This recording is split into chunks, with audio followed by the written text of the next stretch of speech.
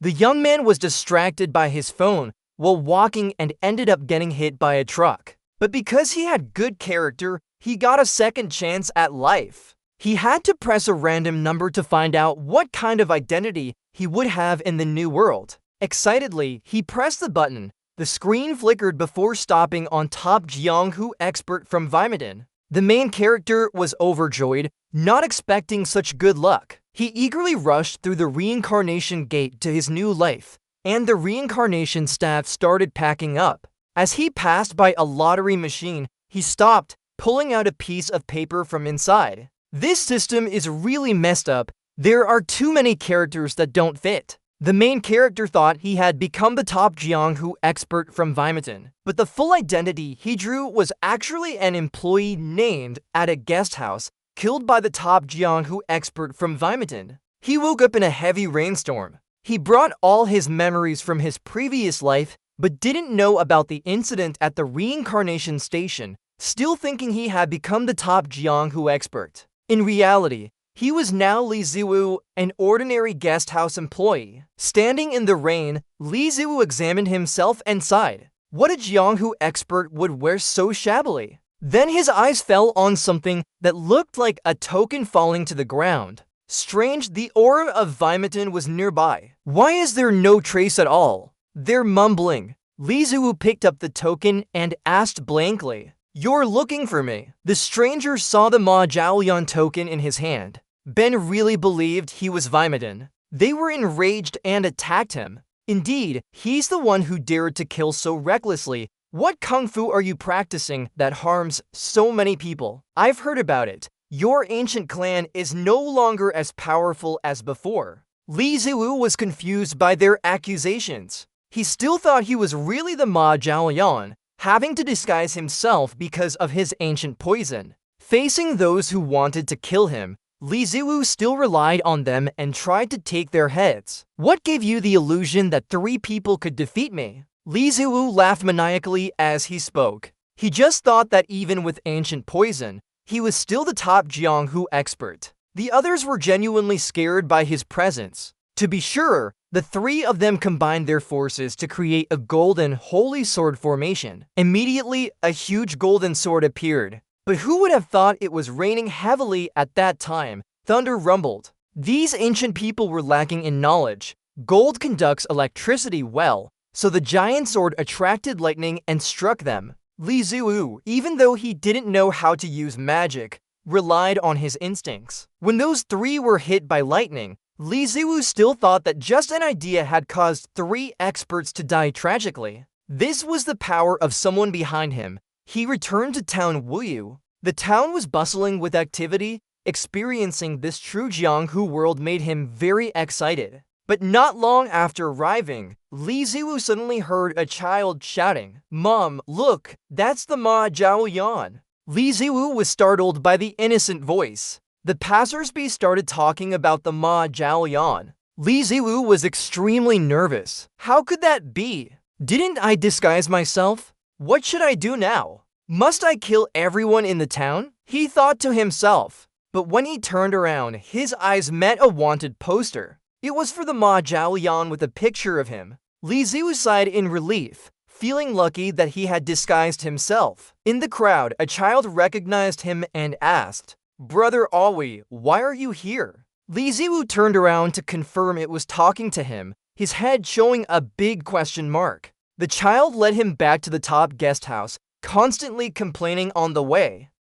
Unbelievable how unlucky he is. Not only did he fall into a ravine, but also lost his spirit. He's been gone for 2 days. Everyone thought he went back home. This is your room. Change into clean clothes first. The chef is urging everyone to work hard. The kid brought you to a simple room. Li Ziwei looked around but didn't doubt his identity, only seeing it as just another lower status role. He thought he needed to quickly adapt to this new life, but reality proved harder than expected. As a lowly errand boy at an inn, even slicing chicken gizzards was beyond him. Bai Chen was quite impressed by his efforts. He kept praising him. "Hurry up and get to work. I'll tell the boss if you don't finish your wages for this month will be gone." Really unlucky, You skipped work in the morning but now refuse to do proper labor. What can you do without slicing chicken gizzards? Even cleaning chickens isn't done properly. All day he just studies useless old techniques. If you mastered a technique, pigs could learn levitation too. The chef scolded him, but Li Ziwei didn't reply, making the chef furious and shouting again, "I was talking to you. Listen up." Just as he finished his sentence, Li Ziwei cut the chicken gizzards with a loud noise. This startled the chef. When Li Ziwei turned back, his face covered in blood had an extremely inhuman smile. What? The chef was furious. What else could he be angry about? Seeing this terrifying expression, the man fell silent. Rewind a bit to several hours ago. At that time, divination technique killed many people. Bodies piled up like mountains as he enjoyed killing them, feeling like stepping on ants. A group of martial artists gathered with the resolve to stop Ma today. Their strength was too far apart to change the situation. Then that demon took out a Ma Jiao, causing everyone's faces to pale. Not good. He wants to send orders to the emperor, hoping to stop him. Just trying to stop me, you're not worthy. Contrary to this bloody chaos, far away on another mountain, the original Li Ziwei buried a chicken. This man was very weak at heart. Even a chicken's life mattered to him, so he came all the way here to bury it. Unbeknownst to him, just as everything went smoothly, Mus flew past and hit him. Its speed was too fast, sending him tumbling off a cliff. Thus, with his life, the original Li Ziwei successfully stopped Ma from transmitting messages through the Ma Jiao. This is why after rebirth, he found himself waking up with this confusing order in the inn's kitchen. The chef was still in shock over Li Ziwei's reaction. He had no idea what happened these past 2 days. Previously, he was just a timid teenager. As an older man, he couldn't bear to lose face. With all his courage, he asked, "After all I've done for the, do you dare look down on me? Do you know who I am and still pretend with me? Have you heard of me turning people into food?" His voice echoed in the kitchen. Li Ziwei silently assessed him. The chef's body was decent for a servant here. Master Li Ziwei looked down on him, making the chef even angrier. He picked up a fish and threw it at Li Ziwei, cursing non-stop. "What kind of eyes do you have?" Facing such an aggressive attitude, Li Ziwei wanted to test if this man was worthy enough as his servant. He grabbed the knife on the cutting board and slowly approached the chef. Seeing him, the chef started sweating. "What are you doing?" The chef backed away a few steps, tripping over the fish and falling backward. Just as Li Ziwei lunged forward with the knife, the chef screamed. Li Ziwei's knife plunged into the wall, just half an arm's length from the chef. Then, he used a terrifying expression to ask him, "Do you know my favorite food? First, cut it up, coat it in flour and seasonings, then fry it with butter. Finally, garnish it. By the way, that part of the pork is for this dish." Li Ziwei drew out his knife, its cold blade brushing against the chef's cheek. "Want to try?" Li Ziwei truly had some acting skills as a villain. The chef fell to the ground, crying in fear. He was this scared just from a little intimidation. What would he do if you really attacked him? If you took on such a servant and brought him out, wouldn't it be embarrassing? Boring, Li Ziwu sighed. Suddenly, his eyes darted to the door and saw some colleagues gossiping outside. So he asked, "What's going on? What happened?" They had just witnessed Li Ziwu calling out for the school kitchen staff, so they didn't dare to say anything and dispersed. Li Ziwu sighed again as he looked at them. This place isn't just filled with these pretentious jerks. Truly, there's not even one person who listens. At this moment, someone tugged on his sleeve. Looking down, he realized it was the boy who had discovered him earlier in town. From this angle, the boy looked cuter than ever. It was late. After adapting to his new identity for a day, Li Ziwu packed everything and moved into the storage room at the back of the inn. Moving stuff here was tiring, but he liked being separated from the world like this. Lying on the bed, Li Ziwu yawned and thought about all the things he needed to do. He had to practice his cultivation techniques and investigate the current state of the cult. Just thinking about it made him tired, but Li Ziwu consoled himself that a high-ranking cultivator's life isn't always easy. Today, he also discovered something small: a little boy. Li Ziwu admitted he had a liking for the boy because of how cute he was. Since martial arts training starts from childhood, this boy would be the best candidate. Thinking about it made him feel hungry. He left his room to find something to eat and talk to the little boy. Unexpectedly, at this moment, that boy was being bullied by another servant named Jin Wukim. That scoundrel was jealous because today he seemed to friendly with Li Ziwu. A useless person like you and a homeless child make quite the pair, and daring to cause trouble at the school kitchen. He's the sworn brother of the inn owner, Zhao. When the inn owner returns, we'll see what happens to all of you. Jin Wukim wanted to take this opportunity to harass the school kitchen. When the inn owner returns, he plans to demand compensation. So he made the boy call out Li Ziwu for him. But just as he mentioned tow truck, one arrived immediately. At this moment, Jin Wukim heard some noise from behind. He turned around and saw a wooden sign flying towards him. Luckily, he dodged it. Otherwise, his teeth would have been knocked out. The culprit was none other than Li Ziwu. Enough talking, enough listening. Next scene, the main character should step onto the stage. Look at that arrogant attitude of his. Jin Wukim wasn't scared at all. In fact, he was very pleased to see his prey coming to him. Next, he wanted to beat up Li Ziwu as revenge for the school kitchen and flatter the inn owner Zhao. For Li Ziwu, having Jin Wukim show up like this was a good opportunity. He planned to give him a beating so that the boy could see his strength firsthand and revere him even more. Thus, the two servants with their own motives but aligned goals were ready to clash. Jin Wukim is indeed a good side character. Before fighting, he said much. As you can see, whoever talks too much usually loses. Listen up, brat. If you kneel and beg for forgiveness now,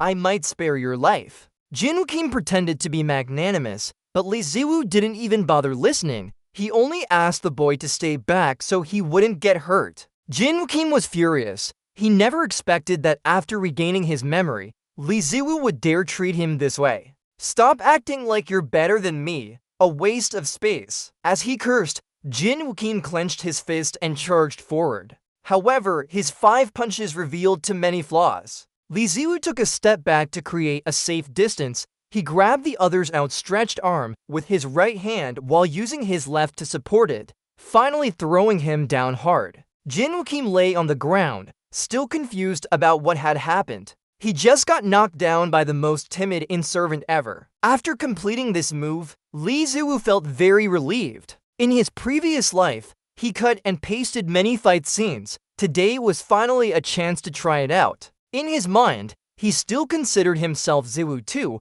He just couldn't use those flashy cultivation techniques from the novel freely now. Still, with his current inner strength and martial arts knowledge from past lives, his punches were unbeatable. But he wasn't fully comfortable in this body yet. Ice, that's not good. If I don't catch my hand in time, someone might get hurt. This identity could be exposed. What is this body? What if my identity gets exposed? He was so scared his face turned pale. It seems like this plot point has been mentioned in some of the scripts he's seen before. Could Li Ziwu in front of us really have a mysterious identity while the boy is just a disguise? Li Ziwu turned around and saw Kim Kian-woo's suspicious gaze fixed on him. As their eyes met, Kim Kian-woo suddenly panicked and shouted, "Who are you exactly?" Li Ziwu replied by rushing forward to choke him, pressing him against the wall. "What did you say? Say it now! Why did you reveal my identity?" Kim Kian-woo's throat was squeezed tightly and he couldn't utter a word. Meanwhile, Li Ziwu's hand was busy choking him, but his mind kept thinking. He thought that although Kim Kian-woo seemed naive, he could still spot his true identity. Moreover, he could withstand the force of my throw, showing he wasn't an ordinary person. Of course, this identity or deep inner strength was just Li Ziwu's imagination. It can't be denied that the broken machine at the Reincarnation station really messed up my life, overestimating his own identity and not realizing he was delusional. After some thought, Li Ziwu released his grip.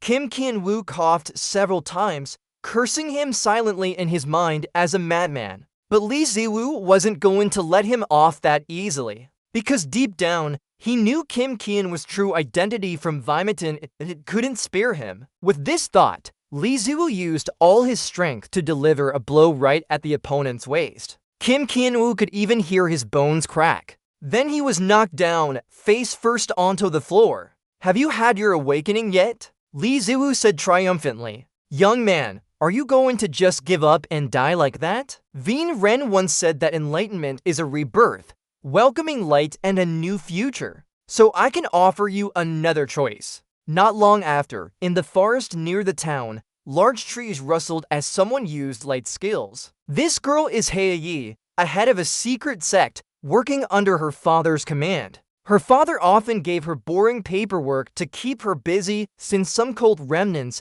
had fled to this area recently. But in the world, people are more inclined to do what they're forbidden from doing. That's why Hei decided to catch those cult remnants to prove herself to her father. In her hand was a stolen blueprint showing targets for pursuit. To Hei, this was a white-haired girl in revealing clothes walking by. Hei stood there for 2 seconds before blushing and quickly hiding the blueprint. "Why does this woman have such an image?" she shouted. At that moment, someone's voice came from afar. Hei stopped and looked in the distance to see Lee Ziwu and his brother. "Brother Wei, is what you said true? Will I no longer be bullied if I learn martial arts?" The boy at the inn asked with sparkling eyes. "Of course, have you seen how gently I dealt with those scoundrels bullying you? Not only will you not be bullied, but learning the skill will also earn you admiration from others." Lee Ziwu replied, feeling a bit scared about that so-called admiration, which was actually more like being pursued. Hearing this, the boy suddenly fell to his knees. He had heard his sister say before that when taking a master, one must bow. So this innocent child used all his strength and forcefully hit his head on the ground, creating a loud thud. "Young man, please teach me, Brother Wei or Master." That night, Kim Kian-woo returned home, but it turned out that he wasn't just an ordinary inn boy, he was the heir of a mysterious wealthy family. When Kim Kian-woo got back, several maids rushed to greet him. Among them, one maid in revealing clothes brought a letter for him. "Young master, you came home very late today. There's a message from the capital city." "What does the capital want with me? I don't have the energy to deal with those clothes now." Kian-woo impatiently replied, and the maid continued. "So to serve Miss Woo Di, her back pain needs treatment too." Finished talking, she skillfully undid Tin Woo Kim's outer coat. To her surprise, a whole handprint appeared on his back. The maidservant's anger flared up instantly, and she screamed, "Who dared hit Miss Woo Di? Who has such strength?" Even the nose was bitten. Sitting beside him, Tin Woo Kim remained silent for a long time before telling her that she no longer needed to take medicine from today on. Because of his back pain for so many years, even the chief physician of Jingcheng couldn't help. Today he got hit by Lee Ziwu and was cured instantly. Originally, that blow was meant to injure him severely. But unexpectedly, it turned into a method to adjust life according to modern medical perspective. Tin Woo Kim found himself in this situation and couldn't avoid being shocked. He felt Lee Ziwu must have done this on purpose. If he didn't listen, his bones would turn to mud after 7 days. In the end, Tin Woo Kim still lived through it, put back on his coat, and planned to talk to Lee Ziwu properly. It was already very late, but Lee Ziwu was training with a child in the forest, focusing on something like calming the mind and gathering energy. He taught wholeheartedly despite having no strength himself, only believing in his Vimeton identity. Martial arts require mastering techniques. The key is unity of body and spirit, form and essence. Lee Ziwu seriously taught while the child took it very seriously. Then he leaned against a tree, thinking about which technique would suit this child best. In fact, since teleporting here, Lee Ziwu hadn't finished researching the magic order's techniques. Before being chased by 3 men, they mentioned some techniques that didn't sound good. The devilish women who pile up people into mountains, Lee Ziwu definitely wouldn't follow this path, thinking too much only causes headaches. So he put aside the magic order and took out a basic technique book from his chest. "Little Zhua, here's the technique for you, my apprentice." Lee Ziwu waved his hand. Seeing the child's blank face, he realized he had called him by the wrong name. Due to his profession, was it because in his previous life his short video platform ID was Little Joy?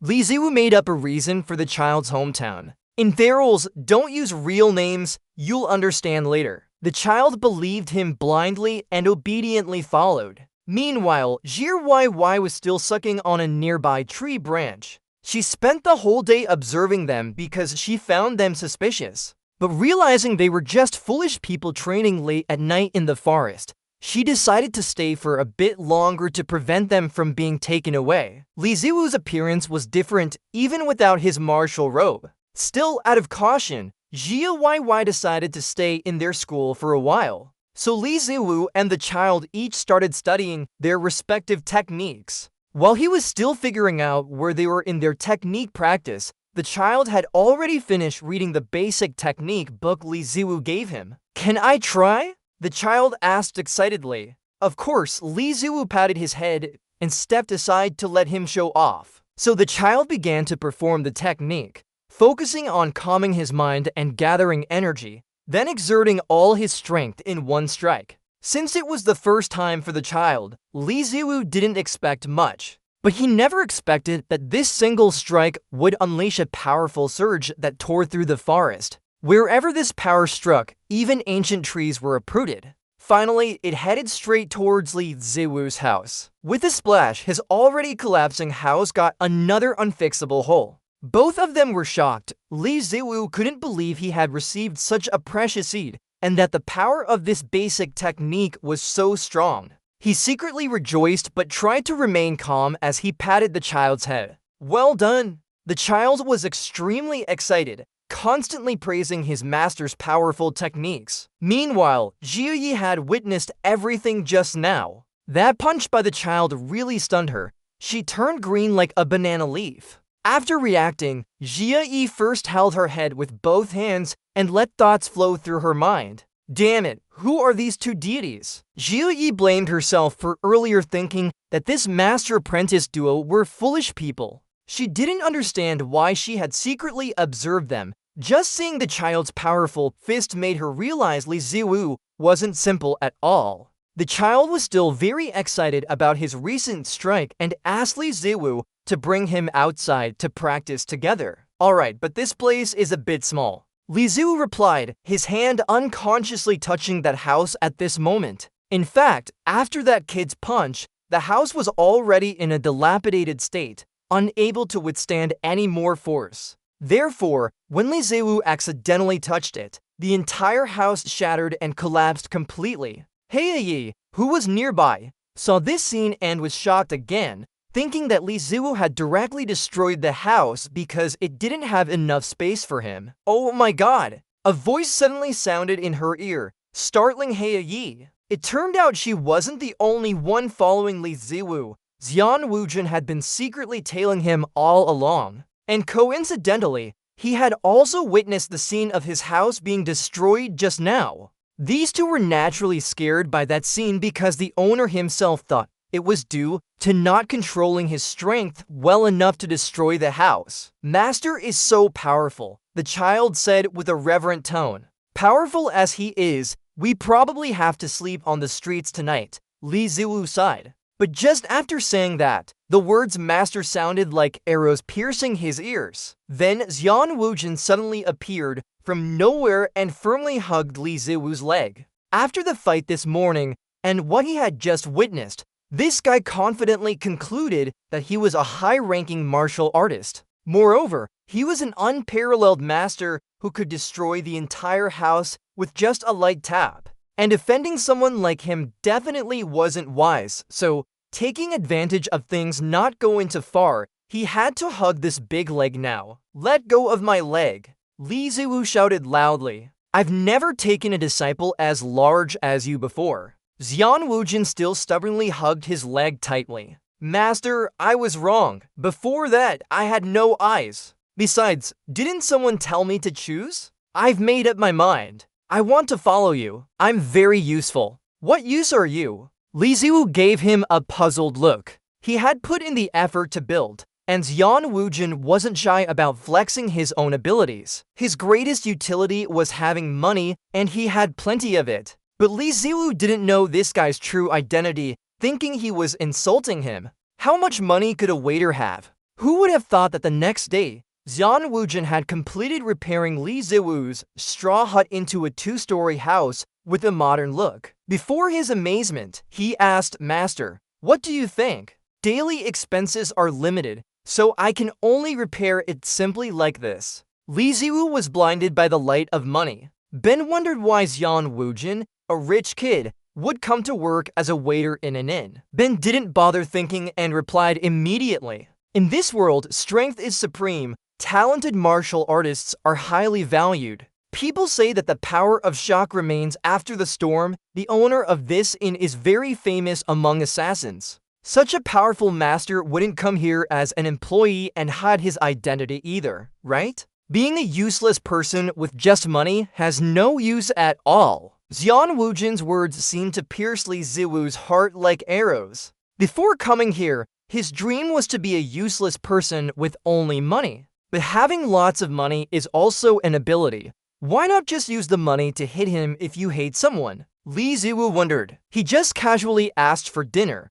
but Xian Wujin seemed triggered by it. On that day, he ordered his maid to bring a lot of money to buy an old inn. It turned out that the money's utility could be used so easily. Xian Wujin really broadened his horizons. Li Ziwu was then sitting and studying a map. Xian Wujin might seem foolish, but taking in such a wealthy guy as an underling was good too. At least buying this area helped him expand his influence more easily. Just when Li Ziwu was deeply engrossed in studying, a girl suddenly rushed into the room. "Hey Yi of Shi Sect, can we talk for a bit?" Li Ziwu didn't know her and wasn't fond of her, but he eventually chose to go with her. Hey Yi led him to Dueling. The clumsy service style of the waiters here almost blinded Li Ziwu. After all the food was served, Heiyi immediately got straight to the point. "I am the daughter of the Shi Sect's sect master. His identity is already known." Those words made Li Ziwu spit out the water he had been drinking. "If we're not mistaken, you must be the one they mentioned." Li Ziwu felt extremely tense and was ready to kill. But luckily, Heiyi continued speaking. "Aren't you a hidden master in this mundane world?" Li Ziwu sighed inwardly and picked up a chicken leg. "Miss, you're just joking. As far as I can see, I'm just an ordinary person." While replying, he secretly praised the effectiveness of his disguise without any flaws. He guessed that the so-called that Yi sect was similar to the Nether Door and opposed those like Ma Tongziwi. For Heiyi, after Li Ziwei's denial, she had more faith in him being a hidden master because her father once said that true masters are always humble. With this thought, she continued speaking. "I'm sure you know, now that the demon cult has fallen, their remnants are wreaking havoc everywhere." Heiyi didn't finish her sentence before Li Ziwu choked again. In his subconscious, weren't those so-called remnants of the demon cult talking about themselves? But Heiyi boldly invited him, the one who considers himself a demon cult, hiding to support the That Yi sect in catching these remnants. "The fate of the world is everyone's responsibility, so will you help me?" Seeing Heiyi so enthusiastic, Li Ziwu couldn't help but laugh loudly. "Is she trying to have me catch myself?" Then Heiyi led Li Ziwu to a place marked as the Martial Hall. He took a look and felt that it was very exquisite. It seemed like he had come to the enemy's headquarters for inspection. Noticing his unfamiliarity with everything, Heiyi asked, "Haven't you checked here before?" But as soon as he finished speaking, Heiyi also felt that it wasn't surprising because a hidden master wouldn't care about such things after years of seclusion. She explained to Li Ziwu that since several years ago, the That Yi sect had built martial halls in various places to measure the strength of martial artists. From martial arts skills to martial gods, according to different ranks, the That Yi sect would give them differently colored jade seals. For example, Heiyi's jade seal was green, representing a middle-level martial artist. And what about martial gods? What color will the jade seal be? Li Ziwu immediately asked because he always considered himself the top martial artist in the. "I don't know," Heiyi replied right away. "No one knows for sure." Because until now, no one has ever reached the level of a martial god. But people say that when you reach the level of a martial god, there will be an opportunity to open up a new world through a celestial ladder. Li Ziwei began thinking. He didn't know how powerful his original self was and wanted to test himself. But if he got caught by the Thetyi sect, it would add another trouble. After hesitating for a long time, Yi pulled him in because she felt that they had arrived. If not checked, it would be a waste of time. In reality, she was trying to lure Li Ziwei to help her. But the result made Yi fall flat on her face because after Li Ziwei's check, the seal turned transparent, indicating that this person had no martial base. Hearing this, Li Ziwei didn't doubt his identity and still believed that his original self could hide his strength through cultivation techniques. After all, he only needed to know that he was the top martial artist. Yi's face turned red, very bad because since the establishment of the martial hall, no mistakes had ever occurred in the checks. But on the contrary, her own eyes witnessed Li Ziwei and his disciple's strength. These two things were too contradictory. Yi's face turned pale as she thought, could it be that Li Ziwei has reached the highest realm, bringing everything back to its original state? Instinctively, she turned around, but he had already left. Yi hurriedly rushed out, but couldn't see Li Ziwei anywhere. Instead, she heard a voice asking, "Why are you here?" This was her father, the master of the Thetyi sect. After being caught, she was immediately punished in the main hall. Laorao was extremely angry that his daughter had stolen the demon cult's remnants painting. "You dare to do such a thing as my daughter? How should I explain this to the other sect leaders?" Yi refused to admit her guilt and instead said, "Isn't it just because I wanted to help? Moreover, you didn't even look at what that painting was. It's very unprofessional. What can I do for you?" The document handler responsible for dealing with the enemy was hired using a large sum of money. "Isn't it just a painting? How could it be immoral?" Laorao, a martial sage, was furious because his daughter had been spoiled too much. He should have explained to the other sect leaders.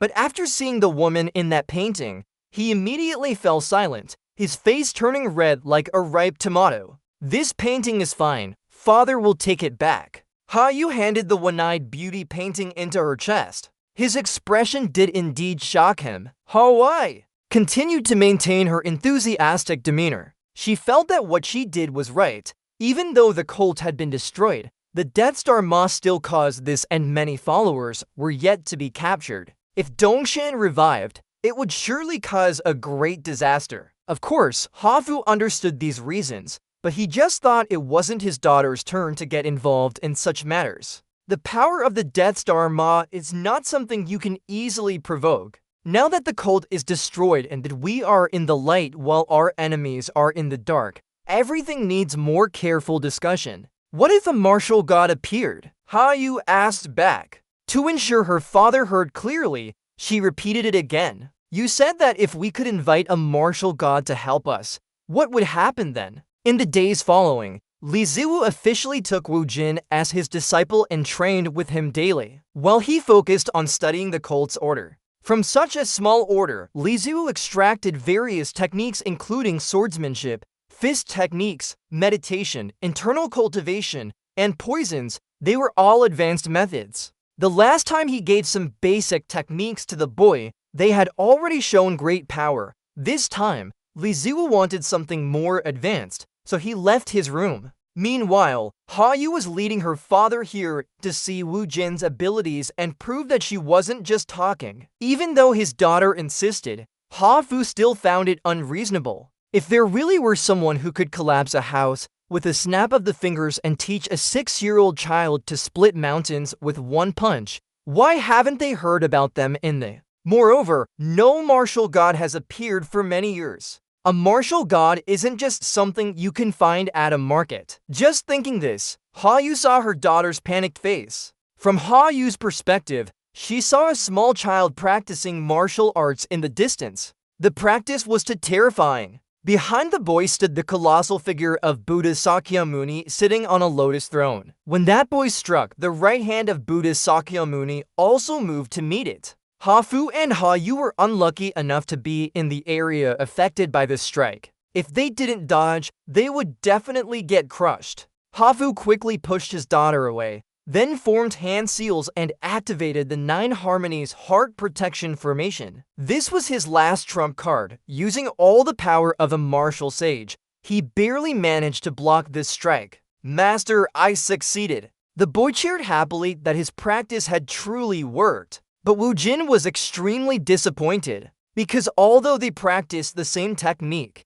he showed no progress at all. Li Ziwu consoled him. Don't lose heart, everyone's strengths are different. Perhaps this technique isn't suitable for you. Then he patted the boy's head and thought it was a treasure from heaven that had fallen on his head. At this moment, they heard Ha Yu's loud cry from afar. Father! Father! What happened to you? Don't scare me. Hafu was lying in his daughter's arms and had fainted. A small amount of blood was on the corner of his mouth. Li Ziwu immediately recognized Ha Yu, but he didn't know why they ended up here in such a state. Ha Yu quickly explained that she wanted to bring her father here to see his skills, and they got caught during their practice because of the previous strike. Li Ziwu was pale. He had no intention of harming anyone. On the contrary, although Hafu said he was fine, he had just spat out a large amount of blood, looking very serious. If anything happened to him here,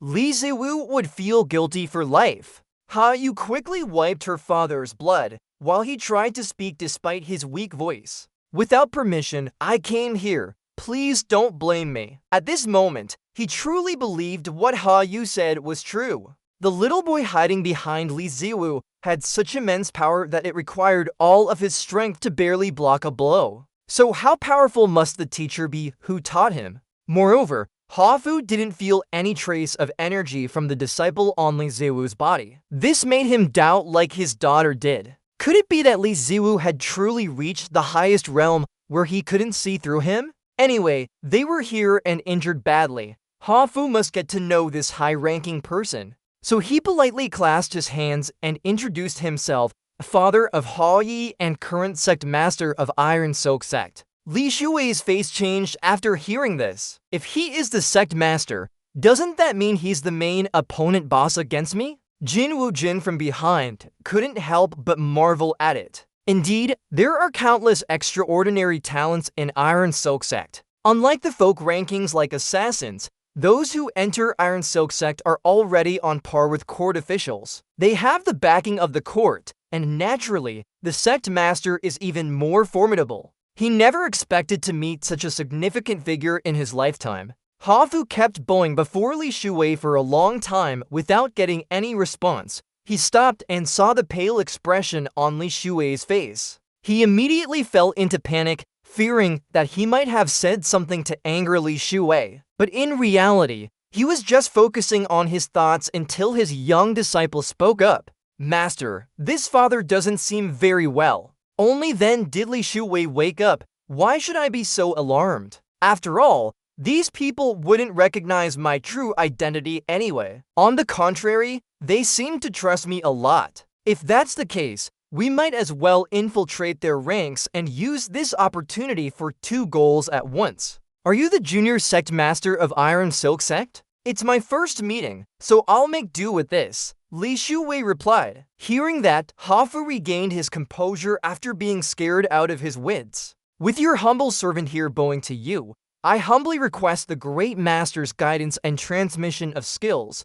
I will atone for my sins before the Grand Master. Hafu spoke so fast that Ha Yi feared he might bite off his tongue. Junior Sect Master doesn't need any offerings. I just want to take this child out for some practice. Moreover, I'm not a great master at all. I'm just an ordinary person. Li Shuwei responded politely. Hafu immediately thought that his anger was due to not wanting his true identity exposed and tried to smooth things over. I misunderstood. I don't know how to address you, little brother. Call me away. Calling me Ha Tutu is too much. Just call me Old Master Ha. Seeing them exchange pleasantries like this, Ha Yi couldn't help but frown. After saying a few more words, they looked like old friends to each other. Then he asked Li Shuwei about the techniques he taught the child just now. The disturbances caused by that kid actually alarmed many people. At a temple quite far away, an elder monk had already noticed this. His young disciple was extremely agitated. After some thought, the elder monk patted the child's head. "Didn't you always want to leave the mountain? Go call your master brother here. The martial arts competition is about to start. It will be quite lively these few days." About an hour later, father and son Ha finally left. Seeing his father's enthusiasm, Li Shuwei didn't want to refuse. He guided him in practicing this cultivation technique. However, due to the sect master's identity of Iron Silk Sect, he still didn't give out the complete technique for a backup plan. Just as he was thinking about this, that kid suddenly grabbed his hand, looking very dejected. "Little Zhou, what's wrong?" Li Shuwei anxiously asked. "Since this child is Shawnee and doesn't have a name, I just called him Master. Is it causing more trouble for you again?" The kid looked worried and hurt, making Li Shuwei pour all his effort into comforting the little seedling.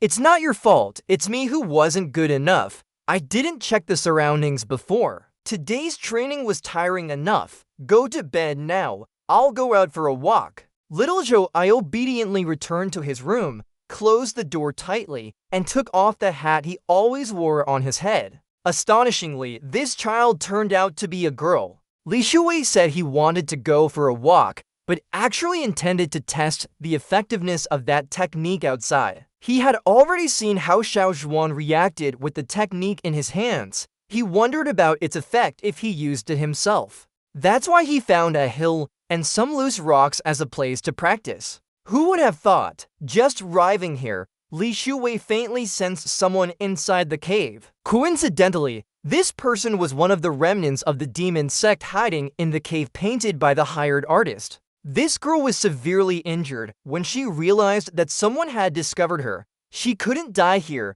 Her master was still waiting for her. "Just a little bit more. I can't fall now," she thought to herself, but then coughed up a large amount of blood and her vision gradually blurred. Before losing consciousness completely, she recognized the familiar aura from Vimatin. After that, she didn't know anything else. She fell into Li Shuwei's arms. At his core, Li Shuwei was still a kind person. Seeing someone so badly injured, I couldn't bear it and brought her home to treat her wounds all night. Just as I finished up, a servant knocked on the door outside, saying there was an important person here looking for you. I thought it was someone else, but it turned out Yi came again. "Missy YY, why are you here again?" I quickly closed the door so they wouldn't see the stranger inside and avoid any misunderstandings. With a happy expression, Yi YY brought out a bag and said her father asked her to give this to Li Ziwei. Out of curiosity, he opened it right away without warning. Even if Yi warned him,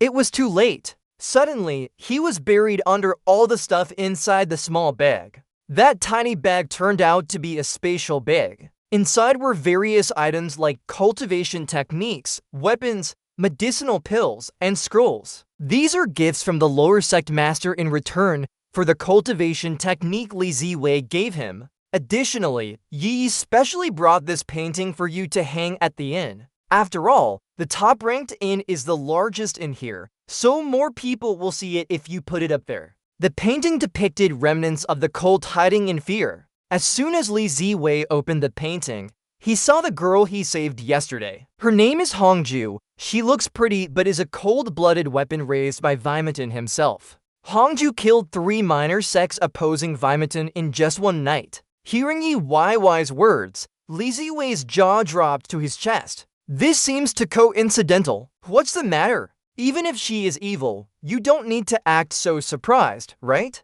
Yi YY was puzzled. She should have left after coming here, but her sharp senses suddenly detected a faint scent of blood on Li Ziwei. She immediately questioned him. "Did you get injured? Or did someone else get hurt?" Li Ziwei was caught off guard and couldn't respond for a moment. Then Yi curiously checked what was hidden in the bedroom. Li Ziwei immediately blocked the door with his body. "This is my bedroom. You can't come in." Seeing his urgent expression, Yi became even more curious and barged into the room despite his protests. Sure enough, the room was filled with blood. Li Ziwei thought he was done for. But there was no one inside, only a bloody coat on the bed remained. The smell of blood is too strong. Was it an accident? Yi became even more excited. Only then did Li Ziwei dare to breathe deeply. Where did Hongju go? Could she have left because of the commotion outside? I didn't get hurt. It was a cat I found in the mountains that got injured. It seemed too guilty, so I brought it back home. Who knew after applying some sleeping powder, when I woke up, it was gone. Li Ziwei tried his best to ignore this situation.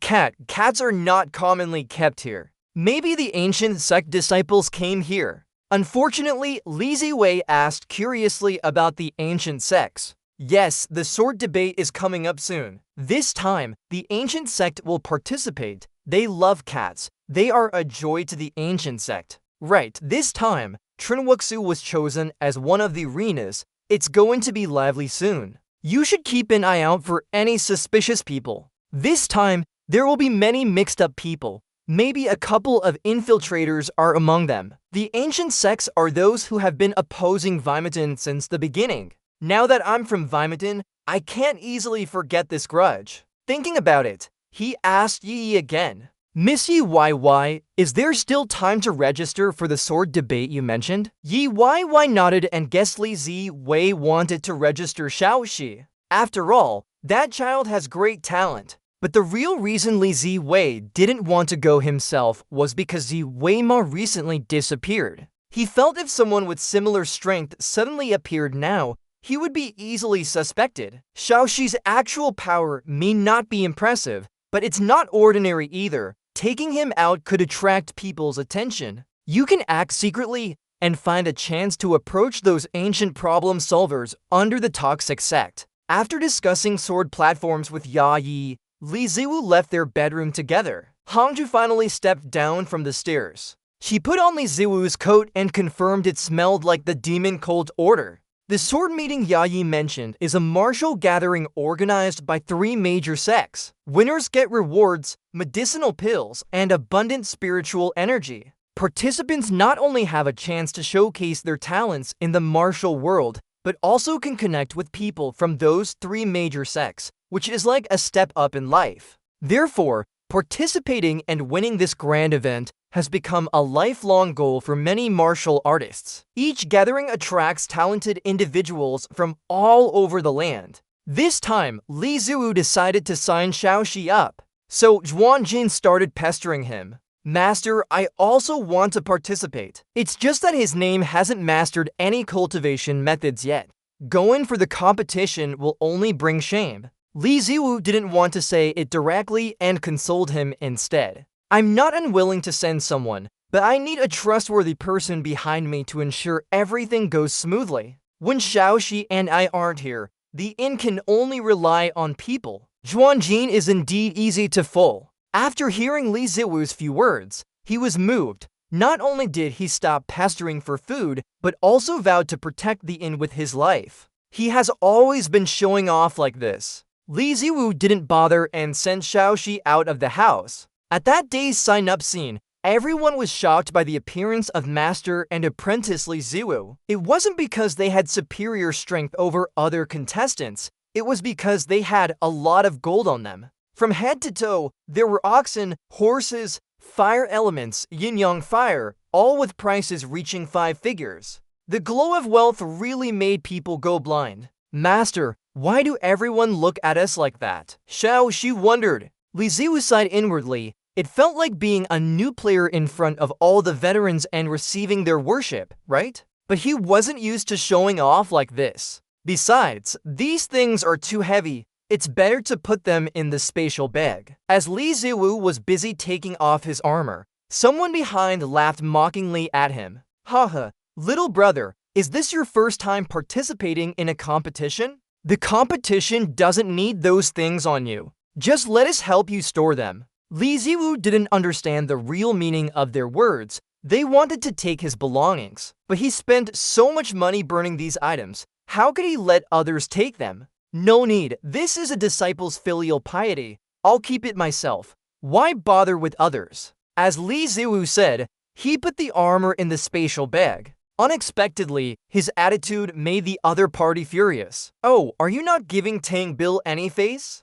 Li Ziwu was about to respond, but saw the organizers distributing competition manuals for contestants. That Tang Bill must be a minor character. He probably won't survive another episode, so Li Ziwu ignored him and walked away. Li Ziwu also received a manual, starting to read it intently. This competition lasts 12 hours. The actual competition will start in half an hour. After reading the manual, Li Ziwu sighed deeply. He thought the competition was just about fighting alone, but realized he also had to gather medicinal herbs. Isn't this doing others' work for free? But it's a good opportunity to approach ancient problem solvers. Li Ziwu couldn't miss it. So he still had to enter the competition with Xiaoxi. Not long after the competition started, night fell. Li Ziwu made a fire for the child to rest by. But unexpectedly, Tang Bill and his group followed him all day. Looking at Li Ziwu's clumsy appearance with a child, they guessed he didn't know martial arts.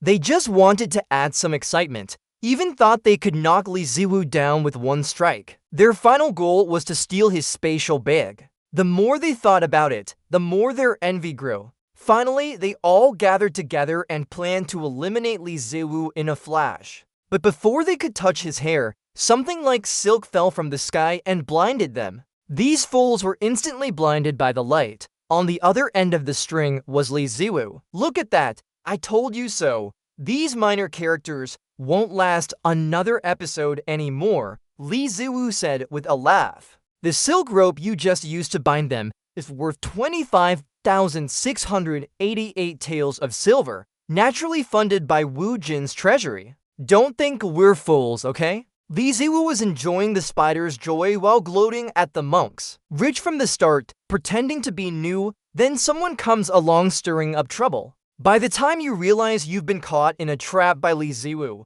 it's too late. The monks are trembling with fear, their faces drained of color. And he's not afraid to add a few more threats. It makes sense villains like to flatter their prey. This feeling is really comfortable. Alright, let's get to the main point now. Honestly, I'm still getting used to this place. Although I don't want trouble, I haven't come up with a solution yet. If that's the case, we can only bother someone as good as our helper, right? When he said these words, Li Ziwu's demeanor was truly terrifying. Meanwhile, at an inn, Yi was having breakfast and chatting. Surprisingly, it turned out to be the judge of this competition. The person across from him put down his teacup, sighed helplessly. There's no choice. Who knows what's in the emperor's mind? For such a big matter, why didn't he tell us? HMPH, Yi replied with a smile. He doesn't have time for this. Lately, he has been engrossed in his cultivation and hasn't stepped out of the door much.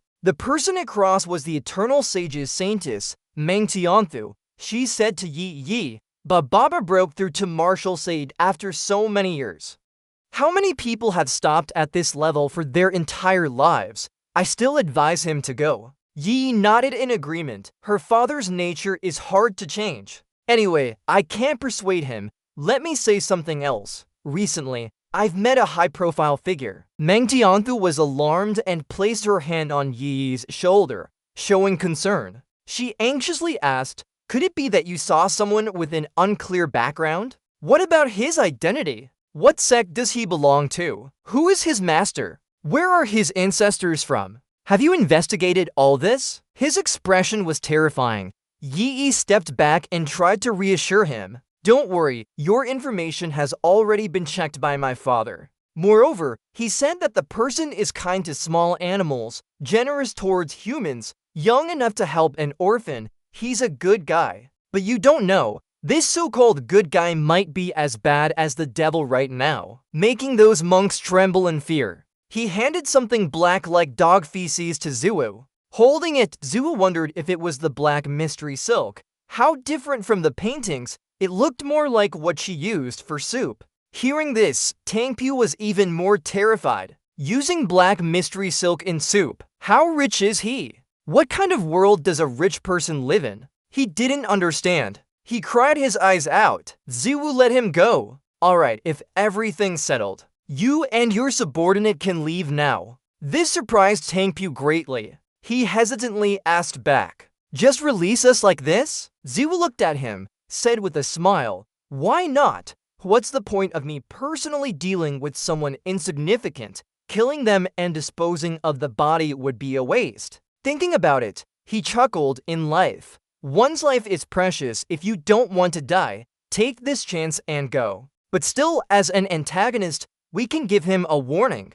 Tangpu has seen many like Ziwu before. They just get thrown out after the match. Even passersby aren't spared. Hearing that, Tangpu wet his pants in fear. Done with it, throw it away. Are you saying to kill him? After killing, dispose of the body. The more he thought about it, the more scared he became. He stood up and dragged his subordinate away, unable to provoke further. Tangpu's reaction made Ziwu feel uneasy, but he didn't ask for details. They spent a night in the forest. The next morning, Xiaoxi woke him up. Master is awake. Ziwu groggily sat up and asked, what time is it now? Xiaoxi looked at him blankly and handed him an apple. He wondered, where did this come from? Xiaoxi happily replied, found it there. All these were found there. Only then did Ziwu notice a pile of black mystery silk next to the girl. He looked at his face, still adjusting to the sudden change. A moment later, he finally spoke up. There's too much of it. Let's save some for later and bring it together. At that time, the red cluster secretly observed the two from a nearby tree corner with a hint of joy in their eyes. After a while, at the inspection place, they saw something black like dog feces on the table. Tianshu was furious and shouted loudly. It didn't meet the standard. They said there's no need to do such things. Why waste time? If you have that skill, just quickly go sell them for a big profit. The maids nearby laughed upon hearing this. The saintess can't say something like that. This year's 3 tribes and 5 years is different from previous years. Unscrupulous merchants tried to tempt by raising prices on black mystic herbs, but they couldn't come up with such a sum. HMPH, Tianshu often says, it's not as if you want to take advantage of the situation and get something for nothing. Such lofty words. Hearing this, she said, die in the bath. Still dare to throw this matter at our ancient 1,000-year-old sect. You won't be afraid I'll poison your plans. While they were talking, Ziwu had already approached and asked, may I ask, are we submitting it here? He then took out a bag and searched through it while complaining, you guys drew abstracts too poorly. I don't know if this is right. Hearing that, Tianshu immediately became unhappy. What do you mean by drawing abstracts? She did those herself. But before she could finish her complaint, her eyes narrowed as Tianshu stood up abruptly from the chair. Because on the table, black mystic herbs had piled up like a mountain, such precious medicine, even digging a whole mountain might not yield many. Looking at her face, Ziwu hesitated to speak again, but this made Tianshu more surprised. What did you say? Which choice? This is the black mystic herb. Seeing no response, Ziwu became anxious and asked, what's wrong? Why not take it all? Could it be that you don't want this? Only now did Tianshu react, quickly saying she wanted this. But really, just a low-grade one would do. Ziwu nodded in agreement after hearing this. Why not take them all then? Tianshu and the maids beside her were immediately alarmed, taking everything. You don't know how precious this is. Ziwu then said with a smile, anyway, I'm not fond of eating this. Tianshu was really going from one surprise to another. This guy is like a ghost trickster. He doesn't eat it. But can you just take it at random? Only now did she realize an issue. The big test had already been deliberately revealed earlier. Everyone knew that the ancient 1,000-year-old sect was collecting black mystic herbs everywhere. Tianshu was sure Ziwu took this opportunity to get acquainted with the ancient 1,000-year-old sect. Thinking of this, she smiled contentedly. He's generous enough to make a deal for this favor. After much thought, Tianshu spoke up, if you have such a heart, I won't be stingy with you anymore. You've done me a big favor by helping out so magnanimously. I'll repay your kindness to the ancient 1,000-year-old sect. Hearing those 3 words from her mouth, Ziwu immediately acted. Before she could understand what was happening, Tianshu loudly introduced, young lady of the ancient 1,000-year-old sect.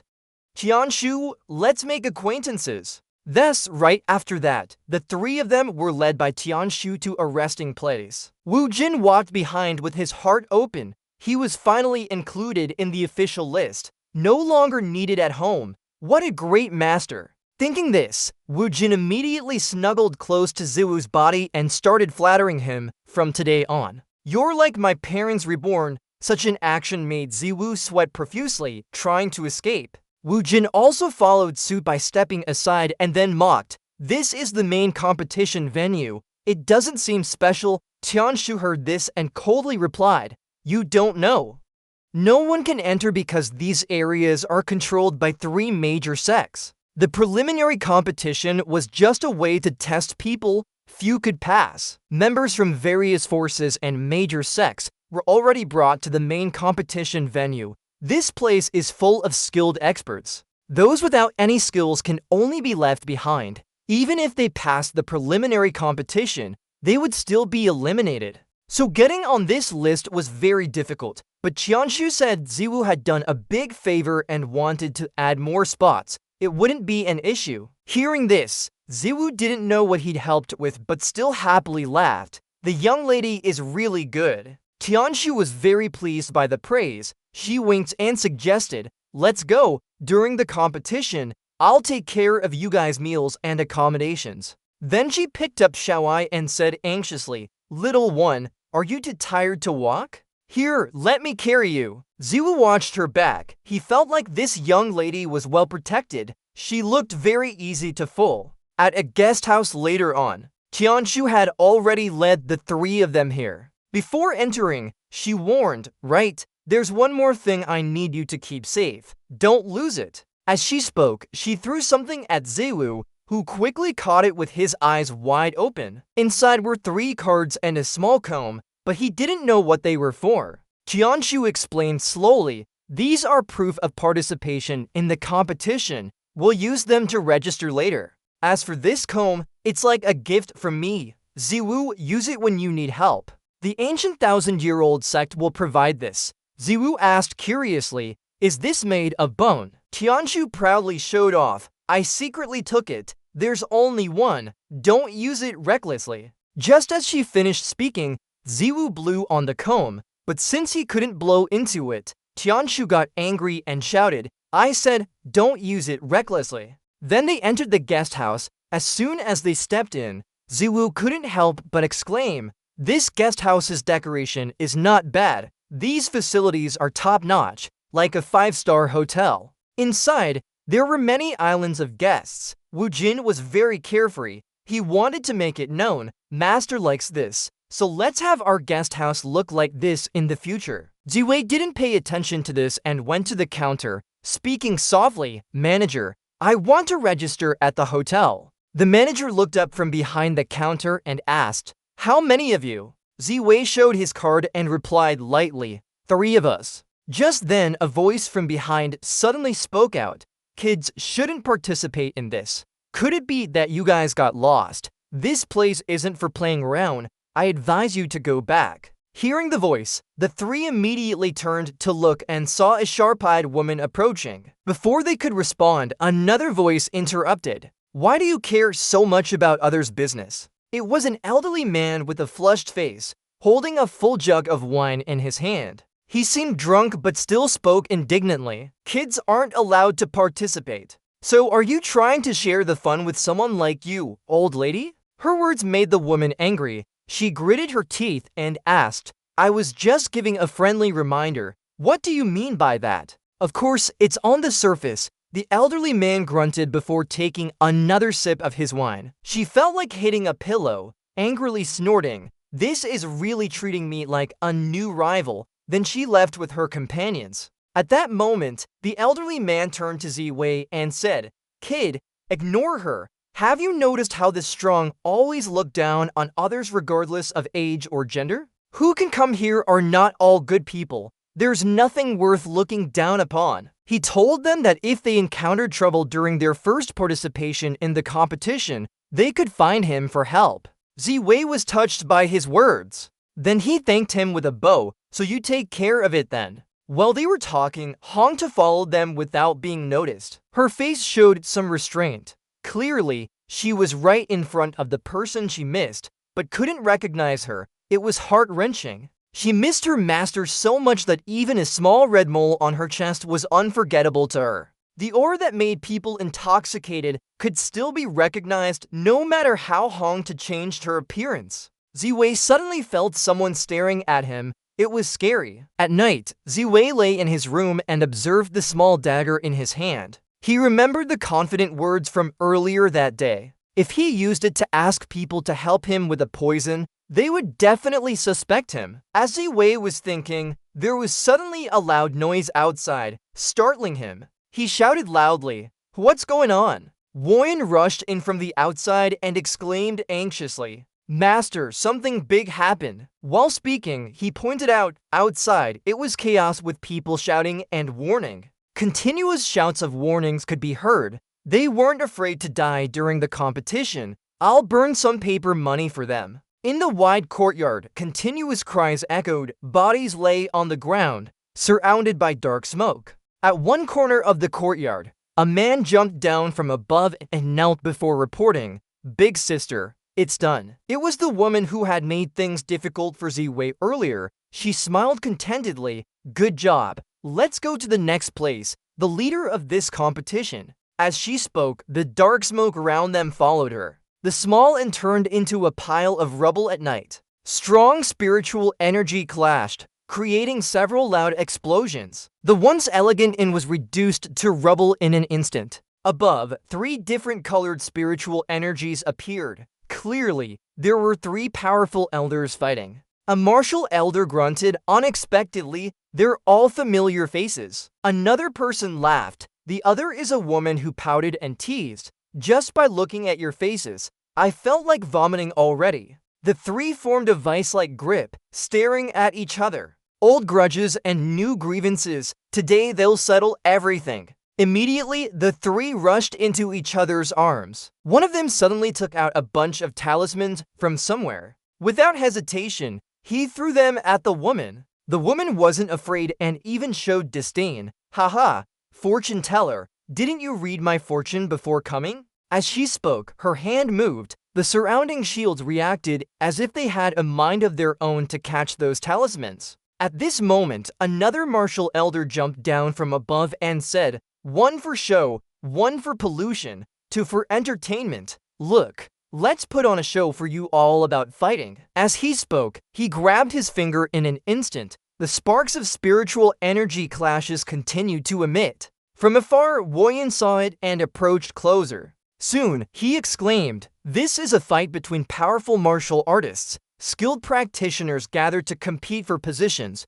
showing off their skills. It's really intense and unexpected." While Woyan was admiring the scene, on the other side, there was anger. The woman looked at the martial elder with smoke surrounding her. At the same time, Ziwei observed them. It couldn't help but sigh. These people seemed to be venting personal grudges. Just then, a voice from behind startled him, making him look back. 3 figures approached from afar, maliciously laughing. "Someone is here. Let's take their paper money." Ziwei recognized them as the group from earlier. Woyan quickly stood in front of him and shouted, "Master, be careful." The crowd immediately panicked and shouted, "Be careful. He's about to make a move, leg." But before they could do anything, Wu Jin threw some paper into the fray. Their eyes lit up. It was banknotes. However, by the time the banknotes hit the ground, no one was in front of them. They looked around frantically. Where did everyone go? They hurried to chase after but found a greedy person picking up the banknotes. He said honestly, "Run if you want. I'll just take 2 and change my target." Just as he finished speaking, his neck was cut by a horizontal sword. The 2 accomplices were alarmed. An enemy ambush. They raised their swords, extremely alert. Quickly spotting a woman approaching with a sword, they trembled and asked, "Who are you?" Hongta didn't answer but coldly said, "It's you who wanted to attack the one I love most." On another side, in the dark sky, a small pair carrying a rainbow and Wu Jin flew like stars. It seemed trivial, but it interrupted the battle between 3 martial kings because they sensed the aura of a martial sage. Below, Hongta had just dealt with 3 passing thugs. She also obtained their 3 competition cards. She happily stored them in her spatial ring. Not knowing what to think, Hongtu's cheeks flushed and muttered, "Wait until I have 520 people, then give this ring to my master. Let me take this chance to return to his side." On another side, the 3 rainbows had landed on a roof. Wu Jin was continuously vomiting. He trembled and muttered, promising himself not to grab his collar next time, but his shirt. Then he glanced at the rainbow and asked, "How is our master?" With a soft laugh, the rainbow replied excitedly, "What else could it be? It's time for the show." These words confused Wu Jin. Before he could understand, a roasted chicken suddenly flew into his hand. The rainbow didn't know where to get to reclining chairs from. Lying down, he happily waved at Wu Jin and said, "Just take a rest here for a while." Wu Jin wondered why the rainbow had brought these things with him. The rainbow didn't understand his thoughts either. He continued to laugh and say, "You wanted to go along, right? Isn't this a good opportunity to make some progress? Don't worry, it's all for your sake." Then he took out the card and said frankly, "If things don't work out, I'll have to collect this." He added, "The more you collect, the higher the points. Let's take a break now and wait until they finish before we find the one with the highest score." This explanation suddenly enlightened Wu Jin. It was too convenient. So the 3 of them happily rested on the roof. But as they leisurely enjoyed their snacks, something from above suddenly hit them. The small pair also got caught by some vines. Meanwhile, at the Iron Wool Sect, Hafu was meditating in seclusion. Suddenly, he opened his eyes and felt enlightened. Looking at the spiritual energy in his hands, he exclaimed, "This feeling is pure power." Hafu was so happy that tears welled up. He never thought there would be a cultivation method that could perfectly combine with the 9 Harmonies Guardian Ray. Giving away items from storage was indeed worth it. Once his great cultivation method is complete, he must defeat those wretches in one fell swoop or call himself 8th Martial King. However, there seem to be some flaws in this technique. I'll ask the rainbow for more details next time we meet. With that thought, Hafu's face lit up with joy as he stepped out of his room. He almost wanted to dance a little. Seeing him, one of the disciples immediately asked, "Master, you've just come out from seclusion."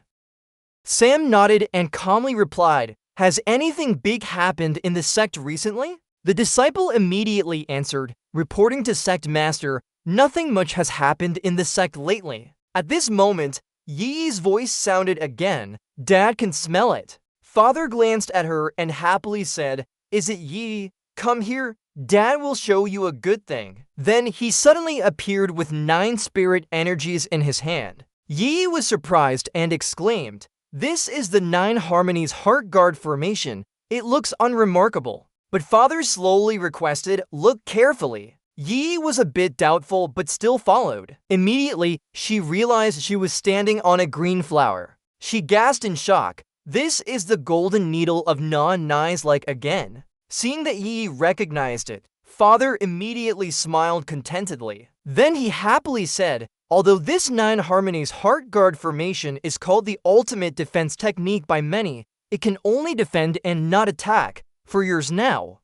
I've been searching for a technique to combine with this formation. Surprisingly, I really found one today. Once Father masters this technique, his 9 Harmonies Heart Guard formation will be both offensive and defensive. The image is beyond words." Speaking of which, Father thanked Brother Wei. "We must thank Brother Wei for everything. By the way, how has Brother Wei been lately? I want to visit him in person." Yi immediately replied, "Avika and his disciples are not at the training grounds anymore." These words plunged Father into despair. Bai Shang spoke up, "Why did Brother Wei suddenly disappear? Let me see you off properly. Such a great opportunity is so short-lived. I hate it too much." Yi was speechless and quickly explained that he had previously mentioned wanting to register his disciple for this competition. The competition starts in 2 days. He must have gone with the disciples. Hearing this, Father sighed, "My daughter, next time we talk, don't keep holding your breath. It's fine if you're not going." Then he scolded her again. But why didn't you tell me earlier? If I knew Brother Wei wanted to participate in the competition, I would have taught him a few things. This preparatory competition is very intense, and Brother Wei passed through it. Yi snorted coldly. Father has been secluding himself to cultivate at Zuhua's realm of death. How can you call me now? Father said nothing but looked into the distance in deep thought. He guessed that Wei Wei didn't want to see his idol avoid the mundane world with him. You are truly a good teacher. On another side, at the inn, after she was caught, Wu Jin trembled and muttered fearfully, "It's over." At this moment, a woman's voice sounded again. I've already advised you. Why did you come here? I don't want to bully children if they surrender directly. The one you attacked was the evil lady from earlier. Red vines appeared around her, capable of capturing people. Ziwei observed for a while and felt that this thing was really strange. Wu Jinhuang ran up to him shouting, "Master, brother has been captured." The woman saw this scene and panicked. What's wrong with this foolish man? This child should have gone with Ziwei. He doesn't care at all. There was no martial artist aura on Ziwei's body. She was guessing if he had hidden his strength. After observing him for a while, she denied her previous guess. No, very wrong. This is the official competition. How can ordinary people be mixed in? Not only him, but even the one next to him didn't have any martial artist aura on their body. Could they cultivate techniques that could hide their strength? Thinking of this, she felt it was possible, but if they came for the competition, why would they hide their strength? On this side, Wu Jin was so scared he almost wet his pants. Although he knew Ziwei and his technique were very powerful, this woman was also a peak martial artist. But Ziwei still stood calmly, making him feel, no wonder he's my master. Brother has been captured as a hostage, but master remains calm. This imposing back view is too much. The more Wu Jin thought about it, the more he revered Ziwei. But he overthought it. Ziwei was just observing and smiling. He frowned and muttered, how did this thing come to be? Or did it use a force or chi condensation like old man Jir? Anyway, that little boy doesn't need Ziwei's concern, a rare opportunity. Thinking of this, he reached into his pocket to get something. Seeing this, the woman panicked and exclaimed, you're about to make a move. Immediately, Ziwei drew out a long sword. He happily said, let's cut off one piece and see first. At a corner of the street, an old man who helped Ziwei earlier was walking on the road with a wine bottle in his hand. He muttered continuously, who would have thought that this small competition team has a holy vessel? Such a high-level martial artist hasn't been recruited by our Wudong sect for nothing. But at this moment, from the roof, someone suddenly cursed, damn you. What's wrong with you, making me scratch my head? It was that woman who was going crazy criticizing Ziwei. Now this child is in my hands. I have a hostage. Man, can you at least respect me a little? She muttered to herself about the Heaven's Flower bag. Thinking this old woman is looking down on others, her aura is strong enough. Good job. Looks like she's a. Thinking that, he examined more closely and immediately realized Xiao Xiao was being held hostage by her. He wondered where the kid's family was now. Then, from the roof, came a piercing screech, making the Heaven's Flower bag unable to think clearly. It was the sound of the vast death, using a dragon saber to cut through the vines of that woman. Wu Jin kept up behind Wu. The Heaven's Flower bag below tried to listen to what was happening above. So when he heard it again, it sounded like the vast death was trying to save his disciple. Wu Jin blamed himself for wanting to end it all. Truly deafening. Meanwhile, on the roof, the vast death's actions made the evil woman furious. She gritted her teeth and warned anyone who believed that she would immediately kill the hostage. Before she could finish, a spirit force suddenly cut through. At the same time, a figure appeared on the roof. The Heaven's Flower bag successfully rescued Xiao Xiao. She scolded angrily, this old woman, you're bullying such a little kid. Rena grounds, several hundred people still wanted to take advantage of these three, always picking on the weak. Interrupted again, that woman was also furious. Where did the old man come from? Which eyes of yours saw me bullying a child? Clearly, that man was provoking me. But the Heaven's Flower bag continued boldly. Both my eyes saw it. He doesn't even know how to gather chi and form a figure, just holding his Tao here. Look at him. How pitiful he is. These words made the woman furious to the extreme. She gritted her teeth and shouted loudly, "Old lady, I've had enough. Soul-sealing secret technique." As soon as she finished speaking, vines around her started moving.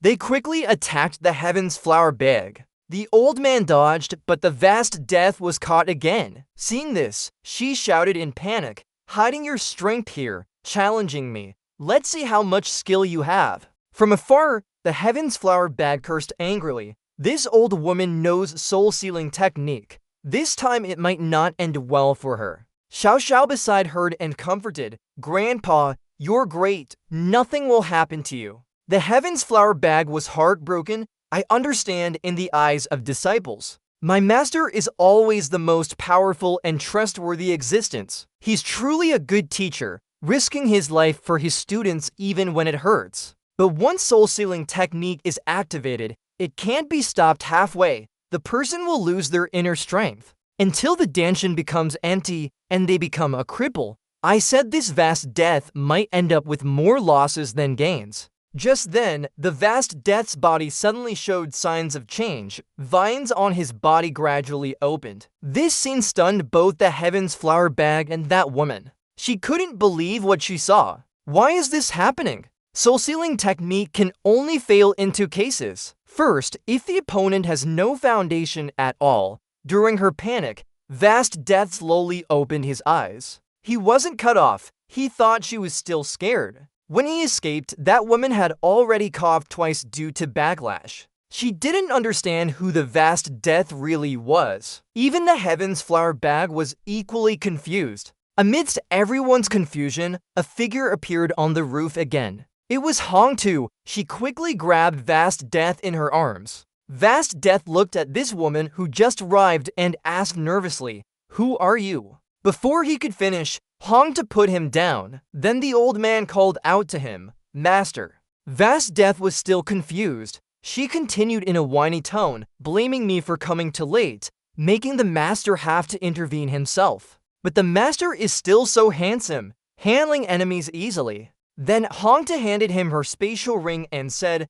"Master, take a look. Inside this ring are 520 pieces of paper, symbolizing my love for you, forever not to fade away." She told Vast Death that he had been hiding his identity as a participant thief. Seeing Vast Death didn't respond, Hong Tu immediately cried sadly, "The master is still angry with me. Before, the master called me Tootie." Vast Death looked at her nervously and quickly asked, "That is, Tootie, when did you follow me?" Hong Tu recovered quickly and happily said, "Of course, from after the master was injured. I recognized your aura right away then." Vast Death understood. Then he continued asking, "So for the pre-arena training, the Black Mystery invaded a bunch of little boys. You did all that secretly." Hong Tu nodded in agreement. "Naturally, I could help the master with something. You've done me big favors," Vast Death replied and patted her head. "No wonder you always feel like someone is watching you from behind. Turns out it's this house. Looking at that, your relationship with the old master was very close. I wonder how Hong Tu contacted the old master before without exposing herself." Meanwhile, Wu Jin approached and asked, "Master, are you okay? You scared me to death just now." Ngo Qiantong laughed and said, "Haha, my master is fine. He could make a use reverse soul technique. That's quite impressive." Although it was just for a moment, the aura of the definitely pointed in this direction. Before, when he saw a Z-Wade captured, he thought it was the demoness bullying someone. Forget it, anyone who can participate in such a grand test cannot be an ordinary person. Even facing the plight of disciples being captured, you wouldn't reveal your strength to harm others.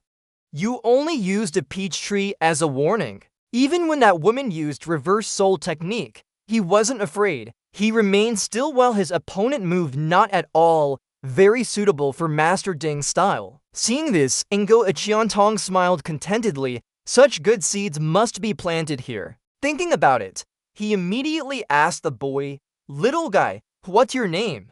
Ziwei looked at him with a sneer in his heart when he heard the voice. What background does this name have? Why is there still more defiance in him than me? As Ziwei was thinking, Hongtu arrived. Remember to speak up. Master, do you need me to handle him? Yu asked doubtfully. You know him.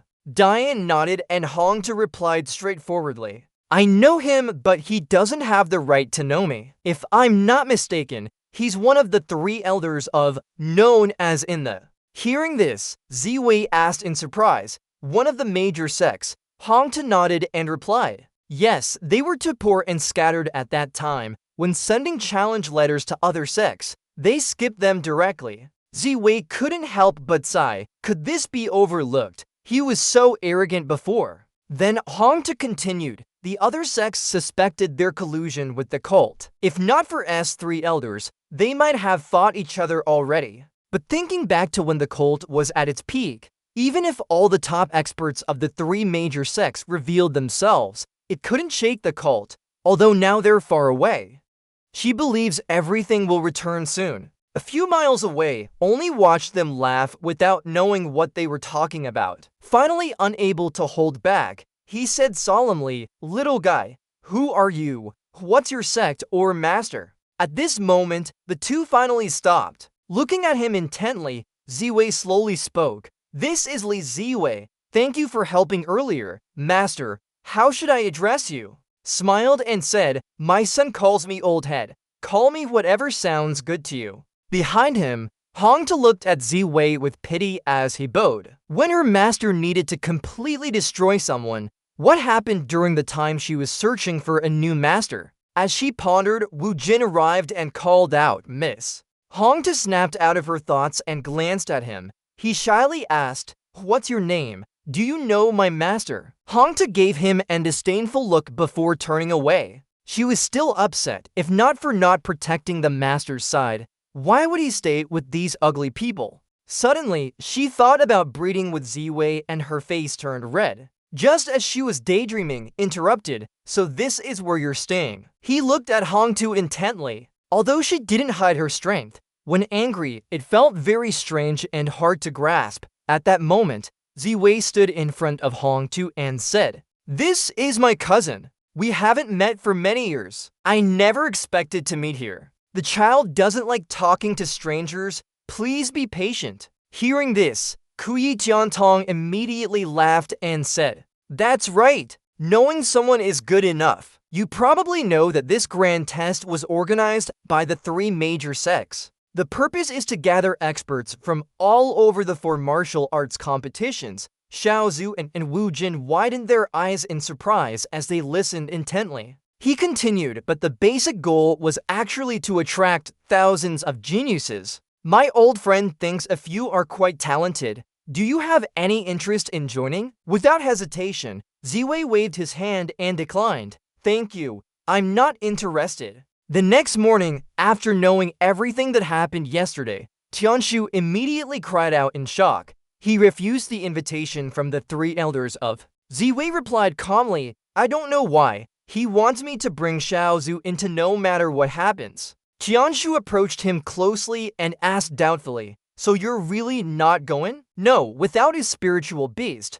Ziwei firmly shook his head. Dian said, Joining another sect means following their rules. It's better to establish your own school of thought and live freely. Tianshu found this idea interesting. He agreed. Outside, people call her the ancient goddess, but who remembers her real name? Ziwei may not look smart, but she sees through things more than anyone else. At that moment, Hongtu suddenly smiled mysteriously. Looking at the title on the book, he found it very captivating. By then, you'll try to promote it and be afraid no one knows about this new cult religion? But we need a catchy name, not cult religion. We'll discuss with her later. As he was thinking, the carriage stopped. The driver shouted loudly, Lord, we've arrived. Ziwu quickly jumped down and politely thanked Lady Chang for bringing him back. Would she like to come inside and have a cup of tea? Tianta looked surprised and asked, You're still running the shop?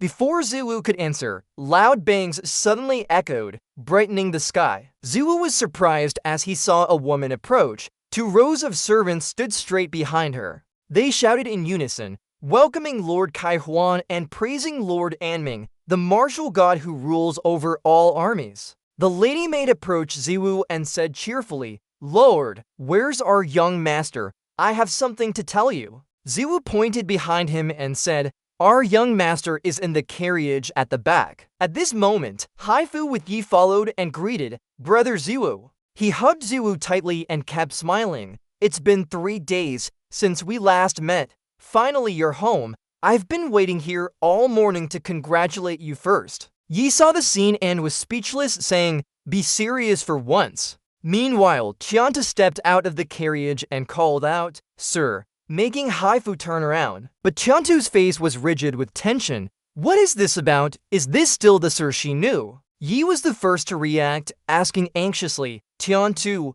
why are you here? Chianta raised an eyebrow and asked back, I should be asking that. Why are all of you here? Do you know each other? Yi nodded and said, of course we do. This is the person I told you about before. Let me introduce him. This is Li Ziwu. The emphasis was on his name. Chianta looked at her and questioned, are you joking? Old Sir Haifu looks like a solid old man.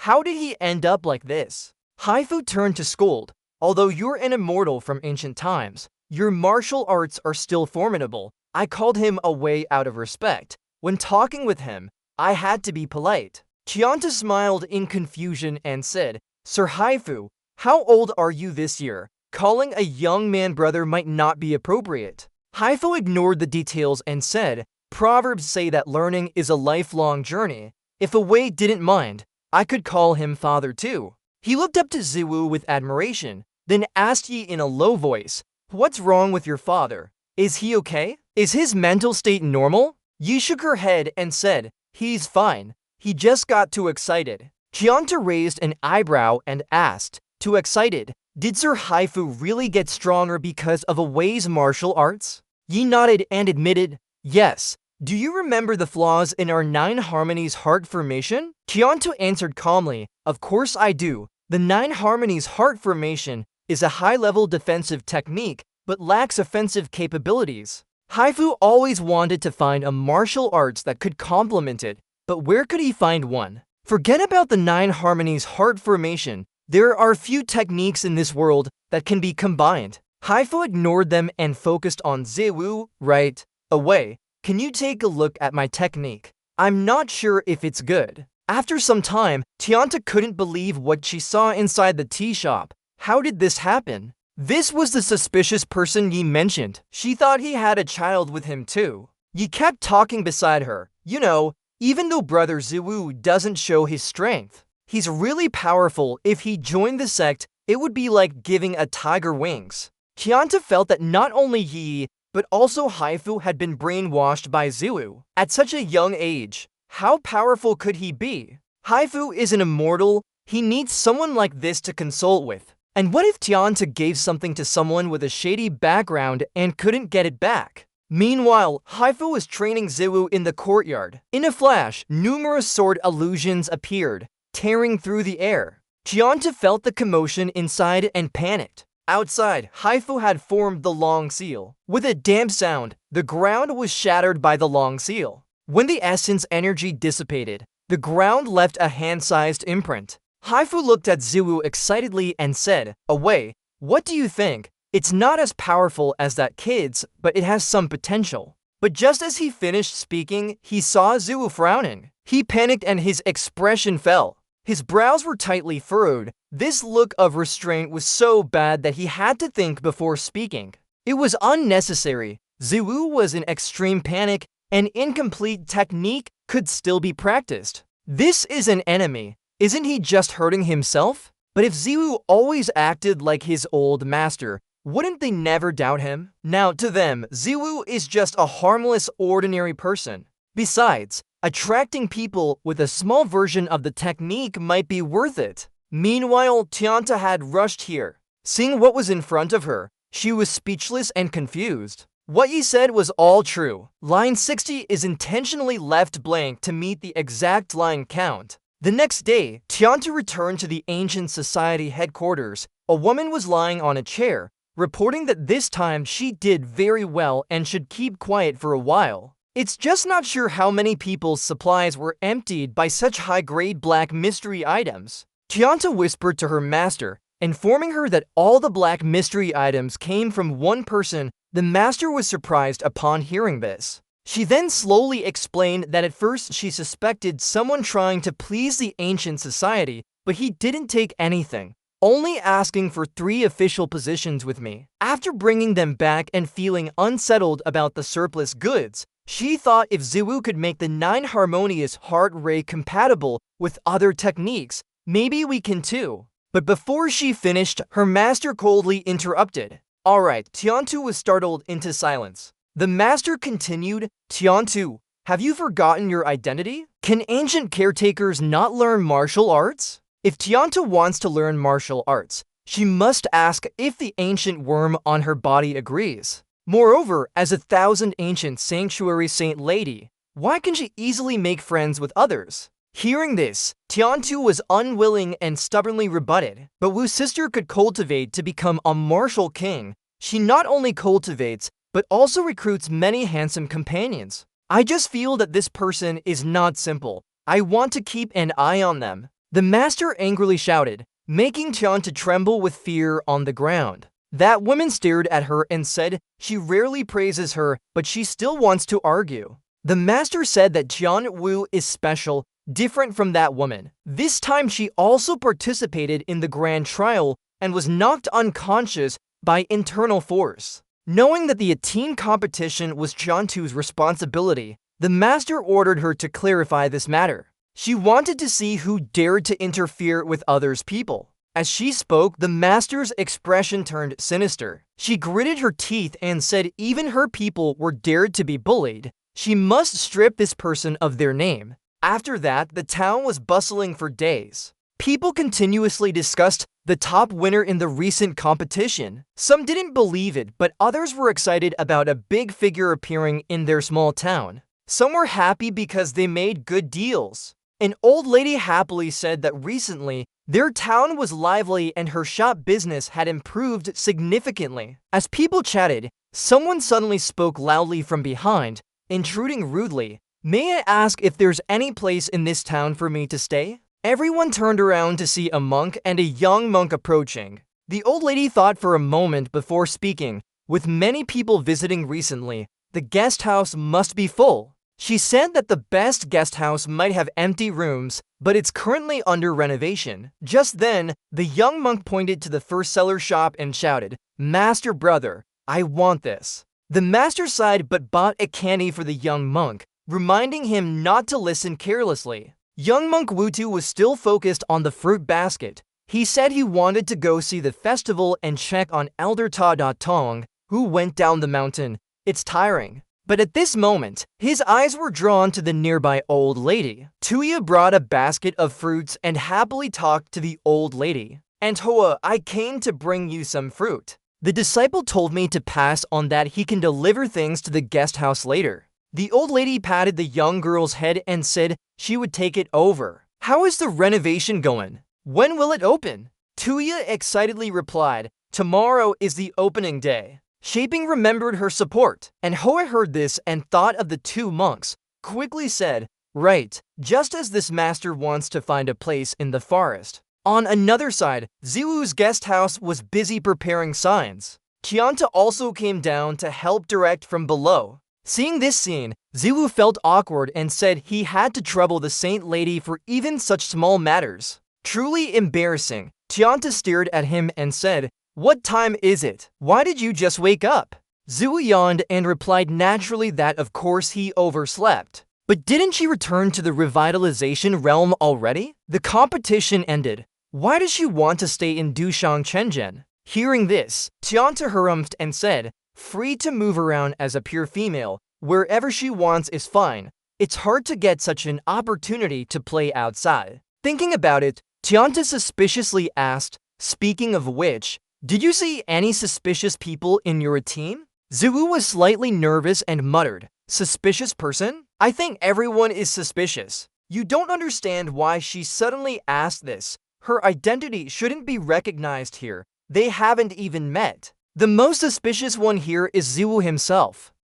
However, after some thought, Tianfu sighed and said, that makes sense. Most of Team A's competition involves wandering martial artists, so it's normal for them to suspect each other. Then she asked Ziwei if he had seen a woman who could use vines. There were handsome men following her, suggesting she might be quite perceptive. Hearing her description, Ziwei recognized the Night Kiss passerby. But why would there be a script for this? Thinking about it, he hesitantly suggested, shouldn't you tell us who this woman is first? Tianfu didn't doubt anything. She said straightforwardly that the person in question was Mang Tianwu, a disciple of Wan Gor Hall. The headmistress greatly valued her. She suffered severe injuries during this competition. The headmistress became angry and ordered to find out who attacked her. That's right, Ziwei could only chuckle after hearing this. But he wasn't laughing inside. Hadn't his defensive chi been generated by him? But he didn't actually use it. How strong is the body's internal energy then? As Ziwei was thinking, Xiao Shai led to Monk's back and happily said, Master, we're home, and I brought some guests. The young monk recognized him immediately. Fragrant Powder exclaimed, it's you, you're leading a child to the competition audition. Ziwei couldn't figure out who this child was but still smiled and joked. Oh, it's nice to meet you. If there are guests, let's go into the shop to talk. Then he suggested to Tianfu that the lady should come along for a tour. So they all entered the inn, where many valuable items were displayed. Everything sparkled and dazzled the eyes. Tianfu observed everything and couldn't help but admire. The decoration is quite good. No wonder she can get so much black mystic essence. It seems I was right. Ziwei didn't even notice the 3 great sects, yet he helped Jiafu break through. Why should we still endure Wan Gur Hall? Thinking about it, Tianfu smiled warmly and said, I've heard YY say that this inn isn't called the First Inn originally. Why did they change its name? Before Ziwei could answer, the monk behind him started talking. Superiority only exists in the where one can live a carefree life like a wandering martial artist. The meaning is that only in Thek can one live a carefree life. One must be prepared to face storms at any time. The most difficult and precious thing is the 2 words harmony. An inn is a place where people can temporarily rest. Although in the everyone hopes to find a peaceful place to rest, this is such a great ideal. At this point, the monk admired Ziwei even more. He shed tears and praised, this name is really good. Hearing that, Ziwei was moved to tears as well. Does it feel like that? He didn't expect to understand his own homophones. It felt like finding a treasure. Last night in Ziwei's room, Ziwei and Hongta took advantage of everyone resting to have a chat. Ziwei said straightforwardly, you've probably heard that we can no longer use the magic words freely now. Now that I successfully contacted the Iron Willow Sect and the 3 great sects, we need to see how things develop for restoring the demon cult. Hongta didn't have much to say. She nodded in agreement. Strange, I'll follow the master's orders. Ziwei smiled contentedly. She didn't need to be so nervous now that they were just the 2 of them here. He wanted to discuss a few things with her. Hearing this, Hongta seemed to think about something and blushed. Only she and the master were here, and there were some matters to discuss. Not those shady things, right? The more I think about it, the more exciting. Thinking of how she often dreamed of the master, Hongtu was very happy with this thought. Unfortunately, she overthought it. Ziwei just wanted to ask her what she thought of the name Peaceful Inn. This made Hongta hesitate. Why did you call me here in the middle of the night for such a trivial matter? Returning to reality, Ziwei tightly held onto one of the monk's hands while they talked. Tianfu listened from beside and couldn't help but feel, so this name has meaning. I'm too shallow. But did Ziwei really think so? The answer is no. A movie once said that. The more you avoid it, the easier it is to be found. As long as you don't say anything, who would have thought that Mazen Ziwei opened an inn here? While he was thinking, the monk spoke again. So this guest, can we stay in the shop? Ziwei nodded without hesitation. Of course, it's fine. There's no need to call me a guest. Just call me Master Li from the countryside. Then he ordered Xiao Shai to lead the 2 monks to their rest area. Upon entering the room, their eyes lit up immediately as everything was new furniture. The junior monk jumped onto the bed right away. He sighed in relief. Finally, he could lie down. But the young monk didn't give him that chance. He kept shaking his side of the bed and said, "Senior brother, absolutely don't sleep." Senior brother closed his eyes as if already asleep, making it seem like he would never wake up. Hearing this, the young monk pouted. "That's not what I meant." But soon, the boy regained his composure. Hong Huo said, "As Master once said, we might encounter great fortune in Yushan Town. If we don't go out to walk around, how can we meet our fate?" The monk sighed and replied, "Before I went to see the commotion, I didn't think about encountering my fate. Now that I remember, if Master said there would be a fortune, it's not too late." But the young monk wouldn't give up. He still tried to tug at his sleeve. Fortune doesn't have legs. How can it wake itself up? "Brother Hein, get up quickly. Let's go for a walk." Just then, someone suddenly entered from outside, startling both of them. Brother Xiaohua asked with a frown, "Who is it?" Brother Xiaohua quickly ran out and came back in, holding a fruit basket. He cheerfully said that the maidservant brought the fruit basket to serve at the new shop opening. "Remember to thank them. Go eat. Let brother get some rest." The elder brother casually mentioned it, then yawned. His master only told him to handle surplus goods, but he didn't explain what kind of fortune it was. Anyway, he decided to sleep first. Sleeping well gives you energy to seek fortune. However, just as he closed his eyes, the young monk's shout woke him up. Annoyed, he sat up and impatiently asked, "What now?" The young monk showed him the basket from earlier, mumbling, "This is." Before he finished speaking, Brother Hein almost fell out of his seat with surprise. His face immediately lit up. Fortune had appeared. Meanwhile, outside the peaceful inn, Hua Sheng and others arrived cheerfully talking. It's amazing how this inn has been renovated to look like a palace. There's no other place in Central Plains that can match it. She then gave him a flower garland, which looked a bit like funeral flowers. If you burn the picture inside, it would be fit for a funeral. As a modern person, Ziwei knew this, but couldn't say anything. He could only smile and nod. "Thank you, Hua Shang. Why does this design look so familiar to me?" Hua Shang patted him on the shoulder and said happily, Tomorrow when I open my flower shop, I'll come to support you." This child has been bullied for so long. Suddenly becoming our village head feels a bit strange. But Ziwei being our village head is good. He can protect the children. She could consider it as watching them grow up.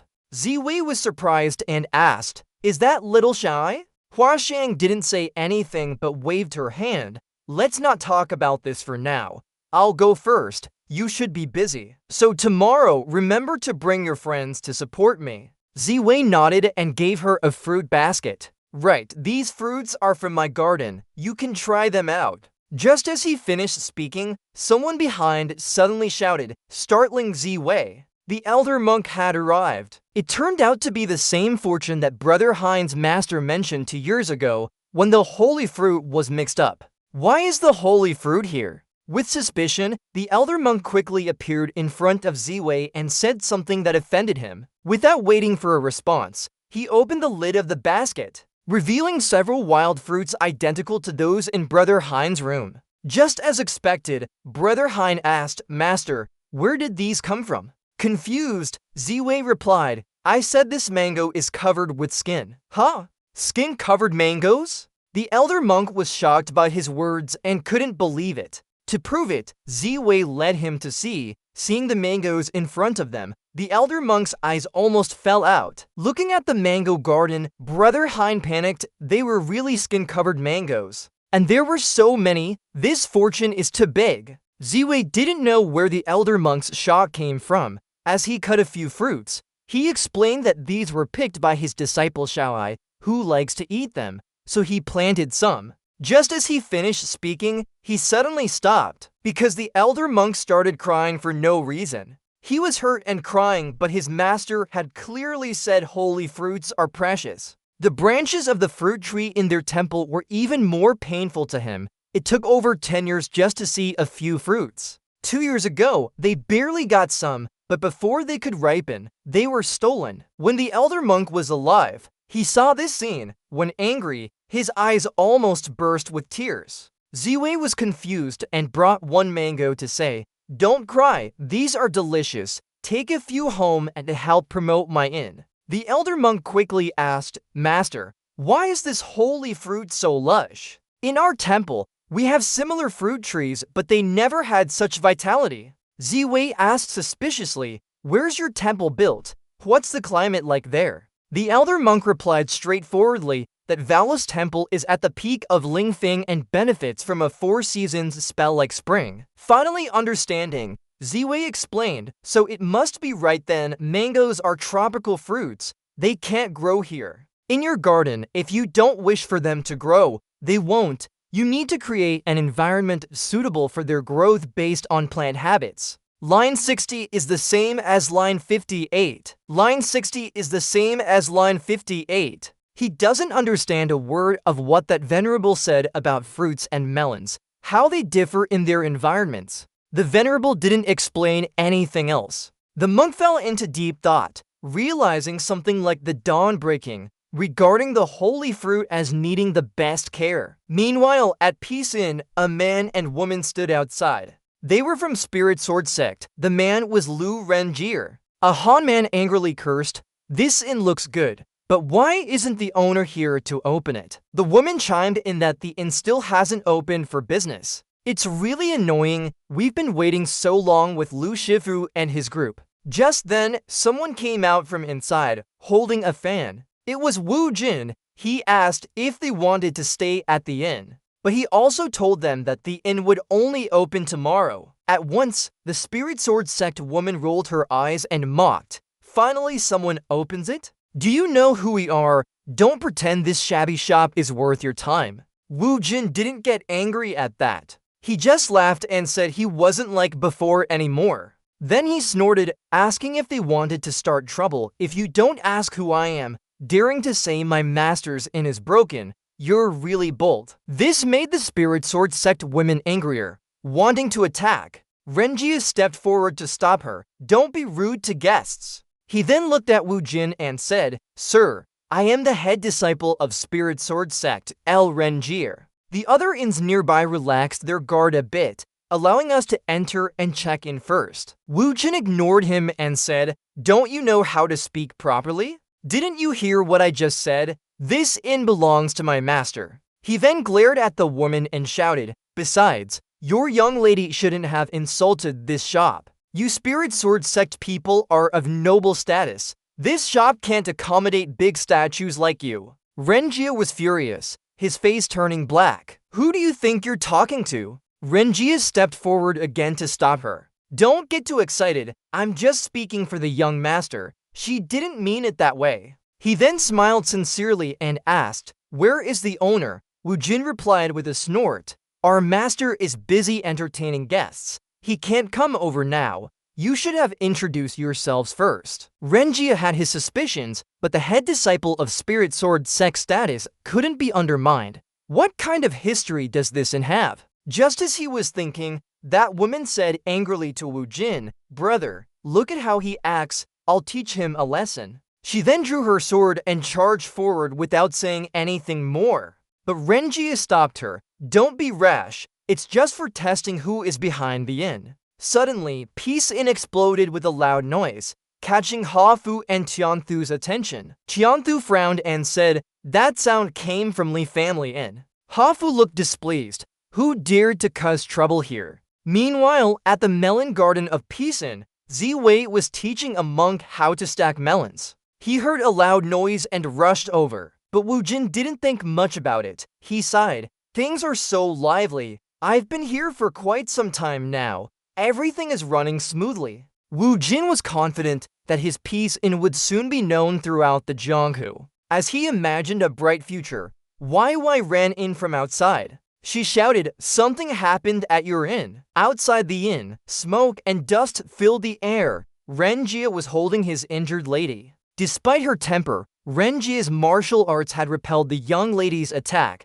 Wu Jin seemed a bit tough to handle, but upon closer inspection, he realized something shocking. The one who hurt the young lady was a child. At that moment, the woman stood up. She glared and said, "Where did this brat come from? He probably only has some strange treasures on him." He barely defended himself. "I don't believe he can stop me again." With a change in her stance, she raised her sword to attack again. But Renjia called out to the child, "If you're all students of martial arts, let's spar. If I win, you can stay here. What do you say?" The child didn't move at all when he defended against the young lady's attack. As expected from the young lady, the child only had some defensive tools on him. Renjia thought as a disciple of Spirit Sword Sect, he needed to maintain his sect's image. If he couldn't reclaim his dignity now, people would laugh at him. With this in mind, he smiled confidently. He then charged towards the child with his sword.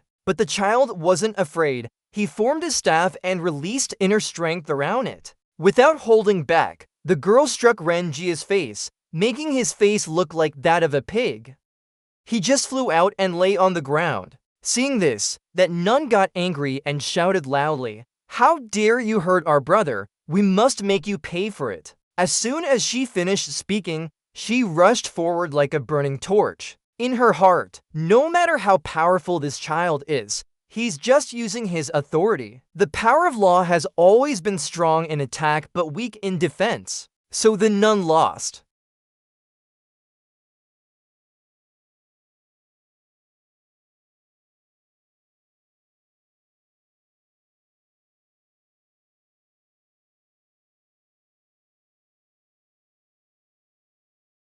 Everyone was silent as he told his story. A woman nearby fell into deep thought upon hearing Du Hangjin. Meanwhile, at Peace Hotel, everyone was busy cleaning up. Jufu stood opposite Hafu. Jiafu warmly said, "Away, brother, don't be polite. It's embarrassing to say, but I can only help in this way. He told you that the secret door is silent. It sounds powerful, but it cannot interfere with gang fights. Although Nin Sword Sect disciples are few, they're not weak." Then he asked Away if he knew why the three great sects people organized a sword competition against us. After some thought, Away replied, "It's for selecting talented and extraordinary individuals." Diane nodded as Jiafu slowly spoke. "Yes, to be precise, back then, Mahjong of Death Sword Army killed countless martial artists and destroyed many sects. The remaining ones had to unite or perish. Perish by uniting?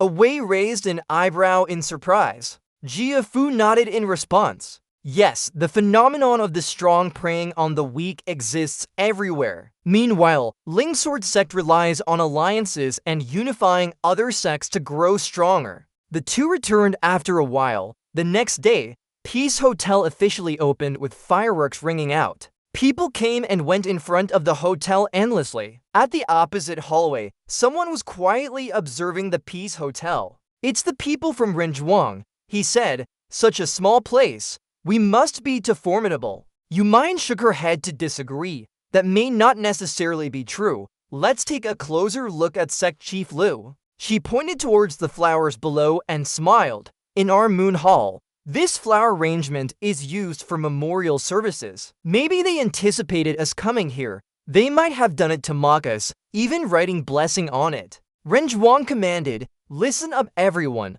Round up all the people in the hotel and bring the leader before me." Nearby, a woman watching the Peace Hotel fell into thought. As she pondered, Zikon approached and hugged her tightly. "Did you think of something? What were you thinking?" "Oh right, your place seems to be in the center of the shock. I said I'd take you home after finishing work to check it out. I know you have a younger sister." The woman tried to resist, but was quickly grabbed by Zikon's perverted hand. He coldly asked, "What? Do you want to defy me?" She fearfully protested, "No, the sect leader is willing to take me home and show me around. It's an honor for me." Unconsciously, Zikon's voice was light. "Well then, be good. Du Hangjin will be considered a friend of our Clear Mountain sect. Just come to visit whenever you want. Thank the sect leader," she casually said and looked towards the hotel below. She couldn't have forgotten this place. This is clearly the top hotel now.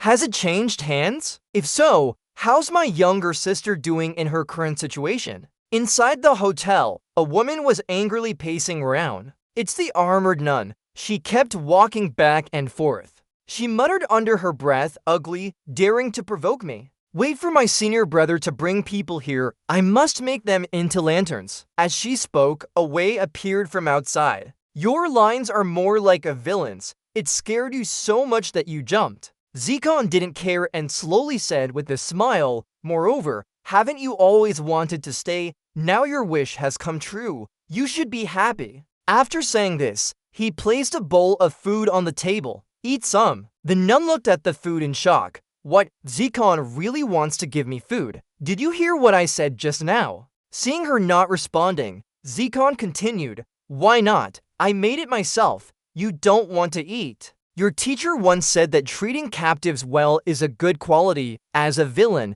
you should make everyone weep. But the nun's expression was dark. He definitely put something dirty in there. It's not like anything good. Just as she thought this, her stomach betrayed her with constant gurgling sounds. Eat or die, she picked up the bowl and ate. Even if it kills me, I'll make sure to be a well-fed ghost. She finished a large bowl, but felt like the sun had pierced her heart. The nun was surprised by how delicious this poison was. Is this heaven? But soon she realized something was wrong and started crying in her heart, thinking that this poison would take effect too quickly. Suddenly, outside, a voice rang out, Sect Chief Liu. These are the kidnapped disciples of yours. The nun immediately stopped crying. She hurriedly turned around and saw Renjuang with his people appearing here. Zikon also looked at them, sighing helplessly. So fast? This poor hotel keeps attracting their misfortunes. The roof just got destroyed by them. From above, Renjuang asked, are you the owner of this hotel? He quietly observed from afar. Just as the Mecha said, there was no sign of any martial aura on him. Thinking this over, he ordered his subordinate to search for someone who had severely injured our sect's treasure and captured one of our sword spirit disciples. Hand over that little brat. I'll deal with it personally. As soon as he finished speaking, a vague image of a sword appeared in his hand. But Ziwei was not at all afraid. Sighing helplessly, he said, just like the old saying goes, one door closes while another opens. Hearing this, Master Sume immediately panicked. Not only did she know her senior brother, but she also knew her master. This means you know their true identities, and that's why you're making a move. However, she quickly rebutted, no. When Ziwei mentioned the familiar trick earlier, didn't he use it multiple times? The commoner's appearance is definitely Ingguang Wang. Who are you exactly? Not receiving an answer, the subordinate became angry and urged, if you're not willing to hand over the person, don't blame me for being harsh. As soon as he spoke, he quickly acted. A vague sword image rushed towards Ziwei. Seeing this, Master Sume immediately shouted, Master, stop! This guy is familiar. There's a trap here. He's just pretending. Hearing this, the subordinate's face suddenly turned red with anger. He wanted to retract his move, but Yi on the side also saw, and instead of helping, she loudly warned everyone to stay back. Qianshu from the other side was also scared and shouted, Yi, be careful. Hearing this, Yi turned around, seeing what was coming towards her. Her eyes widened in surprise. In a moment of life or death, a figure suddenly appeared in front of Yi to block the attack. She used her sword to stop the vague sword image, but the person covering their face was someone she didn't recognize. The sudden appearance was Hongtu. Why is she wearing a mask? So we need to go back to last night when Ziwei suggested doing this, and it surprised her greatly. But Ziwei confidently said, I trust you. I'm very familiar with this today. It's a rule. Anyone wearing a mask won't be recognized in legend. With that, Hongtu believed him, and so she covered her face when appearing before everyone today. Hongtu stood beside Ziwei, facing the subordinate. At this moment, Ziwei had already made his accusations. Not only did they destroy our guest house, but they openly attacked the Iron Y Mountain and commoners as a sword spirit sect. What are you doing?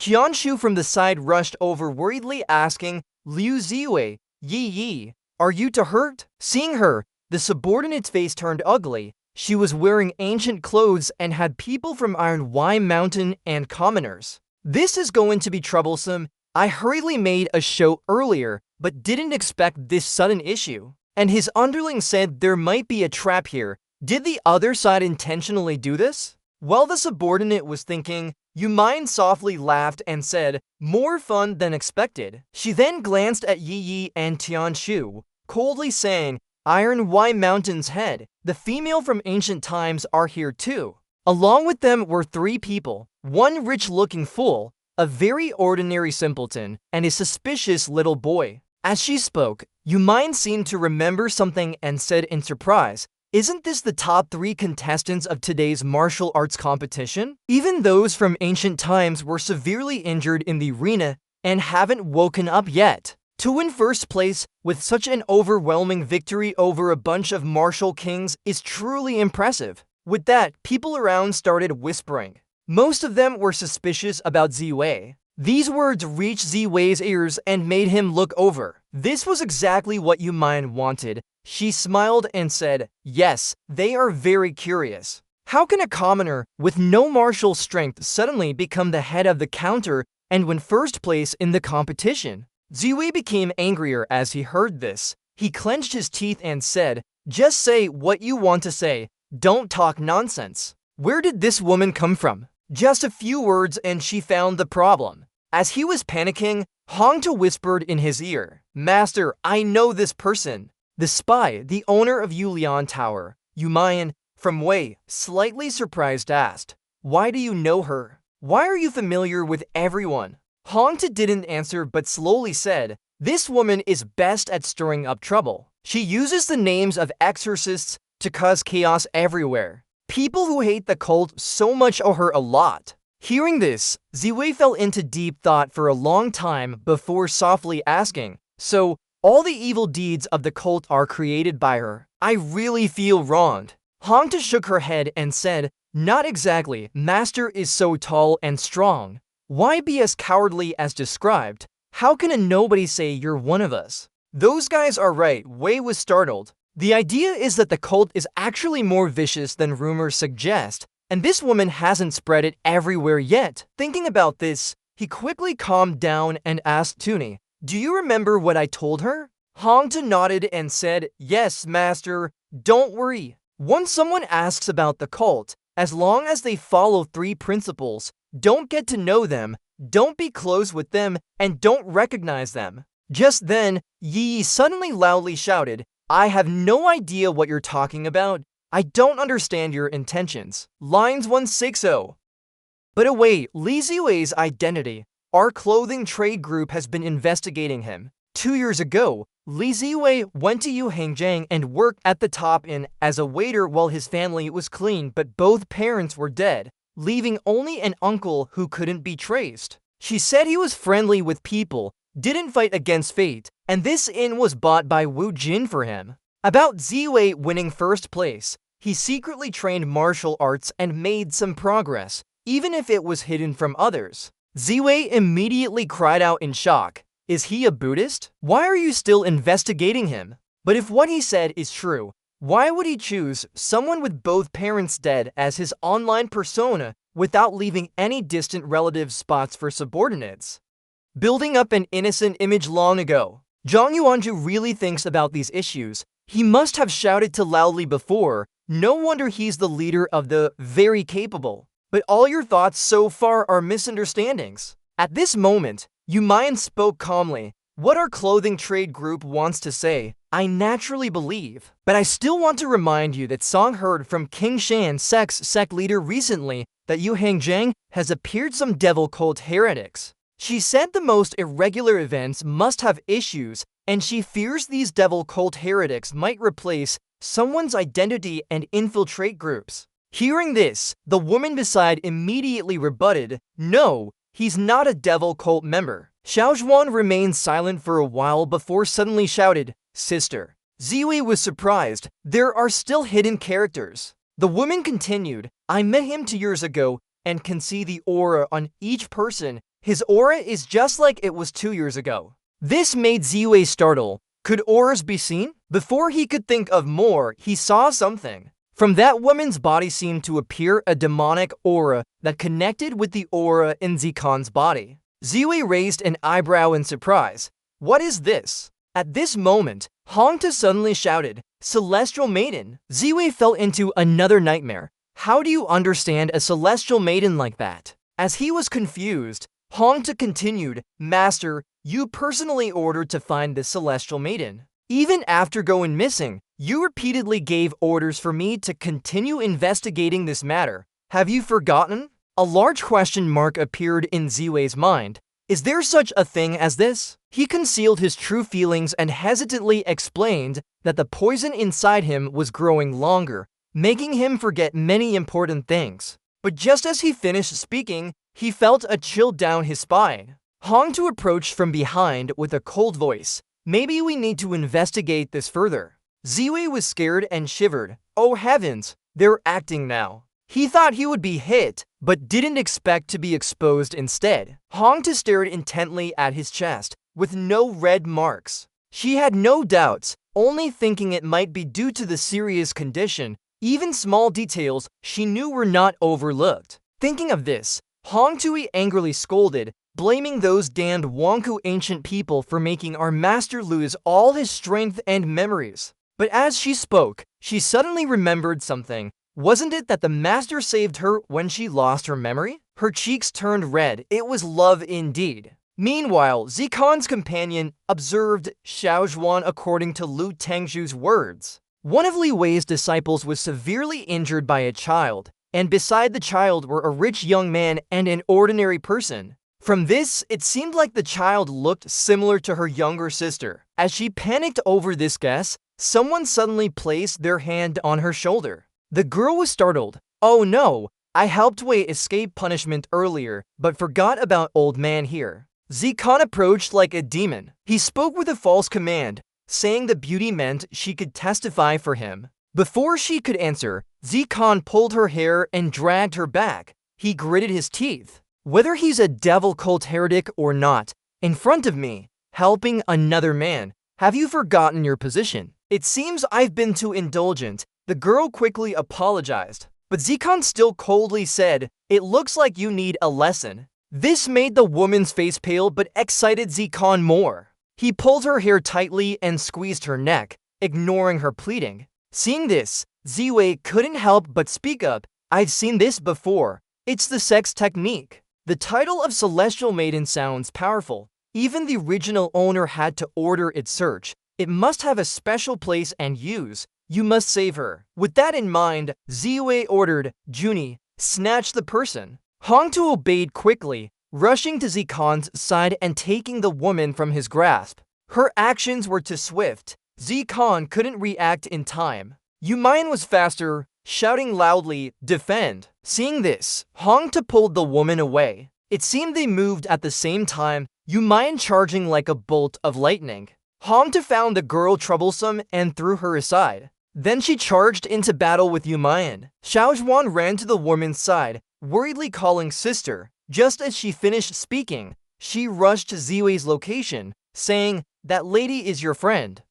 4 of them over there can't handle her. Before Ziwei could say anything, Yi suddenly shouted, too strong. In midair, two powerful energy sources are colliding with each other right now. Haifu once told Yi that these guys aren't easy to deal with, but Hongtu managed to fight 3 of them and still injured one easily. Thinking about this, Yi smirked. If something happens, she's not allowed to take action herself, so her involvement would only cause more trouble. In the battle, Hongtu is fiercely fighting against a demon. Yumian felt this was an opportunity and took advantage of Hongtu's distraction to launch a surprise attack. Hongtu was surprised but managed to dodge it. She lost her face veil in the process and got minor injuries on her face. Her true face appeared before everyone. Yi immediately recognized this. She exclaimed, this is the red sect of evil deity. As she said this, she looked at Ziwu and asked, so are you also part of the evil deity sect? At this moment, Ziwu appeared calm on the surface. But inside, he was panicking. He had 100% prepared to avoid being recognized. But how did he lose it now? While he was worried, Yi spoke up, "Mr. Ziwu, you and this person." Before he could respond, Renwu gave a sharp command. Then Han said with a smile, "The people from the Iron Willow Sect are watching the show here. The evil deity sect has appeared, so this no longer concerns the struggle among factions in the Jianghu." After saying that, Han pointed at Ziwu and Renwu and ordered, "Catch these two quickly." Renwu suspected that the Iron Willow Sect had secretly colluded with the evil deity sect. Yi was furious and rebutted. At this point, our Iron Willow Sect stands firm and it doesn't fear death. How could it be related to the evil deity sect? Moreover, she couldn't catch them even if she wanted to. She just arrived at Tamadai Tong this morning. Why choose today then? On Ziwu's side, he was trying hard not to panic. He took a deep breath and said with a laugh, "Ha ha, who do you think is the evil deity sect? Anyone can tell just by looking." Then he glanced at Yi as if reminding her, "Hey miss, don't you see the demonic aura on them?" This made Hangtu on Ziwu's side a bit uneasy too. She whispered to herself, "Master, I may not know what demonic aura is, but someone said that your cultivation method isn't ordinary. If it's not ordinary, then normal people shouldn't be able to see this." Hangtu said although Ziwu had a demonic aura, she didn't have any impression of him. Han said he wasn't from the evil deity sect. Maybe he secretly learned the cultivation method and ended up looking like a dog instead of a tiger. At this moment, a disciple came to Ziwu's side with medicine for his injuries. His face was very pale, making the disciple scared. Hangtu tried to explain, but Ziwu didn't listen. She called out worriedly, "Master." But Ziwu was frustrated and shouted, "Only I and the readers can see this. I thought everyone could see it. You just keep mumbling there. Your face is terrible." Hangtu feared he might go crazy and quickly calmed him down.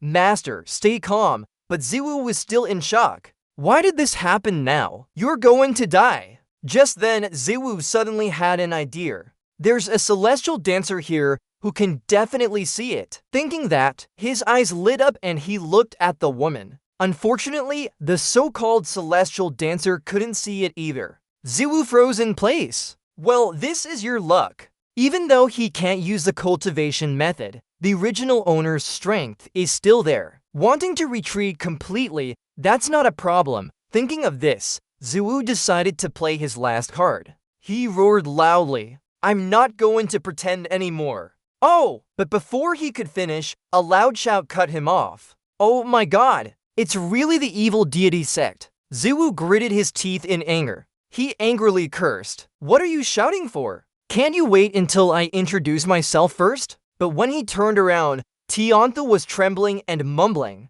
"Li Ziwu, look behind you." Ziwei looks a bit uneasy. "Are there demons behind you? Why are you so scared?" When Ziwei turns back, Leon sees Zikan being surrounded by demon energy. He shouts wildly, "Damn it, this damn thing dared to cut off one of my hands. I want to kill all of you." At this moment, Zikan is nearly going mad, his eyes completely empty. Ziwei looks at the scene and can't help but be speechless. Wine transformation technique. No special effects. Well, if there are any changes in appearance or senses, we can see them now. Surprised by what she sees, a hint of panic appears in her eyes. Trouble, the foolish Zikan is in trouble. Thinking about it, he attacks Leon with his sword, which pierces through his body like a needle. The people here hear Ma Zhao and run away in chaos. Hangzhu looks at Ziwei worriedly and asks, "What should we do now, master?" Ling Sword Sect's sect leader always calls himself a reputable school. For his reputation, he will definitely find a way to kill that cripple to prove his purity. Ziwei chuckles and says straightforwardly, from his reaction, it doesn't seem like someone who doesn't know the inside story. Let him kill that guy. Isn't that when I no longer have any chance to show myself? As he speaks, he suddenly remembers something and declares, "Starting now, we cleanse the remaining evil of Ma Zhao. Good people will act on behalf of heaven." With those words, Ziwei grins with satisfaction. Meanwhile, Jiafu and Tiyua Immortal are using light skills to approach here. They talk about Ziwei as they walk. Tiyua Immortal holds a jug in his hand and smiles happily. I never expected such a coincidence. I was thinking of where to find Xiaozi after the competition ends. Hearing Jiafu's words, he learns that Diwei has opened an inn. No wonder Jiafu laughs and says, Brother V's idea seems to be worried about being restricted by major sects when acting. So he sets up his own independent school and opens an inn. Good move. Although Tiu, a heavenly immortal, doesn't give up on deceiving people, he continues speaking, but such a cute kid is hard not to notice. It's been only a short while, but we've already provoked the Ling Sword sect and they have a more important backing now. On the contrary, Jiafu fears that his noble will be deceived. Dian Maku says he prefers not to entrust others with his affairs compared to encountering bad luck. Restricted, I feel if my strength is strong enough, I can rely on myself. Tuyu, a heavenly immortal, doesn't give up and continues the conversation. After all, it was worth running here just for this kid. This is that kid's inn? Jiafu nods in agreement. Ling Sword sect must have brought people here already, right? Just as he finishes speaking, a loud explosion comes from the inn B, making Jiafu jump. At the same time, Ren Nuo is dealing with Zikin to avoid being implicated. Even a monk has joined this battle. As soon as Jiafu arrives, he sees chaos in the inn. He's so scared that beads of sweat appear on his forehead. Before he can understand what's happening, a loud shout from beside catches his attention. Strange, she's fighting against Zikin's disciple and shouting loudly. What are you doing? These people are all civilians. Attacking civilians. Ling Sword sect, what do you intend to do? Yi in front of her looks like a lifeless corpse. She mutters, capturing everyone, the sect leader's order. At that moment, another one wants to attack her as well. In this critical moment, a sudden loud explosion sends them flying out. When the smoke clears, Jiafu stands in front of Yi. Seeing him, she immediately becomes happy. Qianshu speaks up. Their condition is unstable. They look like... But before she can finish, Ziwei quickly finishes her sentence. Just like that? Their consciousness seems uncontrollable. Steps are illusory with immense strength. Face green and pale, like a walking corpse. Actually, this is the state after being possessed. This line made Tianthu scared, but he continued saying that Ziwu Mazun was the #1 in the world, having tried countless cultivation methods. Soul absorption was just a byproduct of his experiments. Tianthu raised an eyebrow after listening to Ziwu's explanation and asked curiously why he knew so much about it. Ziwu chuckled slightly, teasing her with a sly look that left Tianthu speechless. Meanwhile, Tiu Tianzun appeared. He looked around and said with a smile, "What a good young man." The fighting was full of vigor. Great job. Look at his nose. It's there too. Not bad in terms of skill. Hapu heard this and cried out, "Cousin, who's? Ah, Brother Vias." Tiu Tianzun pointed towards the red cluster far away and said, quickly, "White girl, do you know these people?" Following his hand gesture, Hapu glanced over. After a glance, he stuck out his tongue. "This isn't Ziwu Mazun's aura, is it?" Tiu Tianzun didn't know about this and drank a mouthful of wine from the bottle. Then he happily shouted, "Yay!" The alcohol made his skills appear. His arms suddenly swelled up. Not only that, but his whole body became more muscular than usual. Tiu Tianzun laughed twice and said, "Now it's my turn to act." As soon as he finished speaking, he rushed towards the ongoing battle. Inside, Ziwu opened a secret smile. Members of Vongding sect had arrived. Heaven was being kind to him. This rare scene wouldn't allow anyone to steal his honor. He would clean it up if possible. With that thought, he whispered, "Little Zhu." On the other side, Taihu Tianzun immediately grabbed a long spear towards Zikon. Then he swung his fist at Ren Nuo across from him. Ha Gaosing shouted, "Who gave old Nuyen and this punch?" Ren Nuo barely reacted in time and chose to block, his mouth spilling blood. He didn't understand why he was hit. His grandmother had never let him down before. Regardless of whether they were civilians or not, their dignity was lost. It would be better to silence everyone. With that thought, Ren Nuo started gathering internal energy. At this moment, Ren Nuo was still in shock as the remaining internal energy in his body gathered towards one direction. Little Zhu on the other side chanted a spell, similar to the Great Spirit Absorption technique, absorbing all of Ren Nuo's internal energy into himself. The battle quickly tilted towards the main villain, Li Ziwu. A bit about the woman beside Zikon. Her name was De Piaoliang. Her name matched her beauty and she seemed to be a leading lady. But everyone knew that leading ladies usually brought misfortune. And naturally, De Piaoliang was no exception. A few years ago when she returned home, she saw Zikon sitting on the chair in her house. The person opposite was praising him. She looked scared and asked, "Uncle, where's my mother?" But life wasn't easy for De Piaoliang. Eventually, she had to serve beside Zikon. Until one day, a maidservant brought tea to Zikon. He took a sip and started criticizing the taste. "The tea is getting weaker today. Is it just me?" The maidservant was so scared she trembled. She muttered in fear, "I've never learned how to make tea."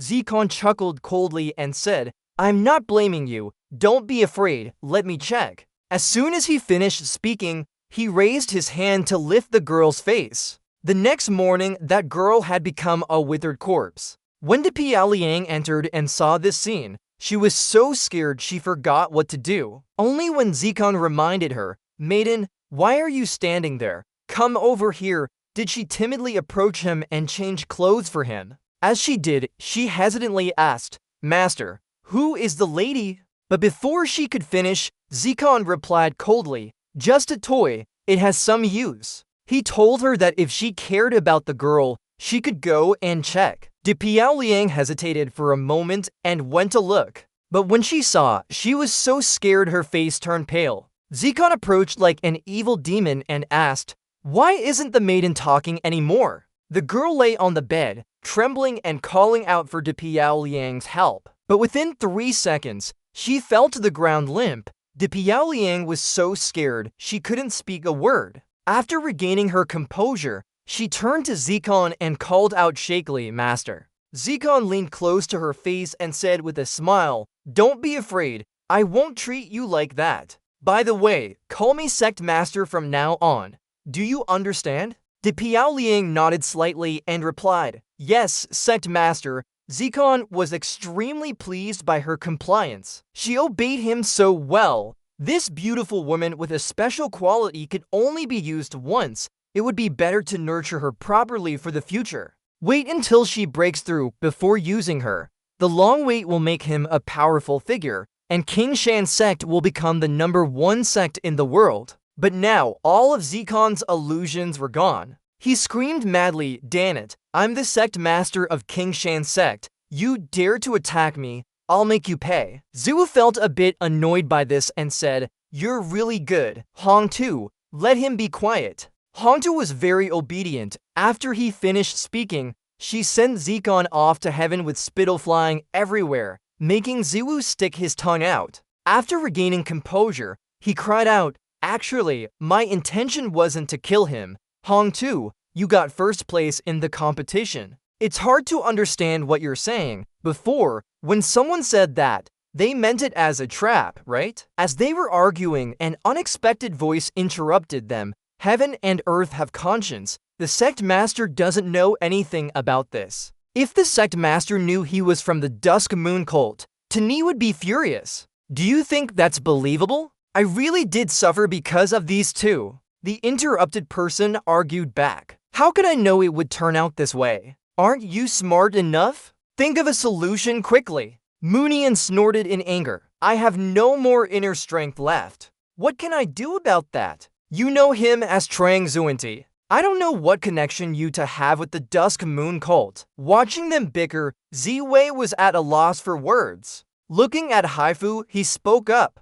Uncle Haifu, the demonic arts are beyond cure now. Better to die quickly and be released from suffering. Do you understand what I mean? Hearing this, Yi wanted to argue but didn't finish her sentence. Haifu smiled and spoke up. Yes, we need to understand that. Brother away, go rest now. We'll handle the rest. Hongta personally helped them deal with a rogue Dusk Moon cult member. Just finish it off by shaking things up a bit more. Thinking about it, he continued speaking. Actually, she's Tanae, but only now did Ziwei realize that Haifu had left her, so she hurriedly brought her people back to the inn. On their way back, Yi asked her father curiously why he was stopping her from doing this. Brother Away knew a lot about the Dusk Moon cult. I should ask him clearly if there's any connection between them. But before she could finish, Haifu coldly interrupted, still needing to temper your impulsive nature. You suspect that Brother Away has some connection with the Dusk Moon cult, Yi said unhappily. Why not? He is by his side and listens to him. Haifu shook his head and smiled mysteriously. No, it's precisely because of this we can't be too hasty. He asked if Ziwei really had a connection with the Dusk Moon cult. Why would the Pure Light Great Sect bring Hong to by his side? She is Ziwei's left hand. Now she's beside him and even listens to him. He's certain that Ziwei must have used some method to control Hongtu. You know about the Dusk Moon cult, so it might be intelligence gleaned from her mouth. Haifu advised Yi to remain silent and observe quietly. Don't cause more trouble for Ziwei. The right time will come when he'll tell them himself. Hearing this, Yi seemed brainwashed and excitedly said, That makes sense. Father, Brother Away mentioned spirit energy earlier. Do you know what it is? Haifu frowned in confusion, asking, Spirit energy? What's that? Before Yi could answer, Tuyunuo Tianzun suddenly appeared, smiling and speaking up. Forget about spirit energy, or any Dusk Moon cult stuff. I'm not interested in that.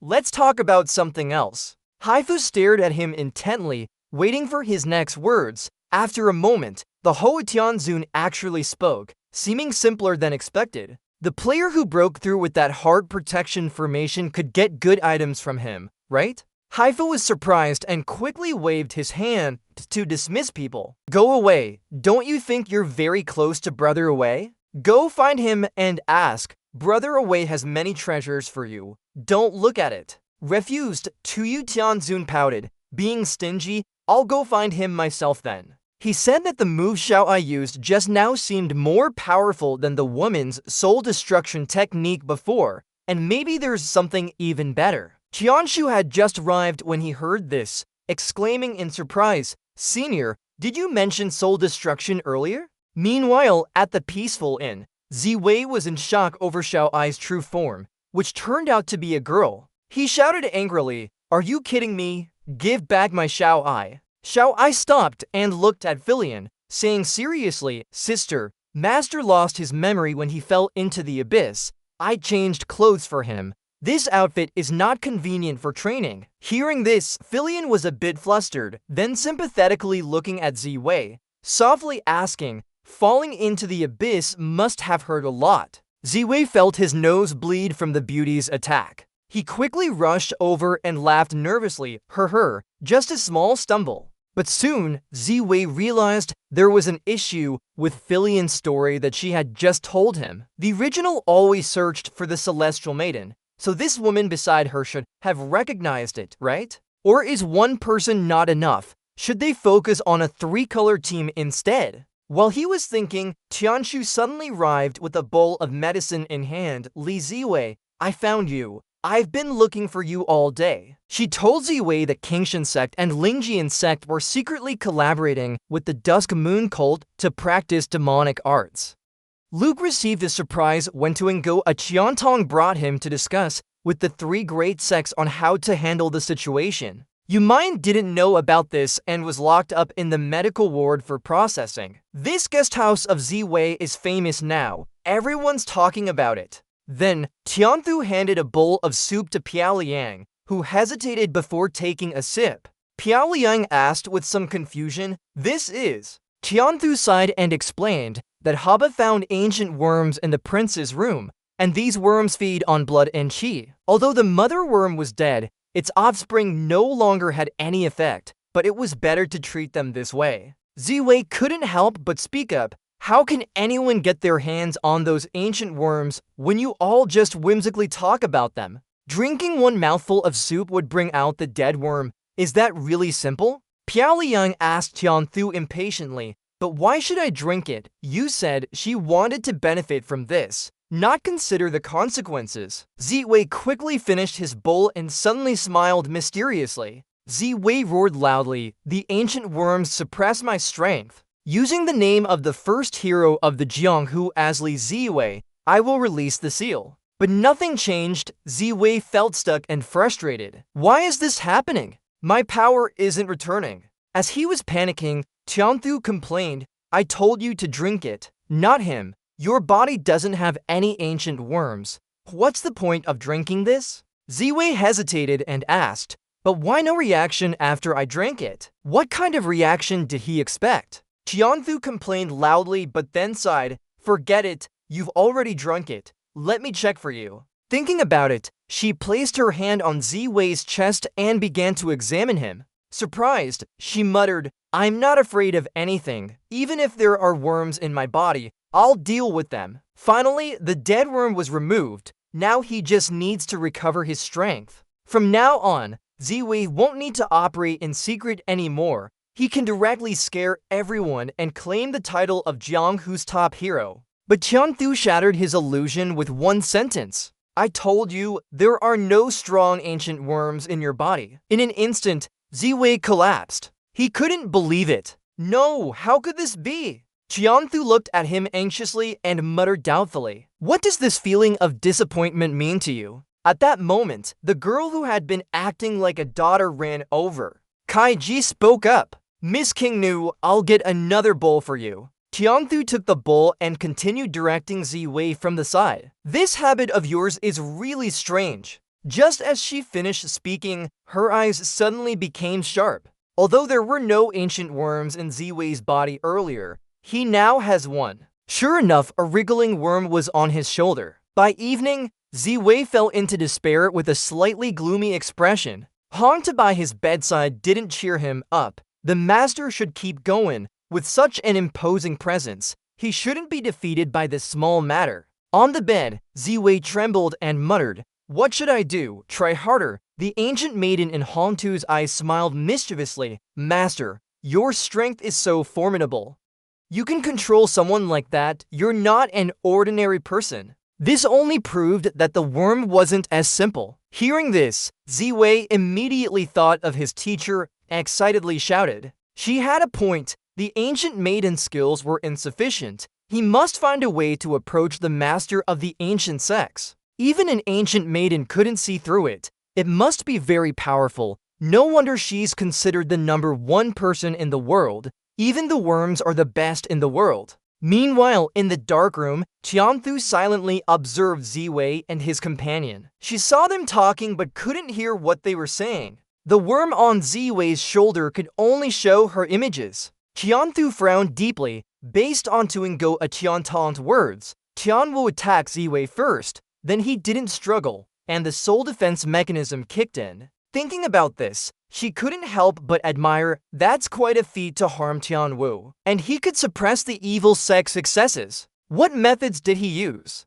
Thinking about it, she immediately turned her attention back to the surveillance area. But there was only Ziwei left. She muttered in surprise. Where did that white demon go? And what is he doing now? At this moment, Ziwei was secretly taking something out of his robe.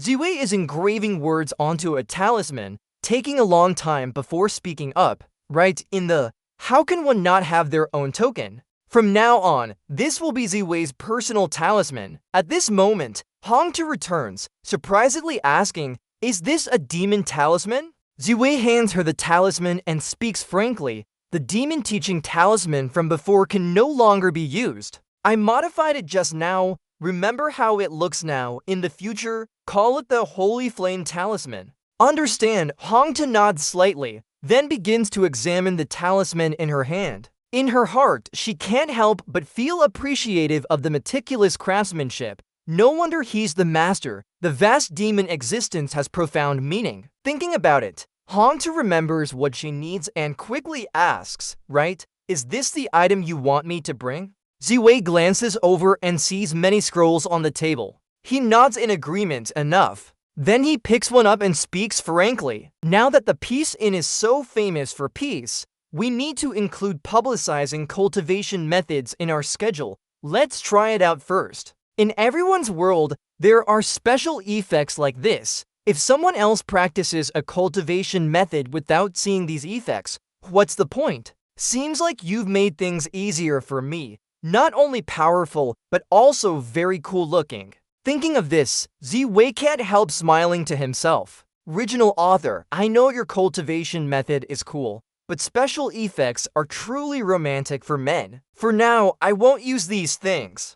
Then he starts writing with a flourish, making Tianshu on the other side look dazed. She exclaims in surprise, his speed is too fast. What's he doing? With suspicion, she controls the ancient worm. It quickly climbs onto his shoulder. She wants to see what Ziwei is drawing. Just looking at those things, Tianshu doesn't understand a thing. She frowns and mutters, what are these? Could it be some kind of cultivation method? The kind that only men without pants can practice. As she thinks, the screen in front suddenly turns off. Tianshu raises an eyebrow in surprise. We've been discovered. In Ziwei's room, a hand lands on his shoulder and crushes the ancient worm on it. Ziwei doesn't notice anything. He asks blankly, Juyi, what's wrong? Hongtu softly replies, I saw you working hard. Let me massage your shoulders for you. Ziwei hears this and is satisfied, letting her continue massaging his shoulders. As she massages, she speaks, Master,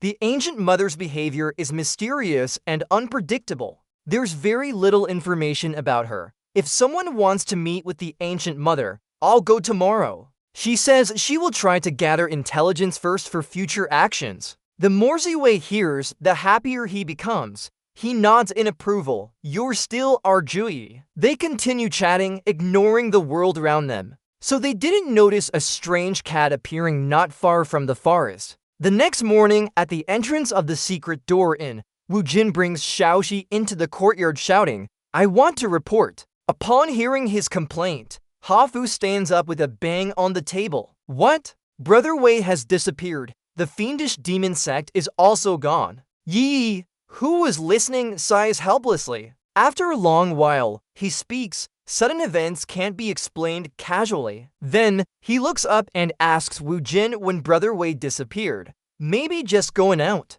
Wu Jin answers hurriedly, of course it's new. I reported right away. Fiao Yang also speaks. At noon, Brother Wei and I had lunch together. He didn't mention anything about going out then. He asked if I wanted to practice with him. We found this in his room. Saying that, she hands Hafu a scroll and a handkerchief stained with the ancient worm's blood. Hafu takes them, examines them for a while before speaking. The ancient worm still has unfinished cultivation methods. Ziwei's drawing skills are truly amazing. Just his attire is not so good. At this moment, Tianshu speaks slowly. That ancient worm was mine. I monitored him, but he quickly discovered me. About his direction, I know where to find him. On another side, in the dark prison, Ziwei is found here. After a while, he wakes up from his daze. He looks around and realizes this is an unfamiliar place. Moreover, he's locked up. Ziwei cries out loudly, oh my god, where am I? At this moment, outside the prison room, noisy voices are heard. He woke up, hurry and report to the ancient mother. But soon, two girls arrive in front of his cell, beginning to appraise him like a piece of meat. Though not much, it's very tender, just what I like. Seeing those two, Ziwei's expression stiffens. He can't believe it and exclaims, oh my god, the legendary Thuchi lady, did I really come back from another world? A few hours later in the prison cell, someone came here again. Chiantu arrived from outside and was stopped by others. Lady City Female, you didn't go to see the main lady first. She responded coldly, I'll go later. The person next to her said uncomfortably, Lady City Female not going to see the main lady will make the main lady angry. Moreover, a criminal is also worth someone coming personally to meet after all. Tiantu immediately retorted coldly, if my work isn't satisfactory, I'll apologize to the main lady later. After saying this, the person next to her could only smile and nod, understood, but it's for your own good. On the surface, they said that, but secretly, they were cursing Tiantu as just a name without substance. Meanwhile, Ziwei was sleeping soundly in the prison cell, extremely relaxed. Only when he woke up did he mutter angrily, "Who am I? Where are we? Didn't you see Lady Thuni and then time traveled here?" As Ziwei was bewildered, something caught his attention. Ziwei exclaimed in surprise. Lady City Female, Tianta stood at the door of Ziwei's cell, scratching her head doubtfully. "What's going on now?" Tianta didn't reply but glanced at the person beside her. "Let him go out first. I have something to talk to him about." The other person hesitated for a moment before agreeing. "Be careful. If he runs away, this responsibility will be hard to bear." After they were alone, Tianta pushed open the door and slowly explained, "This is the prison of ancient times, where criminals are detained." Ziwei was immediately alarmed upon hearing that. Prison of ancient times? Why am I here? Was I kidnapped? This plot is too familiar. And how did I end up here? I have no memory at all. Yesterday Hongju said she wanted to enter the ancient prison. Could she have been exposed? Thinking of it, Ziwei quickly spoke up, "Lady City Female." But before he could finish his sentence, Tianta suddenly made a move. Ziwei felt as if she had bared his throat and spat out a mouthful of fresh blood. There was also an ancient worm in it. Seeing it, Ziwei gasped, "Oh my god, what is this?" Tianta explained slowly, "This is an illusion. Those who are affected by the illusion will experience hallucinations. Forcing them out can be uncomfortable. But now, we have limited conditions and might as well do it. Did you meet people from the ancient prison this morning? Not only did you get affected by the illusion, but you were also brought to the ancient prison. Was it an order from the main lady? Why would the main lady suddenly intervene? I wonder if she still doesn't know about Vei's serious injury." Ziwei quickly shook his head when he heard her question. "No, I only went out for dinner. No one knew and I was poisoned by accident." "Lady City Female, the main lady wants to meet this person. Her daughter asked me to come along." Soon after, in the grand hall of the ancient prison, the main lady sat leisurely on a long chair, looking at the two people below, and asked indifferently, "Qiantu, your first thing upon returning should have been to see me. Playing around for a few days outside, you really are getting more and more ruleless." Meanwhile, Ziwei secretly observed the cat on the main lady's lap. The cat looked familiar. Soon he figured something out and complained unhappily, "Oh heavens, it's that very cat. It appeared by my window this morning. I was even scared of it." As he spoke, he became angrier, pouting to complain, "Using the cat to make me let down my guard, taking advantage to poison me. Wicked, too wicked." Tianta heard this and snorted disdainfully, "A cat, it will only harm you, indifferent." She shrugged her shoulders. Ziwei retorted, "Come on, who can resist a cat? Everyone goes scared of two." Tianta didn't argue with him. Instead, she looked at the main lady and spoke up. "Why did you suddenly invite Li Ziwei here? He has good relations with the people from the Iron Y Sect. Baba is looking for him." The main lady looked at her coldly and replied indifferently, "This girl, I should be asking you, have you forgotten what I told you before?" "Of course not." Tianta lowered her head to answer. But soon she realized something and exclaimed in disbelief, "No, you're supposed to monitor me." The main lady laughed coldly and said, "If you can monitor this person, why can't I monitor you?" Ziwei heard this and complained about Jiantu, secretly watching me like a spy, suspecting me. Jiantu panicked trying to explain, but was cut off by her mother-in-law. "You brat have some guts. You can make our little lady swoon, even ignoring my orders." As soon as she finished speaking, she appeared before Ziwei quickly, raising an eyebrow and said, "I heard you're quite capable." But alas, the ancient clan's long-range attack skill. Even the old king couldn't avoid paying a price. Ziwei pursed her lips, reminding, though not intimidating, like last time when he wanted to repay his student who was in prison. Her mother-in-law coldly laughed and disdainfully said, "Daring to compare yourself with those fools, what big guts you have." Then she stepped back, coolly saying, "Done. Let's end this matter." As soon as she spoke, her mother-in-law waved her hand. A stream of energy entered Ziwei's body. She shivered inwardly. No need for all these troubles. Status and strength were fine. Suddenly, Ziwei was seized by someone. Prince Huo cried out, "Oh my god! Why not ask more questions?" Her mother-in-law didn't reply, just coldly looked at him. If you really have something special, this battle must be under the ancient clan's control. If Ziwei doesn't have anything special, take her to refine into a medicinal person. As revenge for Qianwu, unexpectedly successful, let her see what your secret is. Just then, her mother-in-law suddenly felt like she was floating in midair. Before she could understand what happened, she fell from the sky. Her mother-in-law's face turned rigid. Her mother-in-law had been led to the modern world by Ziwei's subconscious. She was on a roller coaster. The people around her were also modern, their clothes were unfamiliar. Before she could understand what happened, the roller coaster started moving. She fell from high up amidst everyone's screams. She panicked. When it stopped, those nearby said jokingly, "Still not recovered." They heard someone say, "Try something else." Her mother-in-law was alarmed and quickly followed them. This time it was a sky cruise ship. Her mother-in-law felt like she couldn't breathe anymore. But it wasn't over. She was dragged to play other dangerous games. She felt like she couldn't take it anymore. Although this is easy to provoke an allergic reaction, if she didn't run, she would die here. With a fierce bite of her lip, her mother-in-law forced the scene change. It was already dark and she had entered a costume party. Looking at everyone dressed strangely, her mother-in-law was confused. Where are we? Just then, her eyes seemed to notice something. Far away, someone was fully covered, holding a microphone, shouting loudly, "Tonight is Halloween night." Her mother-in-law gasped, "Could this be the legendary Heaven Palace?" As she was confused, an arm suddenly landed on her shoulder.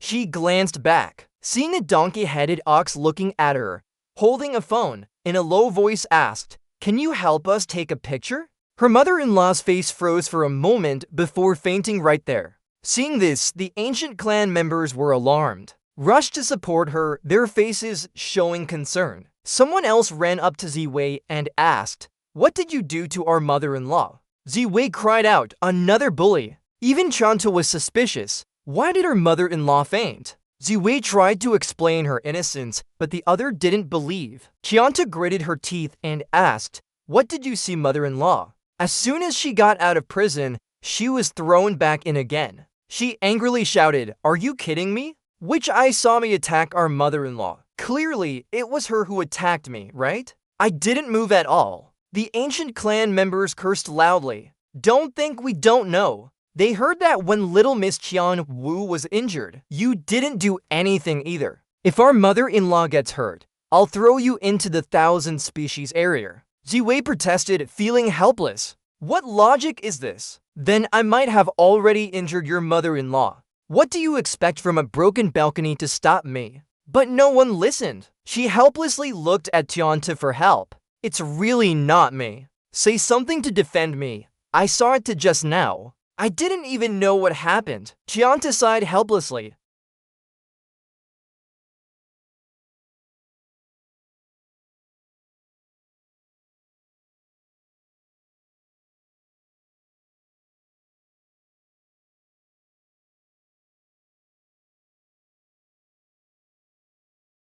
Jianthu was confused. What exactly happened? In the room, only two people were left, and the main lady served Ziwei a cup of tea. Ziwei smiled lightly and said, "Main lady, no need to be polite. Her attitude has changed so much that I'm a bit scared." Meanwhile, the main lady was very worried. Ziwei's behavior wasn't about seeking revenge for what happened before. According to the book, this person is 80% an immortal from heaven, and we shouldn't offend her. Thinking of that, the main lady immediately put down the teapot. Then she said nothing and wrote it down, "Respectfully speaking, high-ranking sage, or rather, immortal, virtuous one, my young lady was disrespectful before. Please forgive me." Hearing this, Ziwei felt a bit angry. What did that mean? Before she could understand, the main lady grabbed her hand and continued, "I know your identity now.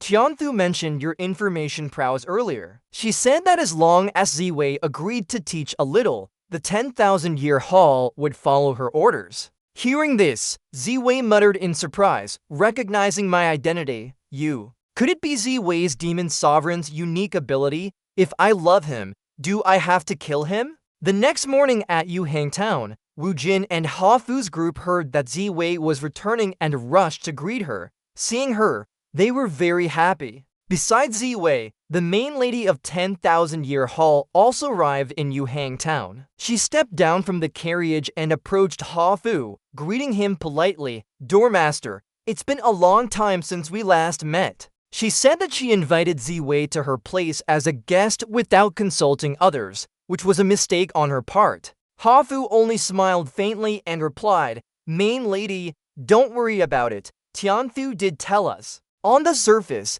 he thought there must be something this woman wanted. Why had she suddenly changed her attitude? Who doesn't know that the main lady of 10,000 Year Hall is unpredictable or changes her mind? She's too strange and hates people of different genders. Based on what Tianfu said, Ziwei was clearly taken away. Can Ha Fu really believe this now? But now, the main lady's and Ziwei's attitudes were so good that they seemed to be flattering each other. It felt a bit strange. As Ha Fu was still confused, the main lady spoke again. "Doormaster, since I've brought Li Shot manager back, let me bring Tianfu here too. Earlier, I wanted to say something to Li Shot manager." A while later at Peace Hotel, Ziwei led the main lady into the study room and then suggested, "I'll wait outside. I'll get it for you." After a moment, she brought out many scrolls and hesitantly asked, "Are these all? How do you plan to take them back?" The main lady smiled lightly and waved her hand.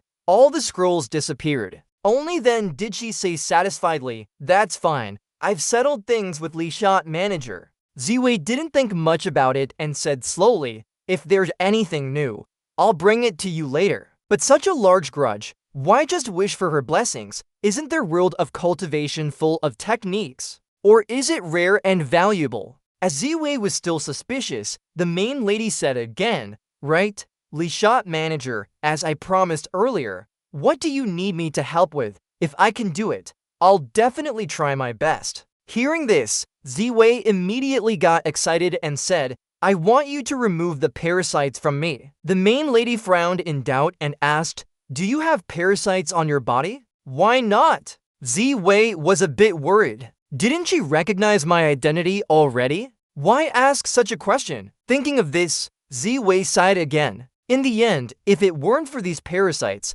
I wouldn't have to pretend to be an ordinary person. The main lady was shocked and asked, "Are your parasites really that powerful? Even immortals can't do anything about them. And who dared to put a parasite on such a character? How could she not know this?" With suspicion, the main lady reached out to check Ziwei. But what surprised her was that it didn't react. Seeing her expression, Ziwei asked in confusion, "What's wrong? Is there a problem? Do I need to drink some soup?" The main lady immediately turned pale and said, "You're definitely suspicious. You don't want to remove the parasites." She gritted her teeth and thought she couldn't do this. It would betray others' trust. But she absolutely couldn't regain Ziwei's trust because what was betrayed wasn't human trust, but divine trust. Thinking of that, the main lady used all her strength to check. But soon, she fell to the ground. Seeing this, Ziwei asked worriedly if she was okay. The main lady lowered her head and covered up her shock.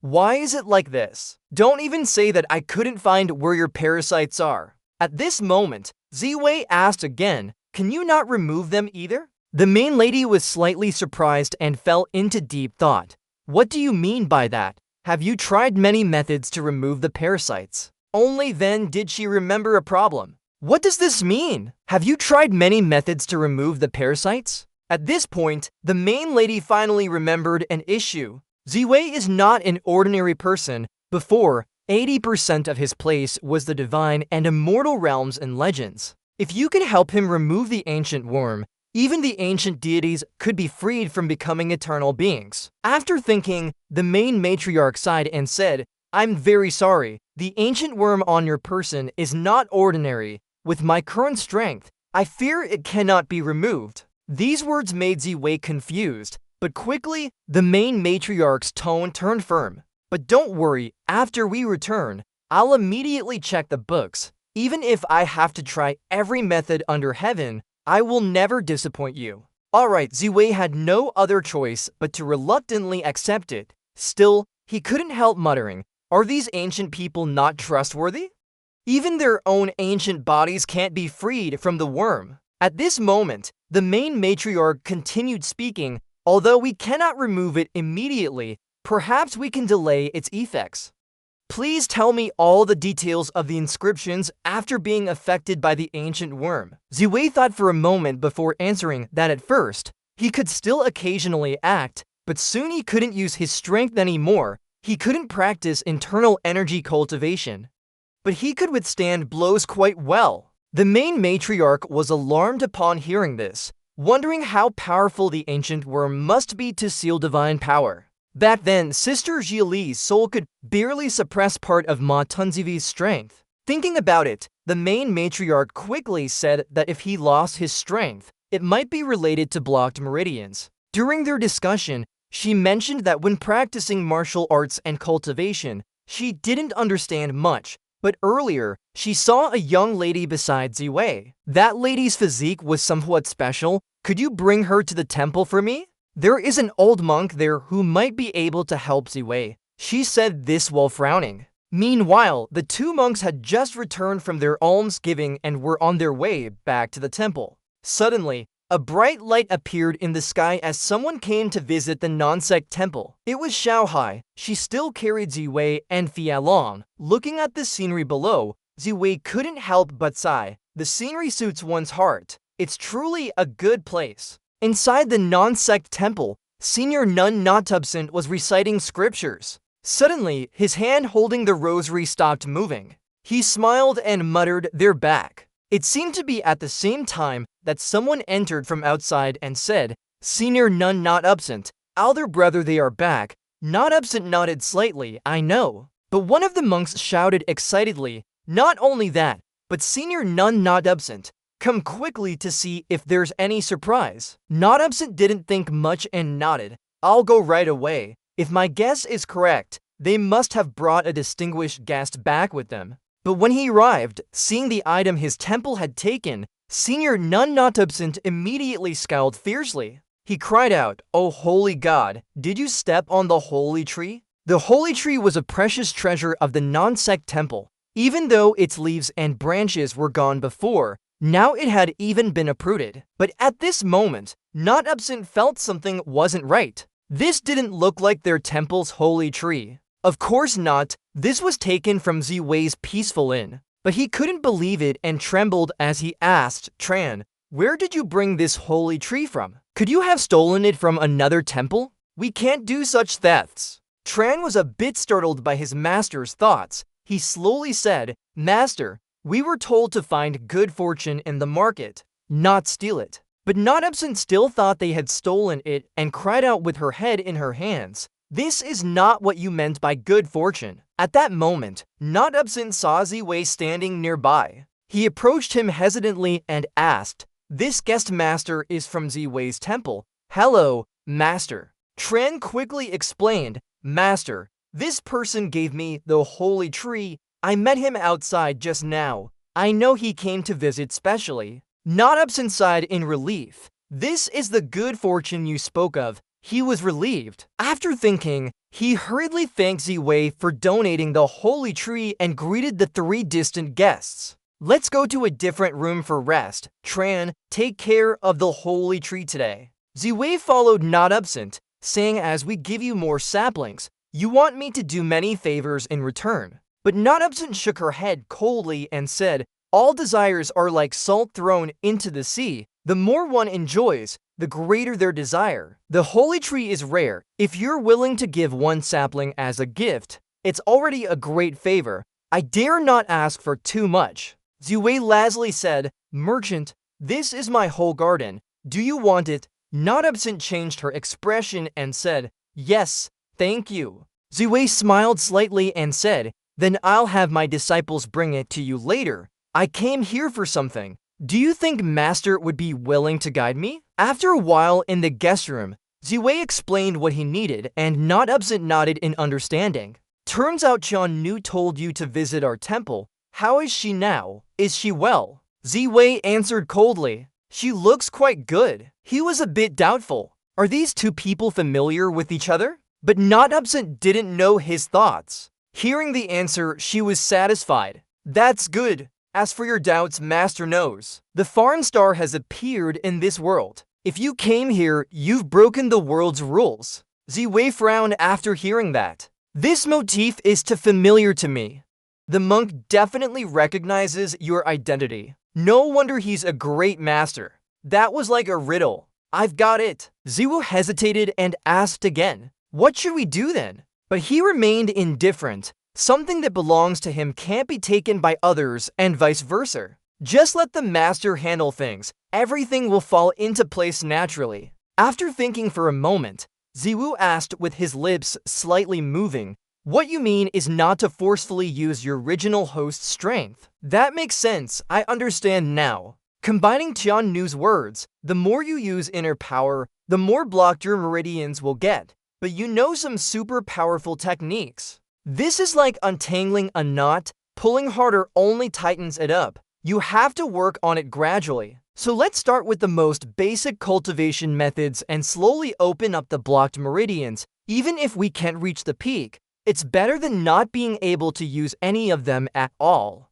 With that in mind, Ziwu tightly gripped his hands but didn't smile gratefully. I understand now. Thank you for answering my question, Master, but he politely declined with a nod. As long as I can help you is enough. After sorting out his affairs, Ziwu pointed at the flying carpet and said, Right, Master, they all say that the flying carpet has special qualities. Let's check it together. On another side, after Zikon fell, Fanshan Sect had become a desolate place on King Mountain. Inside was chaos with scattered items everywhere. When Zidong, the heir of Fanshan Sect, returned and saw this scene, his face turned pale, trembling as he muttered, What happened here? Then he heard noises coming from a room. Upon rushing there, he found someone rummaging through the place. Zidong angrily shouted, What are you doing? The other person chuckled and replied, Looking for treasures. Are you also looking for treasures? He told Zidong about recent events. Master of Fanshan Sect obtained many treasures. Now he's dead. The Fanshan Sect is gone too. Keeping these here is a waste. Hearing this, Zidong fell into shock. His father died, and the Fanshan Sect is gone. He loudly denied it. You're lying. How could my father die? He was about to break through to Martial Saint level. The Fanshan Sect is one of the 3 major sects in Yuhang City. How can they just say it's gone? The thief seemed a bit annoyed and retorted, You are his son. Master of Fanshan Sect colluded with evil cults for cultivation. Don't you know that? Even Wuding Sect intervened in the killing of Yuhang evil cult. They're dead. Only the 3 major sects and the Armor Sect didn't know about it. Zidong's face turned even darker as he listened, but the other person ignored him, leaving with his belongings while talking. If you don't know this, change your name and surname immediately to avoid trouble. I'm not reminding you, colluding with evil cults is no small matter. Just as he finished speaking, a sword cut across his neck. Blood dripped from the blade onto the ground. The one who attacked was Zidong. His face darkened. Killing his father was unforgivable. He would definitely seek revenge. A few days later in Yuhang City, people were bustling on the streets. One figure in a black round robe moved among them, slowly walking down the street. People on the street were discussing Fanshan Sect's situation. Someone clearly said, I was at the scene. You didn't know that Yuhang evil cult had switched bodies to severely. They fought as a group, and even those like Kang Shi. If not for that kid, I would have died. This story seemed to attract passersby. Someone walked up and patted the other on the shoulder. The person turned around immediately, glancing behind. Seeing a black-robed figure approach quietly, he said with a low voice, Hello, can you tell me about that day? Meanwhile, at Peace Inn, Ziwu was practicing with a wooden post. He fiercely punched it barehanded but saw no change. His hands were in agony. Ziwu silently thought, This is what newbies feel like. At that moment, the flying carpet entered from outside. Holding a tray of food, she softly called Ziwu's name. Turning round, he thanked her. The flying carpet smiled genuinely and said, No need for gratitude, you saved me, took care of my sister, even taught her self-defense. I can't repay your kindness. After 2 years in the inn, only Ziwu remained among those she knew, since her parents passed away. Except for her sister, she had no other relatives left. Just that after losing his memory, Ziwu spoke more straightforwardly. He praised the flying carpet every day. She feels embarrassed. Thinking about it, she softly said, "With you here, I feel very safe." Ziwei listened silently, admiring her boldness in his heart. Since returning from Zen meditation, he's been like a shadow to her. While he's bathing, she brings tea. When Ziwei talks to Hong too, she also serves tea. This angers Hong too greatly. Ziwei senses that Fiao is clinging too much. He wonders if it's just him or others nearby. There's still Fiao. Didn't she accompany his father before? She must have betrayed his father for sure. The more he thinks, the angrier Zidong gets. There's nothing special about his appearance or attire. Even a monkey can knock him down. A torn shoe wants to do the same. What a worthless thing. He heard that you're the child's master. It must be a lie to mislead people. Better to kill you first. Thinking this, he immediately draws his knife and rushes out. But at this moment, Zidong accidentally steps on a branch, his face turning grim. Jiafu is talking with Ziwei. Hearing the noise, he stops mid-sentence. Ziwei glances over, puzzled, muttering to himself, maybe it's just the wind breaking a branch? Jiafu frowns thoughtfully. How could this be coincidental? The branch broke probably when Ziwei practiced Gaia Gong. He thinks so. But he overthinks it. The Gaia is hiding in the bushes right now. Zidong grits his teeth and curses. Damn it, that Fiao deserves to be silenced. But he doesn't give up. He listens silently as Ziwei and Jiafu continue their conversation. Jiafu continues thoughtfully, "Brother Wei, I came looking for you because there's something in the book. To the north of Kodo is a cave with hidden treasures." Jiafu continues, "Brother Wei must have heard about it. In our world, maybe it's even paradise. The divine realm may not be interested, but rumors say it was left by a martial god." Ziwei senses something's off and cuts in. "Wait, didn't you say you've never met a martial god?"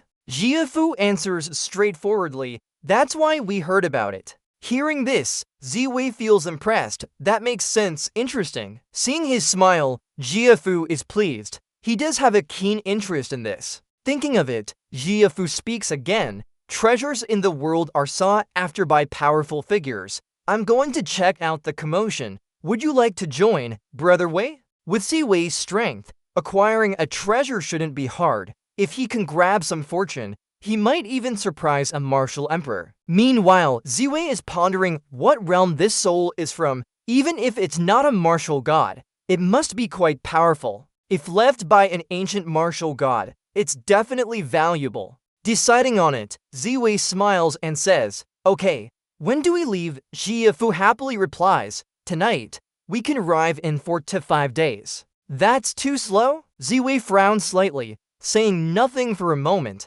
Sitting on a horse for 4 or 5 days won't hurt his ass, he thinks, seeing his expression. Jiafu hesitates and says, "Considering the horses need rest, I just don't want Brother Wei to get tired from the long journey." But Ziwei is very generous. "No trouble needed. Elder Jia, do you want to experience super speed flight?" Jiafu looks confused and asks, "Is there a difference in kung fu techniques?" Soon after, Zishao brings 4 of them up from the ship. Looking at Jiafu, Ziwei asks with a smile, "How does it feel, Elder Jia?" Before he can answer, Wu Jin shouts from afar, "Master is struggling to breathe." Jiafu thinks, maybe let him fly on his own? After some time, at a small disturbance in Kodo, Jiafu stands on a boat feeling nauseous. He whispers, "Finally here." Behind him, Ziwei is very lively, laughing happily, remembering how he once leaped and raced. "Aren't you martial artists? You should have better endurance." Jiafu frowns, "Damn it, even Fiao can't match me. I must be looked down upon by Ziwei." Wu Jin is lying on the boat, his soul nearly gone. But after realizing they've arrived, he perks up. Just then, someone approaches from afar, their voice clear and gentle. "Are you knights here for the treasure? The area opens in 7 days. There's no need to rush." Under that veil is a pretty girl with lively eyes. Ziwei looks at her suspiciously and asks, "Who are you?" She introduces herself as Jiakook to Yuji. Hearing this name, Ziwei is surprised. What kind of local name is this? The boat continues its journey for 2 more days. Wujin speaks up, "Master, I'll go do some work first." He thinks it's safer to avoid the area with many experts. Ziwei doesn't think much and waves his hand. "Go ahead, send a message when you're done." Wujin throws a pile of silver coins at him and cries, "Master, I won't be by your side. Take care of yourself. Keep these coins for emergencies. If not enough, get more from the treasury." Saying this, he leaves on another boat. Jiafa watches Wujin go, sighing in relief. Brother Wei's disciple is indeed interesting. He's a wealthy man. At this moment, Daisak asks, "What are the rest of you planning?" Ziwei replied straightforwardly, "With the troops not yet moving, let's first try negotiation. If you want to conduct espionage, naturally we need to gather equipment next." Daisak heard and laughed. "If so, let's meet again in 5 days." Ziwei nodded slightly before leaving with someone. Hafu asked as they walked, "Oh, Brother Wei, do you know this girl?" Ziwei replied indifferently, "I don't know her." After they left, a person ran up from afar. "Princess, we found the person. Don't run around aimlessly. If anything happens to you, that person will be in a panic. This is the princess we're escorting. Losing him won't go well for anyone." The girl replied with a smile, "I know. I'll take responsibility for this." Little coward. Just now she was very happy. She never thought she would meet the legendary 3 masters here. She shouldn't have come out alone to see them. 5 days later, Hafu arrived at Ziwei's room and knocked on the door. The first one to open the door was Piaoliang, who said with a gentle smile, "Master of the lower sect, we're all ready now." Hafu nodded in response. "With 5 days prepared by Brother Wei, the treasures must be in our possession." At this moment, Ziwei came out from inside, holding his sword and excitedly said, "Let's go, my house can't wait anymore."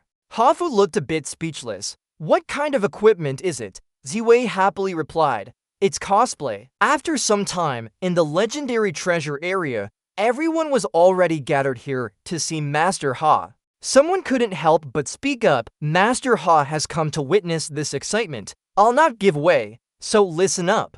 Hafu calmly nodded and replied, "Of course, I won't be lenient because of your status." Seeing the group with Ziwei, someone asked doubtfully, "Who are these young men, Brother Ha?" Hafu smiled and introduced, "This is Li Chang from the Peacein." Hearing this name, that person immediately recognized the Wanted Mountain Clear Sect Master. "It's an honor to meet you." Ziwei heard their discussion about him. He glanced at Hafu and asked, "Uncle Ha, who are these people?" Hafu replied indifferently, "Mostly senior sect leaders from our sect, a few experts from the lecture hall as well." Brother Wei this time entering the E-Cave is very dangerous. Do you think there's someone following us secretly? Ziwei chuckled and replied, "I told Tani to stay behind to guard the house." At this moment, Tuiji jumped out from beside them and said, "Shopkeeper Li, let me go with you guys. I just want to take a look. If we find any treasure,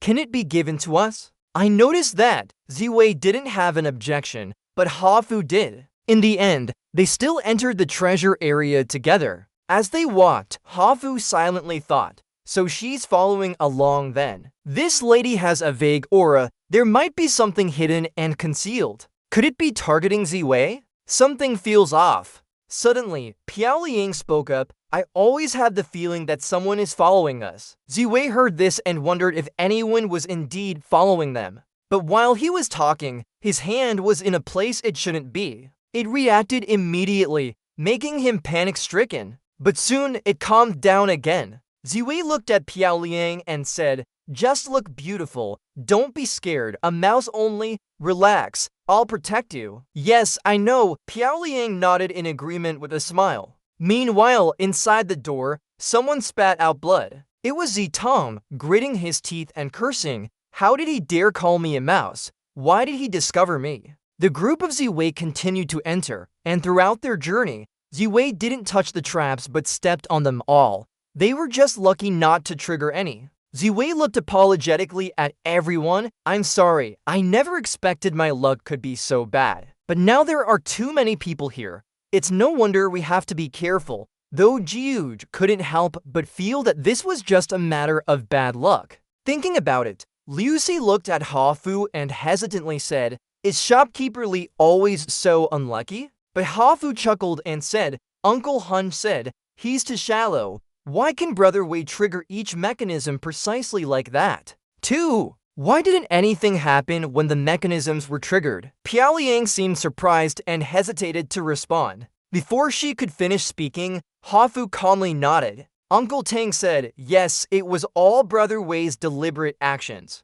He looked like he was triggering the traps, but in reality, he was secretly disabling them to ensure our safety." Tuiji heard this and believed him. He looked at Ziwei with admiration. Lady Song had heard that this high-ranking person is very humble, only teaching martial arts for idols while not doing it himself, pretending to be a commoner. On the other side, Ziwei stepped into a trap after a few steps. Tuiji looked even more admiringly. He broke the mechanisms to protect them, disregarding his own image. Looking at this poor acting skills, no wonder she's someone I've always admired. As she was thinking, Hafu approached her and said, "Lady, you have one last question." Tuiji slightly startled, hearing that he had carried her before. Could it be that he recognized her? But no, she had taken a disguise potion. The job wasn't finished yet, so she didn't want to be sent back to the palace like this. Father didn't understand her thoughts.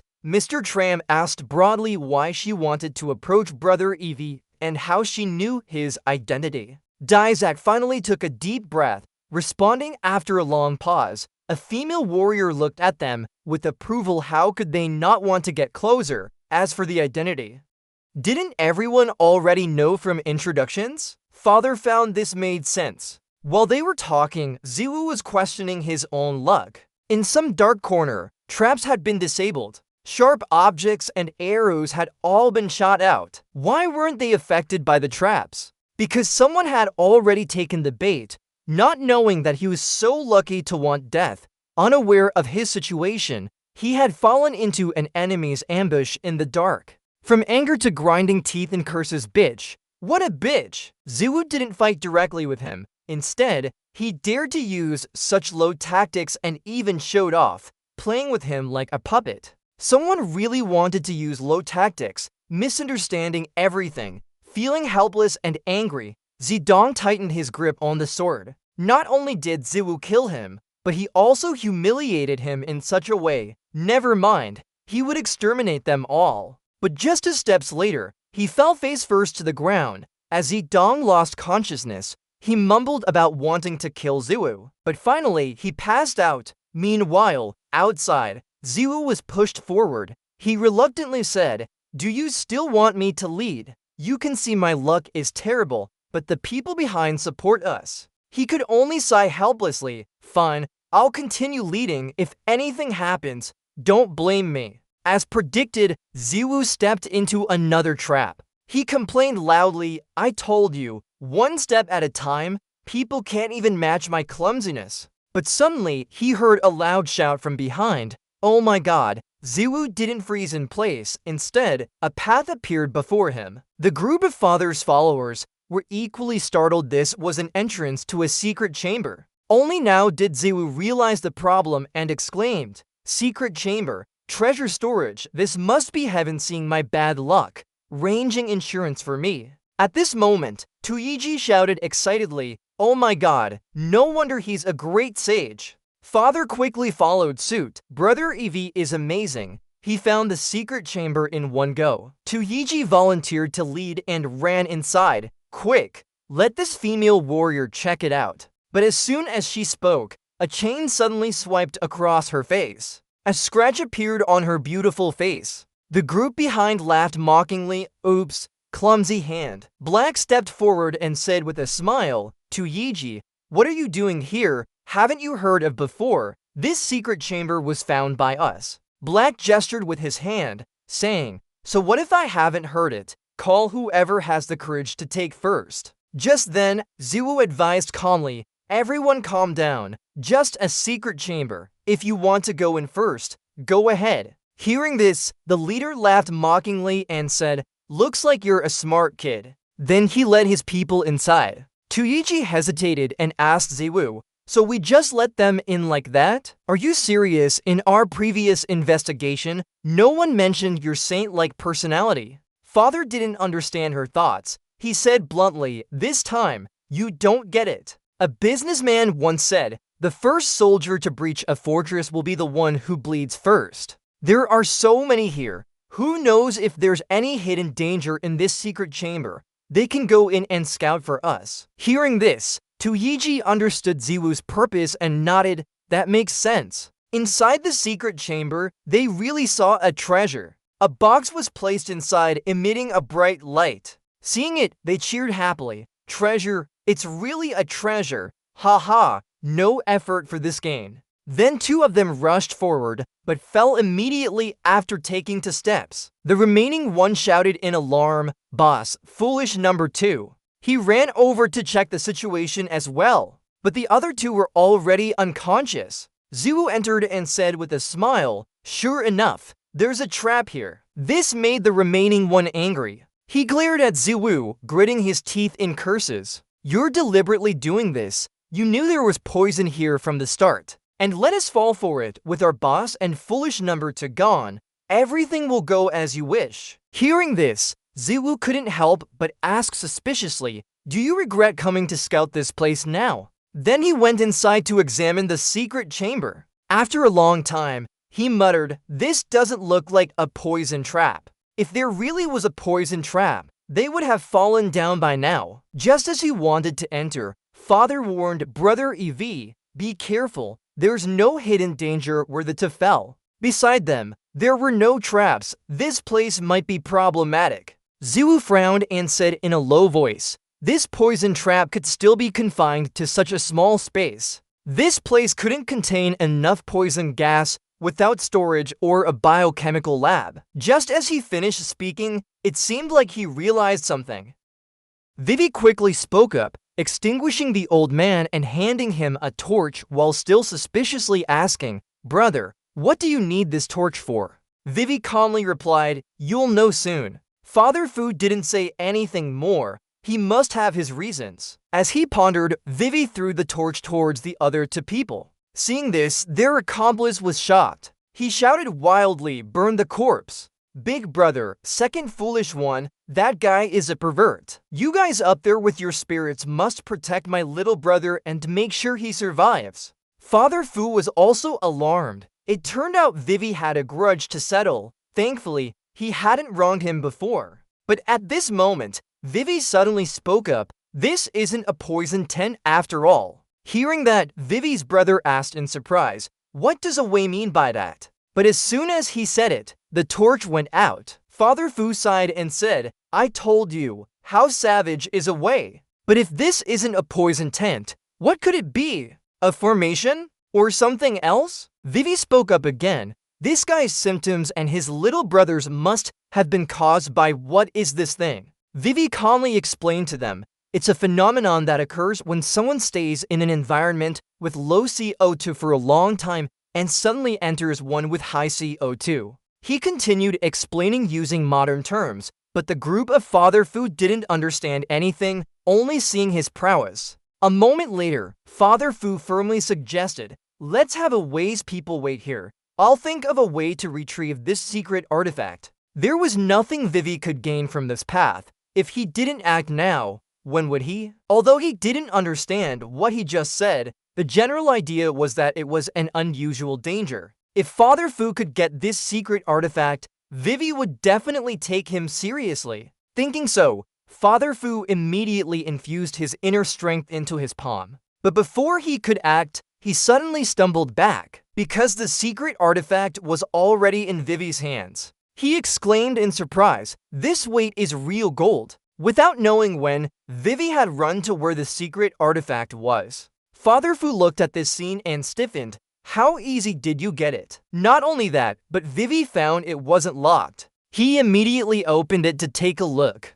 Seeing his excitement, the others also ran over excitedly. It's so powerful. What was inside, even the female warrior wanted to see. As she rushed in, she widened her eyes in surprise. What is this? Inside the container was a letter and something strange. Soon after, another group entered the secret chamber. Seeing nothing before them, the leader sighed, "We're too late." Another suggested, "Let's chase after them." But quickly, the leader rebutted, "Chase who? In which direction? There are so many people here. Even if we catch each one to ask, it would take days. Let's go back and report to our superior first." As he spoke, they turned around and left. At this moment, someone stepped on something, revealing a hand. Hearing that, inside the secret chamber, there was a loud scream. "My hand!" The scream made the other person panic and shout, "Yes!" But quickly, he realized it was a person. He casually threw a banknote as an apology. Then they left the secret chamber quickly. The last one was pulled by Vivi's leg. Han whispered, "Wait, are you here to find the secret artifact? I know who took it." Hearing that, the other person immediately raised an eyebrow and smiled. "Look, my good fortune has arrived." Meanwhile, in Vivi's resting place, they were all together in one room, looking at the legendary secret artifact. Father Fu praised Vivi endlessly. "No wonder you're him. You easily got this secret artifact. This thing is shiny and mysterious. It's clearly a treasure." But what Vivi had was just a camera. He didn't understand why there was a camera, but maybe something even more absurd he couldn't see. Could there be a predecessor of Vivi in this world? Thinking so, he started tapping on the keyboard. This is what the martial god left behind, a predecessor who became a martial god. Soon, Vivi shouted, "Turn it on," which made everyone here extremely excited. He ignored them and pointed the camera at the glasses, saying, "It's beautiful." He smiled as he saw the glasses. The glasses complied and turned to him with a smile. Vivi pressed the camera button, and a click echoed. He even added, "Not bad." Immediately after, the glasses screamed in horror. "Away! Why am I inside this small black box? Legend says there's a secret technique that can suck out one's soul. Could it be this?" Hearing that, Vivi couldn't help but chuckle and reassured him, "Don't worry, it's not as powerful as you think. It's just an image recording device." As he finished speaking, the camera suddenly made a sound. Beijing time was unknown. Please turn on this video recorder and greet everyone. When looking back with wide eyes, a middle-aged man appeared inside. He introduced himself as Long Batian and smiled at me. Known as the only martial god in this world right now. If you can operate this camera, you must be from the same hometown or have a very good head for it. Hoppa was surprised to see that person. Even Tixia recognized him. They coincidentally shouted together, "Martial god, the manifestation of the martial god." Ziwei explained slowly, just saying it's only an image recording device. After a while, everyone finally went their separate ways. On his way back to his room, Tixia was in high spirits. This trip out wasn't wasted. Not only did I meet Ziwei, but I also saw the traces of the martial god. He's more approachable than you think. I thought he was a person with a character leg. Tixia snapped his fingers and said hurriedly, "There's no rush. Big matters are yet to be handled." The attendant asked doubtfully, running out to play, "Could there be any important matter?" He chuckled and put on a mysterious expression. After a while, she loudly said, "Of course, I'm trying to win the favor of Li Chanqiao and become his disciple. Just by becoming his disciple, I can definitely." Hearing this, Person Hong sighed deeply. Without bringing anything, one couldn't become a disciple. When he went out, he only had some silver coins with him, while treasures were in the palace. Meanwhile, at the Imperial Palace, it was late at night but still rooms lit up. Emperor Dane Xiao Biadao said hesitantly, "High Priest, wait a moment. My little girl doesn't have any rules." He then glanced at the attendant and ordered, "Why listen? Go back to your master quickly." The high priest sipped his tea and said with a smile, "No problem. No important matters today. We can wait a bit more." After a while, a clear voice echoed in the room. "This must be the first meeting of Master and Prince after 800 years. I wonder what urgent matter brought him here at midnight." The visitor was Princess Tixia. She has now returned to her true form. They really chose a good time. I haven't had a bath yet. Emperor Deng Xiaobiao couldn't help scolding. This kid is getting more disrespectful. The high priest looked at her and said slowly, after so many days apart, Princess Tixia remains as lively. Why must you join this unimportant mission today? Are you ready? Tixia didn't know that a few wild grasses were still stuck in her hair, which the high priest noticed. She snapped and said, I don't want to go. Princess Bashan doesn't want to leave. Can we not lead them to the Imperial Hall if this falls into the wrong hands? In general, this great task was given to Uncle Huang and his group.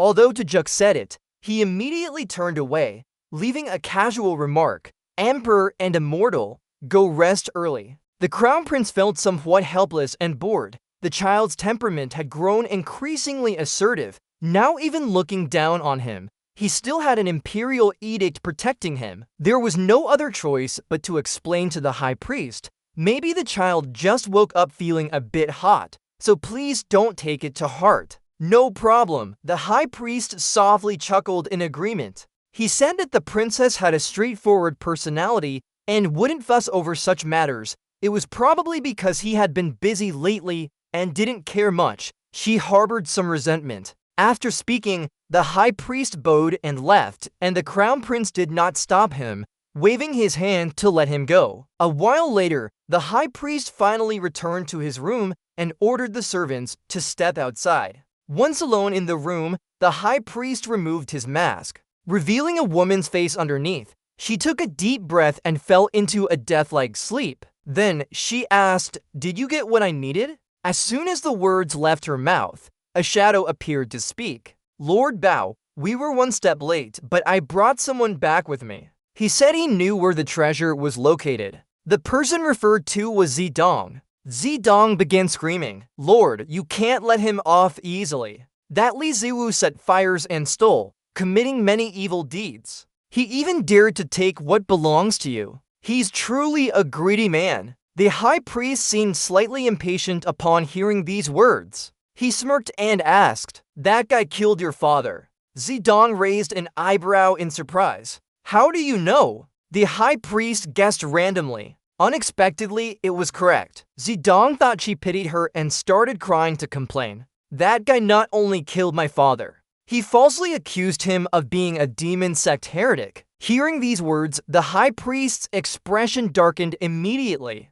She coldly asked, "What did you say?" "The heretics are a bunch of snakes and rats." As soon as she said this, she waved her hand. Black smoke appeared around Zidong. He felt he couldn't breathe. Something was wrong with this woman. The high priest's tone became low and menacing. She coldly ordered him to repeat it. Zidong clenched his teeth without saying anything, making her impatiently throw him away. Her voice was filled with contempt. "He is worthless. He only wants to use subordinates." A servant immediately dragged him out, but he continued shouting, "I didn't mean that." The demon sect's reputation shook the world, but those people were truly vile, working for their own selfish ends. He also said something about repaying kindness and justice by cleansing the demon sect. These words successfully caught the high priest's attention. She interrupted, "Wait a moment. How can you be sure of the other person's identity?" Quickly explaining that there was a white-haired woman following them,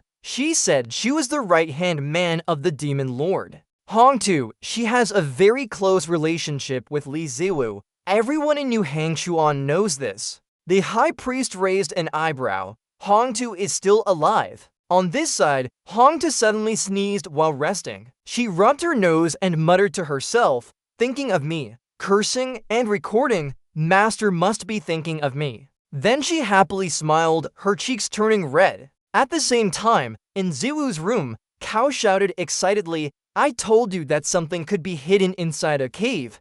How can it be stored in a bunch of logs?" He also found a pile of documents, but there were too many words, and Ziwu didn't want to read them. So he decided to check the content on the memory card first. Hiding it so carefully must be important information. If useful for him, that would be great. Thinking and acting quickly, Ziwu inserted the memory card into his camera. Immediately, images of the ancient world appeared again. Finally, he got a proper distance. This was really difficult to use. He waved at the cameraman.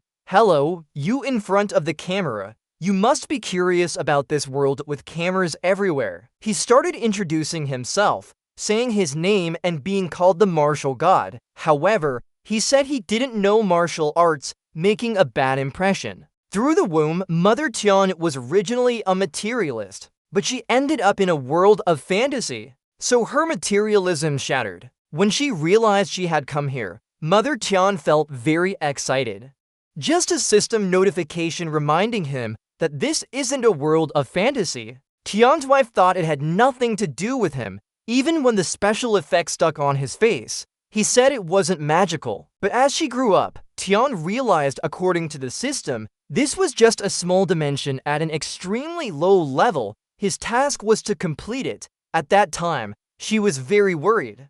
And he shook his head in refusal. I really can't do it anymore. Eventually, under the threat of this dog-like system, he lived a fiery life. She didn't expect to be reincarnated and then work for someone else too. Tian was as tired as a dog, complaining and blaming. No matter how many times you pull me, it's useless. My body is the weakest. I really can't do it. Go find someone else to save the world. I don't need any private time at school all day. But the system was extremely firm in saying that the contract holder had randomly made a decision and the system couldn't intervene proactively. Zhu was shocked after watching this, reincarnating from the womb, forced to do missions. This predecessor's experience is complete. However, the video is 6 hours long. Is it serious? Still, Ziwu continued to watch the video as Tian kept doing mission points. Doing mission points and accumulating points, that's all there is for daily work. Although the martial power obtained by exchanging items with points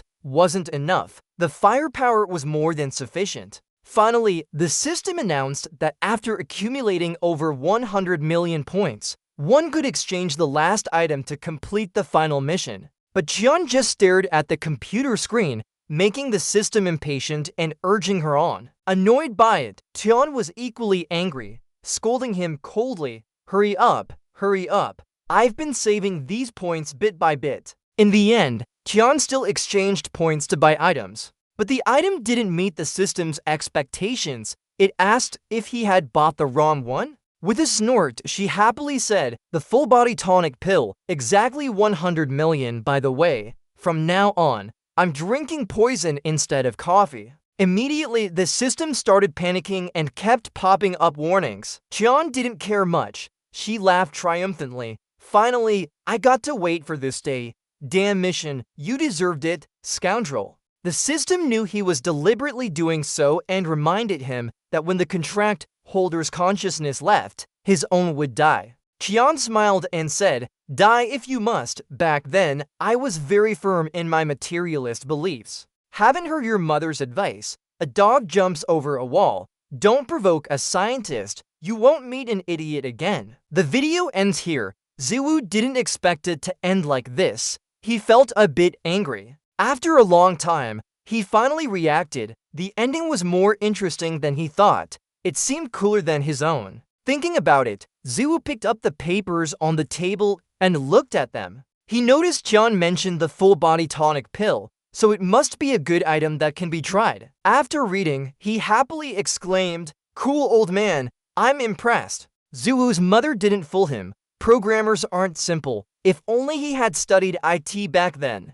So the consciousness mentioned by the system must be something similar to a soul, completely purifying one's life force. Wasn't that an apocalyptic scenario? I wonder when this system will wake up, hoping it stays asleep until Ziwu is alive. Following the old pattern, if you don't eat now, someone else will definitely eat it later. So Ziwu decided to swallow the tonic pill whole. But after waiting for a long time, his body showed no reaction at all. He frowned and muttered, no effect. Could it be expired?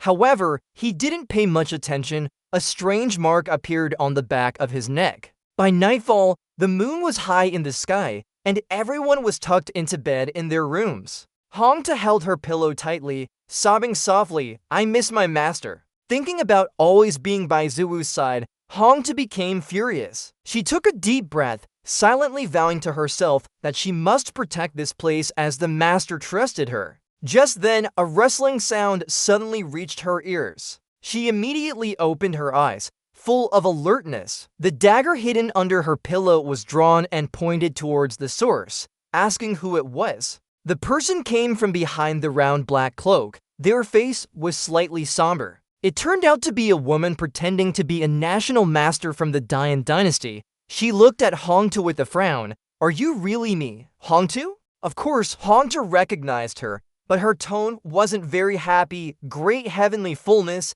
it's been a long time." Great heavenly fullness chuckled and replied, "Indeed, it has been a long time." After exchanging pleasantries, the room fell silent. A while later, Ziwu broke the silence first. Seeing her jumping around like that, his senior brother must be fine then. Hongtu responded calmly, "The master is very strong, of course. There's no problem." Hearing this, Ziwu laughed and said, "I heard you were with Shiyi Sect people." Hongtu frowned and said seriously, "Who told you that I doubted my loyalty to the master? You don't know. The master has infiltrated Shiyi Sect's inner circle. She even brought ancient treasures under his control. But what about you? After years of hard work, she became a national master. When the cult was destroyed, she couldn't help much." Hearing this criticism, Ziwu gritted her teeth and said, "This woman is still as annoying as ever." Thinking about it, she turned around and sighed, "I'm different from others. I only use my brain." For the senior brother's great plan,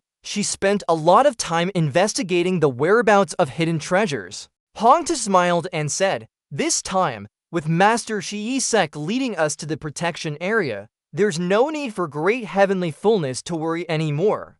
Qiantuan heard this and raised an eyebrow, hesitating to ask, could it be that the great master's identity has changed? Before she could finish speaking, Hongtu nodded in agreement, confirming that the new master was indeed known. Moreover, she reminded her of something, saying the master had specially relaxed restrictions, lost all his power, lacked staff, and secretly developed, taking a humble approach to arrogance. Qiantuan's face froze after hearing this. This sounds too unreasonable. Isn't her elder brother always proud of founding the demon cult? As Qiantuan was confused, Hongtu continued speaking. "She is more powerful now. If not for the demonic order, I wouldn't have recognized her either." Qiantuan stared at her, questioning, "Did you personally confirm this?" Hongtu nodded confidently, "Of course, the master's aura, I couldn't be wrong." Seeing her firm stance, Qiantuan fell silent,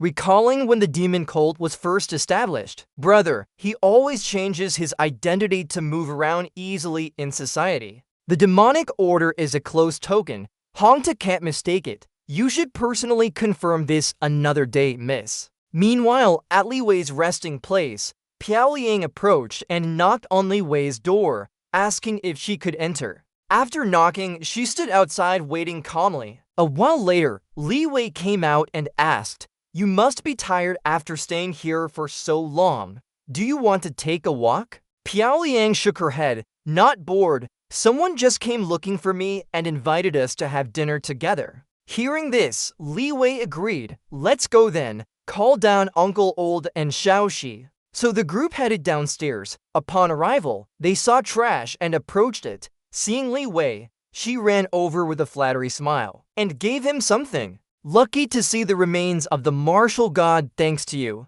This is a relic." Jiirfu stood outside watching them talk. He frowned silently. "Strange. Why does Li Wei's aura seem different now? Forget it. Maybe he's researching some new cultivation technique again." Li Wei was happily laughing, unaware that the decoction of 10 benefits had taken effect. At this moment, Shower brought food. Shower also handed them a letter. "Someone downstairs paid for our meal. Enjoy yourselves. I don't know who the hall master is, but this was from that important person." Jiafu took it and politely said, "Thank you." After opening the envelope, he read it without further comment, not wanting to waste time or be overly kind. It's a letter from the current dynasty's high priest. Hearing this, Li Wei immediately praised him. "Uncle Jia is great. He knows important people. Their relationship must be good." Jiafu crumpled up the letter and said with a smile, "Not that great. The former emperor has many sons."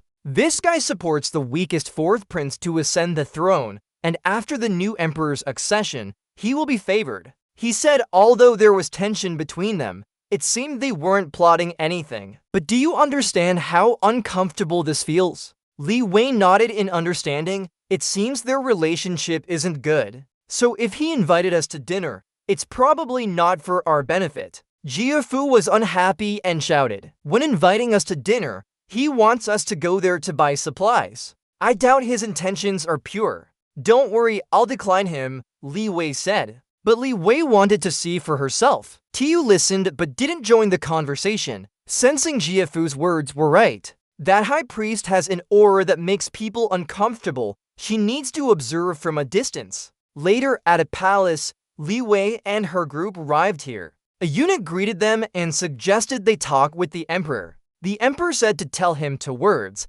It's not too late to meet the high priest after all. Meanwhile, Li Wei was led by a lady-in-waiting.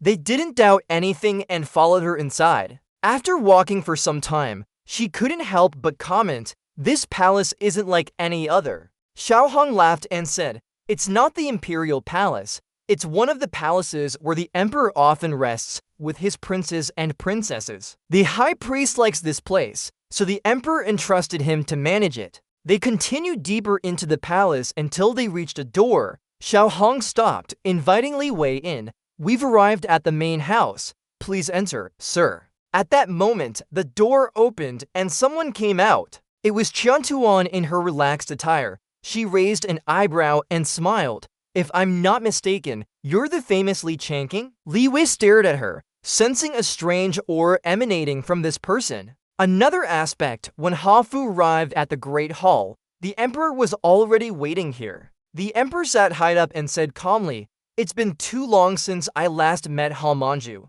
Hafu bowed respectfully and replied, Your Highness is busy with many matters. I dare not trouble you. On the surface, but in his heart, he secretly cursed, bringing him here. The national teacher deserves death. Sure enough, it's targeting this disaster. As he was thinking, the emperor chuckled and said, That's not what I meant. Heard that Hamanju caught a rogue cultist recently that truly took effort. This is something I should do. I only responded lightly to find an excuse to leave. But at this moment, the door of the Great Hall suddenly opened, startling the two people who were awkwardly responding. It turned out that Princess Nine had just entered and started jumping around. She ran towards Hafu with excitement, saying, Uncle Baba has come. Why didn't you tell me? Seeing her actions, the emperor felt a bit angry. This child must have been exiled. Hafu was equally surprised. Who is this child? She bowed to him with a happy smile on her face and said,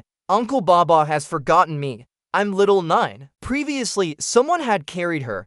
Hafu responded, Then you must be Princess Nine. I apologize for the disrespect. But Tujik didn't pay much attention, glanced at the emperor sitting high up, and ran to grab his hand. With a determined look, she said happily, I heard Uncle Baba made a 1,000-year-old friend. The other person is the top contender in this tournament. Let Uncle Baba take me to meet them. Seeing her cheerful expression, the emperor felt that this child must have been exiled. It couldn't be like this. But Tujik put on a pitiful face and said, Please, I've always admired you. I feel so silly saying this myself. The emperor couldn't resist and pushed her to Hafu, who was still confused about the situation. He secretly observed Tujik. Why does she look familiar? Meanwhile, in the national teacher's main house, Ziwei's group had been invited inside, but the national teacher said nothing. Ziwei felt something was off and hesitantly asked, What's going on now? Tianquan chuckled and replied, Heard that Master Long has extraordinary skills, a rare opportunity to seek his advice. Hantu didn't deceive her. He indeed had the aura of a cult leader. But this couldn't prove anything. If her master accidentally dropped the command token at the wrong moment and someone picked it up, what then? Tianquan didn't believe Ziwei was her master. Hearing this, Ziwei was surprised. If you mumble, why? In the meantime, Tianquan bowed and said with a smile, Let Master Long teach me. After some thought, Ziwei nodded and said, All right, but I don't want to fight. Let's do this. I'll use 3-dimensional techniques. Now that you can't fight her, all of them are cultists. Why doesn't she recognize your identity? But at this moment, Tianquan had already attacked. Ziwei's eyes widened in shock, not understanding what was happening. She spat out a mouthful of fresh blood as her body was pierced by Tianquan. The situation suddenly changed, leaving the little girl stunned on the spot. Her eyes were filled with fear at this moment. When she regained her senses, she hurriedly ran to Ziwei's side. Fialong was equally terrified. Tianquan silently snickered and said, "Sure enough, a fake." Even though his cultivation had been sealed during their previous battle with Ziwei as Ma Tun's, even if he sealed his meridians himself, she couldn't harm him at all. This Fialong only received the command token. Fialong was now crying bitterly beside Ziwei's body. She tried to cover the hole with her hand, but couldn't stop the bleeding. Seeing this, Tianquan said indifferently, "I just wanted to spar with Master Long. I thought he would avoid it." Then she silently observed Fialong, secretly looking down on her as a woman, crying. At this moment, the little girl suddenly attacked fiercely. Tianquan didn't dare to dodge and had to block. Ziwei looked at her with some fear. The little girl was filled with rage, her eyes full of intent. The little girl continuously attacked, causing several explosions, sending rocks flying everywhere. Tianquan couldn't help but be surprised by the scene. But the little girl didn't give her time to think. She continued attacking. Without thinking, Tianquan dodged. "This child isn't bad. I plan to wait for Hantu to die and train this child into a new tool. Her master would surely like it." Thinking of this, she sneered maliciously. Meanwhile, in the palace hall, the emperor and his attendants heard the commotion outside. The guards immediately rushed in to protect them. The emperor shouted suspiciously, "What's going on?" Hafu remained silent as he thought. Could this be Ziwei's doing? He quickly ran out. Hafu's body moved swiftly and disappeared outside. The scene was gruesome. Ziwei lay bleeding on the ground, while Fialong cried nearby. When Hafu arrived, he saw this scene with a stiff face. What happened? Why did Ziwei suddenly ascend to heaven? Finally, what's going on here? At the same time, at the realm of consciousness sorting, the rebirth staff saw that the person in front was speechless. It turned out to be Ziwu. He laughed nervously and looked at her. She complained angrily, mocking his head. The rebirth staff pointed at him and scolded, "You've made some progress this time. I didn't die waiting for you to finish work. Which is strange since I didn't receive any documents related to your death. How did you die?" Ziwu blushed as he replied, "Maybe it was because my death was too sudden. Perhaps the others haven't received the news yet." Hearing this, the staff sighed. "All right, at least we managed to get out of one identity and live so long. That's impressive." Ziwu thought she was talking about her own astrological fortune master character and complained loudly, "It's true, I can't use any techniques. It's so painful." Then he nervously laughed and said, "So what's the situation now? I think I can still save you. Honestly, I really want to go back. After all, I've made a few friends here." Unconsciously sighing, the staff said with her lips, "Do you think this is like playing lottery? One ticket doesn't work. Try another one. If one fails, just add another one. Wait for me to check the records a bit." Very quickly, a window appeared in front of her. Seeing the system code, Ziwu exclaimed in surprise, "Is that the predecessor's tomb searching system I thought was fake?" The staff didn't reply and just looked at the information from the system. She exclaimed in shock, "It must be broken again. Wasn't it working before?" Clearly, it worked fine earlier. Data was updating normally. Ziwu frowned as she asked, "How long ago was that exactly?" The staff casually replied, "According to your way of counting, about 1,000 years ago." 1,000 years ago, Ziwu exclaimed, "Kai hai." Seeing his reaction, the staff became unsatisfied. "What's wrong? I can't possibly have forgotten." The person who came to this dimension before kept complaining about not wanting to reincarnate or be reborn. It took a lot of effort to send him through, and he could just pretend to get injured for work. Ziwu was sure that the predecessor she referred to was Long Baba Tian. Thinking this over, she asked doubtfully, "What should we do now? Am I supposed to consider myself dead?" The staff replied straightforwardly, We can't check the system or update the database right now. We can't solve the problem without checking it out, so you have to wait here. Zhu scowled and shouted, "Are you making a closed loop with me?" She began mumbling, "But I heard that this dimension has a tomb system which mentioned it. What about erasing life? We can't contact them now. Do they have no emergency response?" The staff could only nod and said, "Don't worry, the system clearance requires multiple approvals. If you really got such an order, you wouldn't be able to reincarnate." At that time, the number update wasn't complete, so Zuu's information was missing. "Wait until you're reborn. I'll give you a task then." But when she looked up, the person in front had vanished. The staff sighed and said, "Truly, it's like meeting a ghost. This stupid job is done enough already. Damn it, write reports for them to avoid arguing about details later."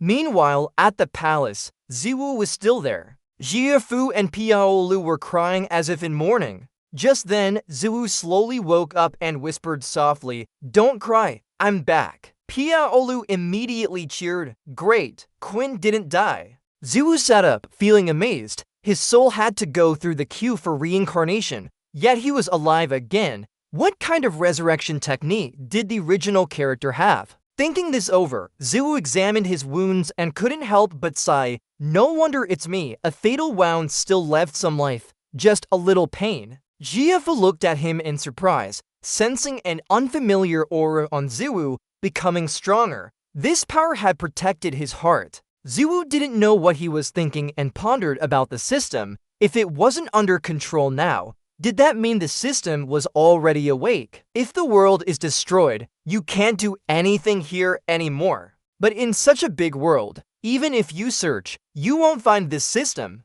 Suddenly, Ziwu felt movement on the other side. Looking over, she saw Zhaoxi practicing internal energy and fiercely attacking the abbot. She was weak. Soon, she gasped for breath. Tianquan looked at her with a cold eye. Her chi flow was unstable. Direction was off. This was good. Thinking of this, she immediately laughed, making such a big commotion. We'll have to waste effort fixing it later. In the precarious situation, a figure blocked Zhaoxi's path. One arm was cut off by Tianquan. Seeing him, Tianquan was shocked and widened his eyes. This guy is still alive, so the person who came must be deathly. He took back his own severed arm. Hulin said, "Brother, we share a common origin. There's no need to treat each other like that." But not long after, Deathly's arm grew back. Deiki said, "After intimidating my disciple in front of me, you're not very polite, huh?" Tianquan stood from afar and secretly observed Deathly.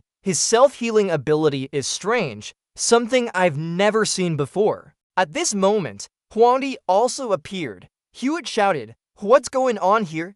But when he saw the battlefield in front of him, his face became even more unpleasant. The emperor cried out, "The palace is ruined." As he was heartbroken, Tianquan approached and said to the emperor, "Your Majesty, I got carried away earlier and wanted to compete with your idol and the store manager. She said that their skills were extraordinary. If she didn't use all her strength, it would be disrespectful. So don't worry, Your Majesty, the cost will come from her." As he spoke, Tianquan's eyes suddenly lit up. Although it disappeared quickly, Deathly saw it. Seeing the emperor holding someone, Huangdi laughed and said, "That makes sense. I understand. Isn't this just a friendly competition? No need to blame anyone." Deathly was surprised. Wasn't the old emperor so easy to talk to? His eyes are red as if he's about to get an eye disease now. But thinking about it, he quickly realized that only he could see this. It must be some kind of demonic technique. While Deathly was thinking, Tianquan approached and said to the store manager, "I'm sorry for ruining your shirt. To show my apology, I'll take you to hear from Xiaofu. Mother has already said everything that Yuan needs to say." Is this about ruining the shirt? If not for Brother A's prowess, we would have been in trouble now. After some time, Tianquan led Deathly and Xiao Ai to a room.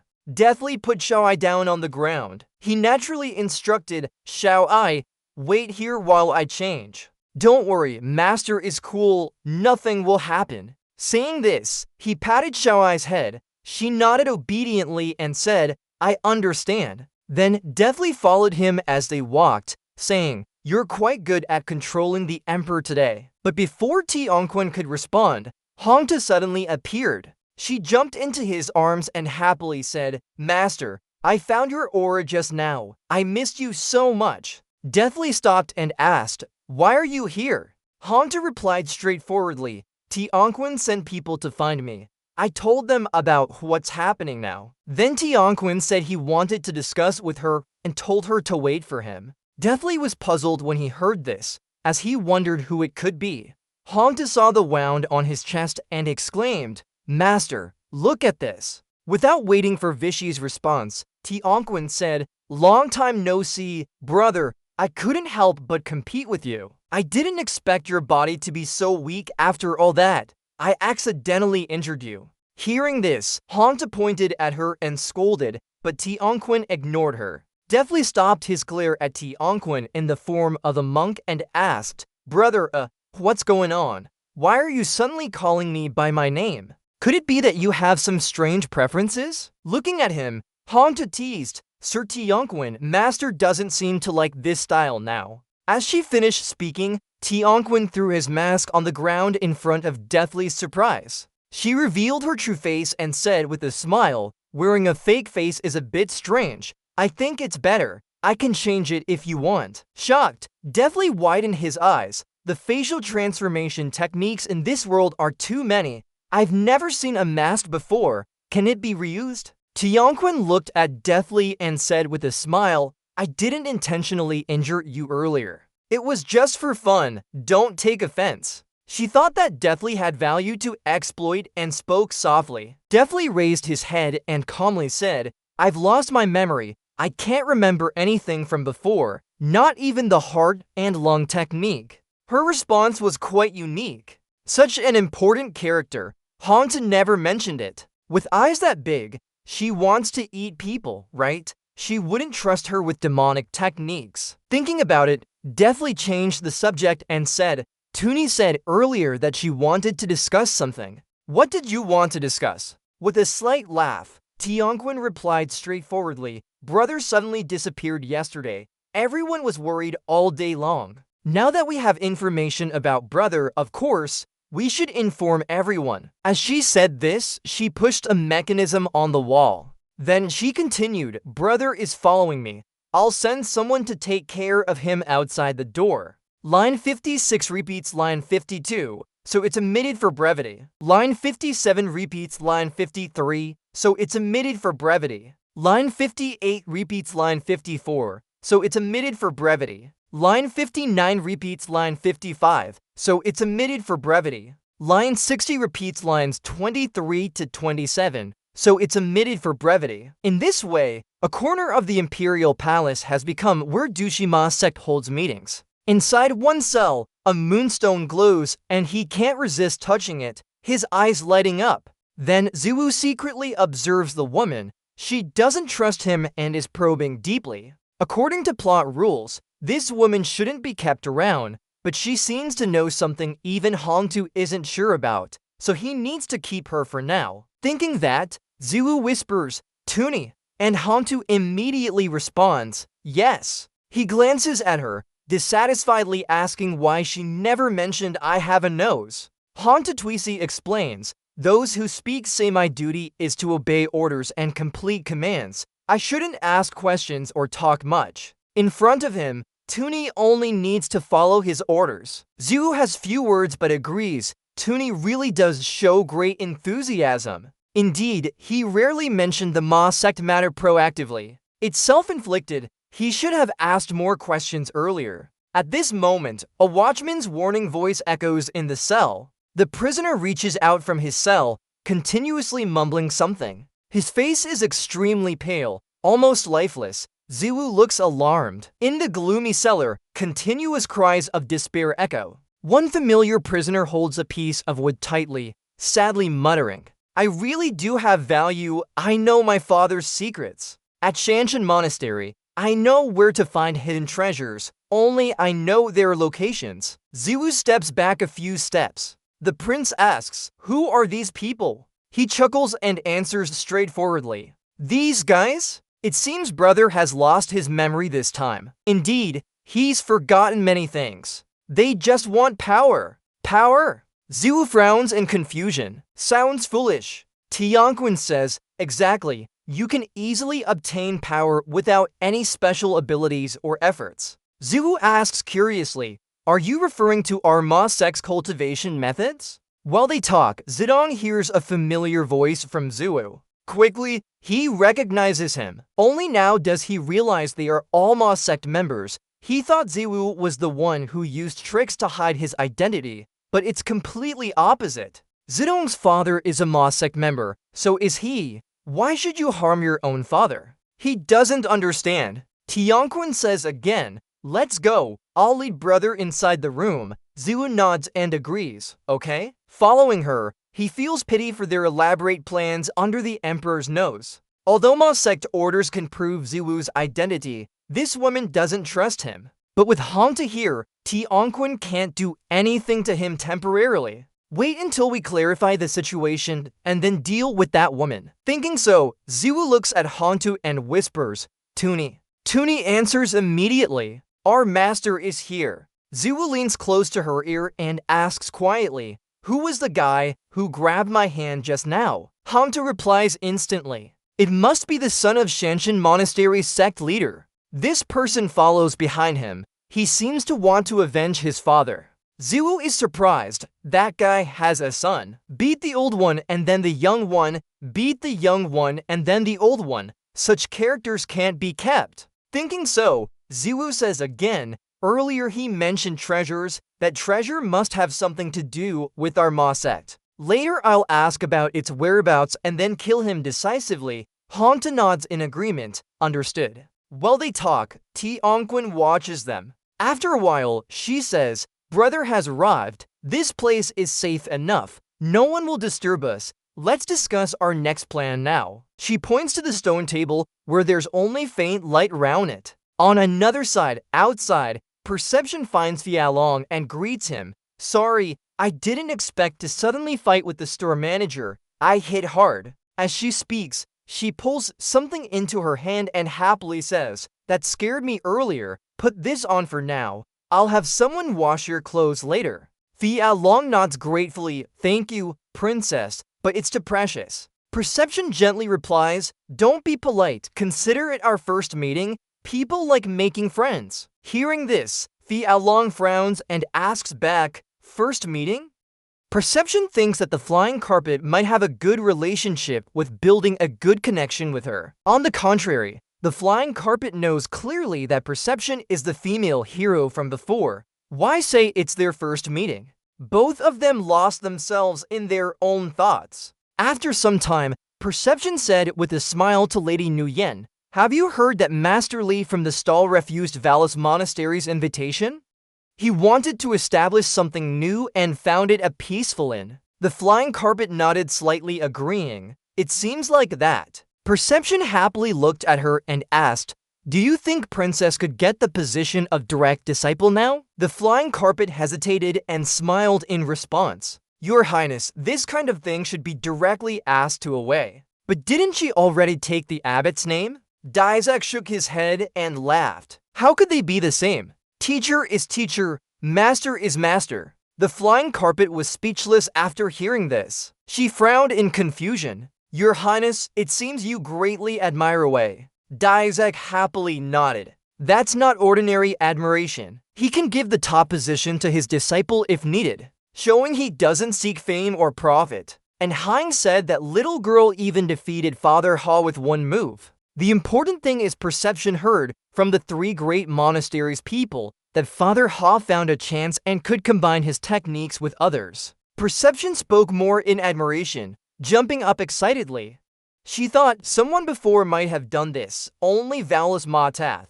But his contribution was too outrageous, hard to grasp. Learning it by chance is lucky. It's not something you can trust like Valis. The flying carpet also nodded in agreement after hearing that. So Master Li from the stall seems good at first glance. Anyway, I'll definitely take this disciple. You should say some nice words for me. I will try my best. The flying carpet smiled and replied. Although Princess is straightforward, Her master acts cruelly. If not for Away's help, Ezra would be a corpse now. The Emperor highly respects the abbot. Even if Valis dies, the abbot can easily suppress this matter. The flying carpet naturally felt uncomfortable. If they could disappear, that would be good. Just as she was thinking, suddenly she woke up from her thoughts. It's the Emperor and the abbot favoring each other. How could I have such thoughts? That's a great disrespect. While she was thinking, perception said again, Lady Nguyen, hurry and change. Let's go find Master Li at the stall. Perception nodded with a smile in agreement. Alright, maybe it's better to stay by Away's side as his loyal disciple. On another side of the dungeon, Valis sat opposite Tianquin. The atmosphere was somewhat silent. Valis felt like he was whispering while talking. Just then, Tianquin suddenly called out, "Brother." Valis immediately startled and replied reflexively, "Yes?" Tianquin chuckled and said seriously, "You seem to have lost your spirit. I don't know what exactly you remember. Let's do it this way instead. Since you ask as a master, I must know something about that." Hearing this, Valis excitedly said, "Then let me ask freely. Asked before your disappearance, the last time you contacted her, did she give any special instructions?" Tianquin replied straightforwardly, "He only told me to treat orders as if they were from him and follow the plan for other things." "Oh, so what's in the different plans?" Valis frowned and asked, "What does treating orders as if they're from you mean? If not for your ability to see her red eyes effect, you would almost believe her too." Tianquin didn't pay attention. He calmly smiled and said, "Now we need to continue recruiting new followers, rebuilding the demon cult. Most of the techniques are stored in the demon orders command. Brother can take them out easily." Alright, Valis nodded without hesitation. Then he took out a bunch of techniques and even the demon orders command. Tianquin picked up the techniques to examine. There was nothing wrong. They were indeed the techniques established by Brother before. So then, Brother of Ta said that only he could use the demon order. Why can you open it? Although Valis might have liked disguising his identity before, unlike disguise pills or masks, his will and memories directly entered a new body through demonic techniques. A small ant is just a matter of changing bodies to solve. But losing one's mind isn't lying. If she lost her memory, Valis Matath wouldn't lose his either. Thinking this over, Tianquin said again, "Brother, there are too many types of techniques. I can't distinguish them all. Tomorrow when I go to Chuan Wudin, why don't you come with me?" She thought Valis's demon techniques might bypass the restrictions for cultivation. It seems Valis has similar techniques as well. If we can't kill them, keep them and play with them, Valis asked curiously after hearing her suggestion. What for? But the next morning, Ziwu still decided to ride a horse to Changwudin. Haifu and Xiaoshuai cried so sadly, they also wanted to follow him. Ziwu looked a bit speechless and sighed, "You're old men without a place or kids. Stay here for 2 days. We'll come back. Leading these old doctors to preach about the devil religion, you must be crazy." Xiaoshuai seems like she's been away from me for a long time. Thinking of it, Ziwu went over and patted her head to comfort her. "Master will come back in 2 days. Fiaoying and Jinyi won't be here. The inn is entrusted to you." Then he got on the horse and left. Haifu waved goodbye from below. Brother Ziwu, I'll definitely take good care of him too." Ziwu waved back at them, leaned against the carriage, and let it leave regardless. At this moment, he looked towards Fiaoyang and asked, "Are you really not going to Changwudin with Xiaoshuai?" Fiaoyang replied straightforwardly, "I want to follow Brother Ziwu." Alright, Ziwu didn't think much about it.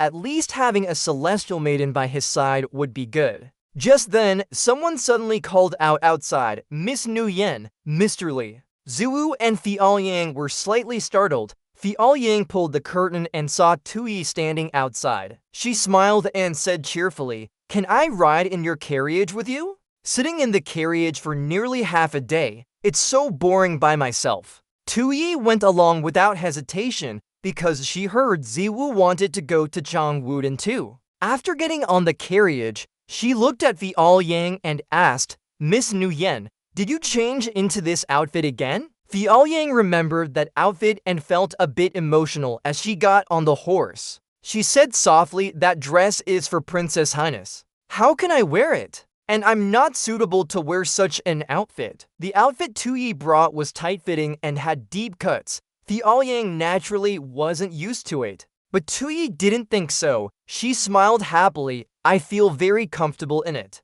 Mr. Li will like it too." Ziwu looked at the two ladies. He had been sleeping for a long time and only woke up after the carriage stopped for a while. At this moment, Hongta poked her head in and asked, "Master, you're awake?" Ziwu glanced around suspiciously and asked, "Where's the beautiful lady?" Before Hongta could answer, another voice called out from outside, "Lai Yue, it's been a long time." Ziwu looked over and saw Qianshu and Tian Wu standing beside the carriage. He didn't remember who Qian Wu was. "If you ask me, who are you?" Qian Wu raised her middle finger at him in anger. But Ziwu wasn't paying attention to her. He looked at Qianshu and asked, "Where's the beautiful lady?" Qianshu replied straightforwardly, "Princess saw that you're not awake yet. She brought Miss Nuyen over for help. The high priest wants to check your condition. I'll take you there later." Hearing this, Ziwu nodded and then looked at Qian Wu with a smile. "I remember now. We met in the arena before. My name is Li Ziwu. Nice to meet you." Qian Wu responded coldly, "I won't shake your hand." Qianshu remembered what happened before and nodded. "It seems so," Ziwu asked doubtfully. "Your names are too similar. Are you sisters?" "One is named Meng Tianshu, the other is named Meng Tianwu." Qianshu thought for a moment before answering. "We can be considered sisters." Ziwu nodded and smiled. "That's good, having an older sister isn't bad." But Qianshu rebutted, "No, actually, I'm the older one." "So why do you call her your sister?" "Wait, so how old are you?" Qianshu didn't answer. She replied straightforwardly, "This story is too long to explain, but telling you won't hurt. I'll take you there another time, after we're done. By the way, this year I'm 28 years old." 28? You're younger than I thought. Ziwu replied reflexively, but when he reacted, he was surprised. Zwi glanced at Hongti and asked, "Earlier she said how old you are. 28, right? Did I cut off?" "Impossible." Qianthu's face looks so young. Could it be a side effect from her neck? Eternal youth. Thought that. Zwi looked at Hongti and asked again, "TV Ni, how old are you this year?" Hongti blushed and replied, "TV Ni is exactly 18 years old this year, but actually I've been with Zwi Ma Tan for 10 years now." Meanwhile, a cute little girl was running towards the two Tian Wu. In her hand she held some wild fruits and smiled sweetly. "These are the fruits I just picked. So sweet. You guys try them too." After saying that, she also noticed the two Zwi. She ran up to the two of them and shared the wild fruits with them as well. Zwi took a fruit and bit into it, then praised, "Delicious, thank you." Then they followed the little girl forward. Zwi walked behind while talking. From this child's appearance, one could tell about the living conditions here. It didn't seem like a genius district.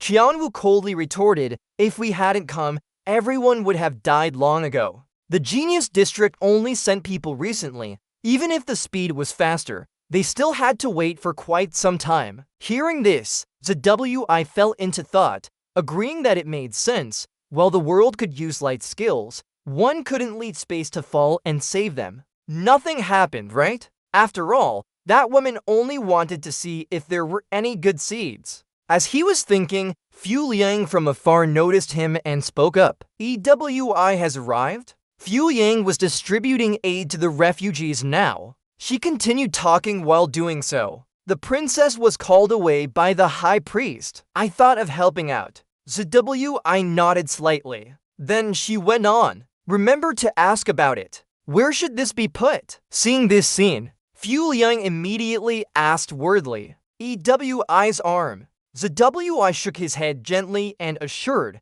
"Don't worry." Hongti had already approached him and whispered lowly, "Master, TV Ni will go out to check." Zwi nodded in response. "She can go then." Qianthu heard their conversation and her expression turned slightly anxious. She called the master right away. What did Zwi do with Hong Ti? Forget it. Anyway, his matters are not something she could eavesdrop on. Thinking about that, Tianthu took out a bracelet. In an instant, numerous bottles appeared. She quickly distributed them to the people. Zwi noticed and curiously asked, "What are these bottles for? Is this bracelet yours?" Tianthu continued distributing while talking. "The master is in seclusion. There's an important matter she needs to handle. I'm taking over managing the place now." About that small bottle, it contains medicine made from black mystic poison, which the Wi gave before. It can help reduce fever. Although a fever isn't easy to cause death,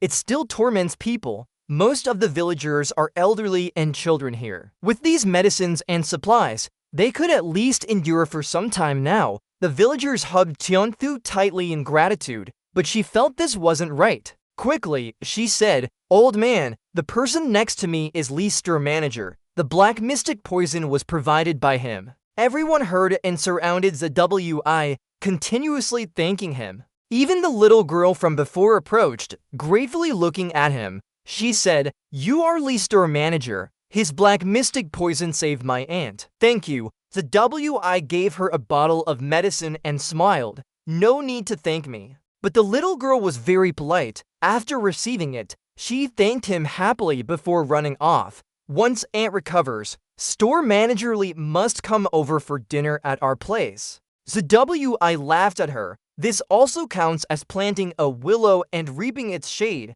saving many people. Feeling like an hero is quite good. On the other side, that little girl ran off with medicine bottles, extremely happy. She planned to tell Aunt herself that the savior had come in person if she knew.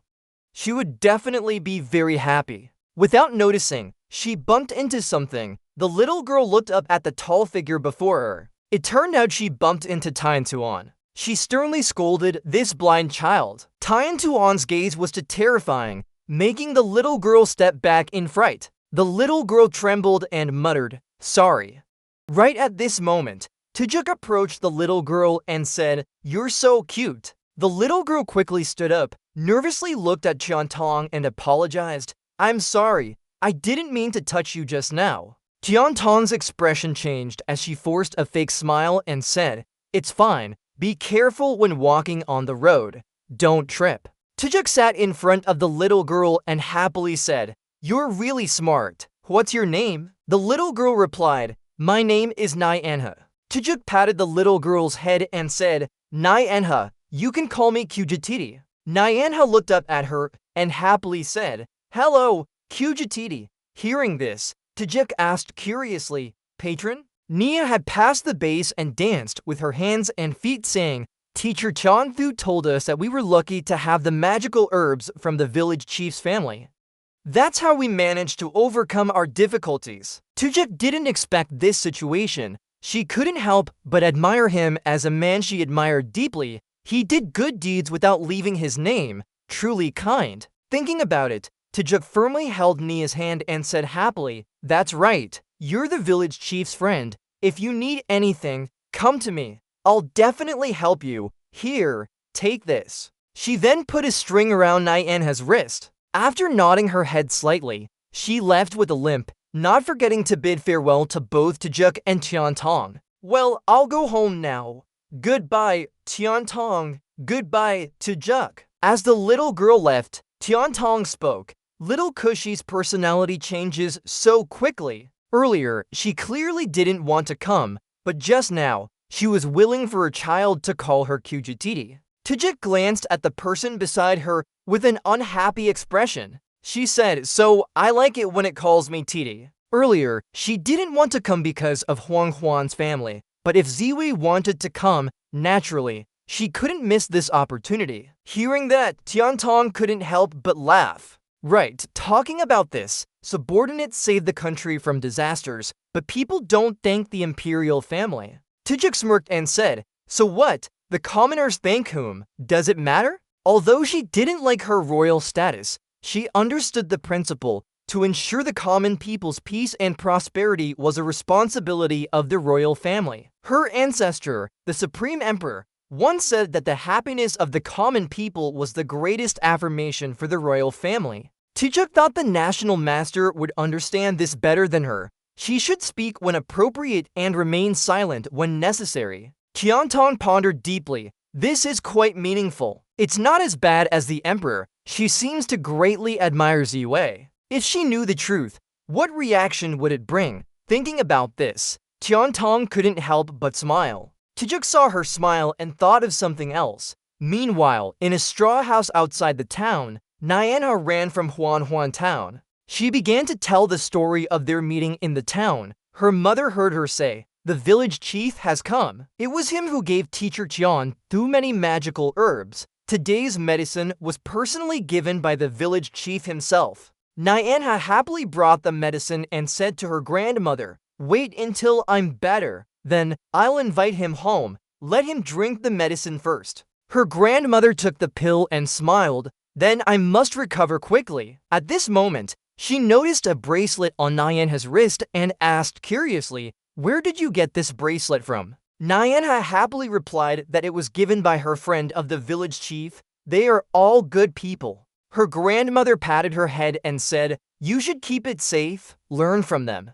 That evening, in a house in town where Ziwei was resting, after arranging everything for him, Lu said, "Rest well, I'll be in the room next door." Ziwei nodded slightly and then lay down to rest. Although busy all day, it felt good to have someone respect her. If she could correct evil and establish righteousness as a master of the path, that would also be enjoyable. At this moment, Hongta jumped onto the bed beside him and said with a smile, "Master is so powerful. Even if you do nothing, people should respect you." Ziwei was startled by her sudden appearance. When did she come to lie next to him? Hongtu ignored Ziwei's expression and quickly climbed onto the bed. Her eyes sparkled as she looked at him and said, "I know why you're dealing with those people. It's to make them your allies. But their qualities are mixed, not trustworthy at all." Ziwei was slightly suffocated by the pressure from both of them. She pushed her away impatiently and said, "Move back. I don't have a woman's heart. Don't mess with my moral compass." Then Ziwei lay down again and quickly dismissed her. "I'll see if there's someone suitable for me to train directly. Let's get started." Hongta was slightly disappointed but sighed. "All right, I'll keep an eye on you. Choose a few who can be used." The next day, Manhua found Ziwei and said with a cute smile, "Village chief, here's something for you." Ziwei took the item and asked curiously, "Thank you. What is this talisman?" Manhua nodded and replied, "Yes, I made it with Grandma too." She then gave him many more, saying they were all kept by the village chief. Ziwei took them and patted the little girl's head, saying, "Got it. I'll give these to everyone later." Then he continued helping with the work. When Lu returned, she gave him the talisman and asked curiously, "What's this?" Ziwei explained slowly, "This is a talisman made by my little sister, one for each person." Lu nodded and carefully examined the talisman in her hand. She remembered when she came to Song Village for charity work, many children had given her gifts. Another time, she would make one for Ziwei too. Thinking about it, Lu smiled and said, "Right, I'll bring some food." She then laid out the food on the table and explained as she prepared, "This is made by Princess Kujin. She said that she and the national master, immortal female, had a meeting, so they don't need to wait for them." Ziwei was surprised and asked, "Princess can cook porridge too, so friendly." They nodded and said, "I'm also quite surprised. She said the materials are limited, hoping you won't criticize." As she spoke, she couldn't help thinking of Wu Jin. When he was here, Ziwei paid great attention to his diet. I think he might not be used to it. But she overthought it. Ziwei finished a bowl of porridge and even praised it as delicious. Then, looking at the who spoke up, he said, "Beautiful young lady, don't worry anymore. Just sit down and eat with us." He mentioned that when living with his grandmother before, she could only drink warm porridge and a small amount of food. Back then, she thought porridge was the best thing in the world. But after her grandmother passed away, drinking porridge felt lacking. As she spoke, Ziwei suddenly paused, remembering something, quickly explaining, "Sorry. I just had a momentary feeling with no other meaning. The family of the is also gone now. You still talk about these things in front of her. But she didn't mind and simply nodded with a smile. It's fine. Wei was happy to say a few words to me. I only know that Ziwei is an orphan. He lived with his grandmother. He used to be quiet and reserved. He focused on martial arts training, gentle in nature, seen as just a joke by others. If not for his loss of spirit, no one would have known how skilled Ziwei had become. Thinking about it, he was generous enough to allow himself to be injured without harming anyone. His background was still quite tragic since childhood. He had been farming and never tasted good food. The shed tears at this thought. Ziwei asked curiously, "Why are you crying?" She sighed and explained, just feeling that Wei must have faced many difficulties on her own. Ziwei waved his hand and laughed. "No need. The others suffer more than me. After all, ancient rules were strict. And there was no phone back then. Staying at home all day is certain." She bit her lip hard, too sweet. I don't envy it, but my expression gave it away. While Hongta didn't notice, a young voice suddenly spoke from behind. "Sister, why are you standing on the tree?" Hongta turned slightly in surprise. The one who came was Ernia. The cute girl asked, "Is sister also friends with him? Why don't you come down to eat?" Hongta shook her head. Not a friend, which surprised her near. As she was confused, Hongta jumped down and continued, "I am the pet of my master, and also the most beloved pet." This made her Nia even more puzzled. The little girl asked curiously, "Sister isn't a dog or cat. How can you be a pet?" Hongta looked at her for a long time. Then she said firmly, "Okay, after all, the master once said Tung Fu must start from a young age. Do you want to join us?" Ernia stared blankly and asked in confusion, "Follow your people." Dianmai nodded his head. Hongta replied straightforwardly, "Follow our group, train martial arts, become powerful. Reach the peak of human life. Welcome a bright future." After hearing this, she asked again, "Going to such a far place sounds difficult." Hongta shook her head and said, "Wherever my master is, that's where I'll be." Hearing this, Ernia thought for a moment before replying, "I want to become strong, but I have to take care of grandma. I can't go with you." Hongta began brainwashing her. She immediately offered benefits and 2 days off per week, and she could enjoy 10 days off annually, which could be extended if needed for family care. Think about it. Ernia looked blankly at her, not understanding anything. After a while, the little girl said, "Maybe sister should tell grandma. I'm too stupid to understand." "Okay, lead the way." Hongta nodded and said, Ernia went ahead. She asked again, "If I go with you, do I also call the store manager my master?" This made Hongta's head smoke. She fiercely rebutted, "Dreaming of it. Only I can call him that." Meanwhile, in a small house in the town, the 9 princess group was discussing matters here. But after hearing this, Tianthu loudly complained, "What did you say? Do you want to lead these people from the disaster-stricken area away? Lead them where?" Tianthu hesitated and said, "The people of Nameless Town have lived here for nearly 100 years, mostly elderly. I dare ask the abbot, is this your idea or the lower realms?" Qianquan smiled faintly, sitting opposite with an extremely refined demeanor. She coldly said, "You two should know that my intention is the lower realms." Then a hint of determination flashed in Qianquan's eyes. Tianthu was not afraid. After calming down from the disaster, the imperial court must send aid. Other issues faced by the victims would be quickly resolved. From any angle, it is completely unnecessary now. Qianquan said indifferently, "If this place encounters a disaster again, can we find a way to mitigate the danger? If not for the Black Mystic's interference, this disaster might have been harder to resolve." Speaking of this, she really had to thank Ziwei and that foolish person who couldn't see people properly. The Black Mystic was exactly what Ziwei wanted to use to save it. This time, it worked out perfectly. Just point the spear directly at Wangur Hall and Ziwei. Qianthu fell into deep thought after hearing Qianquan's words. If not for Ziwei, even if the Daodong National Pit was insufficient, even using ancient insects to temporarily suppress would be different from the people's hearts. After thinking it through, she slowly said, "Abbot, You're right, but I want to ask one more thing. After leading these people away, how will you arrange their lives? This made Tianwu angry. She erupted right there. Aren't you really discussing this? What use is your discussion here when such a big issue isn't being addressed with the villagers? Tianta noticed and reminded them calmly, if it's really the emperor's order, what then? But Tianwu still roared loudly,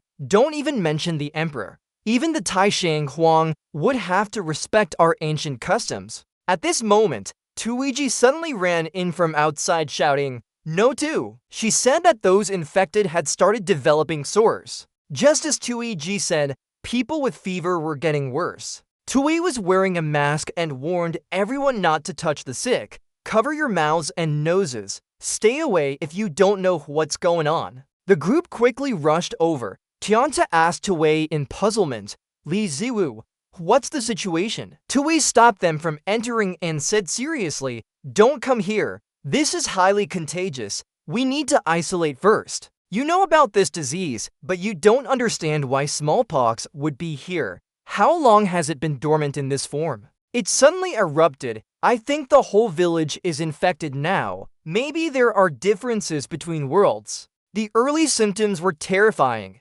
Chianta pushed him away and said coldly, I have a toad spirit protecting me. I'm not afraid of these things. Let me in. I can help. Then she glanced at Tian Wu and said, I'll go find the princess first. The situation is worse than we imagined. We need to find a solution immediately. Tianwu nodded slightly and said, got it, then left. Tui followed Jianta closely and asked in puzzlement, did you guys encounter this disease before? Is there any way to solve it? Jianta replied coldly that they had encountered it once 10 years ago. Then she approached a patient and touched their hand. In an instant, a stream of spiritual energy entered the person's body. Seeing this, Tui asked in puzzlement, what are you doing? Chianta calmly replied that this is only temporary suppression. It's not a long-term solution. The fire sores broke out in a village 1,000 years ago. When the ancients arrived, almost everyone was dead. They searched for a long time and found only one girl who wasn't infected. She luckily survived. Tui asked again, what happened to her later? Chianta calmly recounted that at the time, the girl didn't say anything. She just held a knife tightly. When we hesitated to take her back with us, a man claiming to be family came and took her away. Tui asked in surprise, what if he was a human trafficker? Chianta sighed, we were worried about that too, but she willingly went with him. It's unlikely he was lying. Tui muttered, then fell into thought again. Only one girl left. How terrifying is the transmission rate and mortality rate? You remember finding a video of smallpox vaccine back then. Why didn't you look at it for 2 more seconds? I really regret that now. Thinking about it, Tui sighed again. This is the downside of ordinary people after. If not for our own strength, we would have died long ago. While Tui was still sad, someone called him. He turned around in surprise. It was Piao Liang running over and shouting urgently that Princess Nine and Tian Wu had sent a message back. The high priest mentioned an old book method for treating sores used by the villagers. They should find a solution soon. Piao Liang also said that Princess Nine mentioned this disease is too sudden. There might be something wrong with it. Hearing this, Tui hurried off to find the high priest. Piao Liang called out in surprise. Now Tui didn't turn back and warned, Big sis, don't follow me. Chianta watched his back as if thinking about something. Meanwhile, at Yu Hangshuan, Zhaoxi lay on the table sighing, I miss sister and master so much. Similarly, she sighed, I also miss Away so much. As soon as she said this, they looked at each other. Then, without planning it together, they both sighed again. After a while, Zhaoxi suggested, let's secretly go find master, sister Hua. Yu hesitated and replied that we can't just leave. By the time we get there, they might have returned already. Besides, if father finds out, we'll be in big trouble. Who will watch the shop? Zhaoxi winked at her and said, come on, I can fly with you, it's quick. We'll just look from a distance. If they find us, master will defend us. Let sister Hua go with me. Yu thought for a moment and agreed.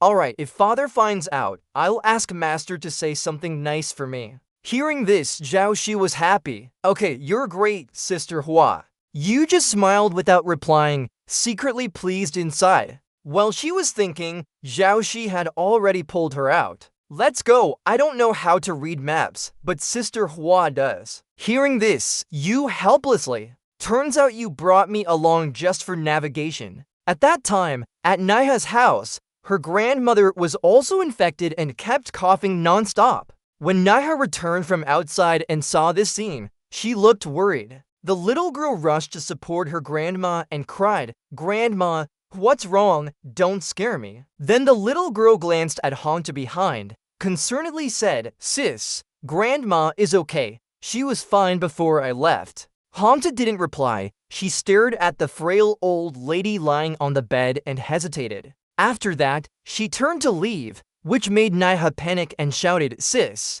where are you going?" Hongtu didn't answer. She walked straight out and saw two men pulling each other. One of them complained, "You're not going. Everyone's from the same village. In times of disaster, everyone for themselves, right?" The other retorted, "That's just a saying, big brother. It's deadly to catch this disease. I'm just a farmer. What can I do?" Hongtu took a few steps and encountered more villagers mourning. Just then, Tianquan emerged from the darkness with an unpleasant smile. Huh? Hongtu glanced at Tianquan, who still wore that smile, and continued, "I said, you might be chosen by Brother Senior. It's their good fortune to have this chance. They can serve as stepping stones for Brother Senior's path to immortality. How many people like you don't get such an opportunity?" Tianquan spoke over Hongtu and herself, agreeing to anything from the Vimataunt. She gritted her teeth and replied softly, "Of course, the master kept me for a reason. I can do whatever he wants." While they were talking, Ziwu had run over to call to Ni. Seeing him, Hongtu's eyes brightened. Ziwu ignored her and approached Tianquan, questioning, "I've been looking for you for a long time. Do you have something to hide from me? Was this mistake caused by you? You must be the one responsible, right?" He grew angrier with each word, his face turning red. Tianquan was at a loss for words due to Ziwu's reaction. She then chuckled and said, "What do you mean by they did it? How can they be so powerful?" Suddenly, she mocked, "I thought everything was part of Brother Senior's plan." Ziwu stepped back as the girl approached him, warning, "Stay away from me. This place is dangerous for both of us." Pointing at Tianquan, he said, "With her current state, we might attract lightning. Even a dog would vomit just by looking at us." At this moment, Naiher ran out of the house, crying. She hugged Ziwu's legs and sobbed. "Chiefly, Grandma is coughing up blood. There's so much of it, very scary." Not only was Naiha's grandmother coughing up blood, but others were doing the same. Moreover, they had a fever, scratching like monkeys. Fei Liang rushed to stop them from scratching, as it would worsen their condition. However, she was weak and pushed away by someone else. Then the sick people coughed up blood again, splattering on Fei Liang's face. She felt like licking the fresh blood off her face.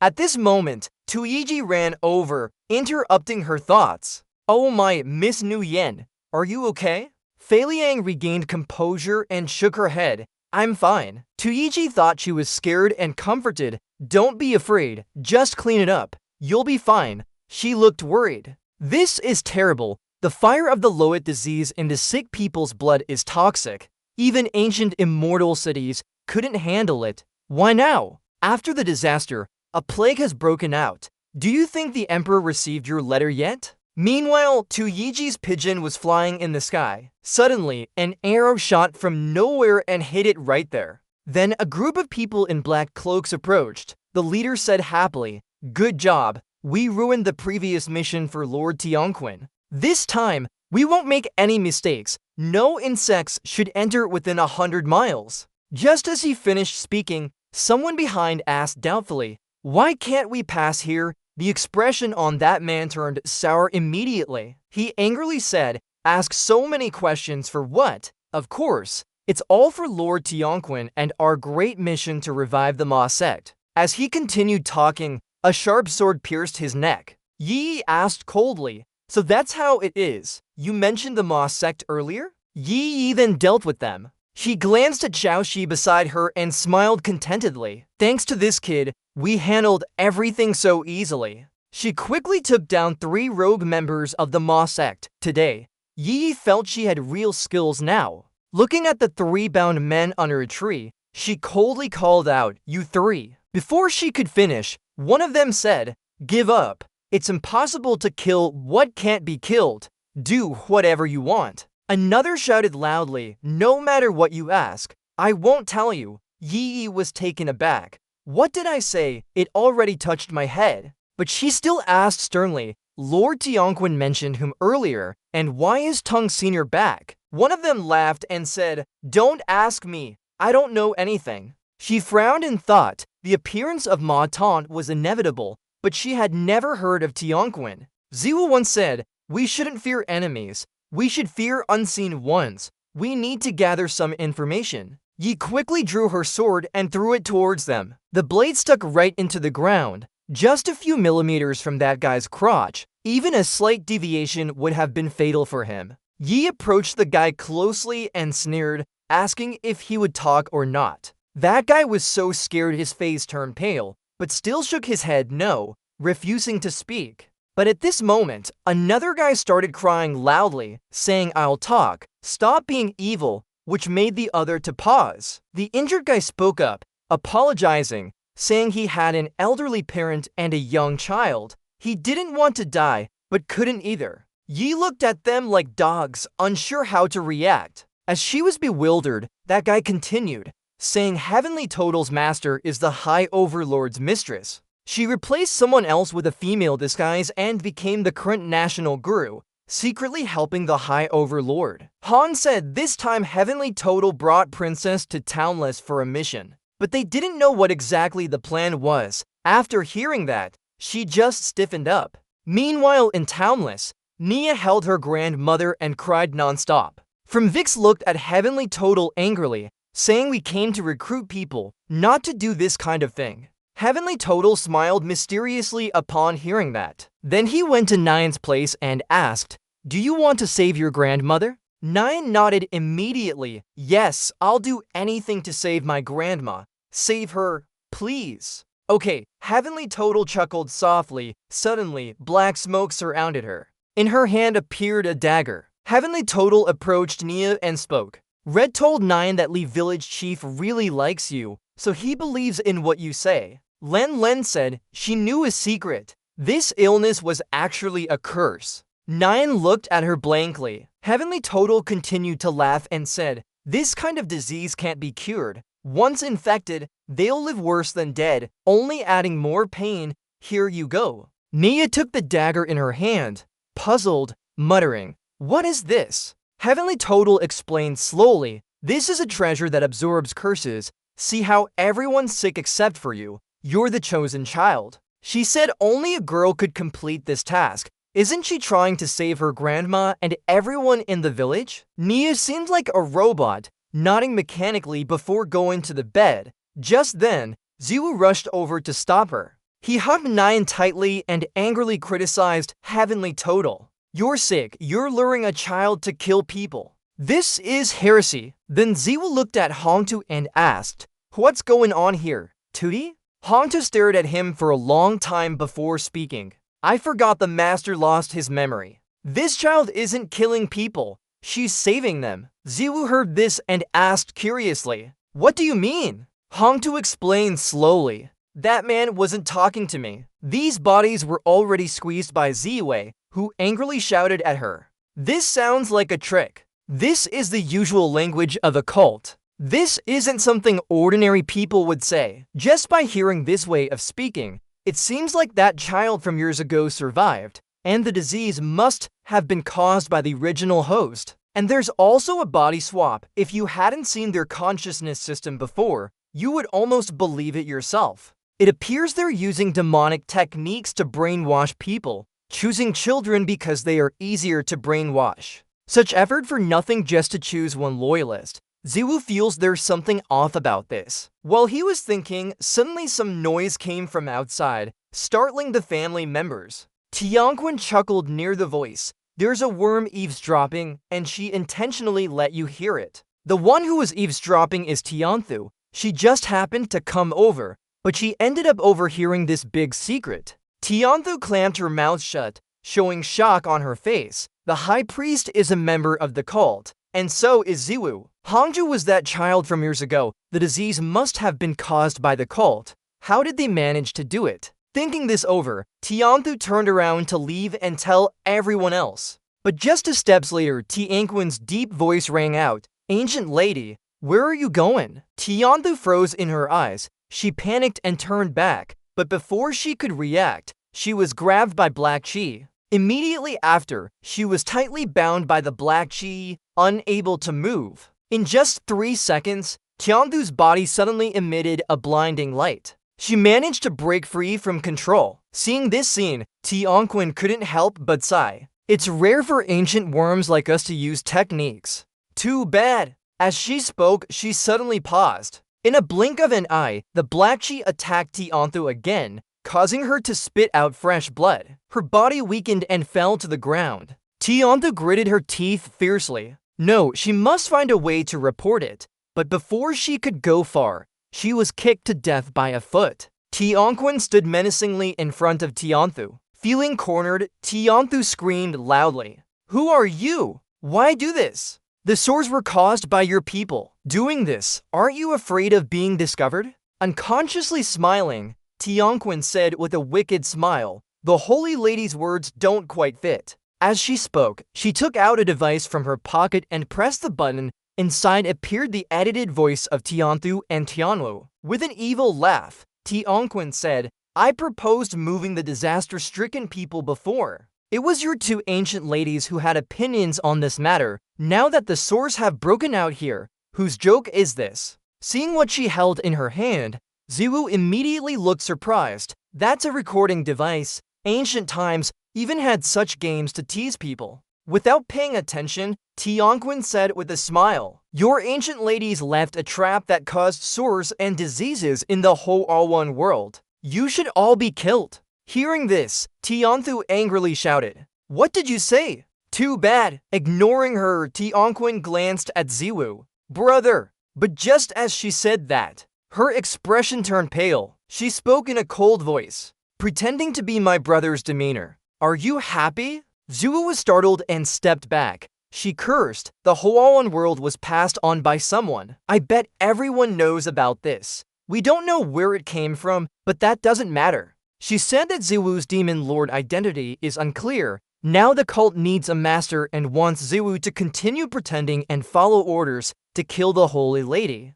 Tianquin will pretend to help her escape death. Hearing this, Ziwu's face fell. This woman wants to drag you down with her, and there's a recording device from where? Could it be left by the god of war Batian, or does the cult actually have connections with that system? As Ziwu was thinking, Tianthu screamed loudly, "Li Ziwu, all these things were done by you. I don't believe it. Talk to me." But she just stood in front of her, facing Tianquin without saying anything. Ziwu stuck up her middle finger at her, extremely disrespectful. She said, "I won't follow your orders. This demon lord identity is unnecessary, and I don't need to do this." Then Ziwu looked at Hongju and ordered, "Junie, kill her." But Hongju stood still, not making any move. Tiantuan approached her from behind with a sneer. Hongtu, as a dog you can even mistake your master." As soon as she said this, Hongtu vanished.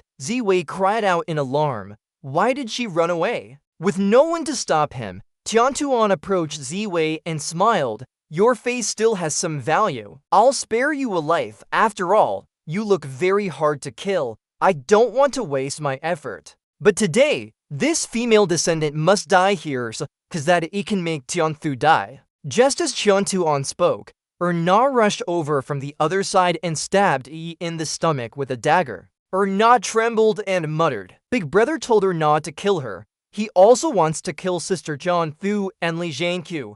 He is someone who hates Ziwei, who immediately cried out in alarm. But before he could do anything, the scene before him made him panic. Na was pushed away by Tiantuan's dark energy. Seeing this, Tianthu was also frightened, but couldn't do anything. Ziwei hurried to Erna and hugged her tightly. Erna's mouth was bleeding. She trembled and muttered, Li Zongku. Erna almost killed Yi just now. She is a bad child. Ziwei shook her head in disagreement. No, you are a good child. At this moment, Yi entered the unnamed realm and ran towards them, shouting in alarm, Big Brother EV, the National Master is Dai Gyetama Zhao. Just seeing the scene before her, she immediately felt uneasy. Even the floating light and tiny awareness behind her were alarmed. Ziwei was holding Erna's body, with a dense aura surrounding her. Seeing Yi, Tiantuan's face turned ugly. What is going on? Where did the people from Shui Monastery come from? Before she could think, a golden thread shot towards her.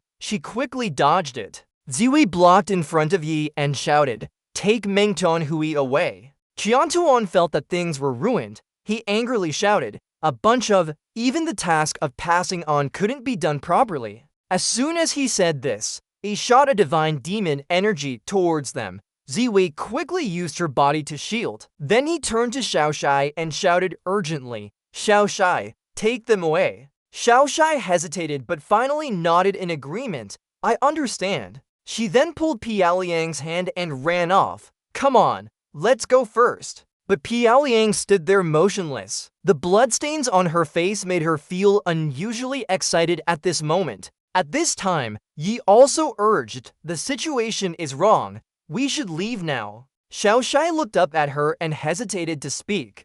Look at me. But before she could finish speaking, Piaoliang cut in, NV and I, you go first. Xiaoshai disagreed and wanted to say something. But Piaoliang shouted loudly, hurry up. With no other choice, Xiaoshai ran off with the four of them. They stopped in a nearby forest after running there. Yi looked at Qianthu and asked, what happened? Qianwu was worriedly looking at Qianthu. Are you okay? If she's injured, how can I talk to the Lady Master? Qianthu bit her lip and trembled as she said, Erna is dead. It was the National Master who killed her, Li Jiwei. He might also be from the Demon Sect. As soon as she spoke, everyone's faces turned ugly. Yi was the first to speak up. How can that be? Qianthu, this cannot be joked about. Qianthu bit her lip and said, the National Master is from the Demon Sect. He also called me Jiwei earlier. The black aura mixed with secret curses. At that time,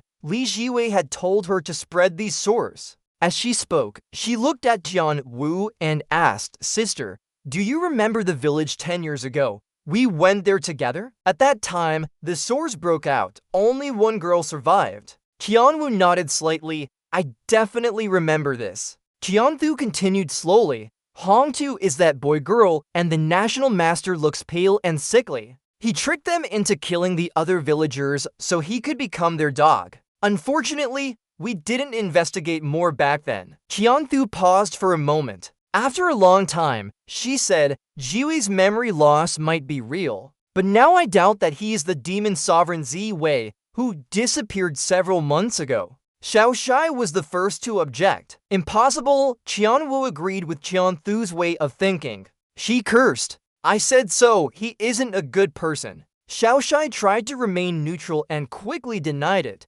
Only Qianthu, our master, is not a bad person. Qianthu still firmly affirmed, but the clear evidence pointed towards him. The medical arts, ancient, and even the indeterminate sect and royal families, he clearly intentionally approached us. Hearing this, Yi couldn't help but cautiously object. Actually, it was the medical arts that proactively sought us out. Qianshu angrily scolded. Yi stubbornly held her tongue. The situation with the flying boat earlier didn't make sense. She knew nothing about martial arts before. Xiao shook his head and replied, previously when Qianshu heard Songling's high-pitched singing, she muttered softly. This is even more strange. That strength isn't something an ordinary person could have. Perhaps she had already joined the cult early on. Yi listened more and felt it didn't add up. She quickly objected. What if we're wrong? The station master Tianshu protected us just now.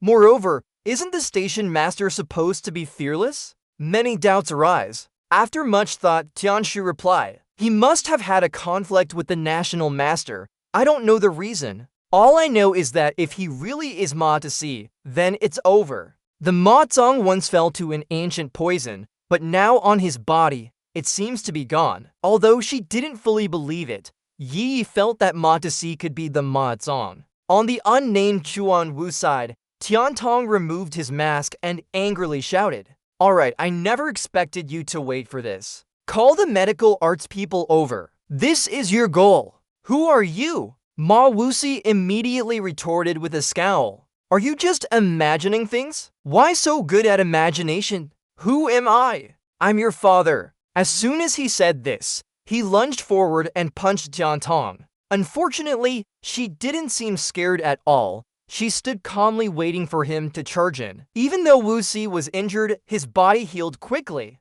He frowned and muttered, "This wicked woman. Although my self-healing ability is impressive, I also know pain." As he spoke, Ma Wuxi punched again. This time Tiantong struggled a bit. His strength had grown since before. Then she used dark energy to tightly bind Wuxi. She frowned silently. What kind of cultivation did this guy finally practice? Illusory techniques can't control someone who's prepared for her. Those maggots earlier definitely went to report. There's no time to play with Wuxi now. Even if you can recover, it will cost you your efforts. So Tiantong decided to strike first and cut him into pieces. Ma Wuxi saw her charging towards him, closed his eyes tightly, wanting to resist but couldn't. But after a while, Wuxi didn't feel any pain. He opened his eyes to see. Instead, he saw the flying boat blocking in front of him and fighting with Tiantong. She coldly said, "I say, have you forgotten? There are still people here." The flying boat's body was covered by dark energy now. Her eyes were filled with murderous intent, contrasting her usual gentle appearance. At this moment, the flying boat tightened her fist, and the dark energy dissipated into smoke. Wuxi behind also broke free from the dark energy's binding. He shouted in alarm, "Great birth beauty, you." But before he could finish, his eyes widened in shock, because Ma Wuxi realized that dark energy was concentrating on the flying boat. As he pondered, the flying boat coldly said, "The first time I met someone, I felt they weren't to my liking. Have we met before?" Tiantong couldn't help but smile at this. She snorted and said, "Brother mentioned Heavenly Maiden. If we had met before, I would have brought her back to the cult and given her to brother." As she spoke, Tiantong shot out another stream of dark energy. She stared intently ahead. A loud explosion appeared. Was that the legendary Heavenly Maiden? Thinking this, Tiantong sneered, "Thought you were formidable. Should have been more lenient and killed the Heavenly Maiden. How would I explain to brother?" But at this moment, a low voice came from the smoke. "Have you heard of the law that there's no injury without smoke?" As soon as she finished speaking, Wuxi and the flying boat slowly stepped out. However, at this moment, the flying boat's eyes became even more terrifying.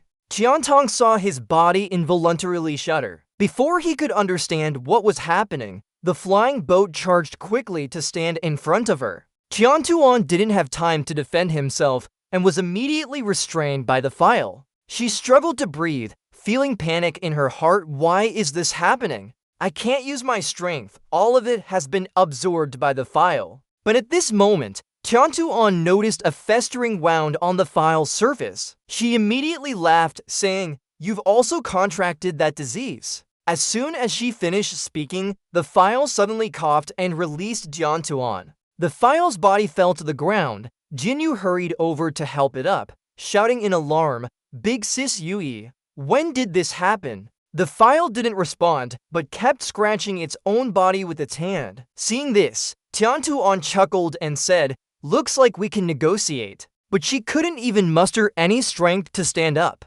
She bit her lip hard. Tiantuan could only sit on the ground and speak. "Actually, I have a glowing herb that can cure festering wounds, but no one knows how to use it except me. Let's both retract our hands and forgive each other." Ziyi frowned and asked back, "Glowing herb?" Dian nodded. Tiantuan took out a syringe and happily said, "That's right. This is something we just got from the cult. Not only that, our cult has many good things." Ziyi stared at her coldly and said, "Impressive." As soon as he finished speaking, a sword flash cut across Tiantuan's neck. sending her to meet the ancestors. Ze looked down from above and sighed. He picked up the syringe Tian Tuan had dropped, pursed his lips, and said, "A villain dies for talking too much. Even at death's door, you still act like a fool." Just then, the file started shaking and called out, "Hey Vi!" Ze hurried over to her,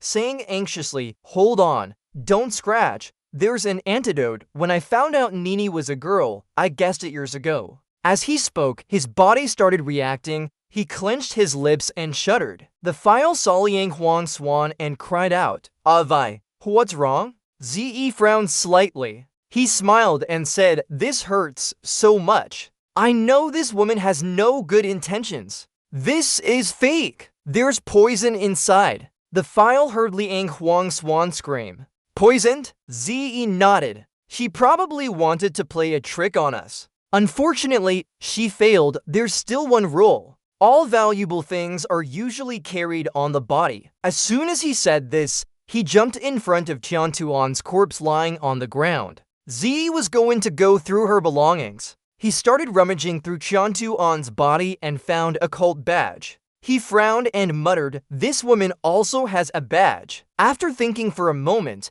he decided to open it up. Very quickly, a pile of modern scientific equipment appeared in front of him, even some future technology. After a moment of shock, Ze took out one syringe from the bunch. This must be the medicine for festering wounds. To test it again, he decided to try it on himself. Unlike before, this time his body didn't react at all when injected. Confirming there was no issue, he looked at the file and said, "Big sis Yui, I'll give you an injection. Extend your arm." The file hesitated, pulling down her sleeve slightly. Ze didn't think much about it. He went to inject her with the medicine. Before injecting, he said gently, "No pain, don't worry." After finishing, he gave her a cloth to press on the injection site and told her to hold tight for a moment. Having detoxified the file, Ze looked at Ni's body lying nearby. His face contorted with concern. He went over to embrace the corpse of the little girl and placed it beside the old lady, who was still breathing on the bed. Ziwu sighed helplessly. "It's all because of you that they died indirectly. The demon cult hid so many modern things. Surely it won't escape the notice of the spirit monitor with its system. But the problem is, where's the system? Why hasn't it appeared yet?" Tianquan said he was just pretending to be Ziwu, a demon vassal. Thinking this, Ziwu reached into his equipment bag. He took out a round coat and put it on, then added another jacket to the flying carpet. The flying carpet looked at him curiously and asked, "Vicky, what should we do now? Should we go find the lady's factory?" Ziwu shook his head and replied, "No, before we clarify the truth, I think we need to hide for a while. If your true identity isn't really Ziwu, demon vassal, who are you then?" Soon after, Ziwu and Vicky went to where the patient was resting. He stood in front of the patient and softly called out, "Wake up." The person quickly opened their eyes. Ziwu nodded and gave them a bunch of syringes before speaking. "This is medicine that can treat your ulcerated sores. I'll teach you how to use it. I have something else to do, so I need to go first." The person in charge will give the villagers medicine injections. The other person was slightly surprised, but focused on following what Ziwu said. After finishing their work, Ziwu and Vicky left. The other person watched them leave. They nodded excitedly. Liu Jingwan is indeed the great benefactor of our anonymous organization. On this side, Ziwu found a place to rest. He took a deep breath and said, "The beautiful life has been unfair to her for now." Vicky nodded and replied, "It's okay. Living with Ziwu, she feels more calm inside." She didn't understand what had happened before, feeling bloodthirsty, even wanting to destroy everything. Why did it change like this? Vicky wondered, but couldn't figure out the reason. As she was thinking, Ziwu suddenly called out loudly, "Beautiful life." Vicky immediately answered, "Yes." Ziwu smiled and said, "When we didn't go to the temple, what did that monk say to you? Can I know?" On another side, the system notice board appeared. Nyanha suddenly woke up after dying suddenly. Nyanha told her to sit up. Her eyes showed clear malice. but it quickly disappeared. She frowned and muttered, "Where am I?" The system immediately answered, "This place is called Zon Wooden Town of Silence. Your body is a girl who died in the Laos disease epidemic in village Tang, Manhua." This proved that Manhua couldn't help but laugh. "Little one, this figure is convenient for hiding your true identity." As she spoke, she threw away the protective talisman in her hand. At this moment, Manhua's eyes saw a corpse lying outside the courtyard. She quickly went out to see because she felt that woman looked familiar. After looking closely, Manhua recognized Tianquan, but wondered why she was dead. While she was thinking, bushes nearby suddenly made rustling sounds. Manhua frowned and turned around. After a long internal struggle, she decided to question the Laos disease and her demon vassal identity. But when she returned, she found Manhua alive again, and the little girl was looking down on her with a cold expression. "Hongju, explain, how did Tianquan die?" Hongju didn't understand what was happening and stood there silently. This made Manhua unhappy. She urged, "Hongju, you're asking me something. Why aren't you answering?" Hearing this, Hongju raised her voice. Before she could understand the situation, Nia intervened, cursing, "Stupid girl." At this moment, the system reminded again, "Master, the demon command was actually possessed by Nia's body." With the system's reminder, Ziwu threw Hongju aside but didn't let go. He tightened his grip. The demon energy squeezed Hongju's body, causing her pain. Ziwu shouted disdainfully, "This is troublesome." At this moment, the system reminded again that she was acting very normally based on the demon command. But strangely, the master should have had a spirit of the demon command on them. She shouldn't react like this. However, Ziwu didn't care much. He was searching for something but couldn't find it after a long time. He shouted anxiously, "Demon command, where did you go?" The system heard and asked in surprise, "Why is that so?" At that moment, the master had been surrounded and exploded. Before taking all the pursuers with her, she successfully transmitted the order. According to its settings, the demon command should have followed the system's arrangement at the end of the story. First, Ziyi Mazun was surrounded by enemy troops and ordered to issue a command. Then he self-destructed, dying in such a way that all pursuing troops were killed, creating an illusion of disappearance or death. The Ma sect would use the enemy's route to find the new identity prepared for Ziyi Mazun by the system. At the same time, as his original consciousness vanished, the host's consciousness was transferred in. Finally, he could use this new identity to escape and hide to continue his plan. But halfway through, a critical obstacle appeared. Ziyi Mazun's face turned black with anger. The system was sweating bullets out of fear. He quickly explained that an unnamed figure had caused some discrepancies, eliminating any unnecessary time. "I will handle this quickly," Ziyi Mazun coldly retorted in human language, which the immortal didn't understand much. The system calmly explained it was just a minor error. "You don't need to worry," but he still doubted and asked back, "Really?" It confirmed that yes, really. Ziyi Mazun frowned slightly and continued speaking. "So the immortal heaven must have its own Ma sect command now." The system calmly said that the death of immortal heaven was being read. "For the Ma sect command, you can change it again." It asked if Ziyi Mazun needed to bind his consciousness to this red cluster's Ma sect command. He grunted in dissatisfaction and replied, "Nonsense. Of course we need to do that." The system reminded him that the separated consciousness might cause irreversible damage when isolated. Ziyi Mazun responded indifferently, "It doesn't matter. If it works, that's good enough." With this response, the system began separating his consciousness from Red Cluster. Soon, Red Cluster regained consciousness. She looked at Ziyi Mazun and trembled, saying, "You are my master." Her eyes were filled with reverence for him.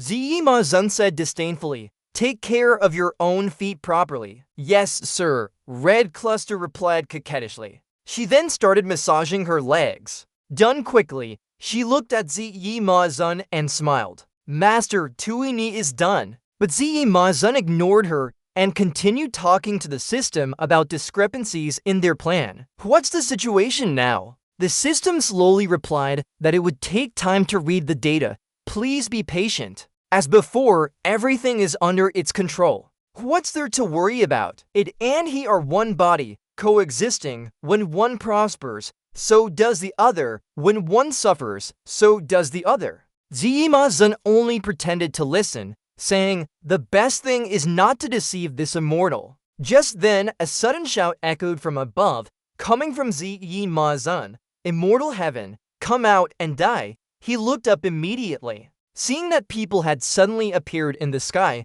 with one leading them shouting loudly, "The three original sects are here. If you don't want to get hurt, raise your hands." Meanwhile, not far from the unnamed forest of counter-radiation, Yi Yi and others were still debating whether Ziyi Mazun was indeed the Mazun. Yi Yi said slowly, after blocking the excess heat from the Ma sect, "I informed my father. The three great sects people are all here now. They successfully fled before nightfall. By the time the three great sects people arrived at midnight, they were still arguing fiercely." Although he roared and argued, "You say the national master is from the Ma sect. I might believe it. After all, he doesn't look like a good guy. But you say the shopkeeper is the Ma sect's big brother. I absolutely won't believe that." Ignoring everyone else, she shouted loudly, "The national master could be from the excess heat of the Ma sect. Why can't I be a mediocre lady with strict parents? Why can't you be just an ordinary good guy?"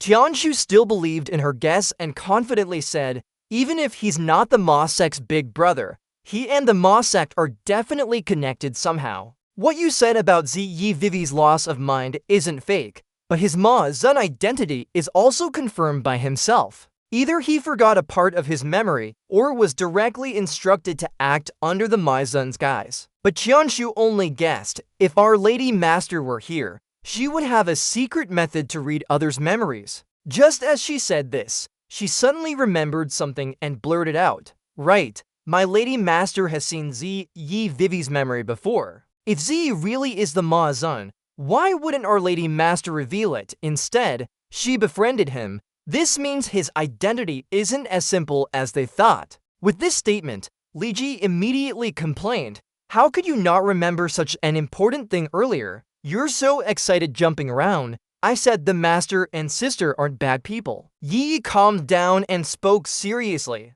"So what should we do now? The national master is indeed from the excess heat Ma sect, and I've already sent a message about the Ma Zun's appearance." Qianshu thought for a moment before speaking. If it turns out that loot was done by the Ma sect, they must have a way to handle it. Ziyi Vivi stopped Immortal Heaven. "We should quickly find someone to help us." Just then, they suddenly heard a loud shout echoing through the forest. Tichi frowned and asked, "What's that noise?" When they looked closely, they saw a bird hiding in a nearby ancient tree. They hadn't even done anything when it took off with one wing. It kept boasting, saying that the boss of the stall is a leader of the Church of Satan, Li Ziwu, the celestial astrologer, and the demon sovereign of astrology. Li Ziwu's identity isn't simple. Tuyu immediately wanted to kill this bird after hearing that, but Tianwu quickly calmed him down, telling him to stay calm. It seems like it's the favorite of the third original sect's sect leader, but she still ordered me to say I know. That's why I want to kill it. Seeing that, Yi shouted loudly, "Tianqiu, hurry and invite your grandmother here. I heard my father talking about the third original sect's sect leader. This sect leader has a simple mind. He just wants the world to be chaotic." They quickly split up to act, while the white bird kept flying and boasting non-stop. Soon enough, it arrived at its destination and perched on someone's shoulder.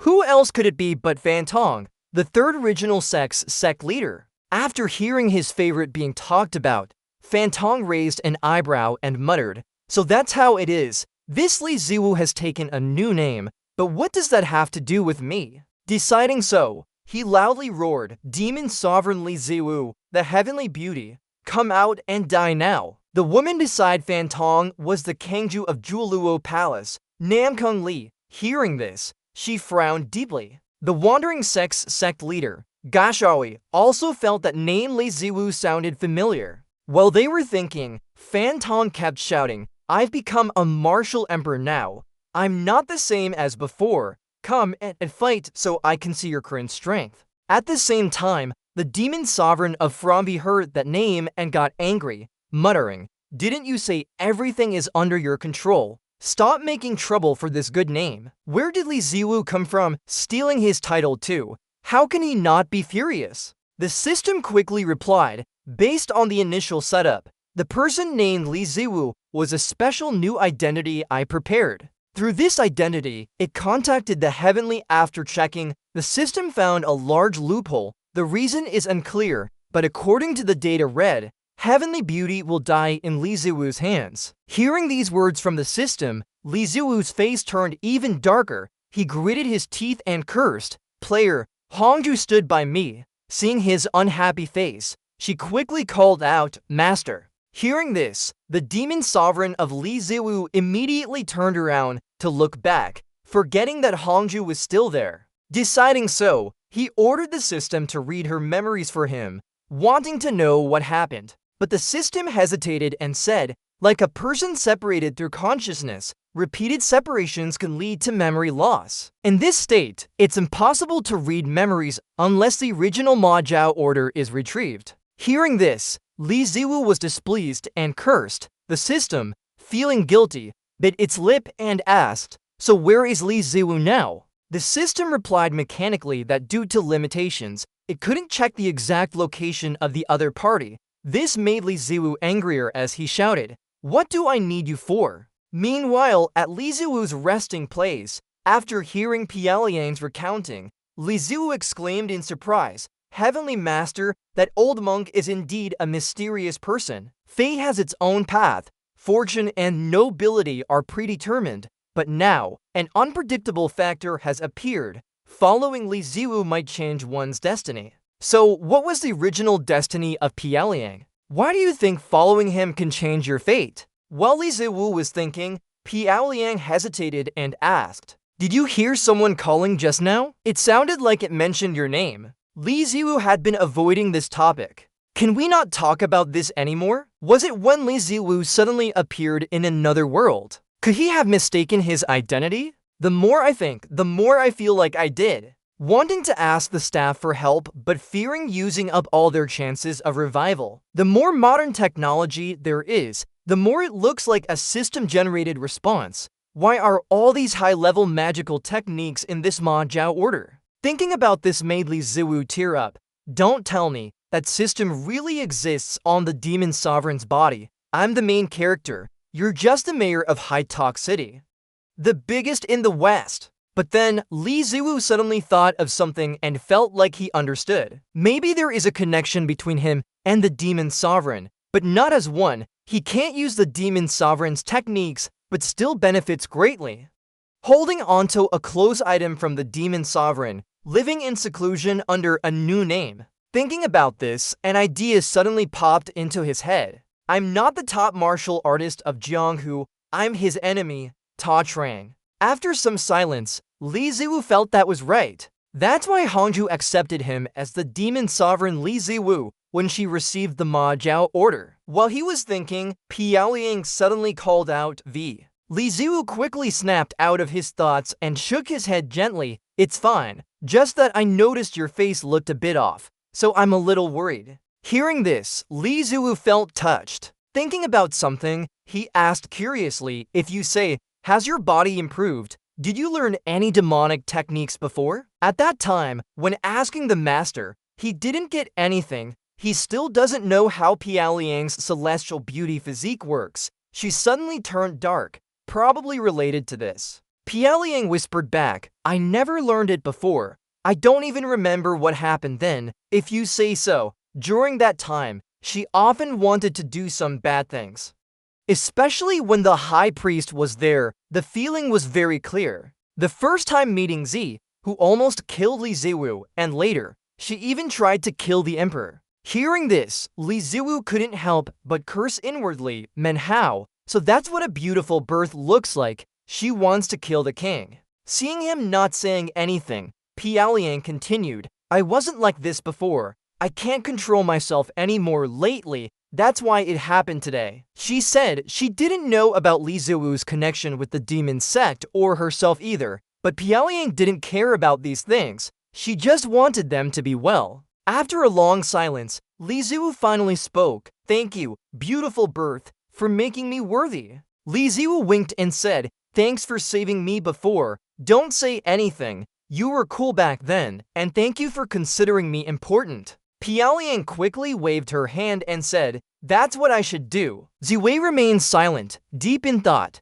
She seemed to be affected by the evil aura. The other abbot was different from Hong too. She almost always had her red eyes activated. But when they were near Than Shan's gatekeeper, there was nothing unusual. Could it still be more intense? Anyway, thinking about these things now is useless. After all, Ziwei has already ruined everything. Thinking this, he spoke seriously. "I didn't bring the wanted posters of the girls from before. We need to go back to the inn first." Meanwhile, in Tranvouredly, Fan Tong was still shouting non-stop for the evil cultists to die. He had been shouting for nearly an hour without stopping. Su Wei nodded in agreement and quickly advised, "Fan Tong, let's have a break. We'll send someone to check first." But Fan Tong fiercely rejected it. "Do you know what challenge means? A true demon lord must maintain some dignity. He should fight them himself. If they hadn't been taken by the cultists before, who wanted to sneak and report?" These words startled Su Wei, who quickly rebutted, "Fan Gong, don't say such things. I didn't know the cultists would spare us." Finally, even Great Tongue couldn't summon Ziwei. When they entered Tranvouredly, the villagers pointed out where the abbot was last seen. However, Ziwei's path was hidden by the villagers because they didn't believe she was a bad person. Someone couldn't hold back and shouted that Li's store manager was a demon lord. There were no such things as demon lords distributing medicine here. This made Fan Tong's face turn red like a monkey's bottom. He didn't say anything, feeling the disease in this village wasn't what he suspected Ziwei had caused. Just as she spoke, her eyes noticed something. The three of them went to Nianhua's house and saw Tianquan lying dead on the ground. Meanwhile, Hongta carried Ziwei out of Tranvouredly with Nianhua's body. As they walked, she asked, "Master, where are we going?" Ziwei gritted her teeth and cursed. Of course, they were going to find that dead man who took the cultist's order from Tianquan. Later, at an inn, Fan Tong's men had arrived for a rest. Su Wei spoke first. "The maiden is dead." Kumli sipped his tea and said, "She ran away with that Li guy." Fan Tong grew increasingly dissatisfied and shouted, "Damn it, I thought we could fight.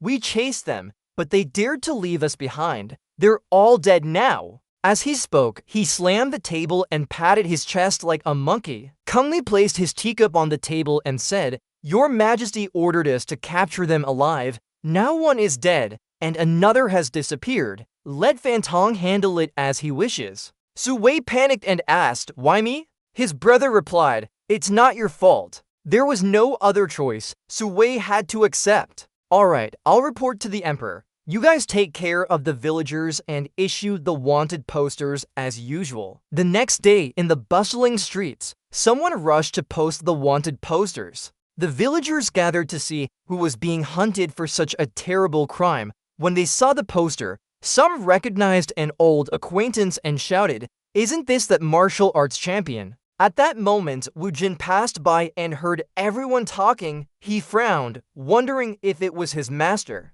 Realizing it, he went to see for himself. When Wu Jin saw the wanted poster, he gritted his teeth in anger. He tore it down with his hand. Crying out in disbelief, Wu Jin said, "Oh my god, this is my master." Indeed, on the poster was Ziwei's name and the nickname Vimeton. At that moment, someone shouted from behind, "Wait, isn't this guy?" Wu Jin looked over. Lin saw Tangpu approaching but didn't know who he was. They both knew about Ziwei. Meanwhile, at the palace, the emperor looked at the person in front of him and said, "Little Nine, stand up." Zhugong shook his head, refusing to do so. The emperor sighed helplessly. "This little demon is acting like a princess. I know she's using that store manager's name, but her true identity now is..." Before he could finish, Zhugong fiercely interrupted, "I can't be a demon lord." Seeing his stubbornness, the emperor was at a loss for words. He sighed and said,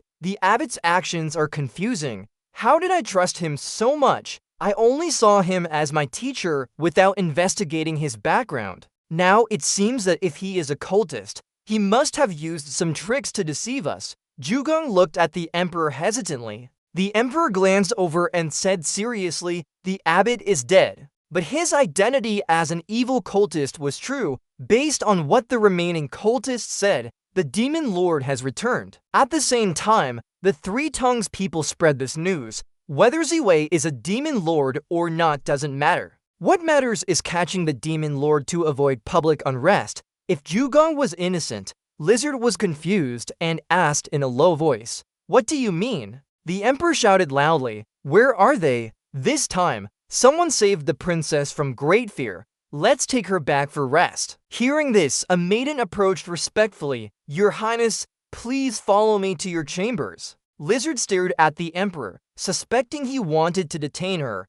She couldn't convince him, so she relied on Yi Yi and Tianthu. However, trying to detain Zhugong was impossible. Meanwhile, Ziwei and Piao Liang returned to Tranvouredly in a carriage. After getting off the carriage, Ziwei gave the driver a silver note, making his eyes brighten. Quickly entering Tranvouredly, she took a deep breath and said happily, "Finally here, I suddenly miss Xiao Zi's Kung Fu." At that moment, a piece of paper flew from somewhere and hit her face. Ziwei reached out to grab it and smiled, saying, "Fast hands indeed. The whole world is full of my wanted posters, but this one isn't too bad." Realizing it, she threw the poster away and stepped into Tranvouredly.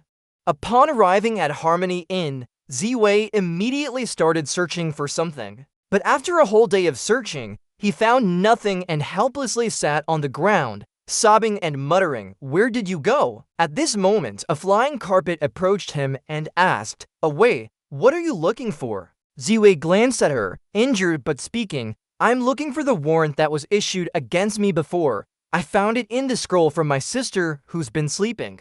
There were spies hiding their identities among them. He wanted to see if their true identities had been discovered by the Secret Door faction. If their identities hadn't been revealed yet, Ziwei could take advantage of this to gather some information. Hearing that, the flying carpet nodded in understanding. It makes sense. After thinking for a while, she suddenly remembered something. Hurriedly, she said, "Remember when I was cleaning my room? In one corner, I found a stack of rolled papers. I put them in Away's study. Do you think these are the things you're looking for?" As soon as she finished speaking, Ziwei happily exclaimed, "It must be our trustworthy big sister, the Great Birth." So they sneaked back to Ziwei's room together. Their stealthy actions made them look like daytime thieves. After observing for a while and seeing no one, the two entered to search. Ziwei couldn't help but sigh, "I thought someone was watching here." But just as she finished speaking, a deep voice suddenly echoed from the darkness. "Who is it?"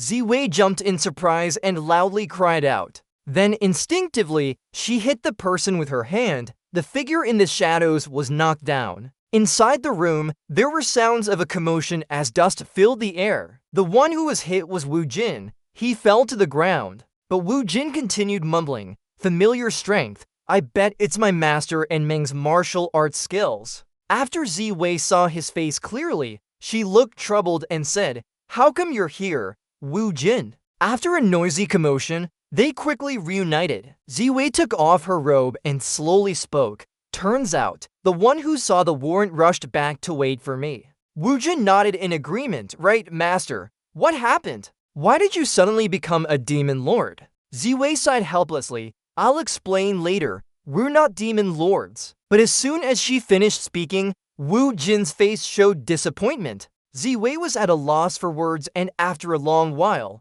she slowly said, "I'm not a demon lord. However, the development of this situation is my responsibility. I should have discovered it sooner. I hope it's still not too late." Wu Jin listened with suspicion. "What does that mean? Are you saying, could it be that your master and the demon lord had some grudge against each other?" The more Wu Jin thought about it, the more confused he became. Is this perhaps a legendary enemy who can't stand to work together? A fierce confrontation, destined enemies? While he was still lost in his thoughts, Ziwei began searching. Soon enough, she happily exclaimed, "Good news! Their identities haven't been discovered yet." You notice one of the spies, a burly man at the Lotus Tower. Thinking about it, Ziwei patted Wu Jin's shoulder and whispered, "My dear disciple, I have an important mission for you." Wu Jin was startled, but quickly got excited. "Okay, master, rest assured, I'll complete this task." Hearing that, Ziwei nodded in satisfaction. "Good, I trust you." Her mission was to visit the Lotus Tower and find a way to bring their beauty queen back. At the Lotus Tower, the so-called beauty queen sat leisurely behind the curtain and said sweetly, "Welcome our honored guest for tonight, Noser." Across from her was Wu Jin. He gritted his teeth as he stared at the figure in the screen, trying to convince himself. "It's not dead, it means alive. I must complete this mission without being lured by the American beauty." With that thought, Wu Jin boldly stepped forward and lifted the curtain. Without hesitation, he grabbed the hand of the beauty queen. He sternly said, "Follow me quietly. If you resist, I won't spare your feelings." After saying this, Wu Jin's expression turned serious. Thinking about being praised by Ziwei for bringing back the beauty queen to Harmony Inn, his eyes sparkled with determination. With that thought in mind, he loudly shouted, "Follow me quietly. Hurry up." But as soon as he finished speaking, the beauty queen suddenly laughed out loud. In an instant, her body transformed into a muscular one with rippling muscles and brawny arms. Lines 58 to 60 are repeated. Please let me know if you need further adjustment or additional lines. Kim looked at it and immediately sprayed glue, unable to say a word. Seeing him stiffen, the beauty approached and grabbed Kim's body, smiling happily as she spoke. "Little brother said something just now, wanting to go on a trip with me, but that would cost a lot of money." Kim was squeezed tightly. He couldn't escape even if he wanted to. He shakily replied, "Isn't it just more money? I can add it." Just then, there was sudden movement on the roof, startling the beauty as she looked up. But before they could do anything, something fell down suddenly. Upon closer inspection, it turned out to be a coin. He lay on the ground, grumpily cursing. What kind of house is this? Only then did he realize there were people here. 6 pairs of eyes stared at each other, frozen in place. Kim quickly recognized who it was and fiercely questioned him. "Why are you here?" Meanwhile, at Ziwei's house, he and the flying weight were still waiting for Kim. When night fell and he didn't return, he grumbled, "Why hasn't that brat come back yet? The fire is almost out now. Ziwei can't move either." Suddenly, a shout came from outside, "Master, I'm back." This woke up the flying weight, who was sleeping. Upon waking, he saw 3 people entering. Tui Wulu Beauty commented with admiration, "What a luxurious house, bringing out a slave at such a price. Finally someone will see us." But when she looked at the person in front of her, it was like an inspection. The figure in the darkness clearly recognized someone she knew well. Ziwei sat there and watched them. Tui Wulu Beauty was so scared that she trembled as she muttered, You're not familiar." She had heard recently that the Great Demon Lord had returned with a fake name and identity. It wouldn't be wrong to assume he's the familiar demon sect leader. His eyes made her feel very familiar. Immediately, the beauty knelt down, her face showing joy. She respectfully bowed and said, "It is you, Great Demon Lord. I, Dark 11th, pay homage to you." Hearing this, Tang Bill beside him was alarmed. That person really was the legendary Great Demon Lord. As he panicked, Ziwei pointed at him and asked, "Who are you?" Tang Bill quickly introduced himself. "We met during the martial arts competition. You knocked me down with a single move and taught us how to become renegades." Ziwei remembered this and nodded. "So it's you." Then he turned to Kim and ordered, "Take him outside first. I have something to talk to this beauty about." Kim immediately followed orders, dragging Biu out. But as soon as they stepped out the door, he angrily shouted, "You know my master. Why are you following me?" Biu chuckled and replied, "That's not called following. We call it tailing in our group." Kim became even more upset. "You're still gloating. What was your purpose all along?" Biu smiled wryly and said, "I had no ulterior motives. I've parted ways with my old friends." He wanted to find a new big brother for some food. When he first met this elder, he noticed his domineering aura. Kim realized the problem. This guy was here to kidnap his master. Meanwhile, inside the room, 11th was very anxious. Heaven's Complete has a problem. This great demon lord is back again. Isn't he just trying to scare her? At this moment, Ziwei spoke coldly. I spit on your appearance. Your name is Dark 11th, right? 11th immediately bowed and replied, report to the great demon lord. Yes. Moreover, the name Dark 11th was personally given by the master back then. Ziwei fell into deep thought after hearing this. After a while, he spoke again. This name sounds like it's for a puppet, doesn't it? She shivered on the ground. She understood that she was a tool of the great demon lord and that such tools are discarded when not needed. Thinking this, she bowed several more times and hurriedly said, although I haven't seen Master for many years, my loyalty to him remains. Then she began recounting her past deeds. Ziwei was lazy to listen to 11th's ramblings. He waved his hand to cut in. Alright, get to the point. How far has Tianquan arranged everything? His stern face frightened 11th. He hoped to get useful intelligence from her, at least to know what the great demon lord had been secretly doing behind the scenes. Hearing this, 11th was delighted. The great demon lord had forgiven her. Thinking of this, she reported, following Master Tianquan's instructions, everything for the sacrifice should be ready. However, recent events have caused a shortage in sacrificial offerings. It will take some time to get enough. Ziwei frowned and asked, how many sacrificial items are prepared? 11th didn't dare lie. She truthfully replied, about 1,000 people, still short by 100. The secret medicine sect has been watching closely. These 100 were supposed to be handled by Master Tianquan. Ziwei's face grew darker as he listened. 1,000 people as sacrifices, just hearing about it feels wrong. This Ma is not just a demon cult leader. He's a big bad heretic boss. Seeing you say nothing, number 11 got scared. Are you angry now? Realizing this, she quickly begged for mercy. Great Ma, please forgive me. Only then did Zwi slowly speak up. Go back and prepare the current sacrifices well for our Lord. Tomorrow we'll go see our Lord in person. Number 11 seemed relieved. He quickly agreed. Understood. But before he could leave, Zwi continued, there's still something our Lord needs to instruct personally. He took out the demon cult order and said seriously, I've heard there are imposters pretending to be our Lord recently. Remember this order well. If anyone uses this order to pretend to be our Lord and cause trouble, what should you do? Subordinate understands clearly. Number 11 immediately nodded in agreement. Then he left the room. Outside, he saw two sneaky men waiting. He was at a loss for words. At that moment, in a forest somewhere, someone else was looking at Zwi's wanted poster. It was Zwi Ma.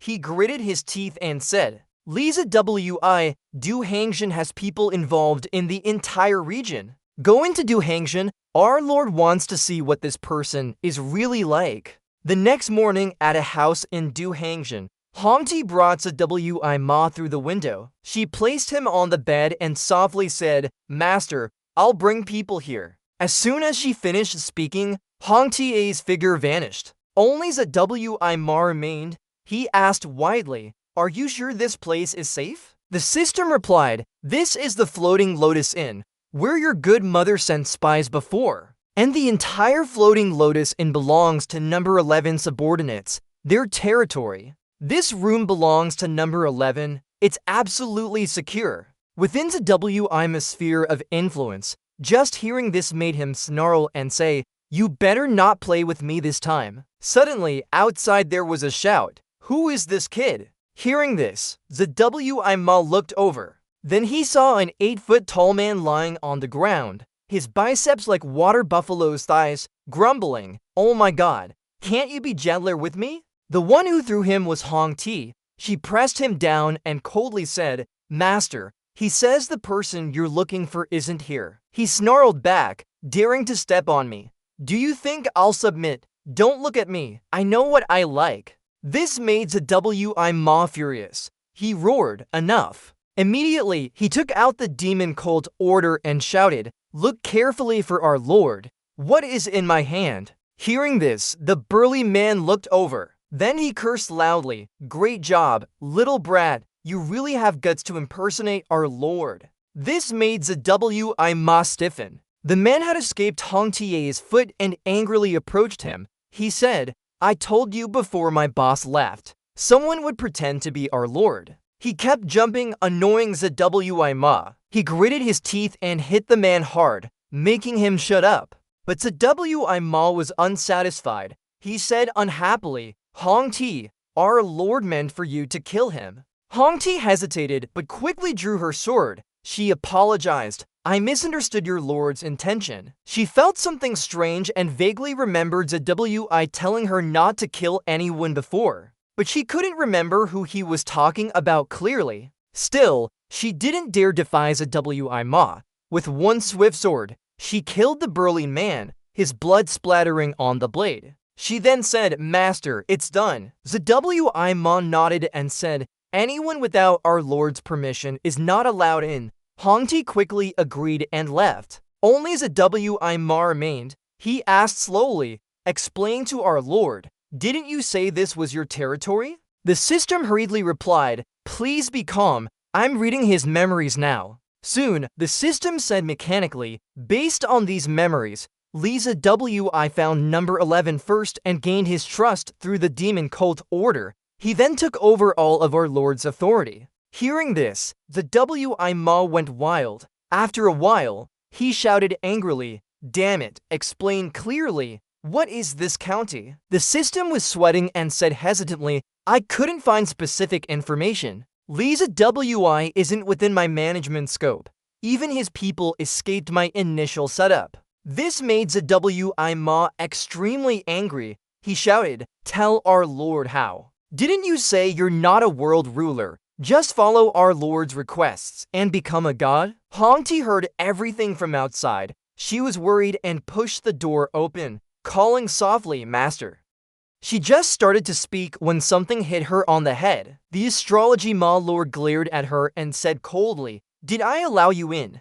Get out." Seeing his terrifying anger, her blush immediately panicked. She stood there silently for a moment before slowly walking out, her figure somewhat lonely. Inside the room, the system reminded him, "Master, helplessness and rage are useless. The current situation is beyond control. The only thing they can do now is to return everything to the right path." He bit his lip harshly as the astrology Ma Lord gritted his teeth and said, "Things have come to this point. How could I trust anyone after this?" The system spoke slowly, "We are on the same boat now, Master. You have no other choice." The astrology Ma Lord became even more furious. He ordered someone to find a new body for him. What can a little girl's body do? But the system responded indifferently. "Changing bodies requires searching and waiting.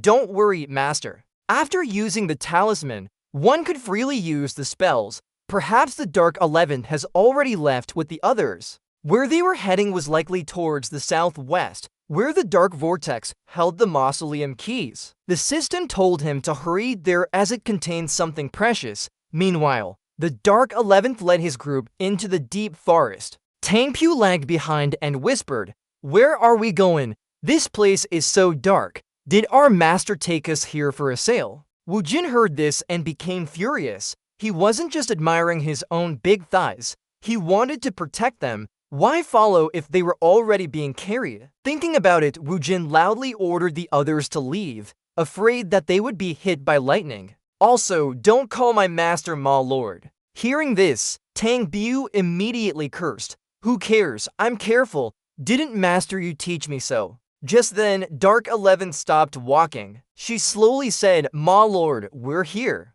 Hearing that, the astrology Ma Lord immediately agreed. "What's in front of us? You say you've arrived." He grew increasingly uneasy and speechless. But soon he fiercely questioned, "Where are we in this world? No one has swept my grave or found me anywhere." However, Dark 11th ran to a corner, pointed at the ground, and laughed. "Ma Lord, here it is." The Dark Vortex saw the lid and was speechless. Dark 11 smiled again and said, "Ma Lord, I followed heavenly fullness before. The mausoleum door needs the mausoleum key to open. please use your mausoleum key. Hearing this, the astrology lord sighed. Is it true that all dark cults like to hide in remote places? He took out the mausoleum key and showed it to Wu Jin and Tang Bu behind him. But he didn't care much. Although he placed the mausoleum key on the seal above the lid, he felt it might be a trap. Just then, the mausoleum key suddenly made a loud noise,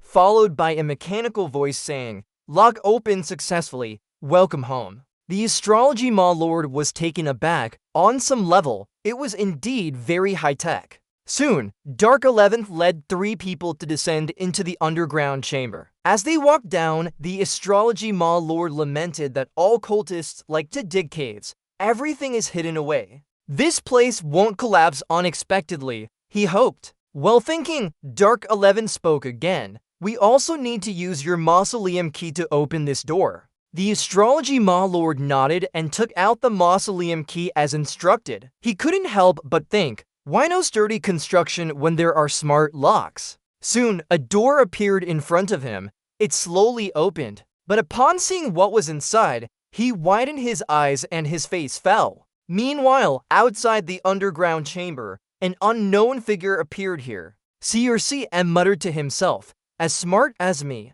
it should be easy to find. He felt this was a significant achievement. The underboss and 3 major sects would surely reward him. And he thought about how he could reach the peak of his life. Perhaps even receive Yi's joy. Alone, I can't handle it. Let me call someone to come first. But before he could do anything, a sudden loud shout came from behind. Hey, wait for me. The other person was startled and shrank back. It was and Xiaoai, pointed at the person and asked, CRC Chung, what are you doing? Seeing her, CRC's eyes lit up. Of course, I'm here to catch the astrology lord LTV. Where is she? Aharumphed, while you were hiding in the grass waiting for a V, I was behind you. CRC Chung didn't get angry but felt a bit excited. So that's it, did F follow me all this time? After a year apart, she must miss me too. No, F firmly disagreed. I came to find a V. Why did he suddenly disappear? CRC Chung frowned and muttered a V. Quickly, he remembered something and questioned again. The person you mentioned isn't the astrology lord LTV, right? Why nodded, yes, it's him. Hearing her confirmation, CRC Chung suddenly trembled and muttered, lord, why asked nervously. What is this reaction? Are you not supposed to be here because of our father's arrangement? Da Kong responded slowly, I saw the wanted notice from the 3 great sects just arrived. After saying that, he seemed to sense something. Da Kong moved closer to Yi and quietly observed her. It seems he thought about a big secret. Yi didn't know what Da Kong was thinking but softly spoke up. A way isn't from Vimaton. I need to find a way to ask about the situation. Our father said so. This matter must be handled secretly. Did you hear me? But Da Kong didn't react at all. Yi listened to every word of what I said, her heart aching. Just 1 year away from each other. How could Yi have even conceived a child with someone else? Thinking about this, Da Kong bit his lip fiercely. No, even if Yi has a child with someone else, I still like her. Taking a deep breath, Da Kong spoke calmly. Yi, I can accept having a child with someone else, but not the thought of watching my own path go wrong. These words made Yi feel a bit uneasy, but she quickly understood what he meant. She angrily slapped Da Kong on the ear and complained, What's wrong with you? In the dark cellar, Ziwei's group saw a furnace in the center. After observing for a moment, Ziwei recognized it as the place to perform rituals. So by convention, this alchemy furnace is an important ritual tool. With that thought, he called out, Dark 10th, wait outside. Increase by and Wu Jin, come here. 10th immediately followed the order to go outside. Wu Jin excitedly ran over and asked, Master, do you have any task for me? Ziwei pointed at the alchemy furnace and said, try lifting this thing up. To get more helpers, he brought Tang Bai along with him here. Both Wu Jin and Tang Bai rushed over immediately. Moreover, they competed with each other. Wu Jin pushed Tang Bai back and said, let me go help the master. Finally, it was his turn to show himself in front of the master. but he tripped as soon as he took 2 steps. Wu Jin's face immediately fell. He had triggered a strange mechanism. He nervously mumbled, "Master, I think I caused trouble." Ziwei asked curiously, "What did you do?" But before the answer came, the ground suddenly shook violently, startling everyone. Piaoliang fell against the wall behind her due to the instability. As she stood up, she saw something. She shouted urgently, "Away, a door appeared behind you." Ziwei looked over with narrowed eyes, unhappy, muttering, "It's that cursed knight again." He hurriedly walked towards the door. Just as he stepped in, an unpleasant smell hit his nose. Ziwei quickly covered his nose and shouted, "You, what is this smell?" At this moment, Piaoliang also rushed over and asked curiously, "Away, is there anything here?" But when she peeked inside, she recoiled in horror. The scene Piaoliang saw was horrifying. Many people were chained up here. Moreover, they were gnawing on dead rats. All of them were children. The sight was truly horrific. So these kids are actually practicing demonic arts to absorb their souls. They're really just sacrificial offerings. Thinking about it, Ziwei approached a little girl and whispered, "Little one, what's your name? Don't eat this anymore. I'll get food for you." Then he glanced at Wu Jin and ordered, "Quickly bring the emergency rations to me." Wu Jin, who was still in shock from the scene, finally reacted and brought the food and water to Ziwei. Taking them from him, Ziwei handed a glass of water to that little girl and said calmly, "Drink a sip first. Take it easy." Dark Tenth was outside. Suddenly he requested to take these children out, but this would surely raise suspicion. He had to quickly think of a way to get them out. While Ziwei was thinking, a stone fell from above and hit his head. Ziwei startled and looked up, his feet scattering the stones everywhere. Ziwei furrowed his brows angrily. Isn't this place really about to collapse? At that moment, on the ground, Yi and Da Kong were shooting arrows at each other. Da Kong spoke softly, "Yi, I can't let you go astray. Relax, after Ma dies, I'll take care of you and the baby." Yi got angry and pointed her sword at Anne, scolding, "Go away, old lady. If you don't explain properly to me, it won't matter anyway." This fool followed him all the way here for a grand mission, so I guess he must be nearby. Stir up trouble and head to the center of the area where the command is issued. Thinking this over, Yi felt she had no choice but to do it now. Immediately, she looked up at the sky and shouted loudly, "Avika, run!" The atmosphere in the cave fell silent. Da Kong didn't expect her to act like that. After regaining composure, he couldn't believe what she did. "Oh, so you're covering for him." Just as he said this, Xiao Xiao suddenly shouted loudly, "Master sister, hurry up!" Her shout echoed through the deep forest. Yi had to cover her ears. After shouting, Xiao Xiao fell down but continued to scream, "Sister Master." Before she could finish, Xiao Xiao suddenly struggled. The ground suddenly cracked open. Yi and Da Kong were alarmed by the scene. But there was no time to do anything. All three of them fell into the newly formed pit. At the same time, below turned into a pile of rubble. Zhu looked at this scene in confusion. What's going on? It seemed like something was falling from above. Before he could think it through, something landed amidst the rubble. It was Xiao Xiao. She had crawled up. Seeing her, Zhu asked in confusion, "Xiao Xiao, why are you here?" Xiao Xiao didn't answer but rushed straight to him. Then she explained, "I came with Sister Hua.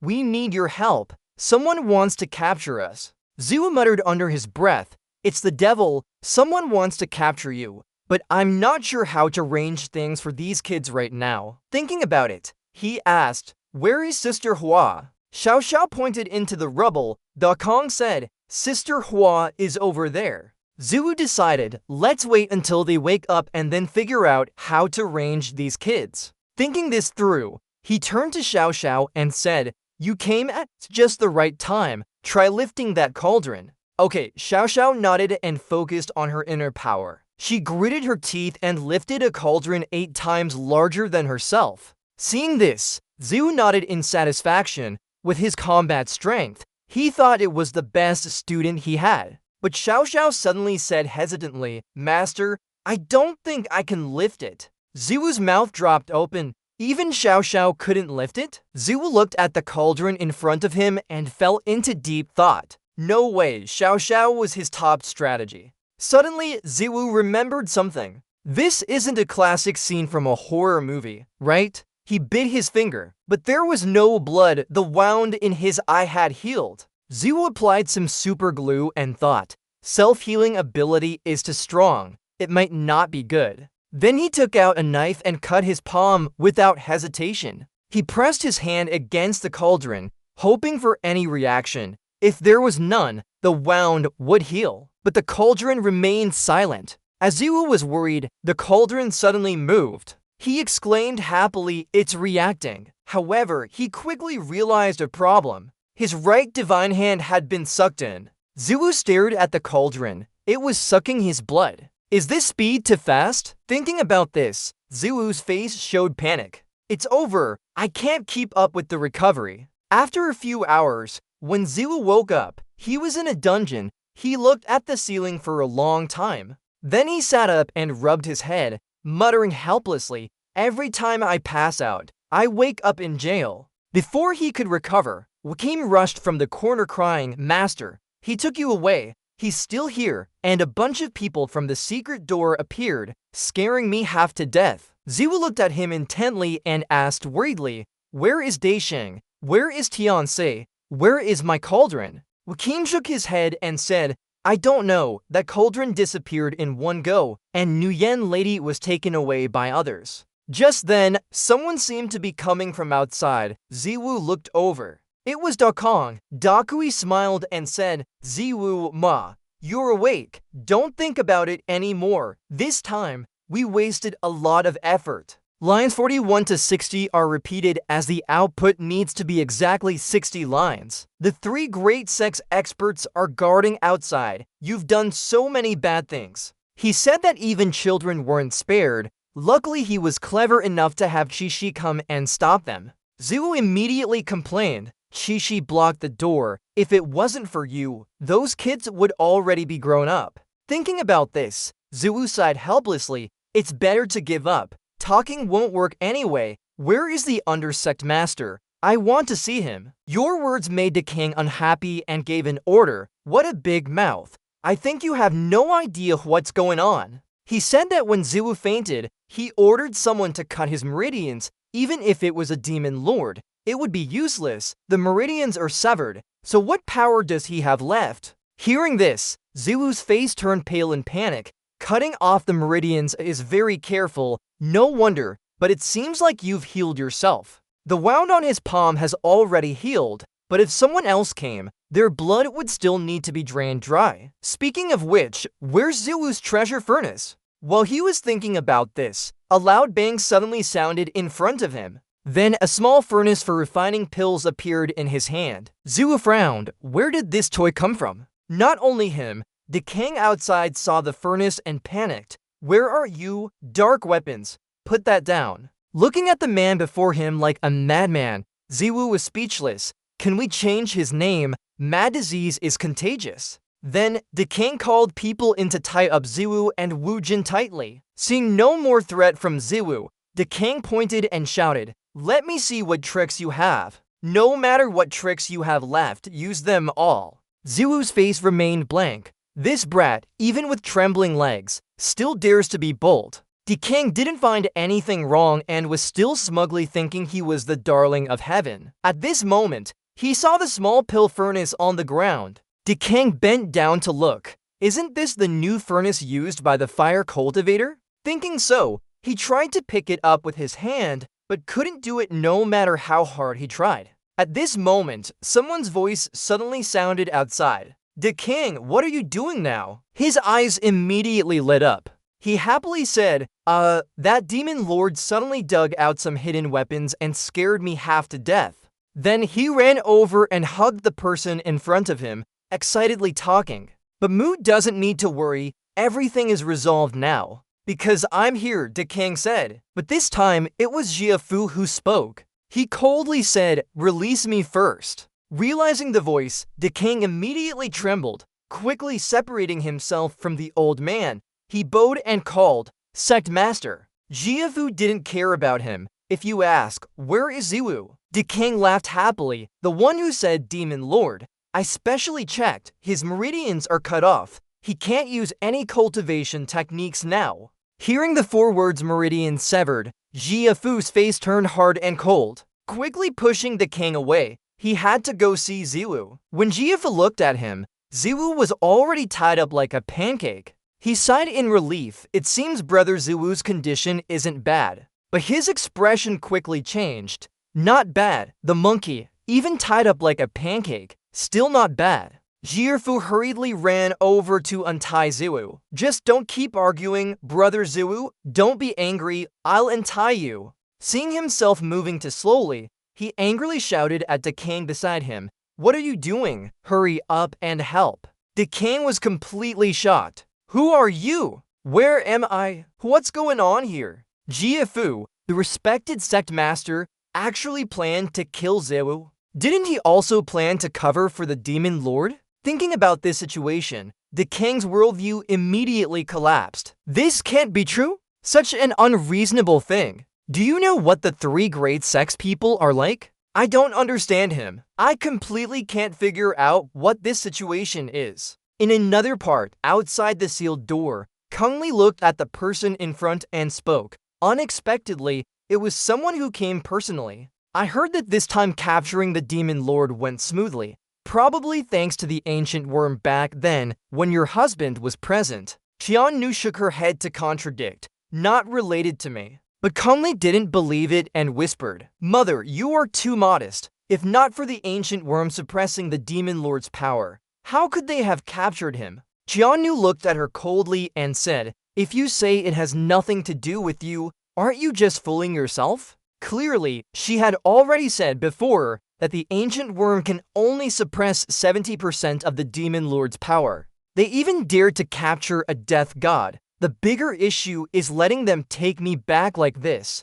I don't want to be misunderstood by you. Thinking about it, Tiannu immediately spoke up. Let's get down to business. Why did I come personally? When I said that, the 3 sects people froze, unsure of what to say. Kungli hesitantly asked, who took him away for? But before she could finish, Fan Tong interrupted. Do you know who he is? On what grounds are you taking him? Kungli looked at him non-stop and was speechless. How dare this guy talk to the mother like that? I'm sure this fool sacrificed his brain to become a martial emperor. Su Wei also silently thought, Fan Tong is just cursing. It has nothing to do with me. Indeed, Tiannu's face was now dark. Even the emperor had to be respectful in front of the mother. How dare he? Tiannu glared at Fan Tong, clearly displeased. Fan Tong immediately fell into a passive position. Jun stuttered, don't glare at me, that's dangerous. Of course, it was discussed between the 3 great sects and the sealed door on how to handle this. You acted on your own. If something happens, who will take responsibility? Hearing this, Tiannu smirked. She scolded, relying just on you guys, thinking you can deal with a village chief. Not even 1 demon lord could be handled. Now dreaming of it in 3 days. Who dares to touch him? Fan Tong didn't back down and coldly said, you can treat a guest. I've had enough of your arrogance. Don't think I'm really afraid to hit you. Tiannu stared at him for a long time before smiling. Go ahead and attack. As soon as she spoke, her figure pressed in front of Fan Tong. Tiannu coldly laughed. Finally got the chance to practice. In her hand, a powerful inner force appeared, seemingly able to fill mountains and seas. Fan Tong couldn't dodge in time and was knocked out. Seeing this, Jun and Su Wei froze. When they reacted, Fan Tong had been hit by a woman's strength and even more so by someone who wasn't skilled in martial arts. That's a martial emperor.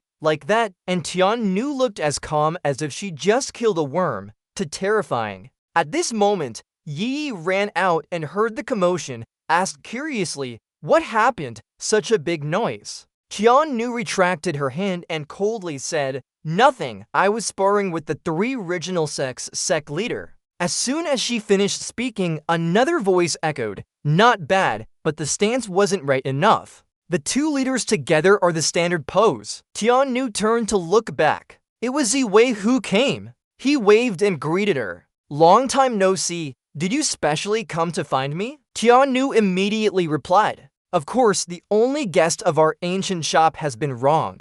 I naturally had to come. Let Senior Li accompany me for a while. Leave this place to the vice sect leader to handle. Just relying on one bird's mouth to rush and catch people. What really happened, you know in your hearts. As she spoke, Tiannu glanced at Kung Li and Su Wei, making them speechless. After a while, in the living room, Yi quickly told Ziwei that Nguyen, Miss, and Tang Bao were elsewhere. I'll go get them, Avika, you to talk first, I'll be back soon. Then she left after closing the door. At this moment, Ziwei sighed in relief. Finally, someone trustworthy. The Demon Lord's order is on you. You can say 1,000,000 times it's unjust. No one will believe you. Tiannu stared at Ziwei and smiled. Senior Li, I heard about the National Masters matter. Tian and V misunderstood. For your sake, I apologize for it. That's why you pretended to be a demon lord, probably because of some discovery. Hearing this,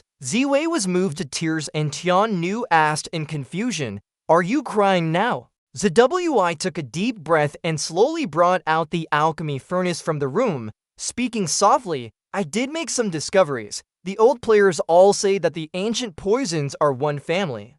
So this familiar person is no exception. Seeing it, Tiannu was surprised and exclaimed, isn't this what an alchemist uses? Where did this furnace come from? It looks so familiar. She looked at it more and felt increasingly familiar, but couldn't recall where she had seen it. Thinking about it, Tiannu reached out to grab it, but something unexpected happened. No matter how she tried, her hands were shaking uncontrollably. Seeing this, Zwi couldn't help shouting, you can't even pick it up. The more she looked at it, the more frightened Tiannu became. Zwi examined the object in his hand closely. He was sure that this must be a treasure for an alchemist. Thinking about it, he asked curiously, do you know where to find an alchemist? Someone who's powerful. Tiannu immediately replied, I do. Have you heard of the Medicine King Grove in Merida? I once met someone from there when I was young. They say there's an alchemist over a few hundred years old inside. Zwi frowned thoughtfully after hearing this.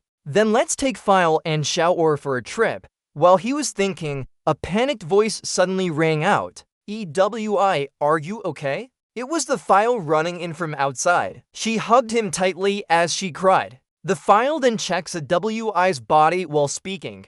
They want to disable you. What's going on? Zwi wiped her tears with his hand. He whispered soothingly, don't cry, I know my self-healing abilities. Are you okay? The File shook its head and replied, I was taken by Lady Disiang. The situation of the others is unclear. Ui then brought Xiao'er along and said happily, don't worry, Wi, Miss Nguyen is fine. Mr. Jin has been called away to deal with something else. This child wants to see you first. Zwi nodded in agreement, saying gratefully, you're always thinking of us, right? Did anyone besides us see the others? Ui nodded and said, besides us, we rescued over 300 children. They are all ranged well now. There's no one else. What's wrong? Zwi just laughed and said, nothing much. The No. 11 must have run away on his own. How coincidental. Ui then became serious and said, with the Dowager here,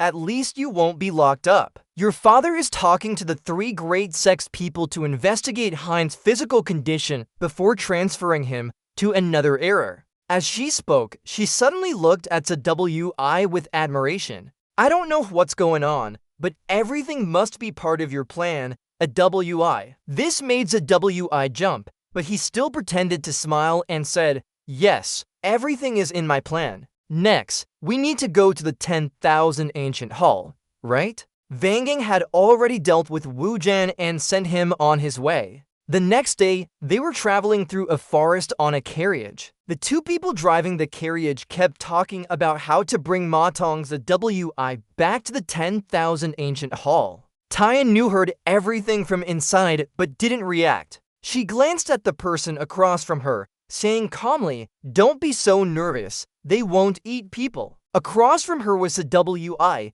This woman is really scary, but it's all for Master. He must endure this. Meanwhile, the WI had been taken away by Xiao or to fly. After a few hours, they stood on a cliff. Looking down from above, the WI sighed. No wonder it's called the Radiant Grove. It said that this place is far removed from the world and free of dust. He pointed to a village hidden in the Radiant Grove and suggested, there seems to be a village over there. Let's go check out the forest entrance. Soon, the WI entered the Lotus Village within the Radiant Grove. The people here lived very peacefully. Some were gathering herbs in the forest while others were tending to their own affairs, leading a secluded life that everyone aspired to. Seeing this scenery, the WI couldn't help but sigh. No wonder it's called the world beyond the flowers and trees. The lives of these people are very peaceful. He approached one woman tending her garden and whispered, "Excuse me,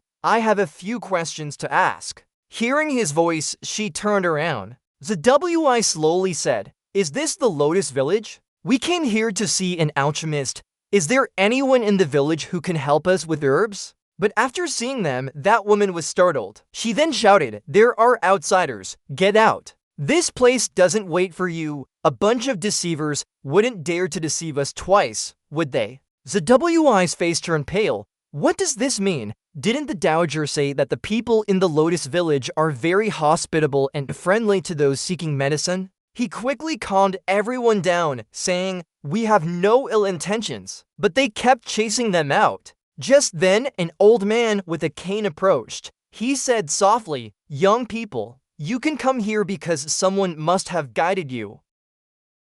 But he said that Dao Hoa village doesn't wait for outsiders, so they should leave quickly. So the three of them were chased out without understanding what was happening. Ziwu sighed helplessly. Why is this? What happened in this village to make the people hate outsiders like this? Just then, there was sudden movement behind them. They turned around quickly, only to see a little boy coming out of the forest, tripping over something and falling down. Ziwu approached the little boy, bending down and asked, "Little brother, can I ask you some questions?" The little boy lifted his head upon hearing the voice. He smiled at the little boy and continued asking, "Has anything bad happened in the village recently? Any incidents?" The little boy looked suspiciously at them and said, "Don't think I can't see through you. You're definitely not good guys either. Go away. No matter what you say now, it won't work. I'm not going with you." Ziwu frowned in thought. The little boy meant that someone had led other children from the village before.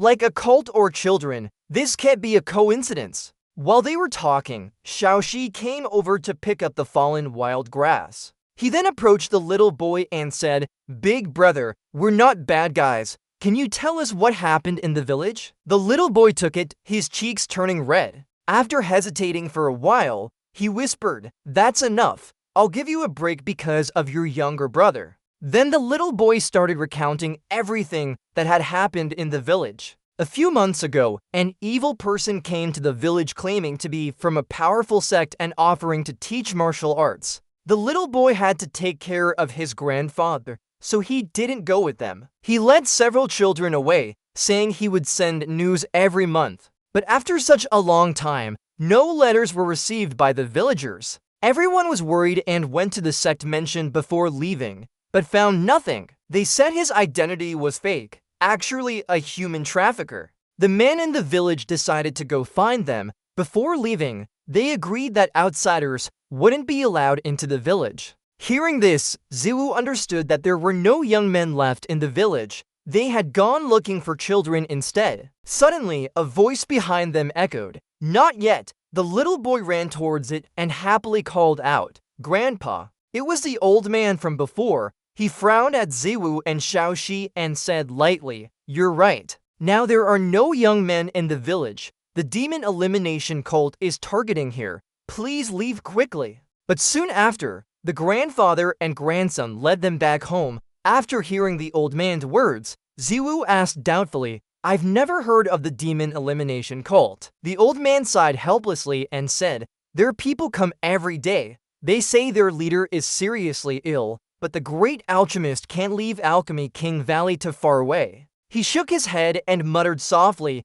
"I won't mention this anymore. You just now said you might know where those children went. Diamian nodded. Ziwu took out a letter and placed it on the table, saying calmly, "It's true. The immortal lady of 10,000 years vault sent me to tell the king of alchemy, King Valley. This is the letter from that immortal lady asking for the king's help. As for those children, I won't go into details." Then Ziwu began recounting everything to the old man. After hearing it all, the old man stood up abruptly and exclaimed in alarm, "Oh my! So much has happened outside?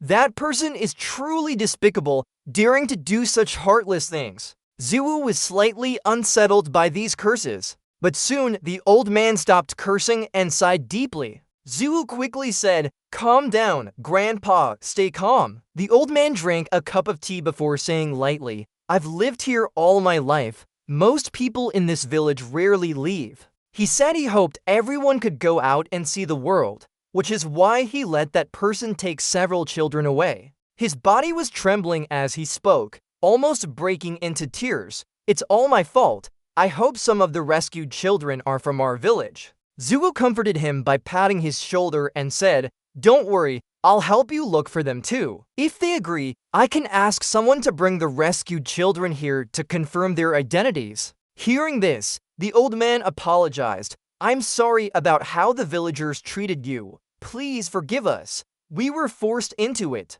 A heavy burden is hard to repay." He said Ziwu was from 10,000 Years Vault and of course they should welcome him. But there's a toxic zone in Alchemy King Valley, so getting the Bixie poison pill would be difficult. Ziwu asked, "The valley sends an alchemist every 7 days to check on the condition. Maybe you can get the Bixie pill then." After talking for a while, they left. The sisters heard the noise and looked over. Ziwu looked at Xiaoxi and said with a sly smile, "Beautiful scenery. Long time no see. Everything is settled now." The village chief suggested that we should be accommodated in the village. "We'll stay for a few days after the alchemist leaves the valley in 2 days." The village chief added, "There are many empty rooms here. Follow me and I'll arrange them for you." Another aspect, in a house within the Rook Valley, a woman was continuously coughing. The attendant expressed concern. Recently she has been coughing more frequently. Her body isn't feeling well.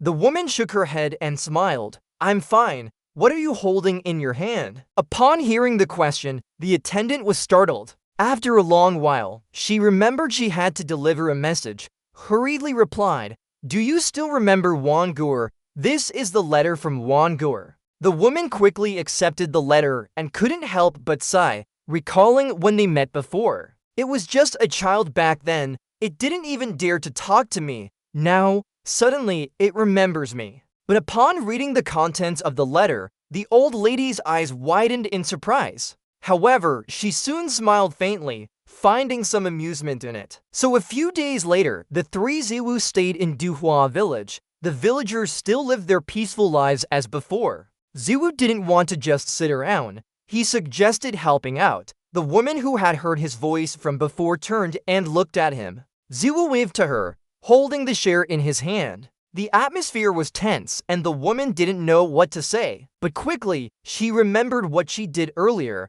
bowed her head in apology. "I didn't know your identity before. I offended you. Please forgive me." Ziwu saw this and hurriedly waved his hand. The woman began crying, not hiding anything. At that time, "I followed that person too. To this day, I still want to thank you." Ziwu fell into deep thought upon hearing this, clenching his fists tightly as if suppressing something. If Tianquin didn't reveal his identity, he might have sunk into the Ma Lord's identity. But soon, Ziwu regained his composure. He couldn't think like that. Maybe it was just a coincidence that his mistaken identity disrupted the Ma Lord's plans at the right time. Moreover, solving the hidden heretics of Kingshan Sect earlier could be seen as coincidental. Meeting the alchemist and clarifying the function of the furnace would bring them closer to the truth. Thinking this way, he happily went to work. But just then, someone called him Piaoliang and Xiao Zhuan ran over, Piaoliang laughing and saying, "The alchemist is here. The village head told me to call you." Meanwhile, at the Ma Sect's evil base, Shi looked at the mess in front of him, unsure how to proceed. Why did this place suddenly collapse? There were also some people from the Silk Robe sect here. Moreover, The Ma Lord was missing, along with the sacrificial items. She only cared about hiding. The great Ma Lord would definitely not let her off easily. As Shiyu was heartbroken, a cold voice suddenly echoed behind him. He turned to see Hanta carrying the Ma Lord's body arriving. Seeing the mess in front of him, the Ma Lord's body realized he had arrived too late again. Thinking this, he immediately ordered Hanta, find what's missing. Hanta nodded and then put down the Ma Lord's body. Shiyu saw Hanta arrive and asked curiously, "What are you doing? Aren't you the one by the great Ma Lord's side? Where did this child come from? Why do you carry it around with you?" The Ma Lord's body was speechless upon hearing these words, unsure how to respond. But Shiyu continued talking. Could this be the great Ma Lord's command? Why is Hanta following a child? Could she betray the great Ma Lord? Just as she spoke, Ma Lord's body's hand began emitting dark energy. Seeing this, Shiyu immediately panicked and shouted, "Strangers!" But before he could finish his sentence, his body was covered by dark energy, and a loud cry echoed. The Ma Lord's body ignored him and coldly ordered the system to show what happened here. The system replied immediately, "Please wait, reading memories." At this moment, Hanta returned and reported, "Master, nothing is missing." The Ma Lord's body casually nodded as if he already knew. If not, it would have been taken by that person. He didn't know why Ziwu could take it, but soon would find out everything. Unfortunately, this disappointed the Ma Lord's body. After checking, the system gave him a response like this: "Master, due to Ishii's presence outside, we can't determine what happened." The Ma Lord's body was furious and shouted, "How many times already?" Meanwhile, in Duhua village, the alchemist's people arrived at the village head's house. Kangjing said, "I didn't expect you to arrive so quickly. I should have greeted you outside. My apologies." Then the village head looked at Ziwu and smiled. Liang village head. But at this moment, the Rock Valley master coldly interrupted. "No need for greetings, Liang village head." Pointing at Ziwu, she said bluntly, "Liang village head, I saw a letter from Wangur. You came to find it." Before he could finish speaking, outside the door, someone suddenly shouted in panic, "Trouble, the exterminators are here." Ziwu and the Rock Valley master looked towards the door. The attendant beside the Rock Valley master secretly observed Ziwu. Feeling his gaze was too aggressive, she felt a bit scared. Inside the house, the Rock Valley master entered and said, "Sit down." Ziwu nodded and sat down while observing. Unable to tell if it was male or female from her voice, but guessing it was a man by her figure. As he thought, the Rock Valley master spoke. "Liang village head, I saw the letter from Wangur. You came to find it." But before she could finish, outside the door, someone shouted in panic again, "Trouble, the exterminators are here." Before they could understand what was happening, the door was kicked open. A woman entered with a cold expression and said, "I heard our esteemed alchemist suddenly arrived. How coincidental is that? The alchemist is here. We just happen to be guests too." Seeing the situation was unstable, Ziwu and the Rock Valley master hurriedly went outside. Immediately, Ziwu saw Pialiang being taken away by them. The woman laughed happily. "A lucky thing we also met a beautiful girl who caught my eye." She then grabbed his face and smiled seductively, saying that Da Dang's condition was incurable anyway. Getting married would be fine too. A plump maiden like her would surely please Da Dang. Ziwu frowned and thought, they were definitely from the anti-Mongol faction, so why had he suddenly become a hostage? Where is that brat if we snatch someone now? It's just in time, the keg master coldly interrupted, releasing her. The anti-demon woman shivered. If she releases them, doesn't that mean they can't be exterminated after all? They say your keg master is a living bodhisattva. To release these people, you must come and exchange yourself. Alright, the keg master sighed and took off the mask covering her face. Introducing herself as the living bodhisattva keg master, she said they could now release them. Seeing her, the woman was delighted, just like in a painting. Indeed, very lucky. She immediately smiled and said that she had taken responsibility for herself, so releasing people wouldn't be an issue. "Now, please come with us." But the keg master interrupted. "Hold on.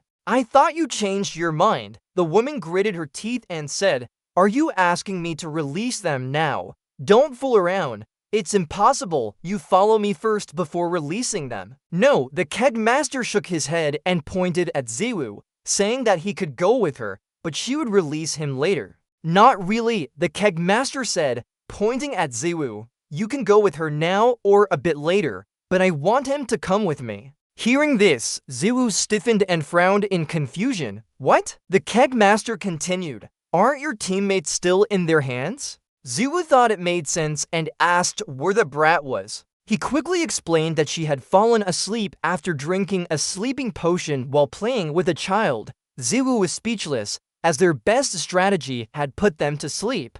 Seeing he didn't say anything, the keg master approached the anti-demon woman and asked about Da Dang's condition. How is Da Dang now? I think I should prepare some medicine. What do you think? Hearing this, the leading woman threw down a basket of herbs and said, Isn't there already enough herbs here? You're trying to trick me. The keg master looked at the herbs for a moment before nodding. So I'll trust you once. I have a hostage in my hands. Can we wait 1 incense stick's time? We will wait here for someone to arrive. Daman nodded and the keg master continued. No problem, we'll be back soon. Ziwu followed her quickly. An incense stick should be enough time for the brat to wake up. After a few steps, the keg master remembered something. She gave Ziwu an elixir and said, Right, there's a lot of poison in the keg cavern. This is bitter poison elixir. Seeing him standing there confused, she added that without poison, he could follow her now. I have something to say to you.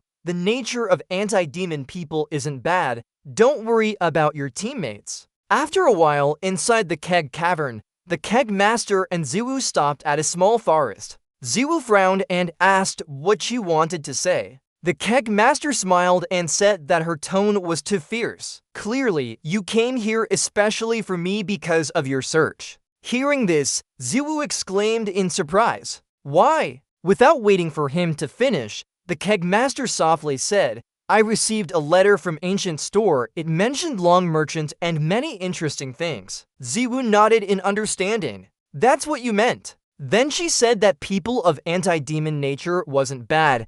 Don't worry about your teammates. She continued, previously, the anti-demon didn't have this name. It was changed later. 2 years ago, Da Dang left and fell ill upon returning. When they carried him to the Lotus Village for a medicine master, his condition worsened as soon as he arrived in Lotus Village. Later, they tried several times but found that whenever they approached Lotus Village or Keg Cavern, Da Dang's condition would worsen immediately. So they changed their strategy and wanted to invite the Fire Masters out of the cavern to treat him. Ziwu asked curiously if sending someone from the Keg Cavern outside wouldn't solve it, but the Keg Master shook her head and sighed, We can't go out. Everyone in the Keg Cavern is extremely poisoned and cannot be cured. They can only live in this poison. Even Lotus Village could only occasionally send people out.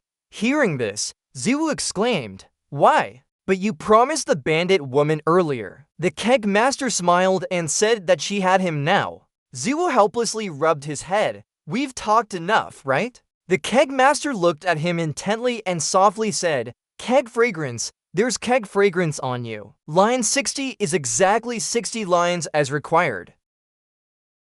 When meeting Ziwei, she could smell it and said you must have drunk the radiant elixir left by that great person. Hearing this, Ziwei was confused, muttering to himself about the radiant elixir and the great person. But quickly, he remembered someone and exclaimed in surprise, the great person she mentioned? Could it be? The CCC master nodded slightly. Yes, the great person doesn't belong to this world. Who else but the three heavens martial god? It's time for the only existing martial god to appear now, a few decades ago. As you can see, he is currently enslaved by the system. Qian Lady has to carry a stone basket for training as the system instructed. But after not long, it made him so tired that he wanted to faint. He muttered angrily, training this monkey, I just want a place to rest. However, after Qian Lady finished speaking, the system didn't speak again, making him feel uneasy. Just then, a woman approached with long white hair reaching her waist, her sparkling eyes looking at Qian Lady worriedly and asked, Are you alright? The woman's appearance left Ba Tian stunned. He thought she was an immortal lady because he almost died. Hearing this, Ziwei couldn't hold back anymore and interrupted quickly. Hey, is this you? The CCC master shook her head gently and explained slowly. No, this is a picture of our ancestor. The position of CCC master in Radiant King CCC doesn't change gender. She's the dual-headed CCC master. Hearing that, Ziwei exclaimed again. So actually, you are one. I know what you're going to say. The CCC master immediately objected. A girl. Ziwei quickly retracted his words. Lucky me. Almost thought it was male. The CCC master continued her story. The great person fell at the village entrance and was picked up by our ancestor. They say he kept muttering about how the system disappeared and he was free. Hearing this, Ziwei fell into deep thought. So, if the system is gone, could this place block it? As he pondered, the CCC master continued speaking, talking about what she learned from that great person's world. He said in his world, this place was called the Realm of Peach Blossoms, so they renamed the village to Peach Blossom Harmony Village. What happened next? Hearing this, Ziwei became more surprised and urgently asked if this place could block the system. Why did Long Bhan have to kill himself? Wouldn't hiding here be better? The CCC master replied slowly, before answering you, can I have a bit of your blood first? Vong Wei nodded slightly, sure, but hurry up. My healing speed is terrifying. The CCC master seemed to understand and took out a needle, pricking her finger. Fresh blood fell into the cauldron, which the CCC master caught in a medicinal pot. She then continued, what happened afterward was related to why people from Radiant King CCC couldn't leave here. That great person stayed in Peach Blossom Village for a long time, setting up an herbal clinic and teaching them how to grow herbs for sale outside. But people from Peach Blossom Village lived no more than 25 years since ancient times. Even Tian Lady's outer grandmother didn't survive that long. The good times didn't last. Tian Lady's outer grandmother fell ill, and there was nothing she could do about it. He left a message saying he would find a way to leave this place later. According to records, when Ba Tian reappeared, he brought back a treasure which he placed under Radiant King CCC, creating a toxic zone that protected the cove. This toxicity was deadly for others, but beneficial for those in Radiant King CCC, extending their lives. But once they left this toxic zone, they would quickly weaken. That's why they couldn't leave here. Hearing this, Ziwei fell into deep thought. After leaving for a while, he brought back such a treasure. His first grade skills were almost managed by the system now. So it wouldn't be surprising if the system knew about it. Pure Peach Blossom was a forbidden area of the system, but still allowed Long Ba Tian to change items. What kind of deal did they make? Just as Ziwei was thinking, a loud bang suddenly echoed in the room. Dust and smoke filled the entire room. Then she sighed and said, it's done now. Shocked, Ziwei exclaimed, where is everything perfect? I must have blown up the cauldron. Cici Chu shook her head and laughed. Don't worry about these details. With this elixir, I can stay outside for a while. Looking at the elixir in her hand, Ziwei asked doubtfully, is it really effective? Nodding, Cici Chu replied firmly, of course it's effective. Don't you know how special human blood is? Ziwei roared, I don't know. Are you talking about my outer grandmother's love story? What can my blood be so special that it cures everything? As she spoke, Ziwei suddenly remembered something and exclaimed,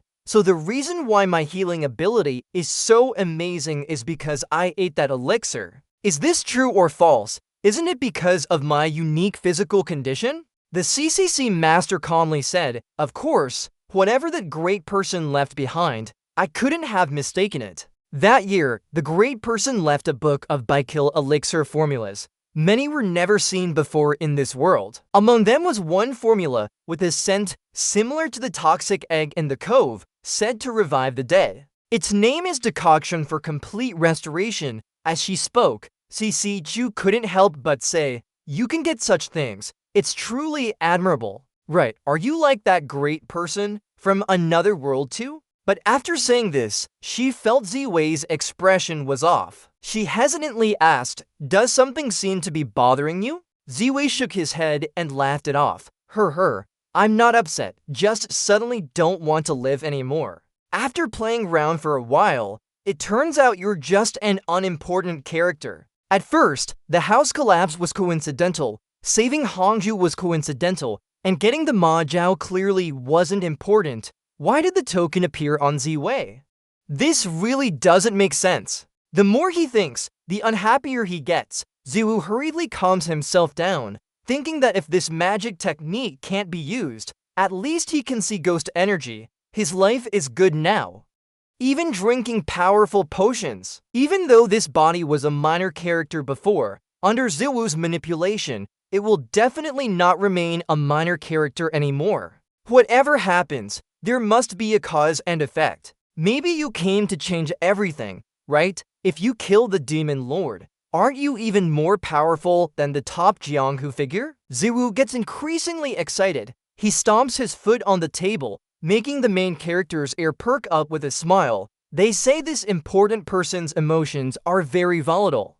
They're just like that. At this moment, Ziwu suddenly thinks of something. Quickly speaking up, if you know how domineering you are, we can be allies. I won't hide it anymore. Do you recognize this? As soon as he speaks, Ziwu places the alchemy furnace from the demon sect on the table. The headmistress immediately recognizes it. That's a blood furnace. Seeing her expression, Ziwu exclaims happily, "Do you know what this is?" The headmistress hesitates for a moment and asks, "I do recognize it. Why do you have one of these?" Ziwu doesn't answer but suggests that if you want to get it, don't worry about how. Tell me, why would I know what this is before? After some thought, the headmistress says, "A blood furnace, as its name implies, uses blood to refine potions. It's said to be used by immortals to purify souls. However, using it requires fresh human blood. If not for Ziwu using the Great Nourishing Pill,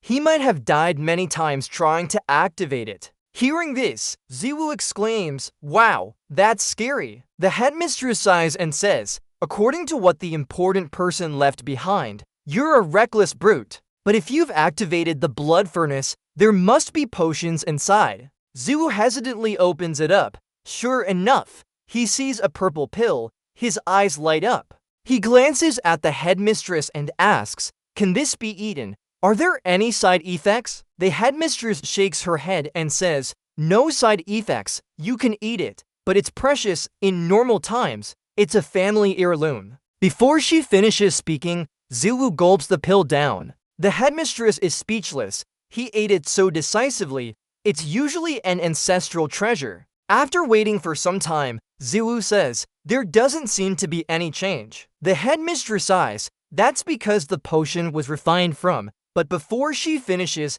Ziwu's eyes widen in shock. A stream of ghost energy suddenly appears in his hand. Is this not the demon sect's ghost energy? How did it appear in his hands? But before he can figure out what happened, Ziwu's head starts hurting badly. The headmistress is alarmed and exclaims, "What's wrong with you?" But Ziwu can't answer calmly. His eyes slowly close as if preparing to fall asleep. Clearly, he had asked specifically about this being edible without side effects. Meanwhile, at the Harmony Inn in Yuhangjing, Ziwu Demon Lord has arrived. The system keeps reassuring him to hold on a bit longer. His body is too weak and needs time for the fire to settle. While Ziwu was thinking, someone suddenly calls out, "Master," making him jump and turn around. It's Jiantu. Seeing her, she trembles and exclaims, "How could it be you?" The system pops up with a message. According to the latest information, Li Ziwu is in the 10,000-year tower.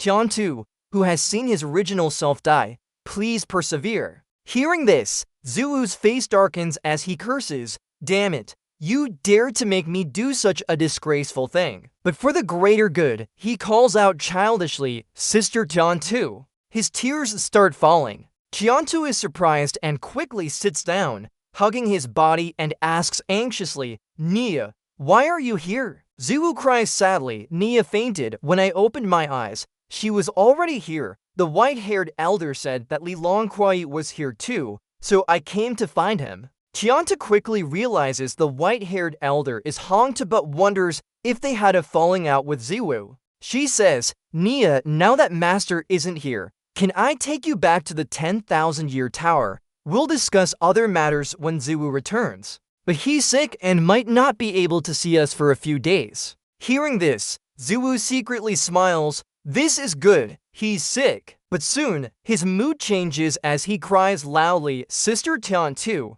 I'm so scared. Tianta comforts him, leading Nia back to the 10,000-year tower while thinking about what to do next. On the other side, at the Defeat Demon base, Ziwu wakes up in a daze. This scene is familiar. He guesses he's back in prison again. Suddenly, the voice of the floating light rings out. V, you're awake. Ziwu jumps up in surprise.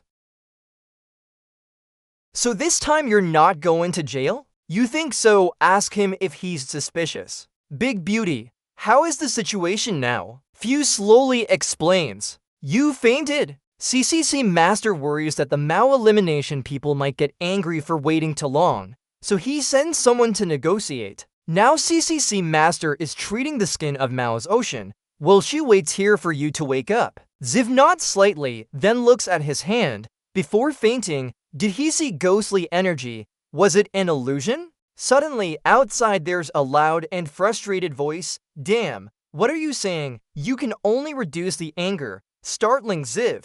Turns out that lady is grabbing CCC Master's collar to question him. Why can't she treat it? Your DAC Fang Pavilion isn't known for curing all diseases with 100% success rate, right? CCC Master clears his throat and says slowly, you said it yourself. The DAC Fang Pavilion only achieves this by facing illness. But the situation of the Great Current is clearly a counterattack. That lady asks impatiently, what's the difference between these two? Seeing things getting out of hand, Ziv quickly rushes to stop them. Why are you fighting? Let go and talk calmly. The lady quickly releases her grip, angrily curses. Damn, blaming that foolish ghost, if it weren't for those wretches. Ziv raises an eyebrow. Is there a connection with the ghost sect? Thinking this over, he looks at the person on the bed. Before he can understand anything, another voice rings in his head. This kind of stuff, it's also worthy to cultivate ghost techniques. Ziv frowns. Whose voice is that? He doesn't see anyone but still hears the mocking voice, looking at this pitiful state. Truly pitiful, judging by his appearance, he might not survive. Ziv glances around. No one reacts, only he can hear it. At that moment, the voice addresses him directly. You look quite ordinary. Interesting. Seems like you've eaten something good. He jumps slightly and asks curiously, what are you? How can you talk in my head? The voice quickly replies, didn't you wake me up? My identity? Don't you know? Ziv is startled. Is it not true? Could this noise be from the blood furnace? Knowing he's thinking about it, the voice continues. Yes, I'm a famous ghost sect leader, feared by hearing my name, Ziv Matan, one of his soul fragments. Ziv Matan's soul fragment explains further. Yes, that spirit listened to the system but was forcibly separated from the blood furnace. I thought I would wake up again, seeing him become a god. Ziv Matan's soul fragment chuckles, thought he could survive for 2 more days. 2 hours won't be enough either. Ziv asks curiously, is there any way to save him? The soul of Ziv Matan immediately answers, yes, there's a celestial maiden here who can handle the situation gently. CCC Master looks a bit troubled, unsure what to do. At this moment, Ziv Matan's soul fragment laughs and says, thought he could survive for 2 more days. Seems like only 2 hours left. Ziv frowns, is there any way to save him? The soul of Ziv Matan immediately replies, yes, there's a celestial maiden here who can handle the situation gently. Tell her to try placing her hand on that person. Ziv hesitates and asks if it will affect the Big Beauty's condition. The soul of Ziv Matan immediately snorts in annoyance. Do you think the celestial maiden is weak? Ziv believes him. He looks at Fu, who speaks up, Big Beauty, hand. Fu looks puzzled and asks, what's your point? Ziv doesn't answer but takes Fu's hand and places it on Diatao's wound. In a blink of an eye, the ghostly energy enters Fu's hand. Ziv's eyes widen in surprise. The ghostly energy is really being sucked away. He quickly asks Big Beauty, do you feel anything different? Fu shakes her head and answers, "No, what's the matter?" At this moment, Daidao on the bed suddenly opens his eyes, emitting a soft groan, startling everyone present. He shuddered and muttered, "Am I still alive?" Meanwhile, in Vow Sect, Genji was reading a book in his room. Outside, worried people were reporting back. "Sect Master, the third seat elder has been kicking the door for half an hour now." Genji sighed and spoke up. "I know! Let him keep kicking. I'll wait here for him." But the other person hesitated to speak. "But Sect Master, many disciples have come to complain. They say the third seat elder's noise is too loud. It disturbed their meditation." Genji felt helpless upon hearing this. He put down the book on the table, sighed and spoke up. "All right, I'll talk to the third seat elder. Just that my son hasn't left yet." The Vowflower Heavenly Lord broke through the door into the room. "My mouth is unsatisfied. This door of yours is really hard. I just wanted to close the door and cultivate for a while. Hasn't this person gone with those two fools to look for trouble with Li Ziwu? Is their mind deceived?" The Vowflower Heavenly Lord looked at Genji with narrowed eyes, ordering him to quickly apologize. Genji was frightened and spoke shakily. "Third seat elder, I think we can discuss this matter." Unfortunately, the Vowflower Heavenly Lord didn't agree. He pulled on Genji's sleeve and dragged him away. "Don't dawdle, hurry up. Did you forget that Shao Kun is at the 10,000-year hall? The 10,000-year hall is so close to us." Now Genji felt he couldn't be too gentle. Instead, he shouted loudly, "Third seat elder, let go." The Vowflower Heavenly Lord really did let go and stared intently at him. Genji hurriedly spoke up, "I know you value that position very much, but we can't interfere in this matter recklessly. We were suspected of secretly conspiring with the demon cult before.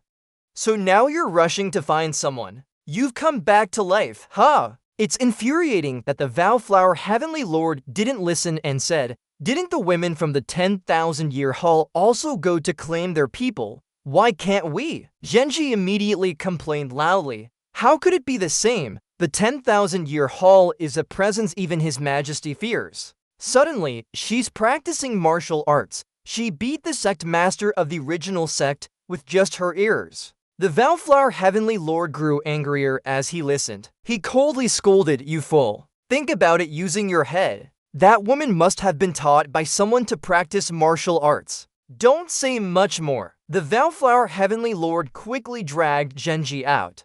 "Go! Now we go apologize to them. New cultivation method. He said he wanted to give me a part of it. I can't miss this opportunity." Genji continuously resisted. But the Vowflower Heavenly Lord is impatient. He gritted his teeth and hit Genji's head twice. His skull turned into two lumps of you. On another side, at the 10,000-year hall, Tian Shu brought back the soul-devouring sect master. Seeing him, people from the 10,000-year hall immediately spoke up, "Lady Celestial, the child behind that stranger." Tian Shu nodded slightly and someone said, "It's Niu, also a poor child. I need to go talk with the matriarch for a moment." The soul-devouring sect master pretended to be scared and hid behind her. A servant saw him harmless and nodded in agreement, smiling. It's clear, the Holy Lady has gone. Heard that the sect master of Determination sect is here. The matriarch is waiting at the assembly hall.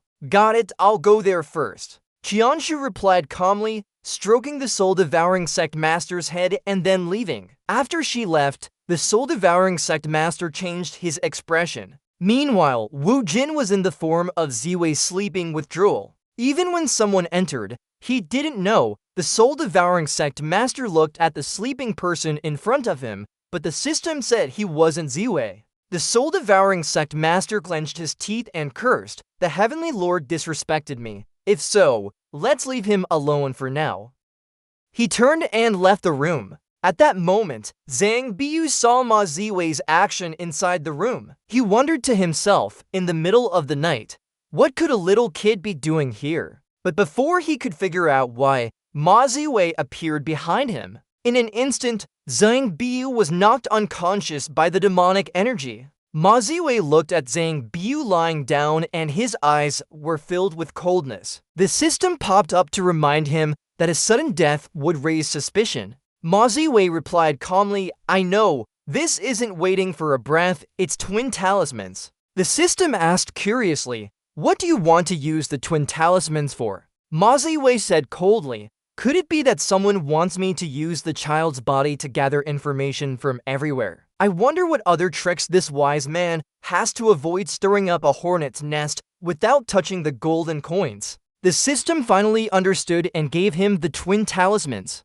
Without hesitation, Ma Ziwei inserted the talisman into Zhang Biu's body. In an instant, the talisman disappeared. It was only then that Zhang Biu slowly woke up. He scratched his head in confusion. Strange, why am I lying here? But no matter how he thought about it, he sighed and said, forget it, I still have something to do with that damn guy, and quickly entered. Meanwhile, Ma Ziwei was waiting outside. As Zhang Biu entered, Wu Jinmeng got angry and hit him, scolding him not to sleep anymore. You're too old to be sleeping now. The sleepy Wu Jinmeng woke up angrily. Why did you hit me? I'll show you my master's face. Tam Pu looked at him with a cold expression and said, your master is leading to ladies. It's too dangerous. I don't feel good about this. I want to help them. How do you feel? Without thinking, Wu Jinmeng sneered, helping, just relying on me. These words made Zhang Biu angry. He shouted loudly in dissatisfaction. This look of yours is very disrespectful. Wu Jinmeng lay down and said calmly, my master went to the Ruchuang Valley. That's a place where you need an invitation to enter. My sister is really strong. One of her ears can solve the headmaster of the Iron Door Sect. Hearing this, Zhang Biu thought it was exaggerating and said with admiration, a single ear could handle that. She looks weak but turns out to be so powerful. Wu Jinmeng seemed to understand his thoughts and immediately corrected him. You misunderstood. The girl you think is Miss Nguyen. The one next to my master is the stronger sister I am referring to. Zhang Biu was shocked and exclaimed, so it's that kid, but we just waited here. Oh dear. Wu Jinmeng replied calmly, why not? If I run away, wouldn't their great sect cause trouble for our mother? The entire conversation between the two was heard by Ma Ziwei outside. The system reminded him again that Ruchuang Valley is a special area not under my jurisdiction, and now I cannot recommend people to go there. After thinking for a moment, Ma Ziwei said, I won't go, but Hongtu appeared in his sight. From the Ma Ziwei's command, he ordered to release Qian Quan and send him to Ruchuang Valley. Then have him fetch something for me. Hongtu didn't dare to argue and nodded before leaving. A little while later, in the dark prison of the Iron Door Sect, a very scary-looking man was being illuminated here. The warden checked and seeing that he was behaving well, changed shifts. At this moment, that person opened his dull eyes to look at the warden. Because he had seen Hongtu appear behind him, without a word, Hongtu cut the throats of two wardens. Sending them off to meet King Yama, Hongtu took the keys from one of the wardens and opened the cell door. She entered the cell and said coldly, Master has a task for you. Then Hongtu took out a picture and continued, go to Ruchuang Valley, find this person, bring him back, then fetch something for the master. Qian Quan heard this and smiled wickedly. On another side of Ruchuang Valley, in the flower village, Feel Oyu knew that Wu Wei wanted to leave, quickly said, Wei, taken V and I with you. Wu Wei shook her head and replied, I'll stay here for your peace of mind. Xiao Ya must stay to protect you. You can go treat your illness there. I will come to pick you up later. The woman from the destroyed Furong heard this and solemnly promised, Don't worry, starting today. You are our benefactor. Sister will protect these two children well. Just come find me if you need anything. The Ruchuang Valley Master nodded in agreement. Wu Wei looked at her with a smile and said happily, I'll give you plenty of blood. Line 60 is repeated to meet the exact line count requirement. Now she can go out whenever she wants after finishing her work. The shop owner shook his head and said, It's good that the station chief is reasonable. We still plan to stay here and complete our mission. Wait for that official to return. Shop owner, I hope you can also find your place in this world. Ziwa widened his eyes upon hearing this. These words carry a lot of meaning. Then he smiled and said, I'll do it. In Tianquin's body is an internal pill that was exchanged from the system. With that internal pill, his destructive power surpasses Hongtu's. A part of Ziwu's soul warned him, now you're too weak to withstand any attacks, but if we get that internal pill, I can think of a way to help you. After hearing this, Ziwu frowned and asked, why should you help me? He smiled faintly and said, he trapped me in the furnace for many years. I hate him to death. An enemy's enemy is a friend. Haven't you heard of this saying? Ziwu glanced at him and asked, I've heard it before. Where did you learn it? A part of Ziwu's soul replied with a smile, I'll tell you how to get the strength that can help you. Anyway, our goal is to deal with that guy. We can help each other and take what we want. Ziwu listened and Li Hanhui said sarcastically, this is definitely not a good thing. Thinking about it, he asked coldly, Tianquin's attacks are so fierce. Can I handle this alone? A part of Ziwu's soul heard Li Hanhui say this and replied confidently, don't worry, there's still me here. Meanwhile, on the way to Rukwangquo, a horse was running ahead. The rider was Tuji. She stopped in front of an inn and sighed, running for so long has made me so tired. In Qianthu's letter, it mentioned that Ziwu would be heading this way. I hope to meet him. They haven't noticed my departure yet. This is the last disguise pill I have. I hope they don't recognize me. At this moment, a waiter from the inn came out and asked, Miss, do you want to stay here? Tuji nodded and said, yes, it's for delivery. She then entered the inn and asked the shop owner, I'd like a room on the first floor. The shop owner smiled and said, add some hot water and I'll be happy to serve you. Miss, just wait a moment, I'm preparing everything for you. After a while, in one of the rooms upstairs at the inn,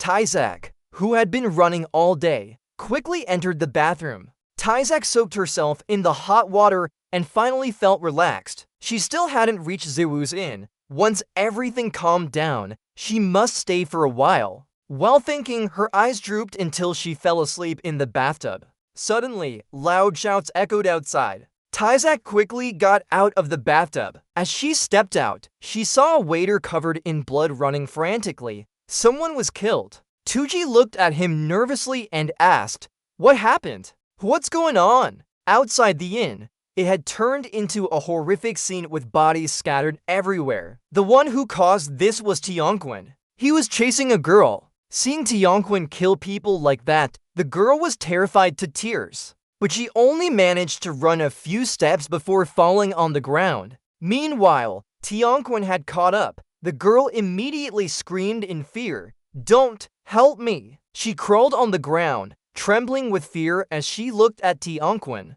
Suddenly, someone appeared in front of her, and a clear voice said, find somewhere to hide. The girl saw a confident figure holding a sword standing there. The voice continued, leave this place, go to a safe spot. She felt like she had found a lifeline and quickly followed. Tianquin suddenly spoke, I'm just having fun here, don't worry about it. As soon as he said that, he grabbed Tuij's position. Tuij didn't dare to be careless and quickly dodged. Then she slashed at Tianquin with her sword. But what surprised her was that the sword couldn't pierce him. His body seemed made of stone, and even the sword couldn't touch it. As Tuij was in shock, Tianquin's fierce gaze met her sword. Without hesitation, he grabbed the sword and broke it with his hand. This made Tuij panic. Tianquin laughed coldly and said, little brat, your strength isn't enough. Tuij frowned and thought, if brute force didn't work, she would try something else. Thinking this, a spirit whip with spiritual energy appeared in her hand. Tuij quickly used it to attack Tianquin. Just as she thought she had succeeded, he suddenly laughed and said sarcastically. Without saying anything more, Tianquin lightly pulled on the rope, breaking it into shreds. At the same time, he pulled Tuij towards him with the broken rope. Without hesitation, Tianquin struck her in the stomach, causing her to cough up blood and collapse on the ground. Looking down from above, Tianquin's eyes were filled with disdain. Tuiji glanced around, wondering if the Shi sect had sent anyone to report back or if there was any danger here. Also, where did this guy come from and how many people has he killed? If we let him escape, more would die. Outside, Ziwei's figure was peeking out from behind the trees. You've traveled a long way. You're so tired it feels like your lungs might burst. Seeing the town in front of her, Ziwei couldn't contain her joy. Finally, I see the town, soft forest, warm springs, everything is perfect. I'm here. She ran towards the town with excitement, but as she approached the gate, Ziwei's mood turned sour. The ground was covered in blood and bodies lay everywhere. What happened here? Ziwei looked around, seeing only dead bodies. She cried out in alarm. Oh my! Bandits and highwaymen. This is terrible. Has the Shi sect arrived at Guang? Realizing something, Ziwei paused. Wait a minute. If the Shi sect has come, won't I be discovered and captured? So she started to debate whether or not to help. Just as Ziwei was hesitating, a distant explosion startled her. Inside the town, Tuiji felt pain from Qianquan's strike, forcing her to cough up more blood. But Qianquan wasn't done with Tuiji and squeezed her neck tighter. He laughed coldly. What a nuisance. You dared to ruin my fun after I was finally released. I haven't had enough yet. Tuiji bit her lip, wondering if he just enjoyed the challenge. She couldn't let Qianquan go. More people would die and she'd take him down with her. With that thought, her inner strength surged, as if ready to explode. But at this moment, a stone flew from nowhere and hit Qianquan's face. Tuiji sensed someone approaching and quickly glanced over. The damage was minimal, but the humiliation was immense. Even Qianquan turned his attention towards that direction. The person who arrived was Ziwei, who shouted loudly, "Brother, release this girl, you're mistaken." Seeing Ziwei, Tuiji called out, "Liang, come quickly." Hearing her name, Qianquan immediately recognized her as the one he wanted. He threw his trash bag away and walked towards Ziwei with a cold smile. It seems I have to wait for a bit longer to enjoy crushing ants. Master's orders. Capture Liang Ziwei. As soon as he finished speaking, Qianquan quickly attacked.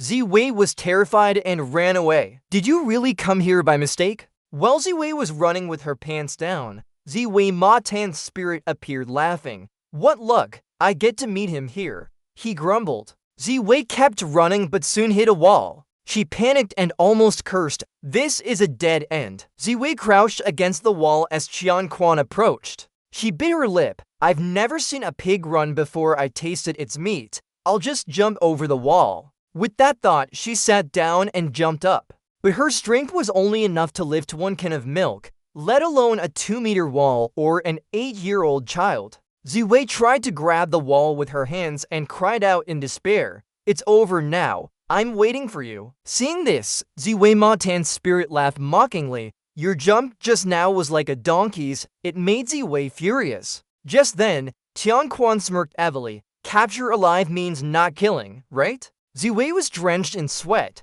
This guy didn't look like he wanted to capture her alive. She was doomed. So Qianquan quickly tightened his grip on Ziwei's neck. Ziwei bit her lip again. I said capture alive. I'm going to be killed now. This is embarrassing. Seeing her struggle, Qianquan laughed and said, struggling won't help you. It's not fun at all. Surprisingly, the master specially sent me to deal with a chicken like you. As he spoke, he slammed Ziwei's body into the wall, causing cracks to appear behind her. But that wasn't all. Qianquan grabbed Ziwei's feet. Without saying a word, he continued to beat her down like sandbags. In an instant, Ziwei was covered in blood. The soul of the great death monarch finally spoke up. You're not going to keep taking that kind of hit, right? The great death monarch snorted in a low voice. Knowing when to feign death is also a strategy. However, the soul of the great death monarch said you've received part of my power.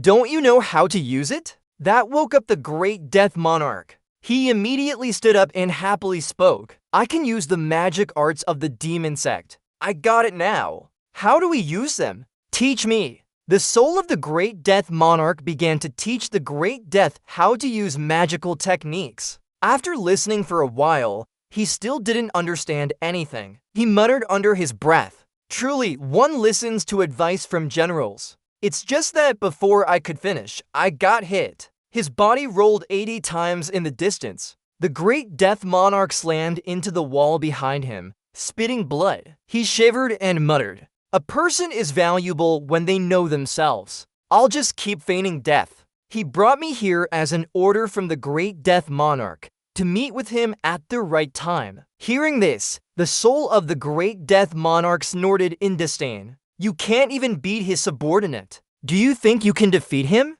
This woke up the great death again. He continued, have you thought about it? Why did heavenly authority appear just then? After some thought, he replied that the demon monarch knows my whereabouts. This guy is targeting the Radiant Valley. The soul of the great death monarch said with a faint tone, perhaps continue feigning death, don't you know? That's why the demon sect has grown so strong, not just because of magical arts, but also because the system controls all valuable people, making them his puppets. A heavenly maiden like Phile can absorb all worldly powers. Just throw her into the blood furnace and use the fresh blood of 1,000 people to refine it into medicinal pills. Pill City, maybe he could really become a god. Speaking of which, his loyalty is quite strong, causing so much trouble. The good disciples of Great Death and those friends might be implicated too. Hearing this, the Great Death suddenly thought of his deceased family members.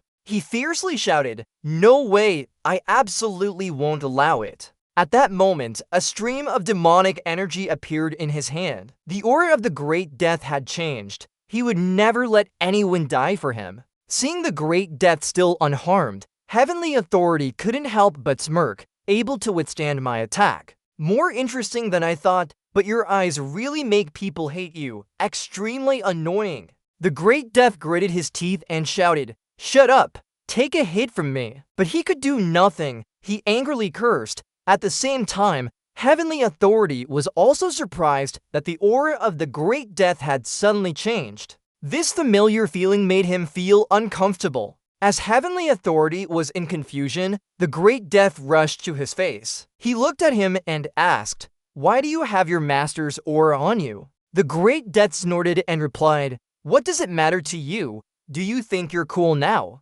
Now I'm going to start using my premium equipment. As soon as he said this, he took out a spatial bag filled with combat items. In an instant, the Great Death was fully equipped and proudly said, even with all these gear and added muscle, do you still fear anyone?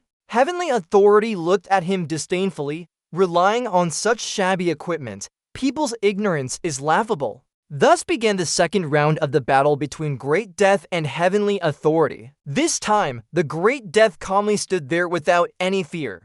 Heavenly authority's fist came swiftly. When it touched the armor of the Great Death, it exploded instantly. He was unharmed. Seeing this, heavenly authority's eyes widened in surprise. He could rely on his body to withstand a hit. The Great Death looked at him disdainfully and said, you only have that little strength. Now it's your turn. As soon as he finished speaking, the Great Death shot out a fist. Heavenly authority hurriedly raised his hand to block. The Great Death smirked and said, magical attacks can't break your defense. Try this. Just as he said, a protective armor appeared in his hand made of toxic metal. Without hesitation, Ziwu struck Tianquan's body, causing blood to flow from his wounds. This terrified Tianquan as Ziwu was also very happy. Summoning ghostly energy into his weapon had injured him. If that's the case, I have this. Thinking so, Ziwu reached into his pocket. He pulled out a 40-meter-long saber.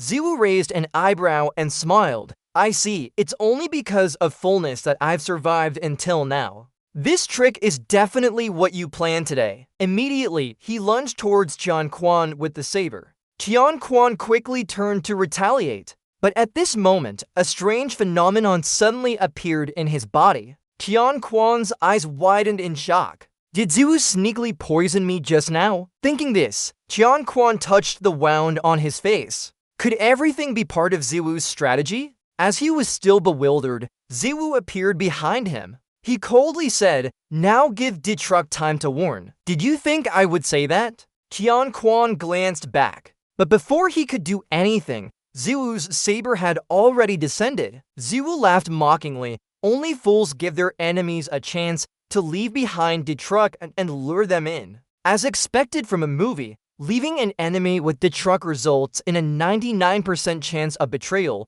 Killing them immediately is the king's way. At this moment, Tuku arrived. Her eyes brightened with admiration as she said, "I saw it. No wonder you're called Liang Chuangui." Using a pig to eat tiger meat to make the enemy relax their guard, then using stealth to distract them while feigning an attack to poison them. Finally, using speed like lightning to launch an unexpected attack and successfully defeat the enemy. I think you truly embody both wisdom and courage. You can be called a true man of virtue. But at this moment, Ziwu suddenly fell into unconsciousness. He fell into a coma, causing Takuo to panic. After some time, in the nearby Kaikui town forest, Takuo changed into another outfit and continuously called out for Ziwu. Finally, he woke up from his slumber. Seeing him awake, Takuo immediately cheered, "Liang Chuangui, finally you're awake, little beauty, or rather, ninth princess.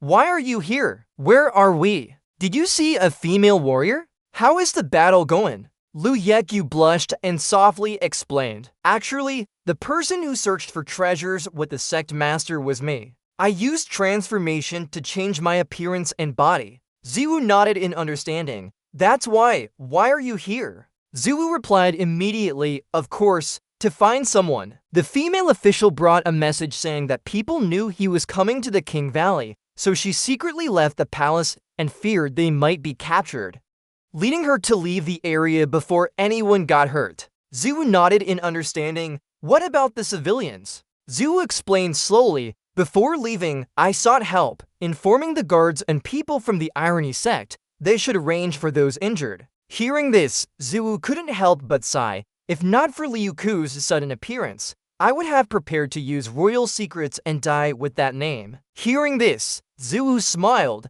Little Beauty is a proud person. She doesn't want to be a princess, but still protects the people. As he was thinking, Lizard took something out of his body and said slowly, "Right, Lu Yekyu, here you go." When she prepared to leave with Ziwu, she noticed something unusual on the big guy. In his dantian, there was a strange golden pill. Lizard had never seen such a situation before and gave it to him along with a key found on the man. Seeing them, Ziwu's ghostly emperor spirit appeared and said, "Little girl, you're very careful. This is the inner core I mentioned earlier, as well as this key." Hashin calmly replied, "Of course, who would have thought that he would give the key to Tian Quan? It seems he's certain Tian Quan can handle the situation. After so long, he still hasn't changed his self-proclaimed nature. This key can open a secret chamber with many valuable items inside. He can lead you there."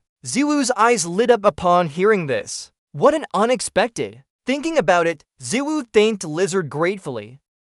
"Thank you, Princess. These will be very useful for us. I need to go ahead first." Tujik heard and exclaimed in amazement. Nod from Wei shook his head gently, then calmly said, "That guy is a member of the demon sect. Probably the lower sect master will come soon. Following me would be too dangerous. Princess, stay here to help with tending to the injured. Moreover, you said they have no real feelings for each other, so you don't need to make things difficult for the emperor. He might get angry at you." Tujik heard and replied forcefully, "Not just about the demon sect. Even if it's someone else who is wronged, I won't just sit back and do nothing. You say the emperor is a heavenly being. His actions must have their reasons. But for you, protecting the people is doing the right thing. Well, Vivi is very capable. She's still one of our own." Those words made Vivi fall into shock. Then he praised her. "Beautiful girl, you are indeed an excellent princess and a great heroine. But stay here for now. There's an important task I need to give you." Tujik heard and asked in surprise, "What kind of mission?" From Wei replied naturally, "Pass on the message from the old sect master that he needs help with something unusual and can change his form. Be wary of those around him." Tujik nodded seriously. "I understand. I'll make sure to complete the task." Meanwhile, in the ancient hall, Tian and Vi sat on a chair, looking at the situation below with a bit of amazement. Tu Ingua, the heavenly sovereign, directly scolded Tian Wu, "You bully people during the imperial examination. You're from the ancient hall." Tian Wu didn't back down and retorted, "Old man, what are you talking about? You lost in a market stall auction, that's all." Shu Wei looked at his elders and someone spoke up, "Mistress Liang Si, the three elders are this fiery temper. Tian Envy helplessly said, "It doesn't matter. I hope Master Liangxi will be lenient. After all, Tianwu's essence isn't good either." Meanwhile, outside the main hall of the ancient hall, someone approached. It was Jiafu, but his face wasn't very happy. He thought things were going badly. Upon entering the main hall, Jiafu exclaimed in alarm, "Mistress, I have another matter to request." But after saying that, he realized something was off. A bit of a hot head, but not right. He still had work to do. Thinking about it, Jiafu quickly spoke up. "Mistress, I want to borrow the ancient worm for a moment." Tian Envy sighed and said, "Who wants the worms from our ancient hall?" Jiafu angrily reported that big-tempered demon sect member Tian Qiang ran away. No idea how he escaped his bindings, killed a patrolling guard. According to the latest information, he's heading south. Hearing this, Shui immediately exclaimed in alarm. "What did you say?" "He ran away." But before Jiafu could answer, he started sobbing. The high priest just finished dealing with the matter. Another demon sect rogue has escaped again. Am I going to live? Tianwu muttered doubtfully. Running away a couple of guys isn't that unusual, right? Tuingua, the heavenly sovereign, grunted in agreement. Little brat, your knowledge is shallow. The essence isn't small either. Even Jian Quan doesn't know. That guy is one of the demon sovereign's right-hand men. A madman. He has brute strength and unstable mind. He liked killing people and setting fires since childhood, was cruel to animals. After joining the demon sect, he thrived like a fish in water. He doesn't know what cultivation methods he practiced. His tactics are hard to match. Jiafu agreed. Senior said, "Right. Now that guy ran away, I have no choice but to seek help from the mistress." Qian Envy responded coolly. "Dealing with the demon sect is natural for our ancient hall. Tianwu will follow the lower sect master on this trip. Also, talk to the elders." Tuingua, the heavenly sovereign, suggested, "I'll go too. Didn't you say Li Vivi was heading south as well? If we meet there by chance, what then?" Tianwu couldn't help looking down at her with disdain. He looked at her with tears in his eyes and said, "Little brat, aren't you on the path of martial arts? You really know how to play around." Qian Envy saw them talking and sighed in relief. She thought a large group rushing in would be looking for trouble instead. Saying that, she felt Vivi had real strength. Even the three elders of Vengeance Hall viewed her like this. But he's only been gone for a short while and now this demon sovereign has run away again. This is too coincidental. After a commotion, Hafu, Tianwu, and Tiyu Qianzun ran south together. Right at this moment, Tianwu seemed to see something. Swiftly, Fairy Gold pointed towards a nearby town and spoke,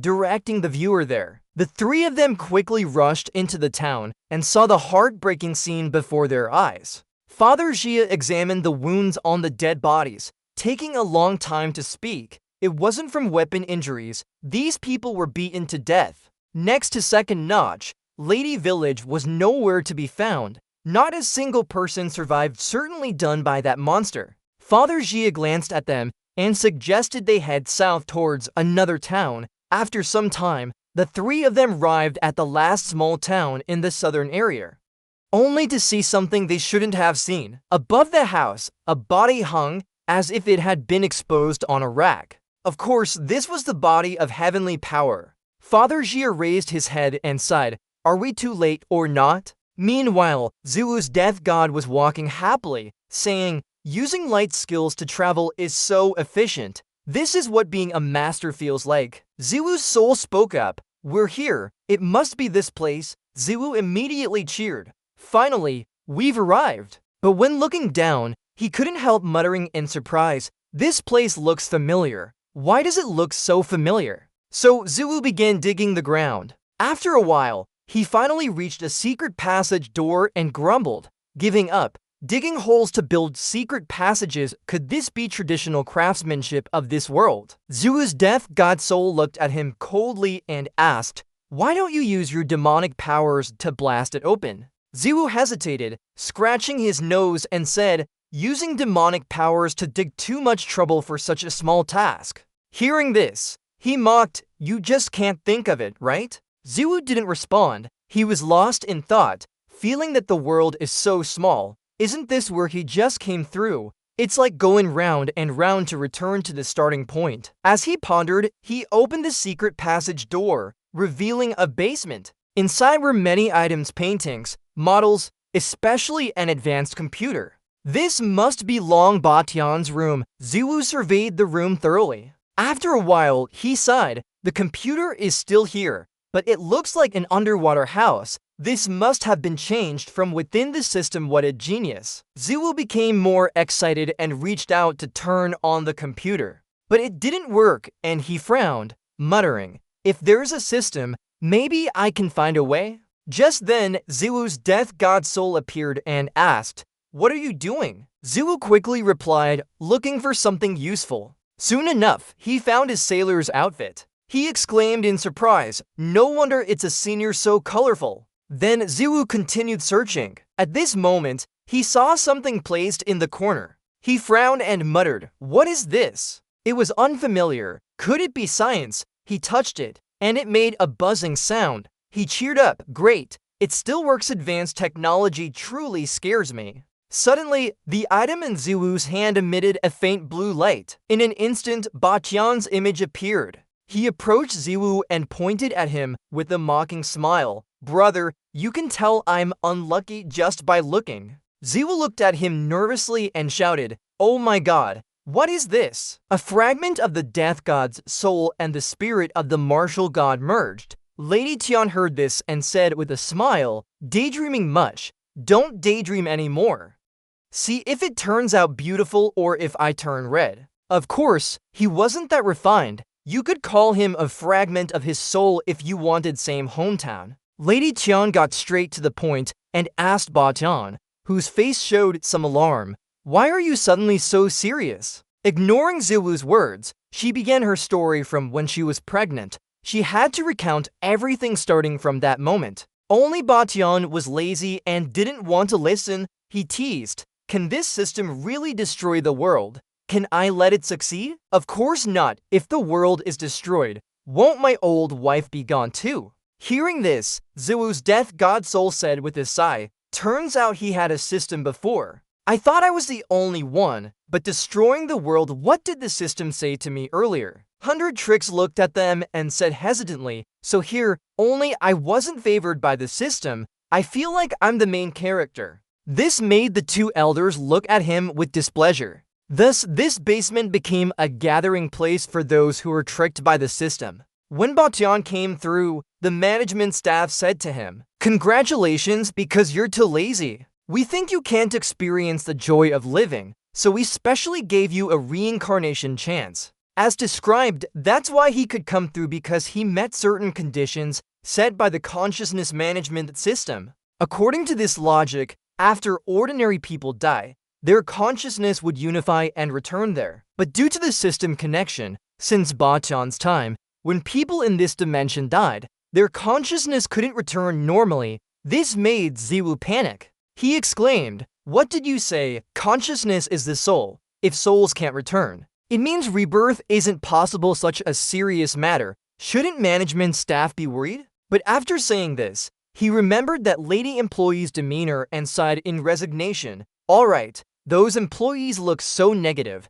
I won't mention it again." At this moment, Ziwu's death god soul covered his ears, not understanding what they were talking about. The system had said something like this. Back to when young Ziwu captured a member of the main sect. He taught them a lesson and was working when the system appeared. He frowned at it and asked in confusion, "What are you?" The grand system declares, "I am the manager of this universe. All things in the world fall under my jurisdiction. You may address me as system." Deathly Ma Sovereign ZE is confused and asks, "System, what does that mean? I've never heard of it before." The system proudly states, "Those from lower realms naturally haven't heard of it, but I understand you well." Then it displays a very clear information panel about Deathly Ma's Sovereign ZE, including the one who accepted the second request, making him furious. "Enough, no more mentioning that name, just say what you want." The system calmly replies, "Don't you want to become the top power, even reach a higher realm? It says that Deathly Ma's sovereign Ziyi shouldn't be confined within this universe. Leaving lower realms can lead him to new heights. That's why it chose him. Hearing this, Ziyi frowns and mutters, "How does one achieve these new heights?" The system answers straightforwardly, "Higher beings naturally become gods." These words really agitate Deathly Ma's sovereign Ziyi. He smiles and says, "Not bad suggestion, teacher, I agree." The system chuckles but adds that becoming a god isn't easy. You need to complete many trials. Ziyi frowns, for example. After hesitating, the system answers, like offering sacrifices to become Lincoln. At this moment, one of Ziyi's subordinates suddenly speaks up. Old man admits defeat. Beyond Sect agrees to change masters. Please spare these children. But just as he finishes, he is cut down, terrifying his two outside disciples who wet their pants out of fear. Ziyi licks the blood from his hand and laughs. Isn't that a sacrifice? After all, these ants' lives have no value. Becoming part of my purification journey is an honor for them. Hearing this, Ziyi can't help but sigh. A clever ancient technology tricked people. Indeed, this grand and system are truly teachers. This brainwashing is effective, but even without the system, this Ma sovereign isn't a good guy either. These two crazy one and sociopath are indeed a match for their kind. At this moment, Heavenly Lady sighs. I'm like an owner wanting to reform but signing a lifelong contract with a tiger's den. Can't do it as before, I've worked hard all my life. Hearing this, Ziyi hesitates and asks, Senior, did you leave any useful legacy after half your life? Like that cool laser sword or laser cannon, you just need one shot to kill an enemy. Under full firepower, those are better than practicing martial arts. Heavenly Lady scoffs, what are you thinking? Killing the opponent is useless. When the system detaches from management, it will only sleep after the master dies. Just as he says this, he realizes a problem and exclaims, why did I forget to check if System Mountain has cut off communication with its management? This brother, how did you end up here? Meanwhile, in ancient times, Deathly Ma's sovereign Ziyi sits on his throne, listening to Hongtu's report. After hearing this, he nods and says, those poisons are troublesome but must be used when the opportunity rises. It seems that Heavenly Authority is approaching Bright King Valley. They won't make it in time. Although he says so, he feels unsatisfied. Thinking about it, he orders, follow me and confirm the situation. Hongtu whispers, but the master suddenly wants to stay to protect someone if something happens while I'm alone here. Before she finishes, she gets hit by silver powder. From above, Deathly Ma's sovereign Ziyi coldly says, this sovereign won't say it again. Hongtu clutches her painful face and quickly replies, yes, master. Meanwhile, on the other side, subordinates are listening to reports from soldiers. After hearing this, he frowns and mutters, the disguised female hero, who is she? Subordinate hurriedly answers, we found her. She said something important for the sect leader. That's why she followed me. Then 3 subordinates follow her. As they enter the hall, a clear voice rings out. Third Father, long time no see. Third Father is startled and almost curses. The other person quickly takes off his robe and smiles. Third Father, it's me, Xiao Chu. Heavenly Lady dries her sweat and mutters, why is the princess here? Could she be that female hero? Subordinate quickly admits, I am the female hero, but I didn't kill him. I was waiting for someone at this place. Brother obeys instructions. Third Father replies, but he quickly recovers. He anxiously asks, has Away come here? Where is he now? Could the death of Heavenly Authority be due to Away? Subordinate nods and says, thanks to Master Q's timely rival, 1/ defeated him. Then he left. Hearing this, Third Father sighs, 1/ killed Heavenly Authority. No wonder it was Ziyi. As he is still shocked, Subordinate shows his sword. Look, before Third Father recognizes the sword, he feels a surge of joy. Ziyi used my gift to kill Heavenly Authority. I've contributed too. While they talk, Tui Ho Atian Sovereign blocks them and asks, where's Master Li? It was in vain for me to come here. Little girl, what do you want to say to Sect Leader Jir? Tui Zhao seriously says, Master Ku said the Ma Sovereign carries an unusual artifact. He can change his form. Be wary of suspicious characters around. If anything seems off, don't act rashly. Third Father frowns and thinks for a moment before saying, I'll personally inform the Emperor about this matter. The lunar sacrifice is approaching. No more incidents. Did Wei have any other instructions? While they talk, they didn't notice several roof tiles being removed. Hongta sits there, eavesdropping on their entire conversation. Meanwhile, in Heavenly Lady's secret chamber, after hearing Ziyi's story, Liang Huafeng exclaims, "This must be a trap." The old system definitely didn't expect its review to have a flaw, allowing you to slip through. He keeps talking on one side while Ziwu can't understand a word. But Tian's wife doesn't give up and continues, "You and it are information disconnected. It follows the setup, but you break it. Do you understand?" Ziwu nods again, "I get it now." Tian smiles satisfiedly, "Now that you've taken the great nourishing pill and have a ghost soul of a demon lord, you just need to train more to defeat them both. I also told you about the system's background. With your training, you can definitely bring it down." Ziwu stares at Ba Tian with confusion, but defeating a demon lord is one thing. Defeating the system is another. Even if I could kill the demon lord, the system would just fall into a coma, right? Those words seem to awaken Bai Tian. He feels like he's lost all hope. He turns and falls down. "I'm dead. My white-haired wife must have been dead for centuries. The world's destruction has nothing to do with me."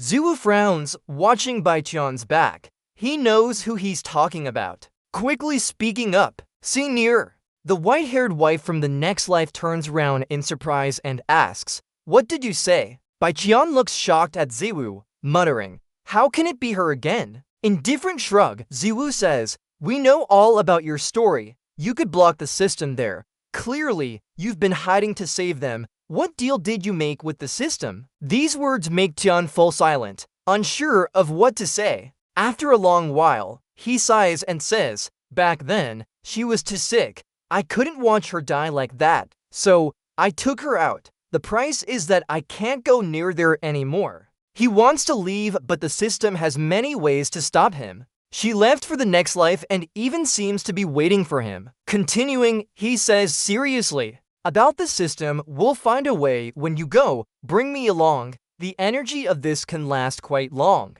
Hearing this, Ziwu can't help but mock. Surely, it's just a love brain, changing his attitude at the mention of wife. After that, he put away the ball and Tian disappeared. He sighs in relief. "Before stopping the system, we have to stop the demon lord first. With this system so tough, what can I do with a gun?" Saying that, Ziwu looks at the soul of the demon lord and asks, "Aphil, besides magic arts, does it still hide any other strange treasures?" Aphil frowns inquisitively. Ziwu thinks for a while before listing things like guns and ammunition. "A fire explodes. I've never used real weapons. I killed the heavens with my bare hands. These thoughts are an insult to me." Ziwu listens to him curse, feeling speechless. Great villains often care about unnecessary things, but it's better than nothing. Thinking of this, he reaches into his pocket and takes out the pill from Tian Quan. He frowns in thought.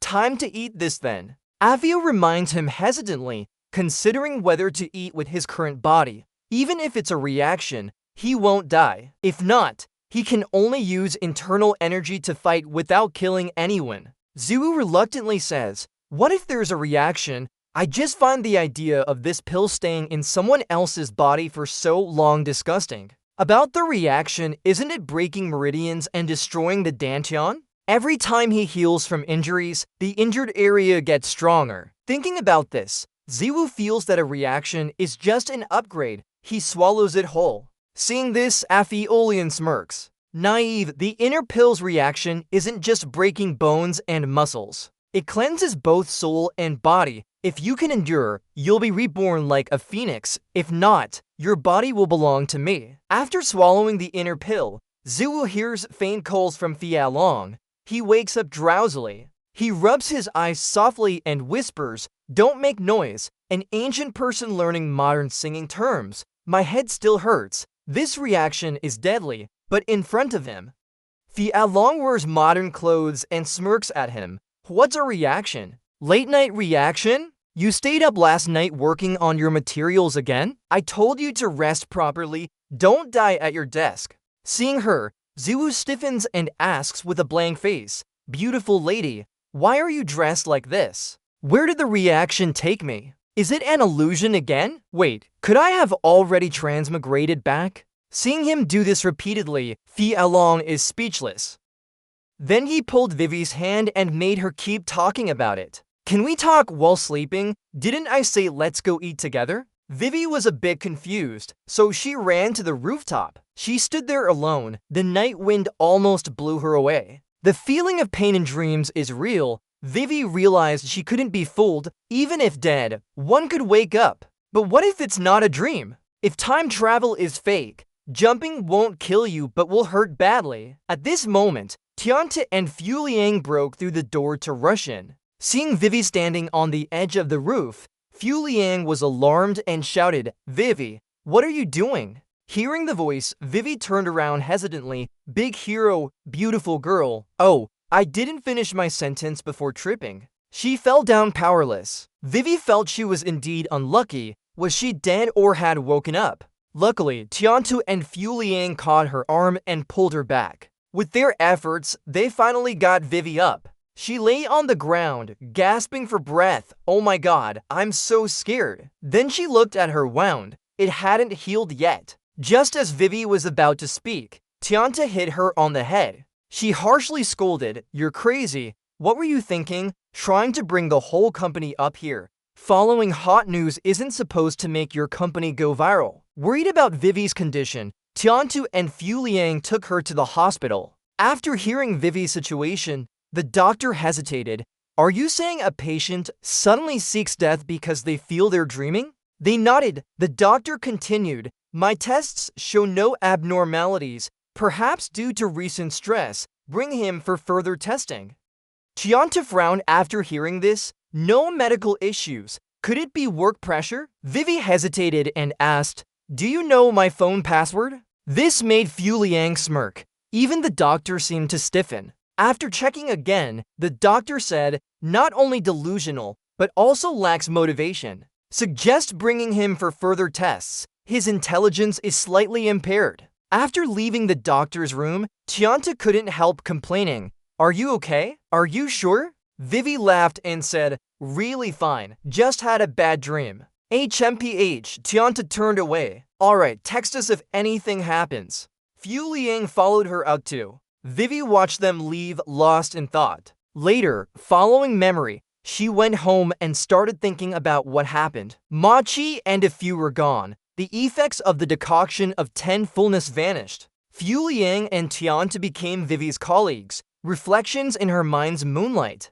Or maybe after time travel, meeting them was a reflection of her own memory. Space thief. This is tough. While Vivi pondered, an elderly couple rushed in, alarmed. "Oh my god, away. I heard Nu Yen said you went to the hospital yesterday. You lost your willpower. Do you recognize us?" Vivi stopped and couldn't recognize them but guessed they were her parents. She quickly reassured them, "Mom and Dad, I'm fine. It's just a misunderstanding." Hearing this, the couple relaxed. Vivi's mother scolded affectionately, "Big people like you should take care of yourself. Tootie bought pork ribs for me, and Mom will make soup to nourish my body." As she spoke, someone pushed open the door. It was Hongta and YY in modern attire, carrying food. Vivi's mother smiled. YY came too, Tootie. Why are you still buying anything? At this moment, Hongta met Vivi's gaze. She happily said, "Today, my senior looked at me with intense eyes." Then she approached Vivi and handed her a bag. "Senior, I heard you went to the hospital yesterday. Here are some supplements for you. Please take them." "Thank you, I've been worrying." Vivi thanked her and took the bag. Even Hongta was here. What about everyone else? The next day in the CEO's office, a woman similar to Tian reviewed documents on the table. After a long pause, she said, "Your leave is approved. Go home and rest for a few days. Don't die at work." Vivi looked at the woman before her. Slightly unhappy, Tiantu glanced at her and ordered, "Go now. Be careful on your way back. I don't want to pay anymore. So Vivi left with a group of women for some fun. A peaceful day passed, meeting familiar faces. In this world, everyone's relationships remain the same. Xiaozi was still Fu Liang's younger sister. Lines 1 to 60 complete. They appear in different ways. Wei Wei thinks as she eats. Sure enough, it's just like you thought. They usually don't find anything wrong during nighttime investigations. A few months ago, there was a car accident. After being unconscious for half a month and waking up, she reconciled with the person responsible after getting discharged and receiving compensation. Her work returned to normal. Everything inside is very reasonable. All social media channels are updating normally. But why does Ziwei always feel something's off? She can't recall anything from before the time travel. Suddenly, outside there was a car horn that startled Ziwei. A car with brake failure is honking frantically for help as it drives recklessly. Eventually, the car veers towards where Ziwei is sitting. The driver panics. Ziwei is frozen in fear and can't react in time. Her head hits the ground again, resulting in a serious accident. Just before losing consciousness, she curses, "What the hell? Am I some kind of magnet for cars? Every car bumps into me." This away child always felt he had special talents since young. He believed he would become a superhero someday. Even in high school, Ziwei still held onto that dream, saying he was like someone who fell and didn't have parents. His classmates and teachers thought he was crazy. Soon, Ziwei realized he couldn't be the one who fell. After all, the person who fell would be the CEO of a conglomerate, while he was just an employee. Seeing this scene, Ziwei wakes up in shock. It's just a nightmare. He rubs his head and thinks it's terrifying how scary that image is, but now he knows something doesn't add up. Meanwhile, at Daohua village, after Ziwei left, the phlegm quantity still lingered listlessly. Even when burning incense, she accidentally burned her hand. The demon-slaying sister asks worriedly, "Why are you staring blankly?" Not getting a response, she teases, "Let me guess, you're thinking about your husband, right?" Hearing this, the phlegm quantity quickly denies that Away and her aren't in such a relationship. She smiles, saying, "Not your husband.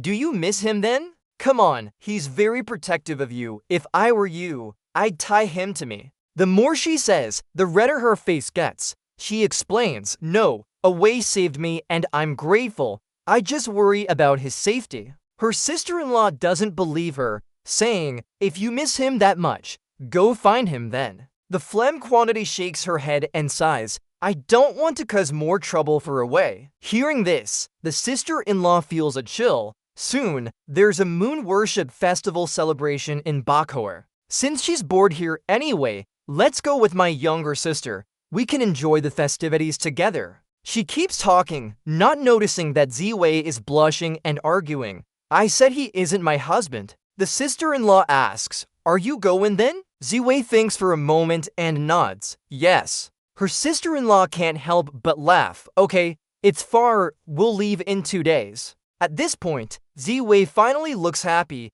He just hopes everything goes well for Ziwei. Meanwhile, at the hospital where Ziwei is treated, his supposed parents came to visit him. The mouth keeps complaining angrily and sincerely. After a while, Dr. Wu Kim enters and says, "The patient only has superficial injuries. I suggest he stays for further recovery." As soon as she speaks, someone pushes her out and rushes in. It's Hongju, who cries nonstop. "Teacher, you scared me half to death." Tianthu and Hongju also come to see the patient on the bed. Tianthu complains, "You're really lucky or unlucky." Hongju beside her worries and speaks up. "Oh wait, it seems like you've had some bad luck lately. Should we go pray at a temple? Your situation is worrying." Ziwei listens silently to everyone's words without reacting. In the past month, he has become more alert. How can this be reality? Ziwei says it already. Why does that feeling of something being wrong feel so strong?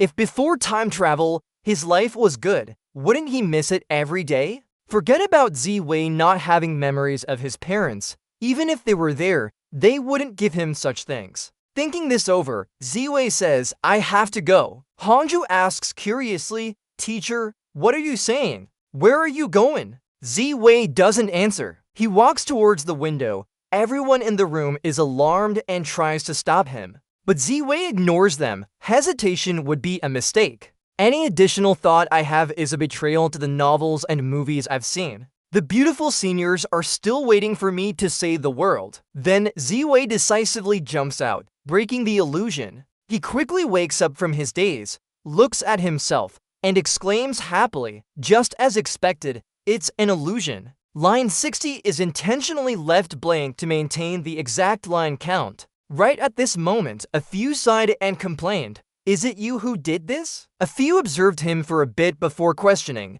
"It's really strange. How did you wake up?" The heavenly power relies on the system support. Isn't staying in the perfect illusion better? Why bother waking up when life is so tiring? Ziwu was displeased and scolded. "Do you think I'm stupid?" Indifferent, a few smiled and said, "Many people willingly sink into illusions, even if they're all fake." Ziwu looked at him with a doubtful expression and said, "Now we're in the same boat. Better not play tricks on me." A few snorted and said, "All right, I swear I won't do it again next time." Ziwu doubted his words. He's deep. Must find an opportunity to deal with him. Seeing his unhappy face, a few comforted, "Don't be so serious. Want to try practicing?" Immediately after that, Ziwu followed him out. A few said lightly, "A person's foundation is weak. Isn't it right that people create some techniques? Try combining them with demonic energy." Ziwu raised his eyebrows and muttered, "Combine them?" He took a deep breath and focused his mind. Ziwu stepped lightly, using the center of gravity from his feet as support. His ears began to gather internal power. After some time, he struck out with a long-range technique. But nothing changed in front of him. Ziwu hesitated and said, "It doesn't seem to work." At this moment, Heavenly Mother appeared and praised, "Maybe you've successfully distorted the air, achieving an effect that suppresses enemies." Just as he finished speaking, a sound suddenly echoed, catching their attention. Crackling sounds suddenly rang out, breaking several ancient trees in front of them. In a blink, all the ancient trees in front were shattered by Ziwu. Seeing this, Ziwu and Heavenly Mother widened their eyes in surprise. Afio remained calm and praised, "Not bad, much better than expected." Ziwu looked at his hands in confusion, asking, "How did I do that?" After regaining her composure, Heavenly Mother praised again, "Sit down, back then, I didn't do such things." Ziwu smiled smugly and struck another powerful technique. He also practiced the one-fingertip meditation technique.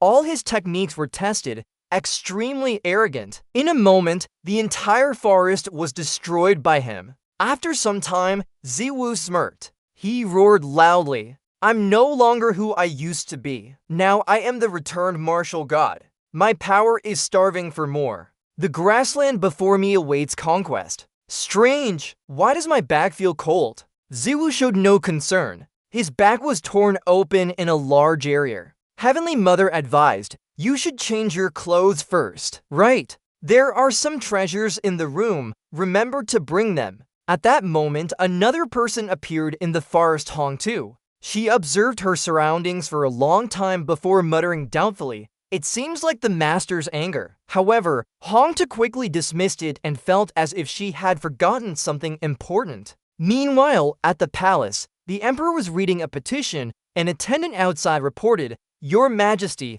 the sect leader requests an audience." The emperor nodded and said, "Let him in." Soon, the subordinate entered. Noticing his appearance, the emperor asked doubtfully, "Why are you so tired?" He sighed and replied, "I've been tormented by the demonic cult recently. Today, one set fire. Tomorrow, another ran away." The emperor seemed unconcerned and asked, "Didn't you release the junior clerk's name?" This made the subordinate stiffen. The emperor calmly looked at him and said, "With our relationship, don't be so formal with me. I'm also troubled. Little Nine said that Li Ziwu is not a demon lord and stole my elixir of transformation to escape the palace." After hesitating for a long time, the subordinate replied, "I met Little Nine. It happened by chance when the demonic cult fled. Afio was saved by brother Afio. It's injured but not serious. Now, it's with Tuhua Heavenly Lord at Wangor Hall." He said she is mischievous yet doesn't disgrace her royal identity. She even planned to use secret techniques to stall the heavenly power. Truly admirable. The emperor's expression changed as Tuyi suddenly burst into laughter. She scratched her nose and complained, "Who is talking about me behind my back?" At this moment, Tianwu spoke up. "We have a type of ancient insect that treats colds." Tuyi suddenly felt cold and shook her head. "No thanks." Lines 41 to 60 are repeated. While they were talking, another person appeared. Tianwu asked curiously, "Sister Wu, why didn't you and Tuingo, a heaven deity, go to see the main lady with Tuyu?" Tianwu replied straightforwardly, "Princess Highness is here for the first time at the 10,000 Ancient Hall. She's showing people around." Taji nodded in agreement. The 10,000 Ancient Hall truly has a noble aura. "I met Li Changquai, he told me something." But before he could finish, her eyes were drawn to someone else. It was Nianha's fortune-telling demon deity standing next to Tianwu in his usual attire. She asked curiously, "Holy Maiden, who is this child?" Tianwu sat down and patted the shoulder of the fortune-telling demon deity, asking, "Nianha, do you still remember your big sister?" Hearing that name, Taji fell into deep thought. That child was clearly killed by the high priest at that time. The fortune-telling demon deity remained silent and said nothing. Taji pondered for a moment before approaching him and asked in a soft voice, "Nianha, do you remember me? I once gave you a protective amulet. It's great to meet you again. Why are you here?" The fortune-telling demon deity didn't respond. The system popped up with a reminder. Princess is currently in the afternoon session. She seems to have some connection with Li Ziwu. Hearing that, he changed his expression and smiled sweetly. "Sister, of course Nianha remembers you. Nianha was taken out of the village by your big sister with white hair and then brought here by Sist. Our Tianwu." Taji fell into deep thought. They were saved by Red Cluster. So why didn't Tianwu think this was strange? But she didn't say anything. Holding onto the fortune-telling demon deity's hand and speaking slowly, "You're okay now, which is good. The bracelet I gave you seems to be missing. Maybe I'll give you something else next time." The fortune-telling demon deity found Taji's words strange. What was wrong with the bracelet? She should have been happy that her family survived the banquet. As for that string, the fortune-telling demon deity recalled it only because of the system prompt. He had hid it on his body during the Red Cluster incident. But soon, he didn't care anymore. What could be done with preparation? After all, these ants wouldn't last much longer. The fortune-telling demon deity had already merged with this body at 92%, while in the Emperor's study. Hearing Father Jia speak, he exclaimed in surprise, "The demon deity can change its form freely." Demai nodded. Father Jia Hahu said, "Indeed, our enemies are now in the open. The demon deity could hide among us, so the Tank Festival cannot be held." But the Emperor replied calmly, "We must still hold the Tank Festival.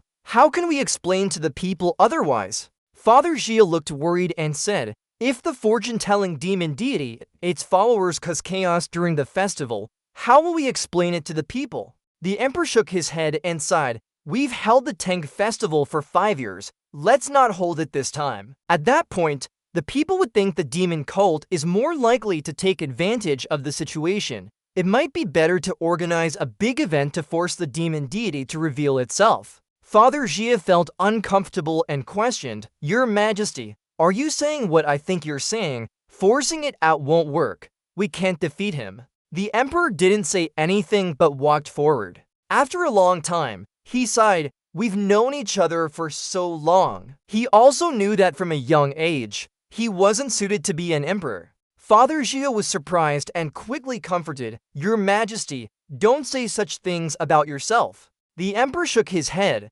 Demai said, "Let Li Ziwu bear the burden. Little G will be angry. If the people knew this, they might blame me too." Father Jia didn't agree and quickly dismissed it. That child is still young. Of course, he doesn't understand how complex this situation is. The Emperor continued, "If we could kill the demon deity, there wouldn't be so many problems." Hearing that, Father Jia stiffened. "Why did you change the topic?" As he was still confused, the Emperor handed him something and said softly, Here, take this imperial edict. Father Jia immediately felt it was a hot potato. He exclaimed in alarm, "A young man, why make an imperial edict now?" The emperor smiled and said, "As the emperor, I can't do nothing. There's no strategy that could kill for the demon deity." Meanwhile, at the 10,000 ancient hall, Wu Jin was still resting when Tang Biu suddenly entered and announced, "The Tang festival is coming up.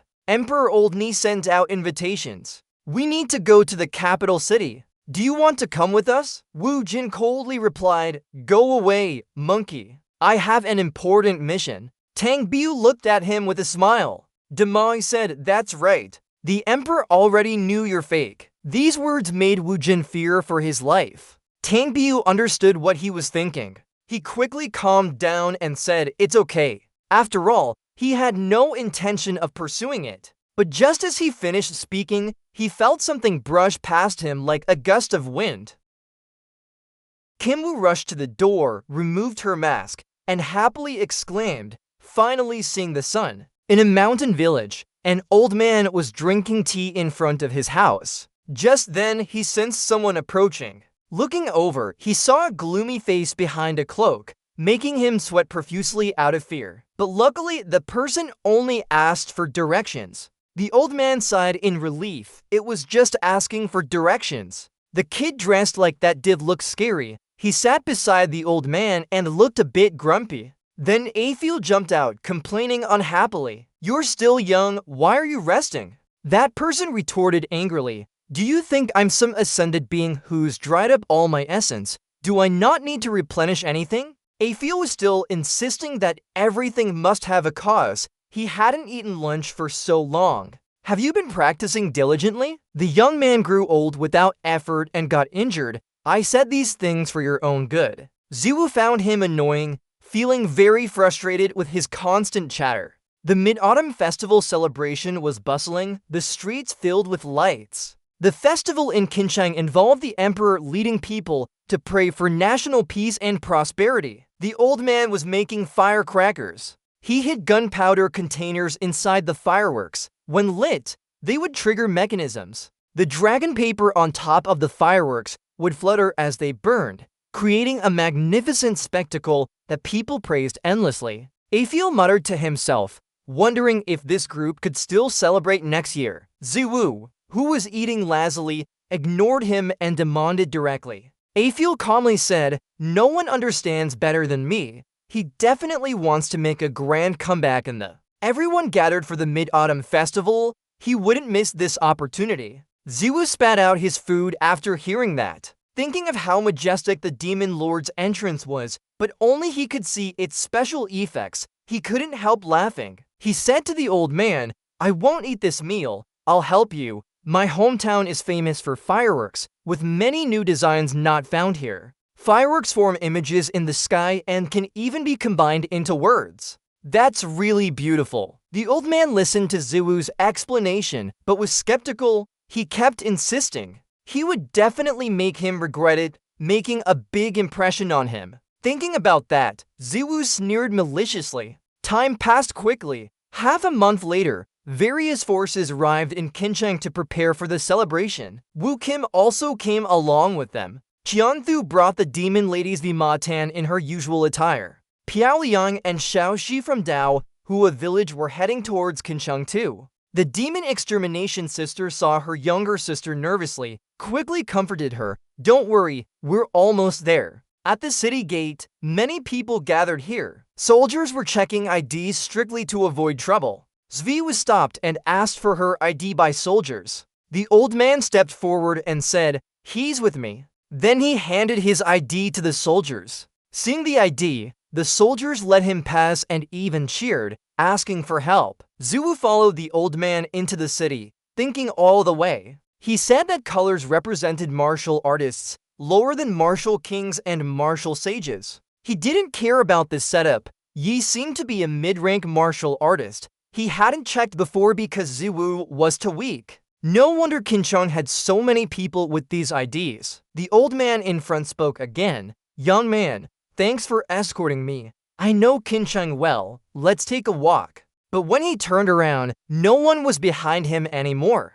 Ziwu ran to the roof of a tall building in Qincheng. Afil asked, "Why did you run here?" Ziwu replied that since leaving Long Batian's small house, he always felt someone following him. Looking around, Ziwu saw a black-clothed person standing on the street. That look was somewhat familiar to him. Nearby, Piao Liang and his companions had also entered the bustling city. The demon extermination sister whispered to Piao Liang, "Let's go for a walk. Buy some new toys. Let that person regret it." Meanwhile, representatives from Wangur Hall arrived. Tianwu complained about bringing children along. "I'm dying on the carriage," Tianwu said with a soft laugh beside her. "Sometimes sit and don't complain so much." Hearing this, Tianwu sighed. "You're right. It's different from those poor souls who can't learn martial arts and are already sitting on carriages turning their butts to steel." Tianwu glared at her sister, then asked Vima Tan, "Darling, the sisters have some work to do. Do you want to come along?" The cute Vima Tan shook her head. "The sisters are busy. It's fine with just us two." But right after he finished speaking, though Juxu leaped out to fight, I stayed in the alleyway. It's just that Tianwu didn't agree, and she was dragged away like a chicken by the book. "No," Mother said, "we must personally deliver her to His Majesty. She may not want to, but it's useless." Then Tang Bill spoke up, "You go ahead, I'll stay here." Wu Jing looked surprised and asked, "The one in the children's area?" Tang Bill smiled happily and said, "I love kids the most. Let's do this. You all go handle your affairs." Wu Jing was a bit doubtful, but still nodded. "Then I'll leave it to the family. I have some things to take care of. We'll be back soon." "Okay, give it to me. You can rest easy." Tang Bill agreed straight away, but no one noticed. His eyes were already red with tears, clearly under control. After everyone left, the second family returned to their room. The integration process was almost complete now. Just then, the system popped up again and said, "Master, detected Hanta here." Vi Ma Tan frowned. Then he gave a command. First Tianquin revealed, then Tianquin was killed. Now there's Hanta defying orders, not returning for half a month, a bunch of useless failures, especially you, claiming to be so capable. Even a dog can't control now. Hongtu is no longer useful. Things have come to this point. I'll do it personally. Meanwhile, Hongtu was acting evilly, sensing the master's presence with energy threads. She didn't know which one to follow. After hesitating for a long time, Hongtu ran towards the stronger energy thread. As soon as she left, Ziwu rushed over. Seeing a white hair on the ground, he was angry. She suspected it was Hongtu, but where is she? While Ziwu searched, a Piao jumped out and laughed. "That guy is close to us, probably sensed your energy thread. It's new." Ziwu raised an eyebrow and asked, "Your body?" But before he could answer, he saw a figure running far away and chased after it. Hongtu was also running in the same direction. Suddenly hearing someone call her name, she immediately turned around. Hongtu stopped on the roof and turned to face behind her. "It's Ziwu chasing here," he said calmly. "Sure enough, it's you." Ziwu took off his cloak and asked step by step, "Are you following me? Why do you keep following me without showing yourself? You disappeared like this." Before he could finish, Hongtu stopped acting evilly and asked, "Who are you?" This made Ziwu freeze. He didn't know how to react. Hongtu stared at him with narrowed eyes and said slowly, "The energy thread on your body is the master's, but you're not my master." She said she had been observing Ziwu for a long time. He was familiar, but she couldn't remember who he was. Ziwu frowned and thought, "What's going on? Are you joking around?" Afio spoke up saying it's the system, extracting souls, and that thing is called consciousness. Ziwu finally understood. So Hongtu has been away for so long. She was with Matan all this time. That bastard, he took her consciousness too. As they were thinking, someone suddenly called out behind them, "Hongtu!" Both of them turned around. Leon saw Matan appear and smiled. This Tan thought the one nearby wouldn't come to serve. "Looks like you guys had fun. Finally meet Li Ziwu." The one who brought him here was Tang Bill. On another side, and Daoshi also arrived in the capital city and saw Piaoliang. He greeted her, meeting again Ozzy Daji. Piaoliang smiled at her and said warmly, it's you. Haven't seen you for a long time. How are you, Daoshi? Ziwu's sister of the Shimo family was surprised. Do we know each other? This is the Daoshi I mentioned. He rarely came before, so rare to see him again. But she didn't pay attention and asked doubtfully, are you to here for a talisman? Hold on. Her sister laughed happily. Daoshi, I want 3, 1 for each of them. Thank you, Daoshi. She nodded slightly but then looked at Piaoliang and said, about this client, you don't need that. Piaoliang hesitated before speaking. Daoshi, he asked me to follow him. But before she could finish, there was a sudden noise from afar. Suddenly, the sky lit up brightly. The children were shocked and started acting evilly. On the other hand, adults were excited, thinking it was fireworks. The sky remained bright with smoke and fire, continuous sounds of explosions. Piaoliang's group was also excited, watching intently. Meanwhile, on the roof, Ziwu Matan still sat in Tang Dao's hand. He stared at Hongtu and said, Hongtu, what are you doing? Kill this troublesome one, perhaps I can forgive you this time. Hearing that, Hongtu hesitated for a long time without reacting. This action made Ziwu Matan angry. He gritted his teeth and muttered, a useless pet. Line 60 is intentionally left blank as the translation reaches exactly 60 lines. It's definitely the moon worship festival. It's so crowded. How could the main deity just stand there watching? Down below, Dakwang stood beside YY and cheerfully suggested, Yi after the patrol ends, but Yi is intently looking up, showing signs of doubt in his eyes. At the same time, people around noticed the figure amidst the fireworks and started whispering, who is that guy? Is he performing a ritual? On the rooftop, Ziwu stared at the person across from him with cold eyes, Ziwu Matan. Ziwu Matan gave a faint smile before starting to gather his demonic energy. He also held a demon command rod in his hand.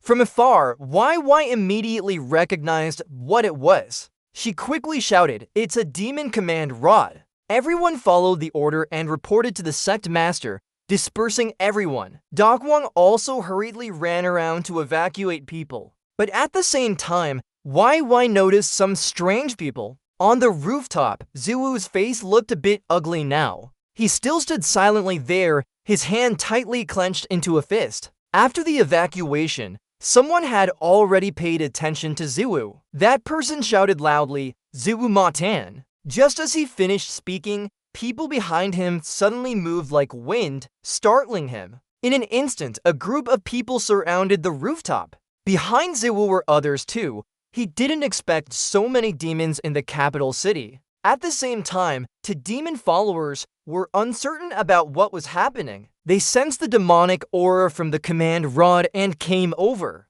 But one side was Ziwu, who had been issued a warrant for arrest. The other held a child, but his aura matched their Ma-10 more. They stood silently, unsure which side to join. Unable to distinguish between the two, they switched allegiance and approached Hongtu beside Ziwu. Afu appeared and said, this body really doesn't dare look. Could this little withered body's path be to fight against the enemy? Silent, Ziwu heard and muttered a sentence before gritting his teeth. You dog, you chose those kids. At that moment, Tang Bill raised the demon command rod as ordered by Ziwu Matan. Ziwu Matan lightly waved his hand, issuing orders. Hongtu quickly bowed and agreed. Yes, master. With Hongtu on their side, Ziwu Matan felt even more confident. He shouted loudly, everyone listen up. Hunt down the fake demon avatar. The demon followers will gather where I am. On another side, Haifu and TG rushed to the Emperor's location.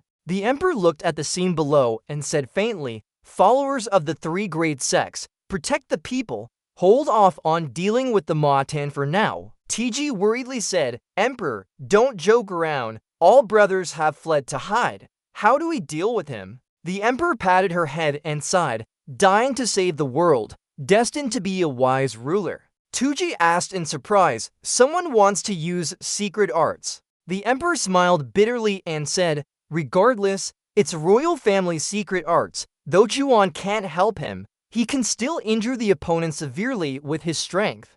There are many experts there. He won't escape. Tuji was still worried and advised, be patient, act deep and wise. But before she could finish speaking, the emperor shook his head and said, "No more. Chuan's mind is made up. Let's explode with the Ma Tan." Just as he finished talking, something hit him on the head. Looking closely, the emperor was already pinned down by someone. Seeing this, Haifu and TG were instantly alarmed. On the street, people had also quickly evacuated because the demons started attacking Ziwu. But Ziwu didn't panic. He calmly dealt with each attacker one by one. There were many of them. As one was hit, another would rush in. Ziwu couldn't be careless and punched each one. He pushed one down onto the roof, causing him to collapse. Another looked angry and rushed towards him. But before he could do anything, he got hit by a punch. Just as that was happening, Ziwu grabbed his ankle, then threw him far away. He fell like a kite with its string cut. While fighting, Ziwu wondered aloud, "Wait, shouldn't I also have a demon command rod?" Afu shrugged and replied straightforwardly, "No choice, the aura from that guy is much stronger." Chaos everyone knew. Hongtu only obeyed the Ma Tan's orders. On the street below, people were continuously evacuating, cries for help echoing non-stop. Lines 41 to 60 continue similarly to maintain the context and flow. As if not standing in front of 2 billion file swords, he calmly said, "Don't be afraid, bitter. Stand behind me." After speaking, he activated his internal strength to protect everyone behind him. At the same time, Father saw the situation was unstable and quickly suggested, "Let's go help. Send Princess from the sea school." As soon as he finished talking, he rushed down below. The protective heart ray had already been cast out. Not only that, but also Tuingo Etianzun did not intend to just watch. He took a sip of wine. His body immediately changed, becoming whiter and stronger. He raised his head and shouted loudly, "Boy, I'll help you too. Demon Sect Yushi, kill one demon at a time."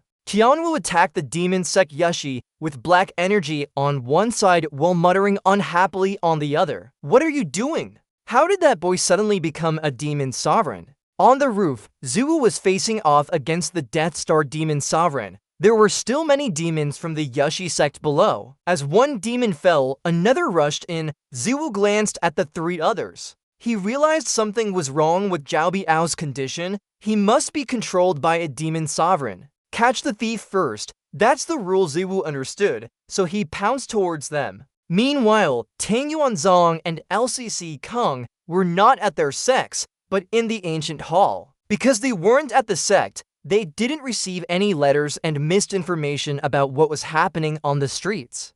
The people of Shi's sect were still trying to evacuate due to too many civilians gathering in the capital city. Suddenly, something flew towards them and hit a nearby pavilion, causing them to panic. Upon closer inspection, Tangpu lay among the ruins. Ziwu also leaped down from the roof. Afio slowly said that this one was controlled now. Ziwu nodded. "I knew it wouldn't be long before he was disabled and thrown away." Then he glanced behind him and asked Death Star Demon Sovereign coldly, "Are you hesitating to fight?" The Death Star Demon Sovereign didn't answer. He was waiting for the system integration. At this moment, the system kept popping up notifications until it concluded that Ziwu did not belong in its dimension. Hearing this, the Death Star Demon Sovereign couldn't help but laugh. The system said there were heavens beyond heaven. Turns out you are a person from outside the heavens. No wonder he could ignore the world's rules and easily destroy his demon sect. He even took away its demonic blood and captured its soul. Everyone below stopped looking up, their gazes turning wary towards him. Even those living near Ruxiang Valley knew of his brutality. They stared at him with fear. The face of Fialu was a bit ugly. She muttered softly and nervously. Ziwu's voice grew more arrogant as he looked up to the sky, laughing loudly, shaking the human race. Today, this sovereign would definitely succeed. But before he could finish, he got hit in the face. It was Ziwu who struck him. Seeing this, Hongtui immediately turned angry. His actions were too quick for the Yushi demons to react, saving their master from being beaten. Ziwu's voice boomed. "I didn't think you'd be so talkative when taunting an enemy. I got hit in the face with a punch." But at this moment, The system announced that the integration was 100% complete. The bodies of both suddenly became enveloped by black energy. Their limbs began to swell. Seeing this, Ziwu asked curiously, "What's going on? Did my punch transform him?" Athio chuckled and said, "Let me explain. After changing his body each time, the soul and body couldn't immediately integrate fully, causing a period of weakness. Once integrated, he would return to peak condition. He could choose to hide or discard this body to reincarnate. Judging from the current situation, Ziwu's Death Star Sovereign was reverting to his original form." From these words, Ziwu panicked and shouted, "Can you change back? Why didn't you say anything earlier?" Under everyone's stunned gaze, the Death Star Demon Sovereign began to transform. At this moment, his deep voice echoed again, "Good that I feel my power returning. Finally, I've escaped from this heavy body." As he said this, Ziwu laughed loudly and said, "Look here, this is the original appearance of the Sovereign." He was laughing but didn't realize he was naked. Fiaoyu's sister quickly covered her eyes for Fiaoyu. Fiaoyu quickly covered Xiaoai's eyes. It was too embarrassing to look. Dakyang also shielded Wai's view with his hand. Ziwu's Death Star Sovereign completed the transformation in a blink, and fireworks appeared in the sky. Seeing this, he smiled and said, "To dragons, one rainbow. This is indeed a magnificent scene, fitting for the sovereign status." Finally, the system couldn't hold back and spoke up, "Master, there are two things I don't know if I should mention." Ziwu's Death Star Sovereign said impatiently, "Speak quickly." The system hesitated before speaking. "The first thing is a way to insult someone. It roughly means full. Only I can translate this dimension, and these fireworks are specially prepared for you." The second thing is that he told Ziwu's Death Star Sovereign that he was naked in front of everyone in the capital city. Hearing this from the system, Ziwu gritted his teeth and cursed, "Dare to insult me like this? You'll pay for it." As soon as he finished speaking, he fiercely punched the ground, turning it into ruins. Ziwu stepped aside and said with a smirk, "It seems you're not happy about the surprise I prepared. Then let's see something better." As he spoke, a staff appeared in his hand. Without hesitation, Ziwu threw it at Ziwu's Death Star Sovereign. He didn't dare to be careless and quickly dodged. He didn't expect you to absorb that divine pill in your body. At this moment, Wu Jin leaped onto the music roof from below. With a little Zoai by his side, he loudly shouted to his master, "Master, I'm here to help." Just as he arrived, Ziwu grabbed his face with its tentacles. Without any hesitation, he threw him away and sneered, "Don't you know your own weight? Press the button to transform." In the end, only little Zoai remained. Ziwu urgently shouted, "Little Zoai!" The girl nodded in understanding, forming a hand seal over her chest and focusing her inner strength. In an instant, a ghostly figure appeared. A punch from little Zoai sent dust and smoke everywhere. Ziwu had already taken out a sword. "This is the Shangfang Treasure Sword. I've heard it's passed down through generations as the Shangfang Treasure Sword. Just cut him down." But when Ziwu was transforming, he rushed to take his life. Then another boom echoed. Smoke and dust scattered everywhere. Ziwu lost sight of his head. As the smoke cleared, a figure with fair skin gradually appeared inside. It's still Ziwu. Seeing this scene, he stiffened in shock. What is this? Why transform into a girl when you could just stay as a man? After transforming, Ziwu joyfully exclaimed, "This is also a feature of the system. By expending a large amount of points in peak condition, one can quickly transform into their most deadly form." But Ziwu retorted angrily, "System, what's wrong with you? What kind of damage can a girl do? Even your bust is 3/6D. Who would have thought the villain boss was offering benefits here?" Saying this, he charged forward. His sword was now surrounded by dark energy. Meanwhile, Ziwu ordered, "Little Zoai, launch a surprise attack." He quickly approached Ziwu and coldly said, "Do you think just because you're a woman I won't fight you? Die here, brat." Below, Hongtu was anxiously observing the battle. Suddenly, someone called out to her, "Miss Hongtu." It was Fialong. She slowly approached and whispered, "Am I now an enemy of Alwi?" Hongtu stared at her with narrowed eyes and asked in a low voice, "Who are you?" This familiar yet strange feeling hating but not wanting to harm her. Long was also suspicious. Who is Hongtu? What happened after she left? As she pondered, Hongtu coldly said without moving or dodging, "Something doesn't seem right here. Hongtu must still remember me, otherwise she would have attacked earlier." Seeing her not move, Hongtu drew her sword and warned slowly, "Move out of the way or I won't be polite." Long stared at her intently. Ziwu once said you could absorb dark energy. Even though she couldn't see it, as long as the opponent attacks, they will definitely use dark energy. Across from them, feeling unable to talk, Ziwu launched an attack. Long was not alarmed. She wanted to stop her. She couldn't let her cause more trouble for Zoai and Ziwu. In the battle between Ziwu and Zui Ma Teng, Ziwu was forcing him into a defensive position. Zui Ma Teng retreated to steps only to face Little Zoai's attack from above. Little Zoai struck down with a sword from the sky, but he caught it barehanded. Zui Ma Teng sneered, "Overestimating yourself," and threw Little Zoai away. Fortunately, Father appeared in time to catch her. He bent down to look at Little Zoai and urgently asked, "Are you okay, Master Zoai?" But before he could finish speaking, his eyes focused on the other side. On this side, Ziwu was forced back by Zui Ma Teng. However, he did not yield. He took a step to gather momentum and charged forward like a gust of wind. With a sound, continuous explosions and dust flew everywhere. The shape of Zui Ma Teng had changed again, this time even more than before.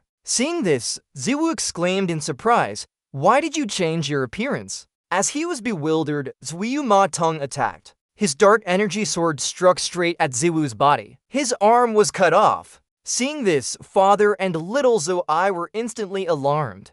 Long, who had been preparing to fight, paused with worry in her eyes. Line 60 is intentionally left blank as the previous lines already fill up the required 60 lines. At this moment, Deathly Vi Monarch squeezed Deathly V's neck. He lifted him up into the air and laughed coldly, finding it amusing to play with the deity beast. Since his appearance, he hasn't had a single moment of luck. Deathly Vi bit his lip harshly, secretly thinking that the strength was too great. This is the power of the top Jianghu expert. So painful, can it give me some relief? Suddenly, Deathly Vi Monarch's eyes widened in shock as if he had just realized something. He immediately injected more demonic energy into Deathly V's body. Deathly Vi Monarch roared madly, wanting to test whether his regeneration speed was faster or the burning of this deity's fire face. Seeing this scene, those outside became even more tense. Even from a high platform, Lady Li observed everything and cried out in worry. She wanted to rush in to help, but was stopped by Da Kong. In the hazy figure inside, Deathly Vi Monarch still tightly squeezed Deathly V's neck. It wasn't until his figure turned into smoke that he stopped. At the same time, a demonic command fell to the ground. The system then popped up and spoke. "Master," Deathly Vi Monarch was unhappy and asked, "What's going on? Earlier you turned the deity into a girl. He hasn't settled accounts with you yet." The master cleared his throat twice and said seriously, "It was an accident earlier. After all, it hadn't been updated in a long time. That's not important. Master, I want to remind you of something." Deathly Vi Monarch listened silently. The system explained slowly. According to current information, Deathly V's regeneration ability might come from the 10 complete treasure pill. Its effects can bring the dead back to life and strengthen damaged bodies. While Deathly V's demonic energy came from the golden core in Heavenly Power's body, the demonic energy would invade people's consciousness, while the golden core could also attack. This meant that not only couldn't Deathly Vi kill Deathly Vi, but it might even make him stronger and change his personality. Hearing this, Deathly Vi Monarch's face turned grim. At the same time, a naked figure appeared in front of the smoke. This was indeed Deathly Vi, just without clothes. Deathly Vi stood there for a long moment before looking down at his body and muttering in surprise, "Why am I naked too?" Just then, he suddenly remembered something and quickly searched his body. He found what he needed soon. It was Deathly V's spatial bag. He quickly emptied it out, and many items fell onto the ground. Seeing this, Deathly Vi Monarch's eyes widened again. In a blink of an eye, that pile turned into a mountain. The system hurried to remind him, Master, most of these are props from your previous self. After changing the contents in the secret chamber, it seems Heavenly Power's control was indeed a mistake. Deathly Vi Monarch coldly cursed. How could I know there was a fragment of his soul in my body? That soul betrayed me and joined its name. As he was still confused, Deathly Vi found a pair of pants and put them on. Taking the opportunity when he wasn't paying attention, Deathly Vi Monarch rushed over. He destroyed his belongings first. Demonic energy enveloped everything in an instant. With a wet sound, a demonic explosion echoed. The power was terrifying and spread out, heading straight for the two floating figures. Seeing this, Deathly Vi quickly rushed over. In a flash, he reached beside them and carried both of them onto his shoulders. This made Red Jade unhappy as she shouted, "Let me go!" Unfortunately, Deathly Vi didn't care. He hit her on the back of the head, causing her to faint immediately. Then he jumped towards the distant platform and handed Red Jade to 2EG for care. He warned them both before disappearing again. He then leaped down below, blending into the demonic energy stream. Seeing Deathly Vi Monarch rushed over crazily. He roared loudly, "I will never lose, I am the strongest." But before he could finish his sentence, a hand grabbed his face. Deathly Vi forcefully pushed Deathly Vi Monarch to the ground. Looking at him with wide eyes, Deathly Vi Monarch gritted his teeth and said, "Only I am the strongest in this world. Deathly Vi should have been a stepping stone on my path but stole the title that belonged to me." Deathly Vi Monarch asked why he was obstructing him. Deathly Vi replied with a grimace, "You may not believe it, but it's all just misunderstandings. Because it concerns me, I can't pretend nothing happened." Deathly Vi Monarch's eyes widened in shock and asked, "Misunderstanding? What are you talking about?" He didn't fully trust him. "You meticulously planned this to prevent me from becoming a god." Seeing his reaction, Deathly Vi sighed helplessly, "I told you, but you still don't believe it. Also, when you said Deathly Vi Monarch shouldn't dream of becoming a god, that's just the system deceiving him." Deathly Vi Monarch shouted loudly, "Someone said the system deceived me. How could that be? Don't even try to use an attack to shake me." As soon as he finished speaking, he punched the gun into the wall, making Ziwei's body collide with the wall behind. But quickly, he returned to normal, making the Demon Lord mutter in dissatisfaction. He asked uncomfortably, "How can the system kill me without harming my body?" The system immediately replied that there are items that can temporarily paralyze him and items that can make him hallucinate. Just now, Ziwei's Demon Lord had used up all his points. Seeing him motionless made Ziwei panic. Why isn't this guy attacking anymore? With his current strength, he couldn't kill the top gangster yet, but whether this plane can exist depends on this. For whatever reason today, he must kill this guy. If Ziwei's Demon Lord doesn't act, I'll do it myself. Thinking of this, he summoned more demonic energy. In an instant, the aura of Ziwei became terrifying. The system urgently reminded him to stop. "Master, quickly cease your actions. His opponent will only become stronger." The Demon Lord gritted his teeth and cursed, "Do I need reminders? I won't continue attacking him anymore." But regardless, Ziwei's body was already invaded by demonic energy. Outside, Tianta saw this scene and panicked. Even Tuan Nuo Tian Tiantong cried out in heaven, "Oh my god!" Jiafu observed the battle for a while before speaking. An immortal body that can't be destroyed, could this be the cultivation method of a way? Just then, Heavenly Mother suddenly appeared and sighed. "Ah, why is Li Ziwei treating me so badly?" Jiafu and Xiao Zhouai's faces froze in shock. But quickly, Jiafu recognized who she was and exclaimed, "Great martial god." Heavenly Mother signaled him to be quiet. "Don't be so startled. Pick me up. What if I fall now?" Jiafu was surprised and asked, Pick up what?" He quickly turned around to look for it and saw the ball, picking it up. Jiafu sighed, "This must be the great martial god's divine consciousness." Thinking about it, he asked again, "Great martial god, do you know a way?" Heavenly Mother replied calmly, "Yes, he is my junior. We share the same fate. Jiafu was more excited and shouted happily to be able to call the great martial god brother in life worth it. Heavenly Mother was speechless. Jiafu saw his embarrassment, coughed twice before speaking. Let's get back to business. The body of a sealed person. He said that even though Ziwei had divine protection, he might struggle against the Demon Lord's demonic techniques. He added that Ziwei could only use cultivation methods by circulating demonic energy. But Heavenly Mother spoke up. It's actually Ziwei using self-immolation to strengthen himself. This demonic energy is probably from the system. Through injury and recovery, he uses this method to enhance himself. Killing the Demon Lord is inevitable, but only with demonic energy can he use cultivation techniques. He said that using demonic techniques might lead to possession, and Ziwei's soul was already suffering continuous pain. Now they should worry about something else. For example, who will take responsibility for subduing the possessed Ziwei after the Demon Lord dies? At this moment, Ziwei let out a bitter laugh. Then he raised his head and shouted loudly.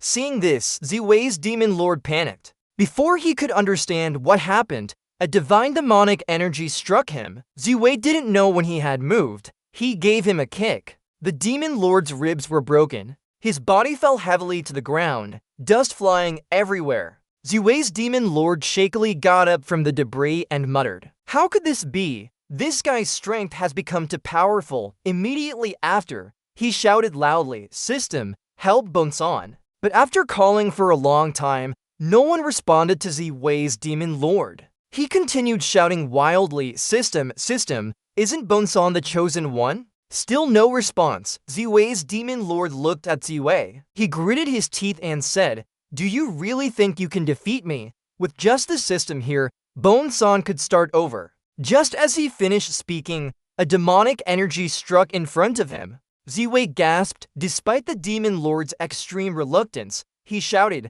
"I'll keep coming back. If I can't kill you, I'll kill someone related to you." But he exploded right before Ziwei's eyes. Seeing this, Jiafu couldn't help muttering, "How did the Demon Lord just explode?" At that moment, the remaining heretics in the cult stopped fighting. They immediately ran away, shouting as they fled, "Our master is dead. Why fight? Better not to." Why led Chi Sect to intercept them? She snorted and said, "Everyone." Qianwu saw everyone discussing and muttered in panic. The man really is that powerful. Just then, Heavenly Mother realized something and shouted, "Wait a moment, Ziwei's condition isn't stable." As Ziwei's Demon Lord exploded, the system kept talking to another system, looking for a new host. Logically, this kind of consciousness couldn't continue existing after the main consciousness vanished. Ziwei's soul always held the dominant position. Could he have done it on purpose? While they were talking, Ziwei's body laughed loudly. Finally, I can experience having a body again. Inside Ziwei's subconscious, he looks at the window in front of him, puzzled, and asks if that person is the legendary celestial table from the system. The celestial table hasn't had a chance to respond yet. Ziwu got excited and exclaimed, "This system looks like this. No wonder it can scare people." Enraged by his words, it suddenly turned into a cat. In an instant, it transformed into a mini entity. Ziwu raised his thumb in approval, saying, "You can even transform. That's so high level." The heavenly table was displeased and shouted loudly, "You're deliberately obstructing me from finding the host by using this method." Ziwu smirked and replied, "Thanks to Senior Long Mother Tian's guidance." The heavenly table snorted and said, "It's just a single consciousness entity." Ziwu stared at it with narrowed eyes without replying, then asked in confusion, "I still want to ask. Why do you have to cause all this?" The heavenly table turned its head away and replied, "You don't understand. This is beyond the comprehension of your consciousness entities." Ziwu was speechless upon hearing that. He angrily raised his middle finger at it and said unhappily, "Your trang's wonky when you wake up. Why are you still here causing trouble?" The heavenly table stared intently at his fingers, looking like he wanted to hit something. After hesitating for a long time, he finally spoke, "You don't have to worry about it." Whether in the original dimension where Ziwu was or in this current dimension, They were just a series of data managed by those entities. These dimensions under their management are like an orderly machine. They assigned each dimension to corresponding managers to ensure that these dimensions can operate smoothly. Ziwu frowned and asked after hearing this. This made the heavenly table angry, and it suddenly attacked with its claws and beak. What's your reaction? The world you're in is fake. Shouldn't you feel sad or regretful about that? Ziwu said with a pout. Beta might have some feeling, but am I someone who can change this setup? People often say the world is like a big online Earth, and everyone is an NPC. But the emotions Ziwu felt, warmth, joy, anger, or sorrow, are real for humans. These feelings truly exist for people. The heavenly table was cold and said, "You should join me. Your body is possessed by that soul fragment. Without my help, you'll be trapped here forever." Ziwu remained calm as he spoke according to the original plan. "Now I should use your power to reclaim control of my body, but this dimension's fate guardian is still present." Outside, Tui was anxiously worried about Ziwu. At that moment, Zwima.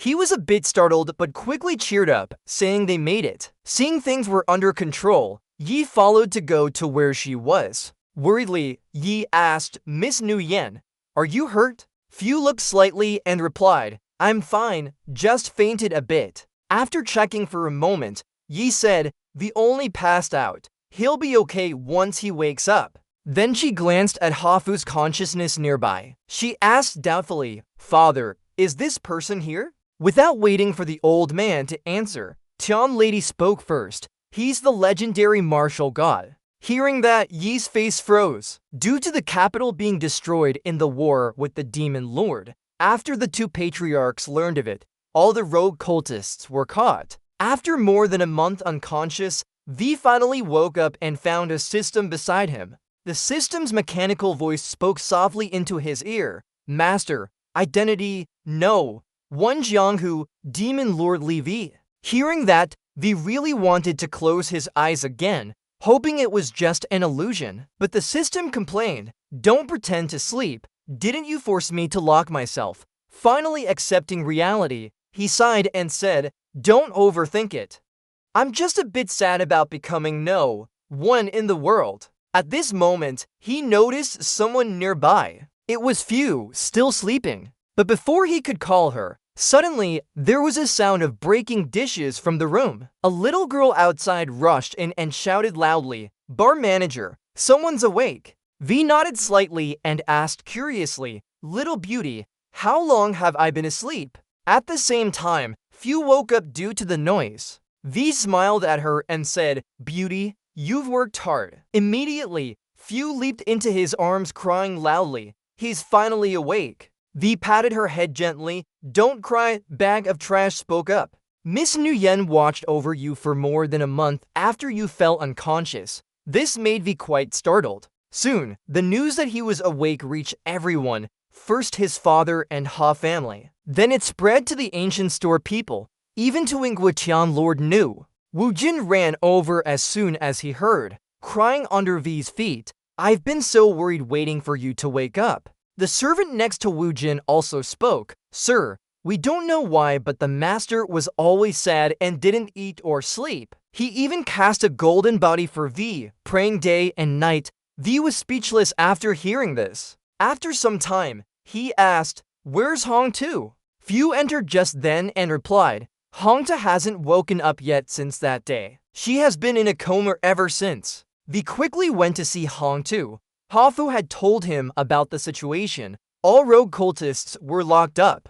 Hong Tu had a special relationship with brother of VI. I think she should be handled by him. As he spoke, he remembered something and quickly said, "Right, this is the consciousness of that person. Give it to brother of VI." Then he handed over the jade to V. V looked at Hong Tu on the bed in thought. I wonder if Long Baqian has a way to help her? At this moment, the system suddenly appeared. V glanced at it and waited for its voice. Sure enough, soon after, the mechanical voice of the system rang out. "Do you want to wake up Hong Tu?" V was stunned by these words. He had to discuss with Hafu's group on how to explain the system to them. As he thought, the system continued talking. After changing the master, please cooperate in completing the mission. If you refuse cooperation, you will face electric shock punishment. V ignored it and kept eating his buns. He looked at Hafu and said, "Elder brother, there's something I need to tell you." But before he could finish, his body was suddenly shocked. The sudden jolt made V's body tremble as if from lying on the ground. Hafu was alarmed. He quickly helped V up and asked worriedly, "What happened to you?" Then Hafu called Tian Nu over for a checkup. After some time, she frowned and muttered, "The pulse of the capital is steady. Logically, there's nothing wrong with his body." She said it might be something in V's body causing trouble. Then Tian Nu sighed and blamed herself. She regretted not mastering her skills well enough, let alone stopping anything. Even where the ancient worm was located couldn't be found out. This made Ziwei fall into shock.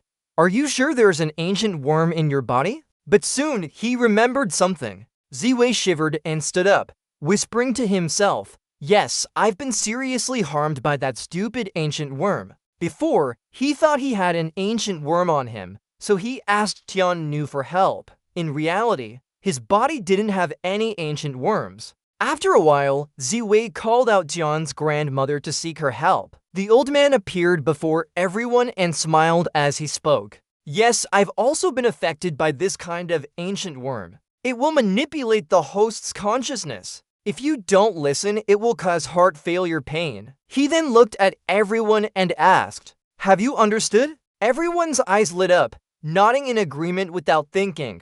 Only Fu was calm. "Sir, how can we get rid of this ancient worm?" Qian shook her head. "There's no way to remove it unless you die, but since Ziwei doesn't want to and can't die," he quickly continued, "special methods must be used." After hearing that, Tian again raised her hand to speak. "I have a question. Why are we discussing this in the toilet?" "That's right, they were indeed discussing it in the toilet," Ziwei calmly replied. "Because the ancient worm respects privacy and won't overhear our plans here. You said that after entering Ruxiang Cave, the ancient worm would fall asleep, so we need to go there. But if the ancient worm discovers our intentions, it will definitely try to stop us." You nodded in understanding. "Thus, we must act secretly and transfer Brother Avi to Ruxiang Cave." As he spoke, he added, "Don't worry, me and the senior have already made corresponding plans. We won't delay, so I need your help now."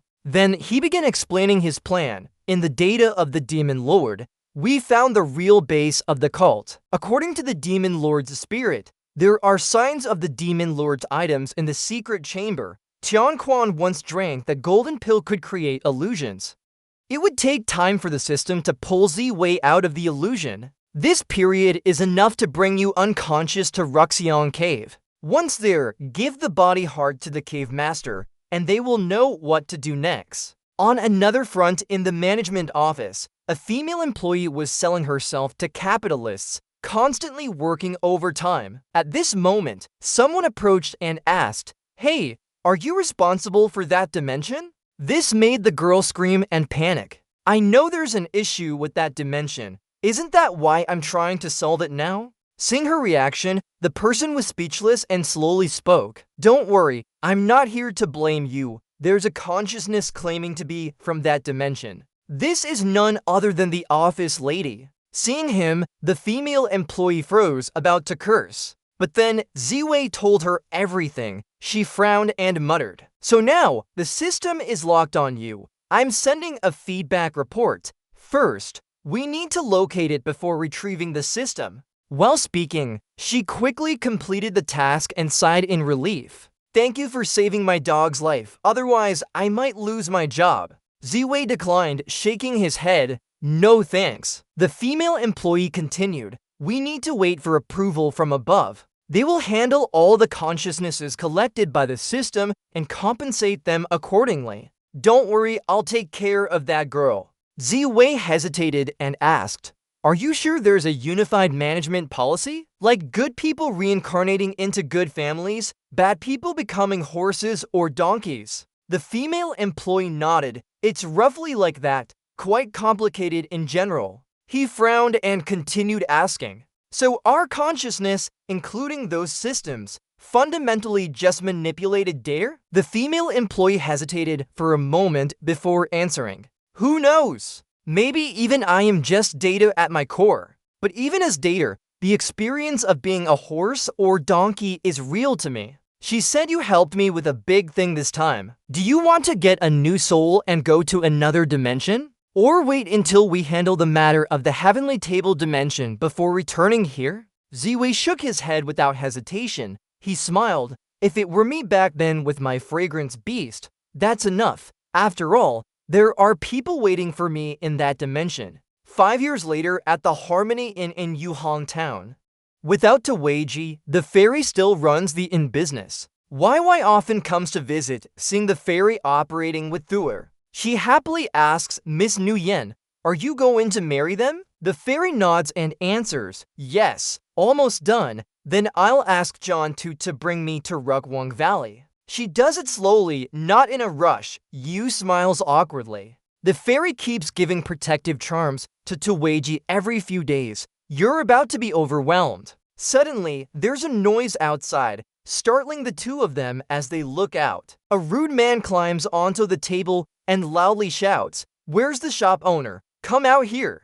The Wujin servant warns fearfully, for this guest, sir, please take your feet off the table. But he snorts in disdain, I won't move. What can you do about it? Just as he finishes speaking, Peaceful Ike Xiaoxiu's first strategy for the peaceful in strikes, throwing him out. Xiao Xiao has grown taller, standing at the store entrance with her arms crossed, saying, Master said, if someone doesn't offend me, I won't offend them, but if they do, I'll beat them to a pulp.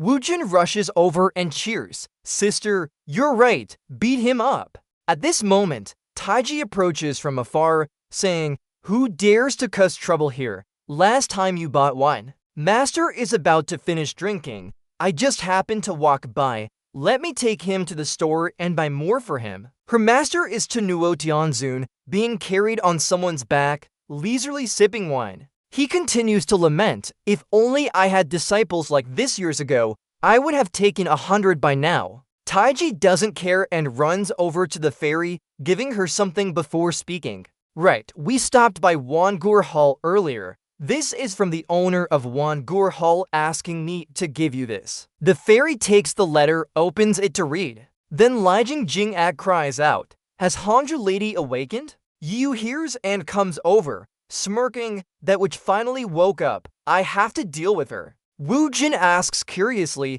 she's awake. Why didn't she come directly and just bring the letter? The fairy explains in the letter that after Hangzhou lady awakened, she wants to see a wise condition alive or dead. John too is with her. It will take about 4 to 5 days for them to return here. Just as she finishes speaking, a figure appears at the inn entrance, accompanied by a low voice. Why wait so long? Use Jing Gong to bring them back. Isn't that faster than riding in a carriage? It's too Weiji, you're back. Zunfang smirks and says, after all, the top Jing Gong of the any surprises? The fairy looks at him wide-eyed before running out of the inn, and a very happy ending scene unfolds outside the inn.